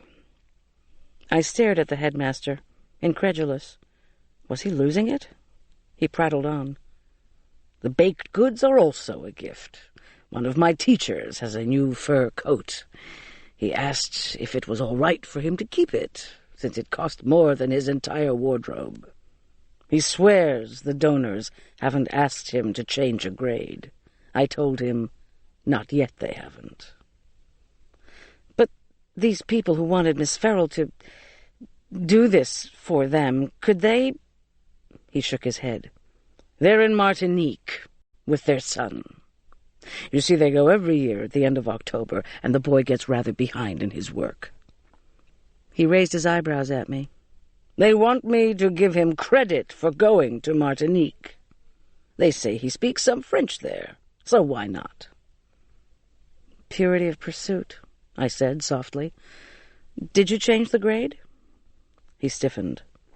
That's not the kind of question I answer. You wouldn't believe the pressure I'm under. I'd believe it, I said truthfully. Just look at what's happened around here the past 2 weeks. Speaking of gifts, could you tell me any more about this scholarship Julian received? I'm afraid there may be strings attached. Maybe not at this very moment, but as you yourself would say, not yet. Like your teacher with the coat. Maybe next week or next month, Julian could get some anonymous message saying if he wants to keep his scholarship, he has to flunk a test, not apply to a certain school, something like that. Perkins shrugged and looked back at the Neo-Turner. I know as much as you do, Miss Bear. We received a call from the bank, period. To the best of my knowledge, nobody at this school knows the donor. Or knew, he said, to my unanswered question about Miss Ferrell. Why do you think someone killed her? We all have a constituency, Miss Bear. You do, I do, Miss Ferrell did. He held up his hands in his mannered gesture of helplessness. His voice rose. As a caterer, you must do what you know is bad for your constituency, because it is what they want. If the obese want fudge rather than oat bran, well, why not? When it comes back to haunt them, you'll be long gone. Displeased parents make my life a misery with phone calls and letters and all kinds of threats. Yes, but are you saying Miss Ferrell wouldn't play along? Sort of like Miss Samuelson? Anger blazed in his eyes. I felt myself recoil at the unexpected intensity of his obvious distress, his loathing at my bringing up this topic. Perkins had tried to disguise his dislike for me by trying for sympathy in, unprofessionally, I thought, sharing details of his emotional load. But it hadn't worked. Now he pressed his lips together and did not respond. I said, Did you tell the police that Miss Ferrell wouldn't play along, perhaps? His haggard face turned scarlet. Of course I did, he snarled. but they think somebody might have been searching her room that morning. They can't find her grade book. They don't know what was going on or who might have been having problems. And I doubt that any parent or student would dare put the pressure on me now." He leered. "But perhaps I don't know all she did." "What about Egon Schlichtmeyer? Have you talked to the police about him?" He ran his hands impatiently over the cottony mass of hair. "Why are you so interested? Why not just leave it to the authorities?" "Look, the only person I'm worried about is Julian. I want to know who would give him this scholarship and why." He tugged the lapels of his sport coat. "Julian Teller is a fine student." His lips closed firmly. I mumbled something noncommittal, and Perkins said he'd see me that night for the last of the college meetings. The bell, signaling class change, rang, and I made noises about it being time for me to leave. But instead of the usual metaphorical send-off, Headmaster Perkins merely swiveled back to the painting by Turner's great-grandson. As I left his office, my mind groped wildly. Someone searching her room that can't find her grade book. In the hallway, I saw several seniors I recognized. All avoided me by looking away or starting to talk animatedly to the person nearest to them. Discovering 2 dead bodies can get you ostracized, I guessed. Except by McGuire Perkins, who came lumbering down the hall and nodded when I said hello. I pulled his sleeve. "McGuire," I said, "I need to talk to you." "Oh, well, okay." He led me out the school's front door.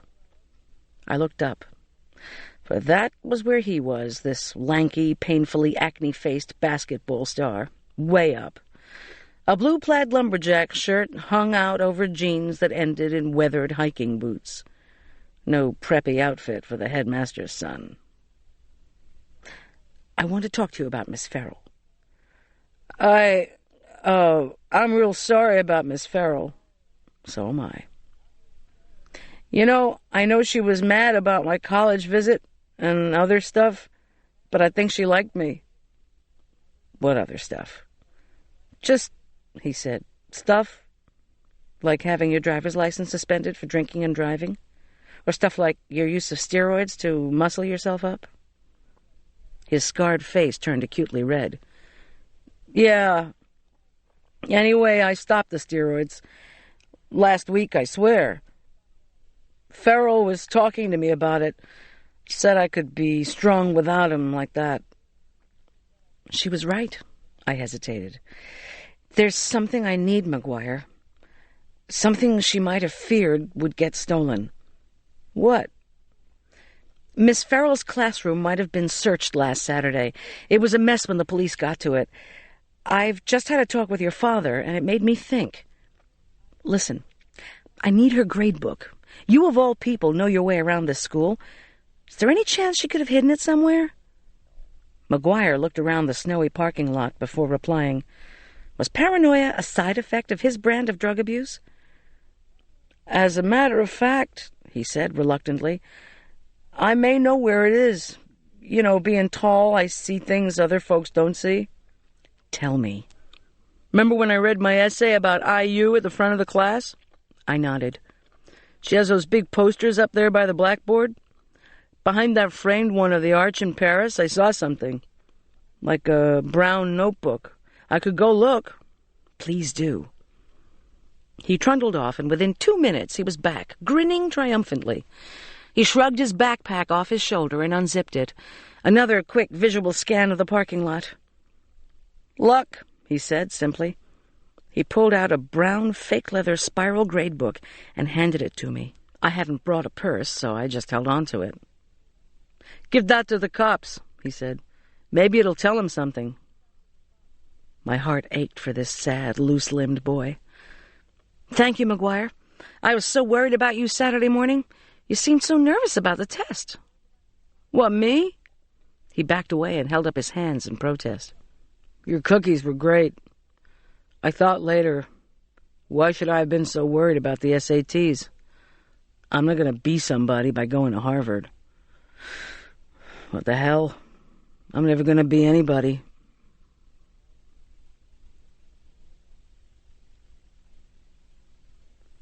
Chapter 20. I phoned Tom Schultz when I got home, in the hope that he might have returned from Lakewood. No luck. I told his machine I had Suzanne Farrell's roll book with the class grades, and where was he? The evening's event loomed, and I knew I had food to prepare. Still, I was getting close to the answers to a lot of questions. I could feel it. Cooking could wait. I sat down at my kitchen table and opened Suzanne Farrell's grade book. It was larger than most grade books I'd seen, about 8 by 11 instead of 4 by 6, and with many more pages. The notebook was divided into 3 parts, French 3, French 4, and CC. When I flipped to it, CC proved to be college counseling. There I saw an inked list of the top-ranked seniors. 1, Keith Andrews. 2, Julian Teller. 3, Heather Cooper-Smith. 4, Greer Dawson. 5, Brad Morensky. A quick check showed that Brad Morensky and Greer Dawson were in French 3. Julian and Heather Cooper-Smith were in French 4. Keith Andrews had also been in French 4. They were all, including McGuire Perkins, in college counseling. In French 3, Brad Morensky had a solid stream of C's and B's. His midterm grade was due to be a B-. Greer Dawson's showed wide swings. 2 F's early on, the rest B's. Her grade? C.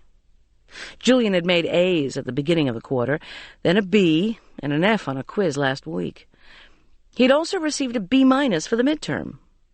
Heather Cooper-Smith had B's punctuated by 2 A's and was due to receive a B+. Keith Andrews had received all A's and 1 B. There was a line through his name. Well, that didn't tell me much, or if it did, I hadn't a clue how to interpret it. Would this finally all come down to mathematical calculations of grades? Is that what people would kill for? With some trepidation, I turned to the college counseling section. In addition to the class rank, the students were listed alphabetically. Reactions and conferences with the students, headmaster, and parents had been duly noted in careful handwriting. Keith Andrews. Disillusioned by recent trips to universities. Parents in Europe. Wishes he could join them, visit Oxford, etc.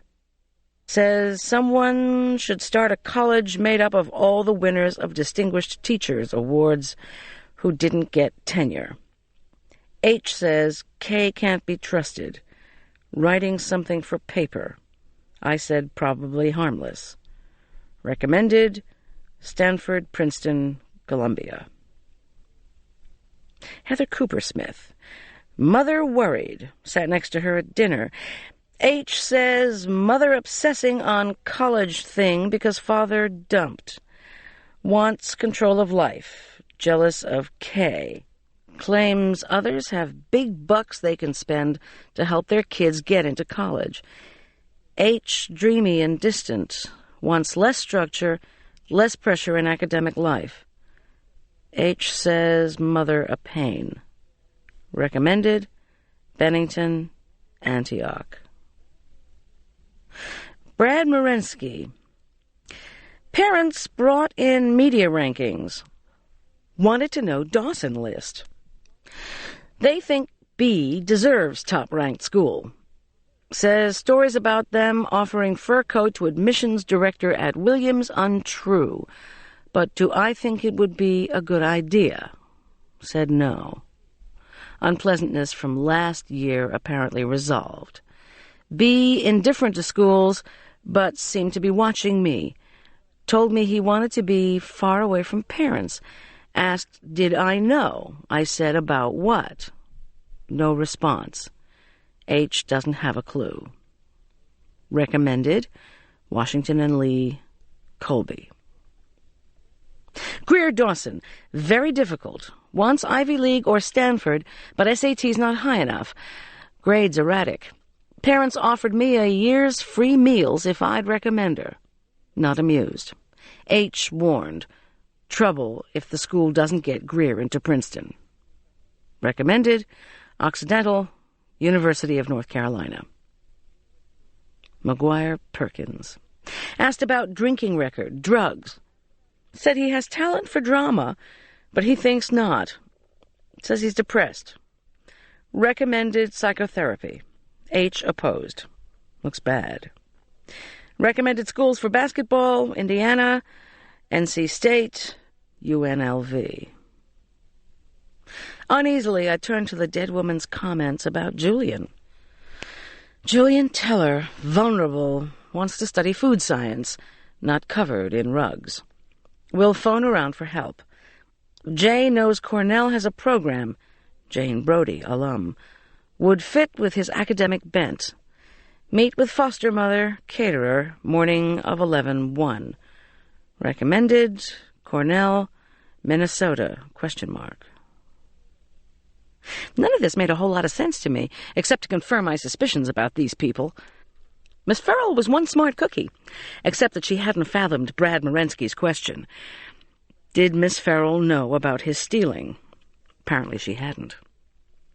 I also remembered vaguely about rugs, a reference book that rated colleges and universities by departments. If food science wasn't in there, perhaps I could check the cookbook section when I went to the tattered cover that evening to see where the most recent culinary writers had gone to school. It was something I could do to help, anyway. Even though Julian now had the funds to go anywhere he wanted, he might as well get the most his money could buy. I tried to let go of academic worries while I put together more biscotti, some fruit and cheese trays, and started in on a recipe I was testing for Valentine's Day. Sweetheart sandwiches. A sweetheart sandwich consisted of a pair of fudge-like cookies separated by a slide of buttercream filling. Serving these rich little cookies was inspired by the subject for the evening's lecture: stress reduction in test-taking. My prescription for stress was simple: take chocolate and call me when it's over. Audrey called, contrite over her early morning explosion, and assured me she wanted to help tonight. Could she have a ride to the bookstore? Heather was doing some calculations for her classmates on their new class rank, and she had to deliver the results to her friends on their way down to Denver. Heather didn't want Audrey to embarrass her, Audrey told me sadly. Were we wearing white uniforms, aprons, what? I told her black skirt, white blouse, and her apron that said Goldilocks Catering. She promised she'd come over at 5:30. Julian called. He said he'd be eating over at Neil's. He would catch a ride with Neil and meet me at the bookstore. Unless I needed help? I assured him I had everything under control. Arch came home and announced he had to pack for an overnight with a friend, but first he would have some of the new cookies. "If you'll pour me a glass of milk," he negotiated, as he pushed his glasses up his nose and methodically placed 3 freshly baked cookies on his plate. With eyes closed, he tasted the first one. "Well?"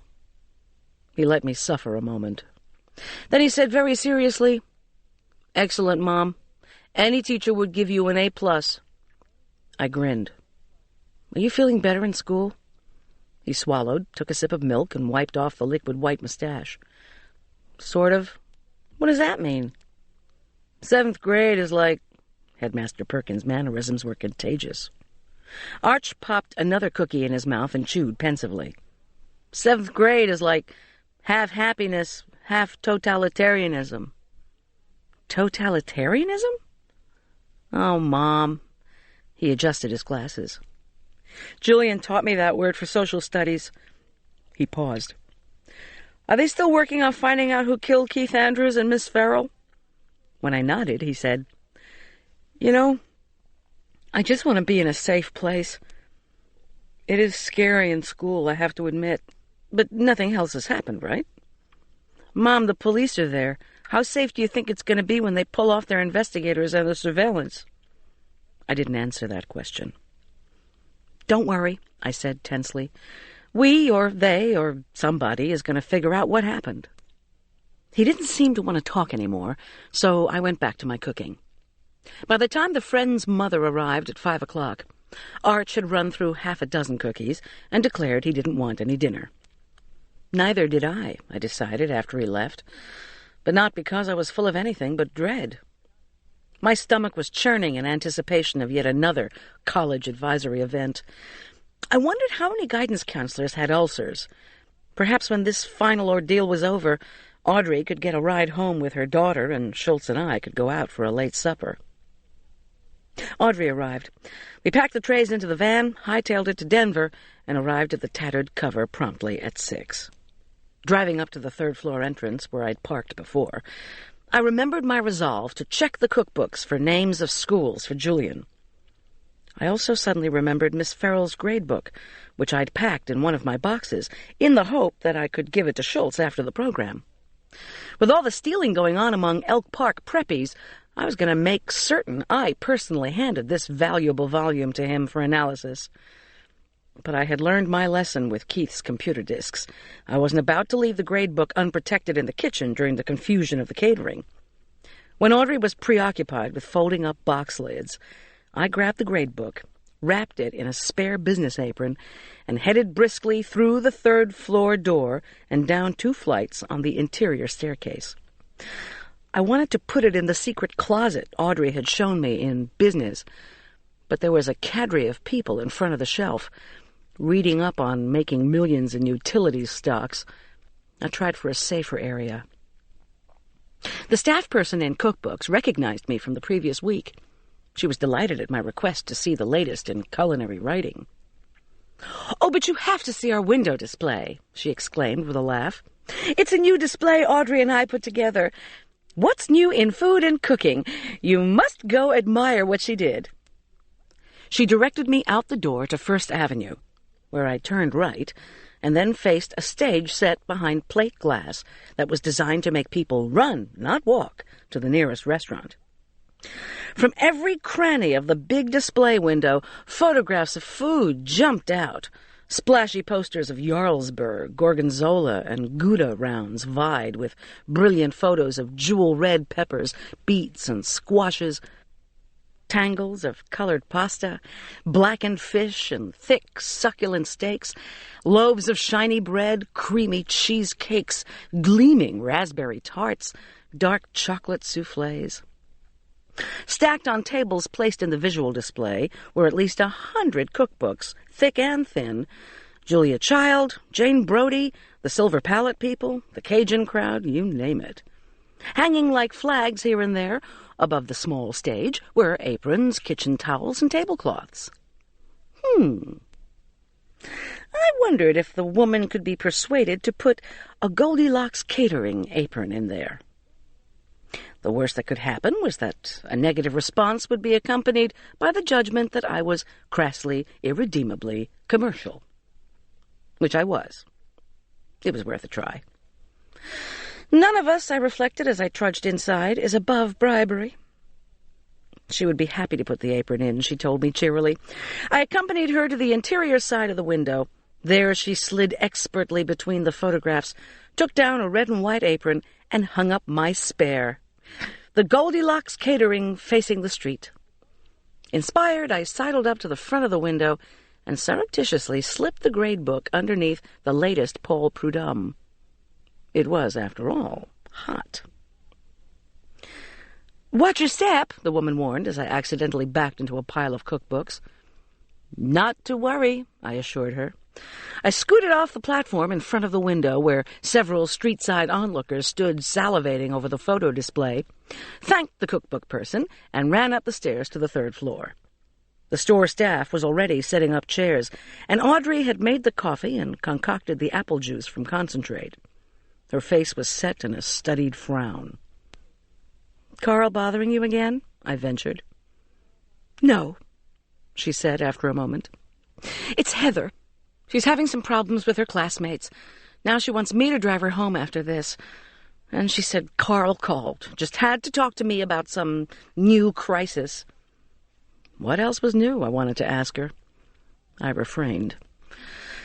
However, after spending a few silent minutes stacking plastic cups in the tiny kitchenette, Audrey faced me gloomily.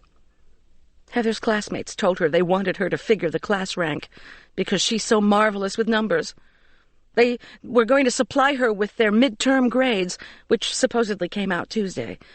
But she's tried for the past 3 days, and she can't get some of the top people, like Brad Morensky or Greer Dawson, to give her their grades in French. Now, I know they both have team practices, but why not answer Heather's messages? I mean, they all said they wanted her to do this. I certainly don't know, Audrey. If you send Heather to Bennington, she won't have any grades." Audrey tisked and shouldered a fruit and cheese tray. In the outer room, Miss Kaplan's microphone-enhanced voice introduced the evening's speaker, a Mr. Rathgore. I carried out the first tray of cups, returned to pick up the wine and apple juice, and scuttled back in time to see the troubled Heather deep in intense conversation with her mother, whose eyebrows were raised in perplexity.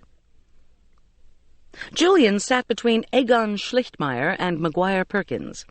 The three were chuckling over some private joke as Mr. Rathgore, a bald fellow in a shiny rayon suit, launched into his opening. "We all hate to be tested," he said. A chorus of groans greeted this. I stole a glance at the headmaster, who was nodding absent-mindedly.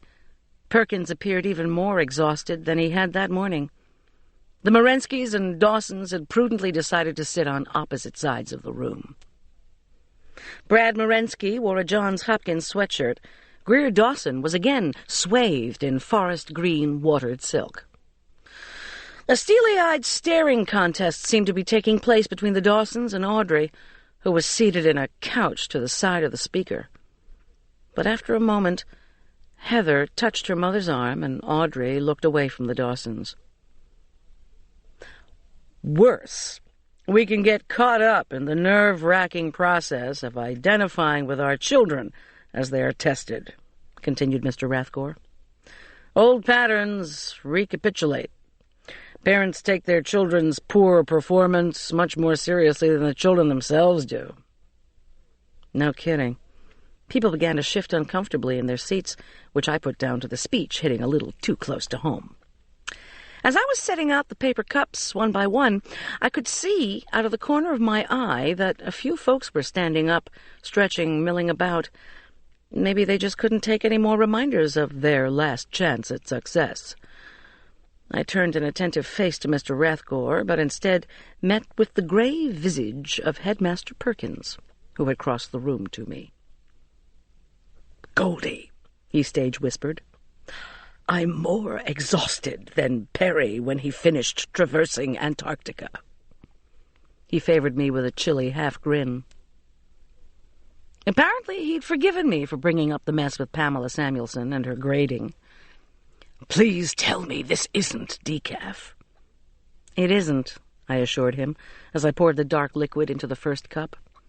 "Unadulterated caffeine, I promise. And have a Valentine's Day cookie. They're called sweetheart sandwiches." His expressive brow furrowed. "Valentine's Day cookies? We haven't even endured Thanksgiving.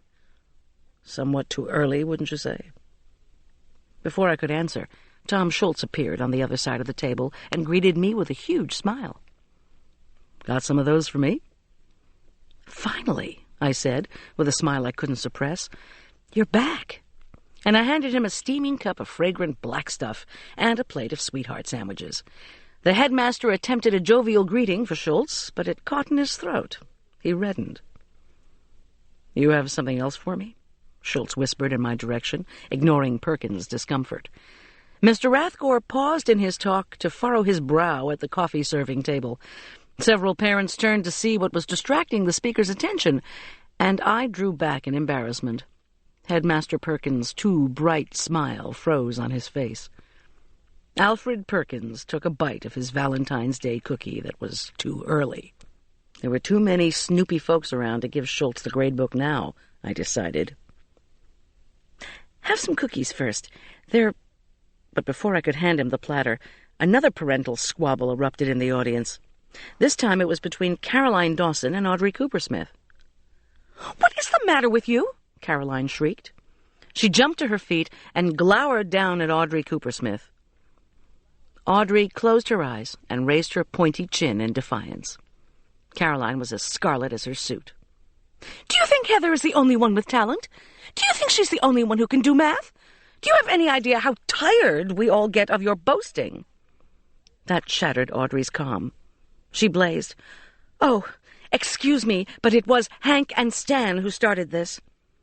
Mr. Rathgore turned puzzled eyes to Miss Kaplan, who seemed at a loss for dealing with a civil disturbance during an author presentation. "We did not," Hank Dawson, irate, protested with his meaty hands.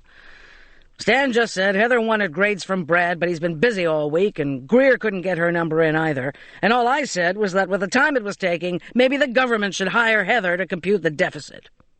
Really, let's just all calm down." "I will not calm down," Audrey fumed. Now she rose to her feet and yanked at the strings of her apron. After she'd flung it off, she wagged a finger at the Dawsons. "Hank, you don't know anything. How dare you make fun of Heather? To compute the deficit. Since when are you the economics expert? I'm so tired of you. You act like a know-it-all and you know nothing. You think you buy a government bond to get out of jail." Not this routine again. Parents murmured and coughed. Schultz gave me one raised eyebrow. The Morenskys spoke to each other excitedly. They were probably bond investors.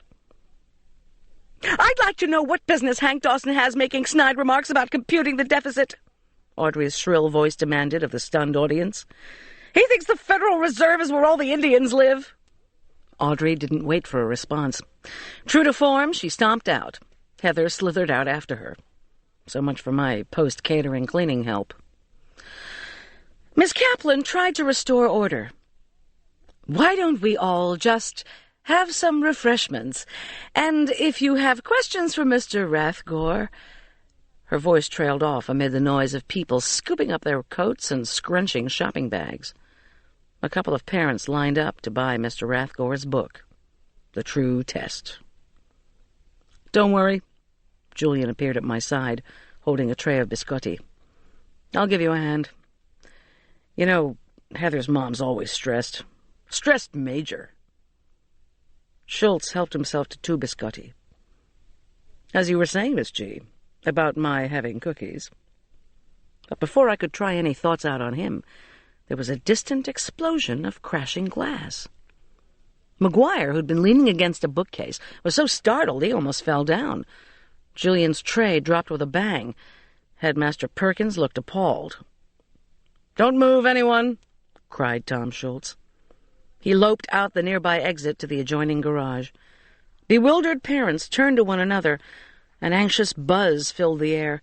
The unfortunate Mr. Rathgore turned to the trade buyer.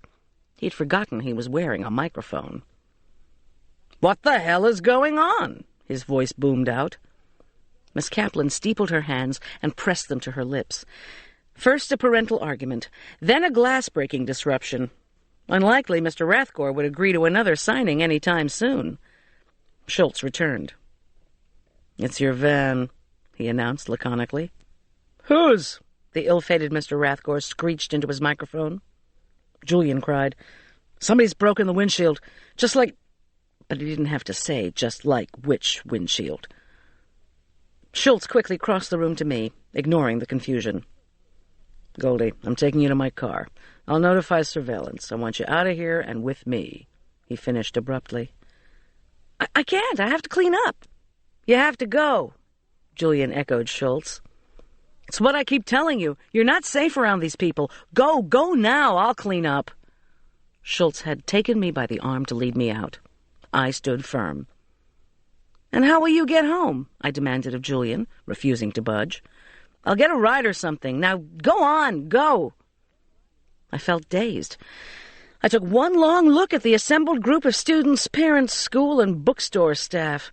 All stood immobile, as if suspended in a snapshot, watching the caterer make her unexpected exit under police guard. I wonder how many decided I was under arrest.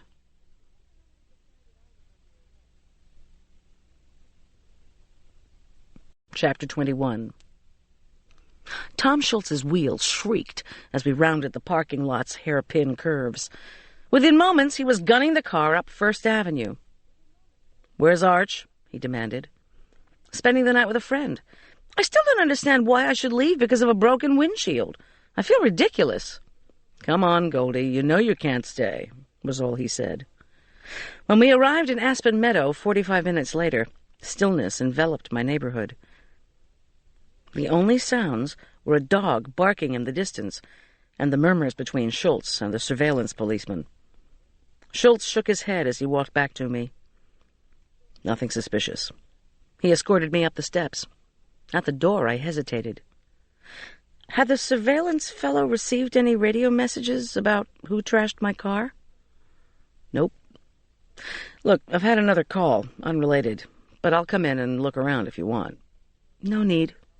The bookstore closed at 9. Julian will be home by 10. I'll call you then. I snapped on lights in each room, then checked the clock. 9:30. Every creak, every moan of breeze, every stray sound made me jump. Finally, I made a mug of steaming hot chocolate, slipped on my down coat, and settled into a snowy lawn chair out front. Keeping the surveillance car in sight seemed like the best idea. The hot chocolate was deliciously comforting. I leaned back to look at the expanse of stars glittering overhead. Because it was no moon, Arch was probably outside with his friend, wielding his high-powered binoculars and enthusiastically pointing out Sirius and Cassiopeia. I could find the Big Dipper and Orion, but that was about it. At 10 o'clock, I went inside, checked my answering machine, no messages, and made more hot cocoa. Chocolate always tastes best with more chocolate, and I lamented that the windshield disruption had necessitated leaving the sweetheart sandwiches down at the bookstore. Actually, it was getting so that any Elk Park Prep catered event was likely to be disrupted. Back on my lawn chair, I stared again at the sky. And then it was as if a hole opened up in the sparkling firmament. Through it, I could see Rhoda Marensky in the Dawsons' kitchen, exclaiming, "It's as if someone's trying to disrupt our lives." I remembered Hank Dawson's different spin on that sentiment. "You should have done the same food you did last week. It would have been luckier."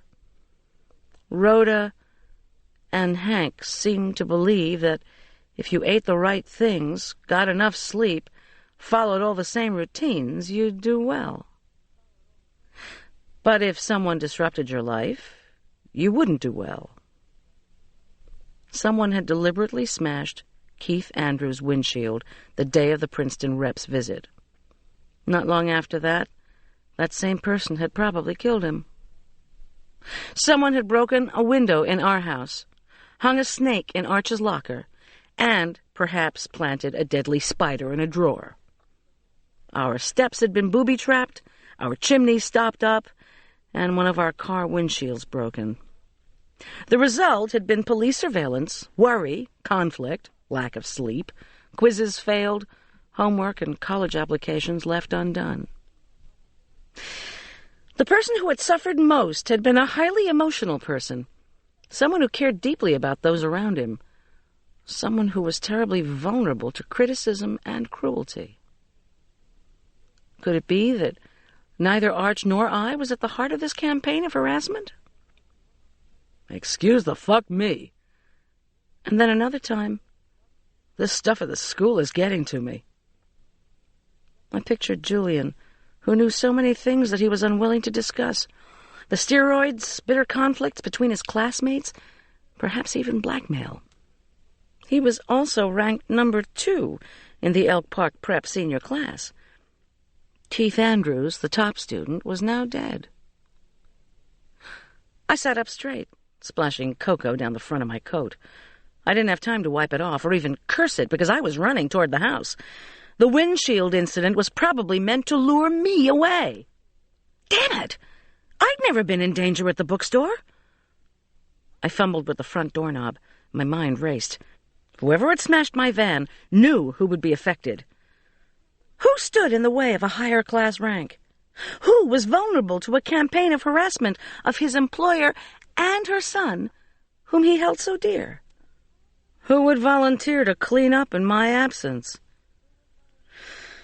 Julian had been the true target all along. I called Julian's friend, Neil Mansfield. Had Julian asked him for a ride? No. Julian said someone else volunteered to drive him back to Aspen Meadow. Who? Neil didn't know. But, Neil added, he himself had been home for an hour, so Julian should be home by now.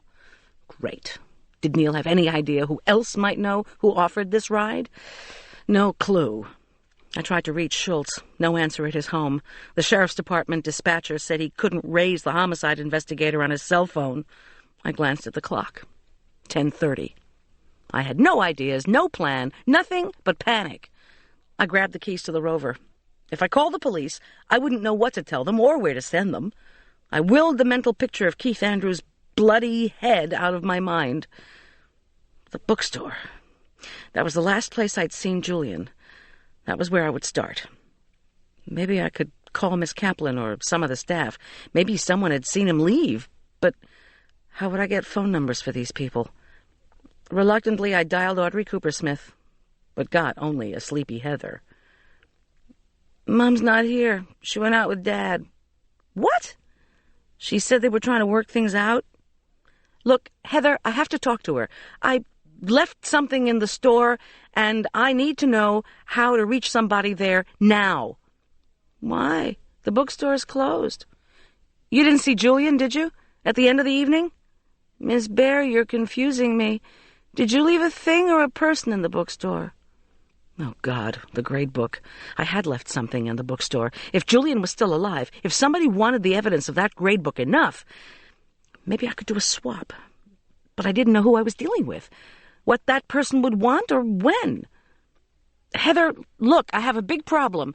Julian's life may be in danger, and I do have something. I have Miss Farrell's grade book. A sharp intake of breath from Heather. You? But we've been looking for it. I can't do the class rank without it. Listen up. I need you to call every senior's family. Be sure you talk to the senior and the parents. But it's late. Please, tell every single person I have Miss Farrell's grade book and that I'll swap it for Julian at Elk Park Prep in... I hastily consulted my watch. 2 hours, no questions asked. Does that include my mother? Because I don't know where she is, and you still don't have a way of getting into the store. Find her. I'll figure out the store situation. Your mother and Carl must have a favorite restaurant or something. Find them. Please, Heather, find everybody. You're out of your fucking mind. Trust me. I hung up before she could continue to analyze my mental status. I ran out to the Rover. I shifted into first gear and thought, Audrey out with Carl? Unbelievable. But that was the least of my concerns. The Rover engine roared as I sped down Interstate 70 to Denver. At the First Avenue light, I turned left on Milwaukee and pulled up to the parking garage entrance. The first thing I had to figure out was whether Julian had taken my van anywhere. Glitch. The lot was closed. Worse, the horizontal bar was down. What was a barricade to the rhino guard of a desert vehicle? I backed up, gunned the engine forward, and crashed through the horizontal bar. The growl of the car engine echoed off the concrete walls and through the cavernous space of the deserted garage. Up I went to the third-floor level, and there was my van, parked ominously, alone, next to the entrance. Glass sparkled at its tires. My heartbeat banged in my ears. How was I going to get back into the store? Could Audrey, in stomping out of the bookstore in a rage, have forgotten her purse in my van? I desperately hoped she had left her security entrance card behind. Unless she had manufactured her tantrum. Best not to speculate until I had the grade book in my hands. I hopped out of the Rover and slid open the van door. The sound reverberated eerily. Julian? I whispered into the van's cold depths. Silence. And then I looked in shock at the mess of papers, boxes, and cups that the overhead light illuminated. The vehicle had been trashed. I was so angry I almost slammed the door. But then I saw Audrey Coopersmith's overturned purse on the floor. I searched desperately for the magnetic striped security card. It wasn't there. Now what? An explosion cracked the stillness. A gunshot. I fell forward. The sound had come from inside the store. I ran up to the back entrance security post. The light was green. Whoever had ransacked my van had probably used Audrey's card to open the electronic lock. I wrenched open the first glass door and then the second. I cursed wildly to overcome fear as I stepped into the dark depths of the bookstore. The air was black, tar-like. The silence was absolute. I stepped carefully out onto the soft carpet. The smell of the bookstore was rich, paper, carpet, bindings, books, chairs, wood, dust. The odor of humans still lingered. I was near the kitchenette, but could see nothing. The desk was close by. Audrey had shown it to me. The flashlights, one under each desk. I walked through the darkness, not knowing whether I was going in a straight or crooked path, but heading in my mind's eye toward where that desk must be. My foot thumped the side of a chair. It squeaked forward on tiny, unseen wheels. Damn! I groped underneath the desk until I found the cold metal clips holding the flashlight. My fingers closed around it. When I turned it on, I heard another shot. Louder this time. Closer. "Julian!" I shouted into the darkness. The phone. Call Schultz. I extricated myself from underneath the desk, stood and directed the light to the phone. I dialed 911, begged them to come to the tattered cover right away, and hung up. The silence pressed down on me. "Julian!" I shrieked again. My flashlight beam washed across the carpet to the steps. And then I saw something out of place that made my heart freeze. Near the steps there was a large, dark splotch on the carpet. I dashed toward it, then stopped and swayed backward. Blood in a bookstore. But wait.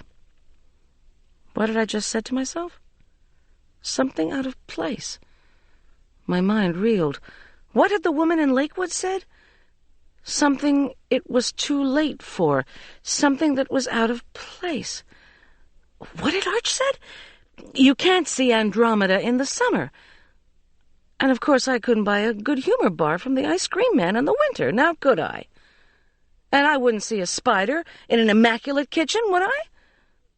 Tom Schultz had always told me, if you see anything that's out of place. And now I knew. The crimes, the perpetrator, even the methods, I knew. I sank against the bookshelf, sickened. "Move!" I ordered myself. Down the wide carpeted stairs I went, flashing the light ahead of me until I reached the second floor. The scents were different on this level. More people had been here, more sweat hung in the air. There'd been no sound since the 2 shots. "Julian!"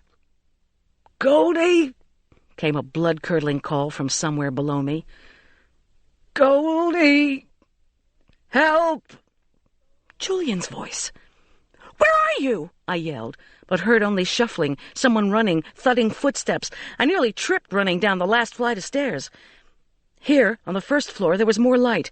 It poured through the first-floor windows from the street lamps on First Avenue and Milwaukee Street. "Ugh!" came Julian's muffled voice again, and then there was a scuffling sound from... where? From over by business books.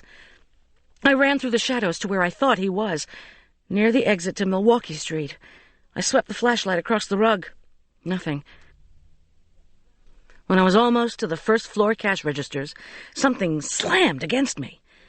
I fell forward with a great crash, sending the flashlight skittering across the carpet. I came to my knees and leapt for it just as the body hit me again. I grabbed the flashlight and whirled around. The light shone on the furious, leathery face of Hank Dawson. "You son of a bitch!" I screamed, and swung wildly with my flashlight. "Where's Julian?" He leapt for me, but I sidestepped him. With a curse, he drew back, then lunged for me again. Frantically, I grabbed for a wire display of oversized paperbacks and tipped it over in front of him. Hank tripped and fell hard. Desperately, I reached for books, any books on nearby shelves, and flung them on top of him. To my amazement, his sprawled body remained motionless. I scuttled around the corner to business books. "Julian!" I called into the shelves. "It's me! You have to come out quickly!" Which one of these godforsaken shelves was the one that opened outward? I couldn't remember. But slowly, absurdly, as if I were in a horror movie, I saw a shelf begin to move. Books wobbled and toppled out to the floor. A face peeked out of the vacant shelf. "Is Mr. Dawson dead?" It was Julian. "Down but not out," I said when I had caught my breath. "Oh, God, Julian, is that blood on your face? I'm so glad you're alive. The police are on their way, but we've got to get out." I can't move," he whimpered. "He shot me." Hank Dawson groaned and moved under the pile of books. "Go," Julian whispered desperately. "get out." "Scoot back in there," I ordered. He groaned, then inched back into the tiny space. I shoved the wall of books back in place just as Hank Dawson came around the corner of shelves. "Hi, Goldy," he said absurdly. I might have been there in a darkened bookstore to cater a Bronco brunch. "Hank?" "I want what I came for," he told me, with enormous, terrifying calm. "I want the kid." "Hank?" "Should I just start shooting into these shelves? I know he's in here somewhere." "Wait!" I yelled. "There's something else you're going to need. Something you wanted before." He shone his flashlight into my face. The light blinded me. "What?" "Miss Farrell's grade book. You were looking for it in her room, weren't you? And in my van? I have it here in the store." I added fiercely, "You'll never be able to prove Greer's high-class rank without it." I had to get him away from Julian. Julian was the key. Hank was breathing hard. "The book," he said. "Where is it?" "Here in the store. I hid it. I was going to give it to the police." I sputtered. I was afraid. I was also passionately, blindly angry. Hank glanced at the unmoving bookshelves. Satisfied that Julian was immobilized, he growled, "All right, let's go get it." He shifted to one side of the shelves. I pushed past him. He stank of sweat. My feet shuffled across the carpet. Hank clumped close behind. Where was my damn flashlight? I wanted to look at him. I wanted to look into the eyes of a man who had murdered a teenager, a teacher, and a woman in Lakewood, all to get his daughter into a top school. "Don't stall." He swung his flashlight up and caught me under the chin. Pain flashed up through my skull. I staggered, and Hank shoved me into the cash register counter. I reeled away from him. Damn you! Damn you! Damn you! The same story over and over. For college, they said, bewildered and disbelieving? Because of class rank? Indeed. I wondered vaguely if Headmaster Perkins would face any charges. Altering grades was probably not illegal, even if you had the damning evidence of a teacher's grade book. The only crimes I knew of besides Hank's had been McGuire Perkins' drug use and Brad Morensky's thefts. I was hardly going to turn the boys in. Sadly, both teens had merely followed the example, both implicit and explicit, of their purported mentors, their parents. This was over who was first in the class? A bewildered Denver sergeant had asked me at least 6 times. Yep. With Keith Andrews gone, with an A in French and an uncooperative college counselor out of the way, with Julian incapacitated or dead, Greer Dawson would have passed Heather, been at the top of her class and on her way to the Ivy League, to all the things Hank coveted for his daughter and for himself. But this was not really over who headed the class. It was, heartbreakingly, about trying to make your child the kind of success you never were yourself. I felt a terrible pity for Greer Dawson. I knew she would never be able to measure up. "How can you buy grades?" the cop kept asking. "Same way you buy drugs," I answered. Schultz grunted under his breath. "Cynical, Miss G." I asked the Denver police officer to phone Elk Park Prep, to alert the headmaster to some strange inquiries he might get from parents who might have been worried by Heather Coopersmith's calls. How Alfred Perkins would react to this last event in the saga of collegial competition, I could not imagine. Nor did I really care. Now the picture takers were done. Hank Dawson's corpse was being removed. I didn't look. The sergeant said I could go. Schultz suggested that we exit through the brick walkway between the tattered cover and the Janus building. His car, he told me, was on 2nd Avenue. He took my hand. His was warm and rough, entirely welcome. "You were brave," he said. "Damn." The memory of Hank Dawson, sprawled bloody and dead on the pavement, made my legs wobble. I stopped and tilted my head back to catch a few icy snowflakes in my mouth. The air was cool, fresh, sharp, sweet. I drew it deep into my lungs. "There's just one thing I never figured out," I said. We were standing on the pink-lit brick breezeway between the two buildings. Several late-night passers-by had been halted by the police activity. I could hear their engines humming, music lilted from a car radio. "One thing you haven't figured out," repeated Schultz. "Like how to get on with your life." "Yes, that." A breeze chilled my skin, and I shivered. Schultz pulled me into his warm chest. "What else doesn't Miss G understand?" I know it sounds petty after all that's happened, but the scholarship for Julian, what was Hank hoping to gain from that? "Ah, nothing." Tom Schultz kissed my cheek, then hugged me very gently, as if I were breakable. The tune on the car radio changed. Moon River. The bittersweet notes filtered through the snowy air. I said, "You seem pretty sure of that." Schultz sighed. "I'm just so happy to have you and Julian alive." "Yes, but is the money gone now or what? Julian will need to know." He let go of me. Snowflakes drifted down onto my face and shoulders. "The money is not gone," Schultz said.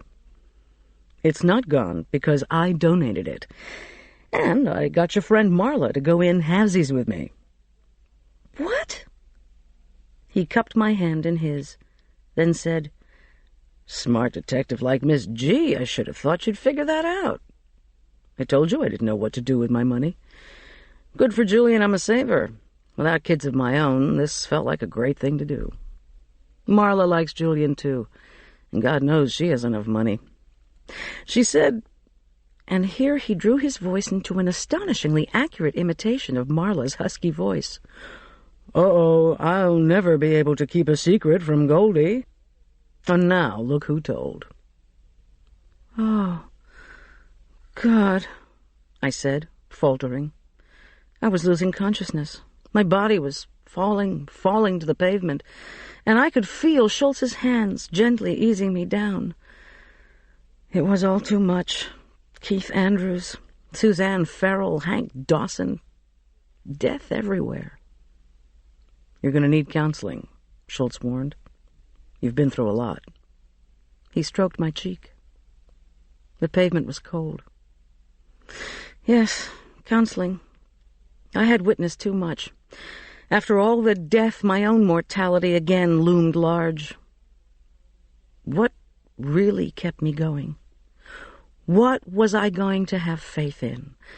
I had Arch, Julian. I had... An ache filled me. What else? Hank Dawson had wanted desperately to have a successful family.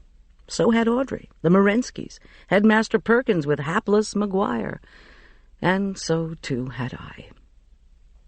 We'd all reached out for success, or the image of success we had in our minds. I'd had a picture of John Richard, Arch, and me, a happy family, and that had certainly failed. What had gone so wrong? This was what was wrong.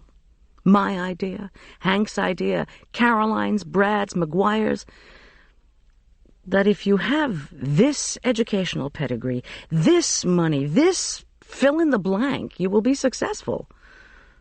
But really, I thought, as I lay on the cold pavement and looked up into Schultz's concerned face, success was something else. Success was more a matter of finding the best people and then going through life with them. It was finding rewarding work and sticking with it, through thick and thin, as if life were a succession of cream sauces. Suddenly my head hurt, my stomach hurt, everything hurt. Schultz made patient murmuring noises, then helped me up. I was shivering. "I'm so embarrassed," I said, without looking at him. Forget about it." I tilted my head and again tasted a few blessed flakes of snow. Schultz motioned at the sky. "Too bad Arch won't be able to look for galaxies tonight." "Oh, well. You know how he's always complaining to me about the clouds obscuring the stars.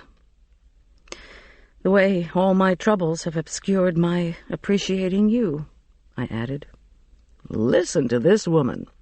She's using metaphors like some headmaster I know. And it sounds as if she's gone soft." "Tom, there's something I have to tell you." He took my hand and waited. Finally, he said, "Go ahead." "Yes." "Yes, what?" said Tom Schultz. "Yes," I said firmly, with no hesitation. "Yes, I will marry you."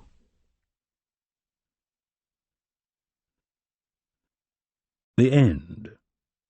You've been listening to The Serial Murders by Diane Mott Davidson, narrated by Barbara Rosenblatt.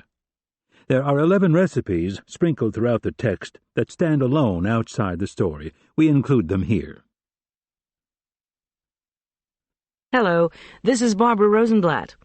Now that the mystery is all wrapped up, I'm going to read for you the mouth-watering recipes that Diane Mott Davidson has included in The Serial Murders. We've got Happy Endings plum cake, Chinese beef stir-fry with vegetables, chocolate-dipped biscotti, Irish soda bread, nachos Schultz, red and whites, galaxy donuts, sorry cake, serial killer cookies, Julian's cheese manicotti, and sweetheart sandwiches. Happy Endings plum cake. 1 cup, 2 sticks unsalted butter. 3/4 cup granulated sugar. 3/4 cup firmly packed dark brown sugar. 2 large eggs. 1 teaspoon vanilla extract. 2½ cups all-purpose flour. In high altitude, add 2 tablespoons. 2 teaspoons baking powder. In high altitude, subtract ½ teaspoon. 1 teaspoon baking soda. 1/2 teaspoon salt. 2 teaspoons ground cinnamon.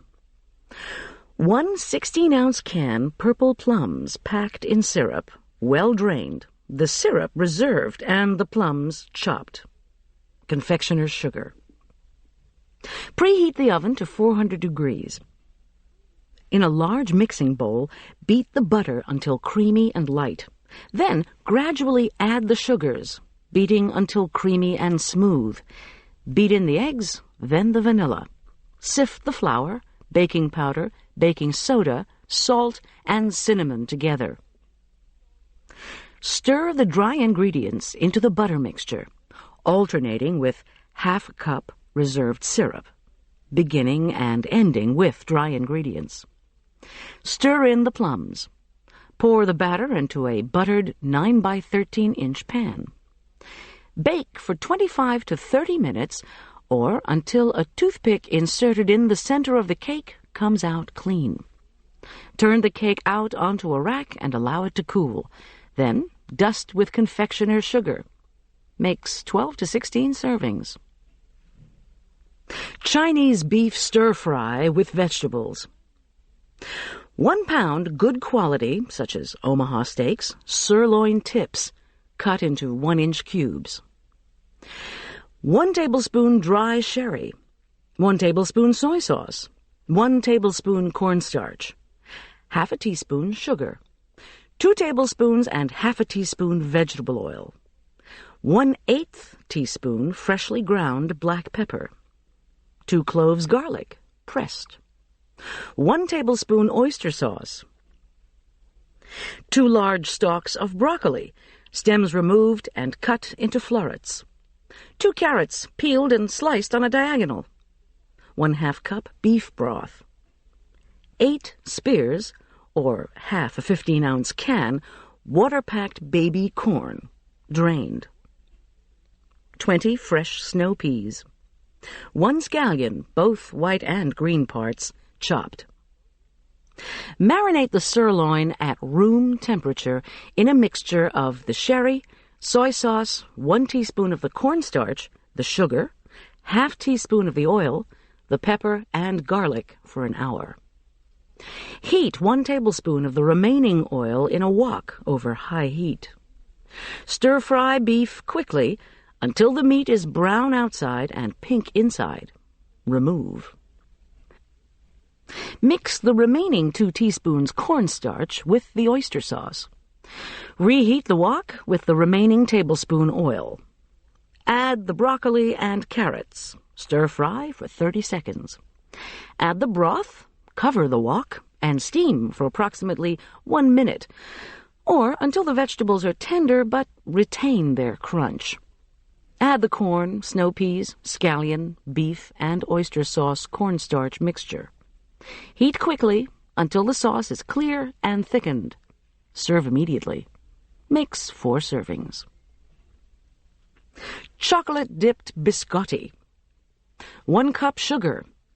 1/2 cup, or 1 stick, unsalted butter, melted and cooled. 2 tablespoons anise-flavored liqueur. 1 1/2 tablespoons sour mash whiskey. 2 tablespoons anise seed. 3 large eggs. 1 cup chopped almonds. 2 3/4 cups all-purpose flour. 1 1/2 teaspoons baking powder. 1 12-ounce package semi-sweet chocolate chips. 2 tablespoons solid vegetable shortening. In a large mixing bowl, stir together the sugar and melted butter. Add the liqueur, whiskey, and anise seed. Beat in the eggs, then stir in the nuts. Sift the dry ingredients together. Gently stir in the dry ingredients until well incorporated. Cover with plastic wrap and chill for about 3 hours. Preheat the oven to 375 degrees. Butter 2 cookie sheets. Shape the dough on cookie sheets into 3 loaves, well spaced.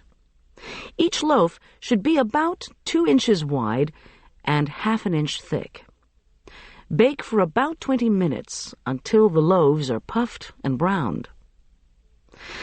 When the loaves are cool enough to touch, cut each loaf into diagonal slices about ½ an inch thick. Lay the slices on their cut sides and toast them at 375 degrees for an additional 15 minutes or until lightly browned. Cool. Dip biscotti in chocolate the day they are to be served. In the top of a double boiler, melt the chocolate chips with the shortening, stirring frequently. Remove from the heat and stir until a candy thermometer reads 85 degrees. Holding each cookie by its bottom, gently dip the tops into chocolate.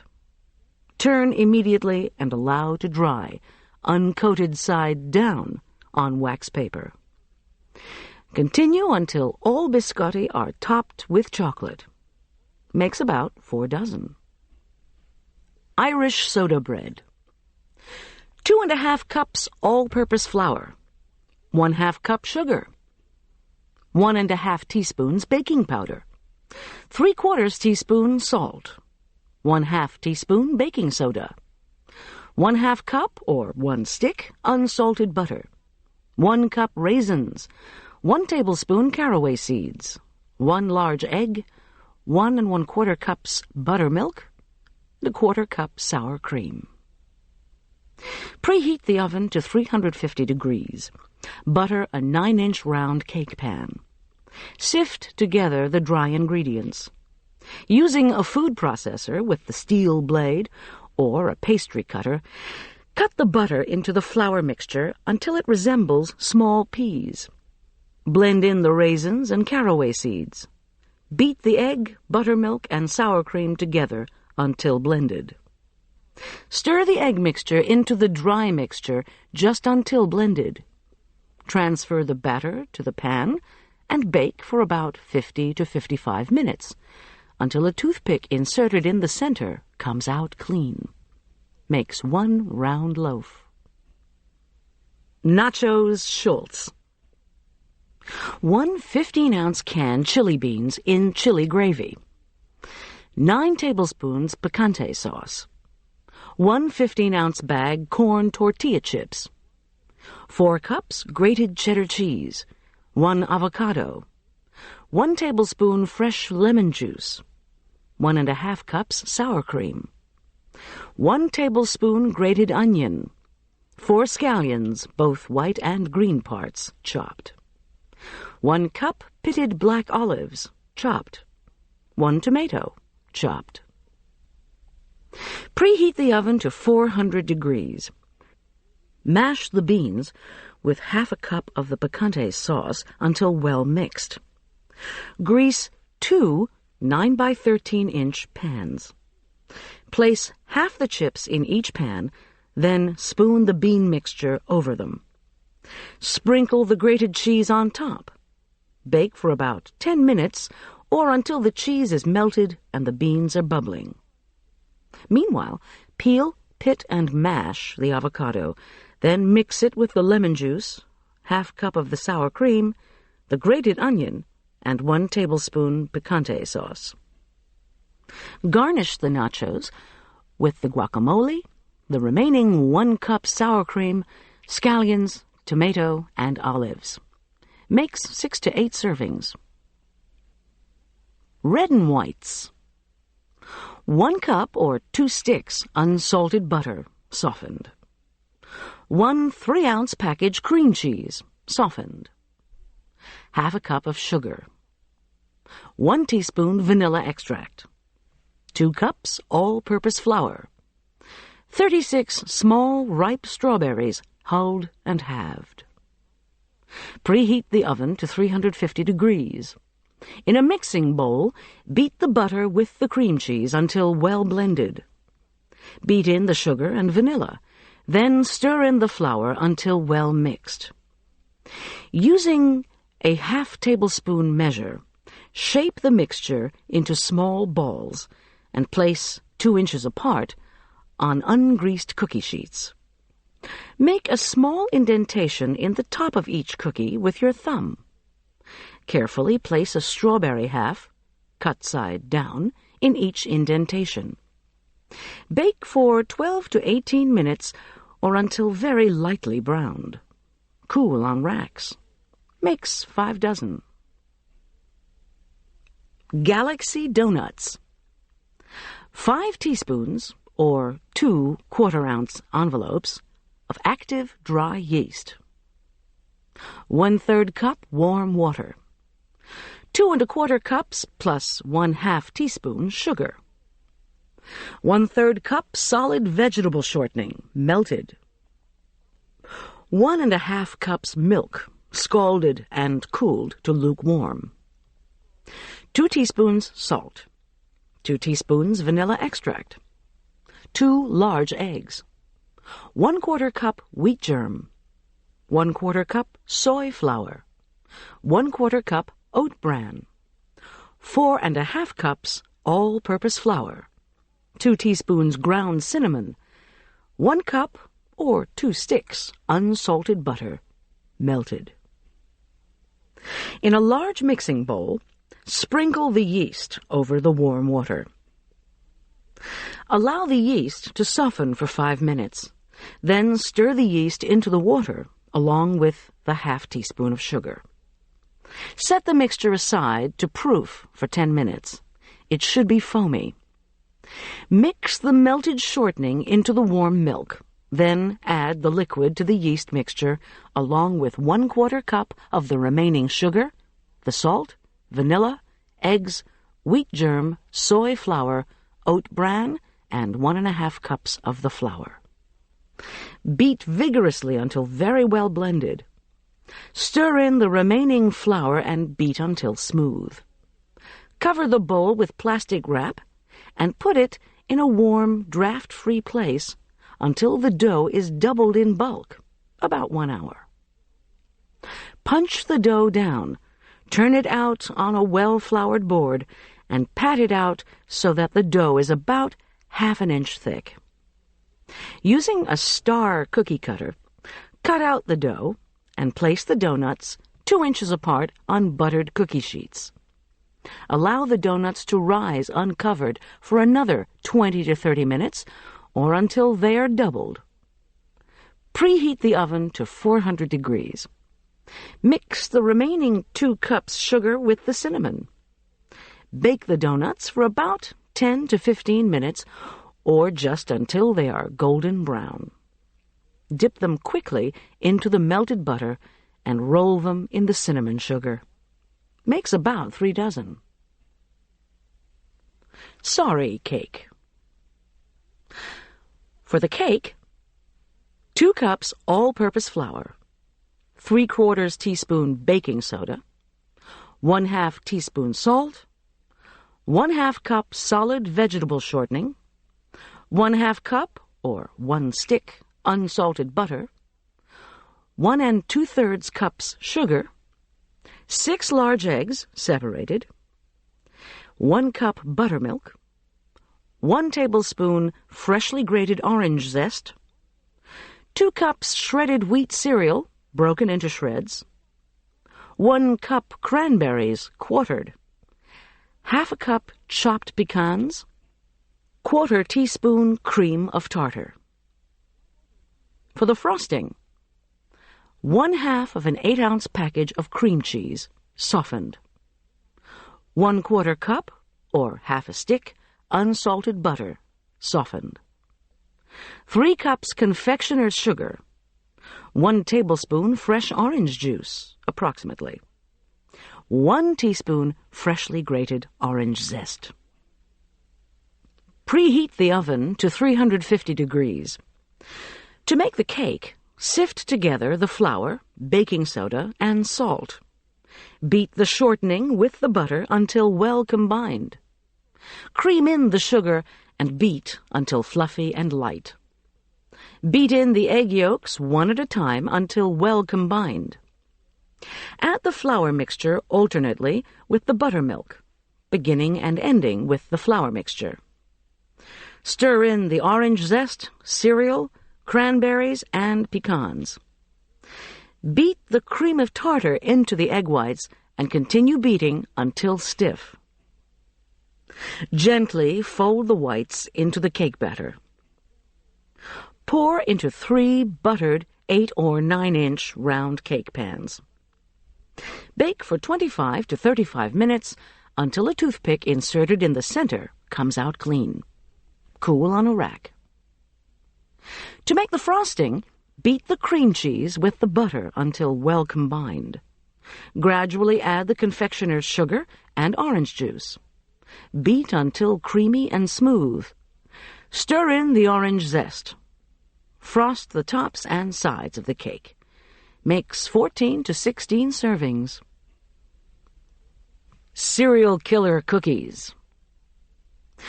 2 1/4 cups old-fashioned oats. 2 6-ounce packages almond brickle chips, or bits of brickle. 1 2/3 cups all-purpose flour. 1 teaspoon baking soda. 1 teaspoon baking powder. 1/2 a teaspoon salt. 1 cup firmly packed dark brown sugar. 3/4 cup granulated sugar. 1 cup, or 2 sticks, unsalted butter. 2 large eggs. 1 tablespoon vanilla extract. Preheat the oven to 375 degrees. In a small bowl, mix the oats with the brickle chips. Sift the flour, baking soda, baking powder, and salt together. In a food processor, mix the sugars until blended, then gradually add the butter. Continue to process until creamy and smooth. Add the eggs and vanilla and process until blended. Add the flour mixture and process just until combined. Pour this mixture over the oats and brickle chips and stir until well combined. Using a 2-tablespoon measure, measure out scoops of dough, and place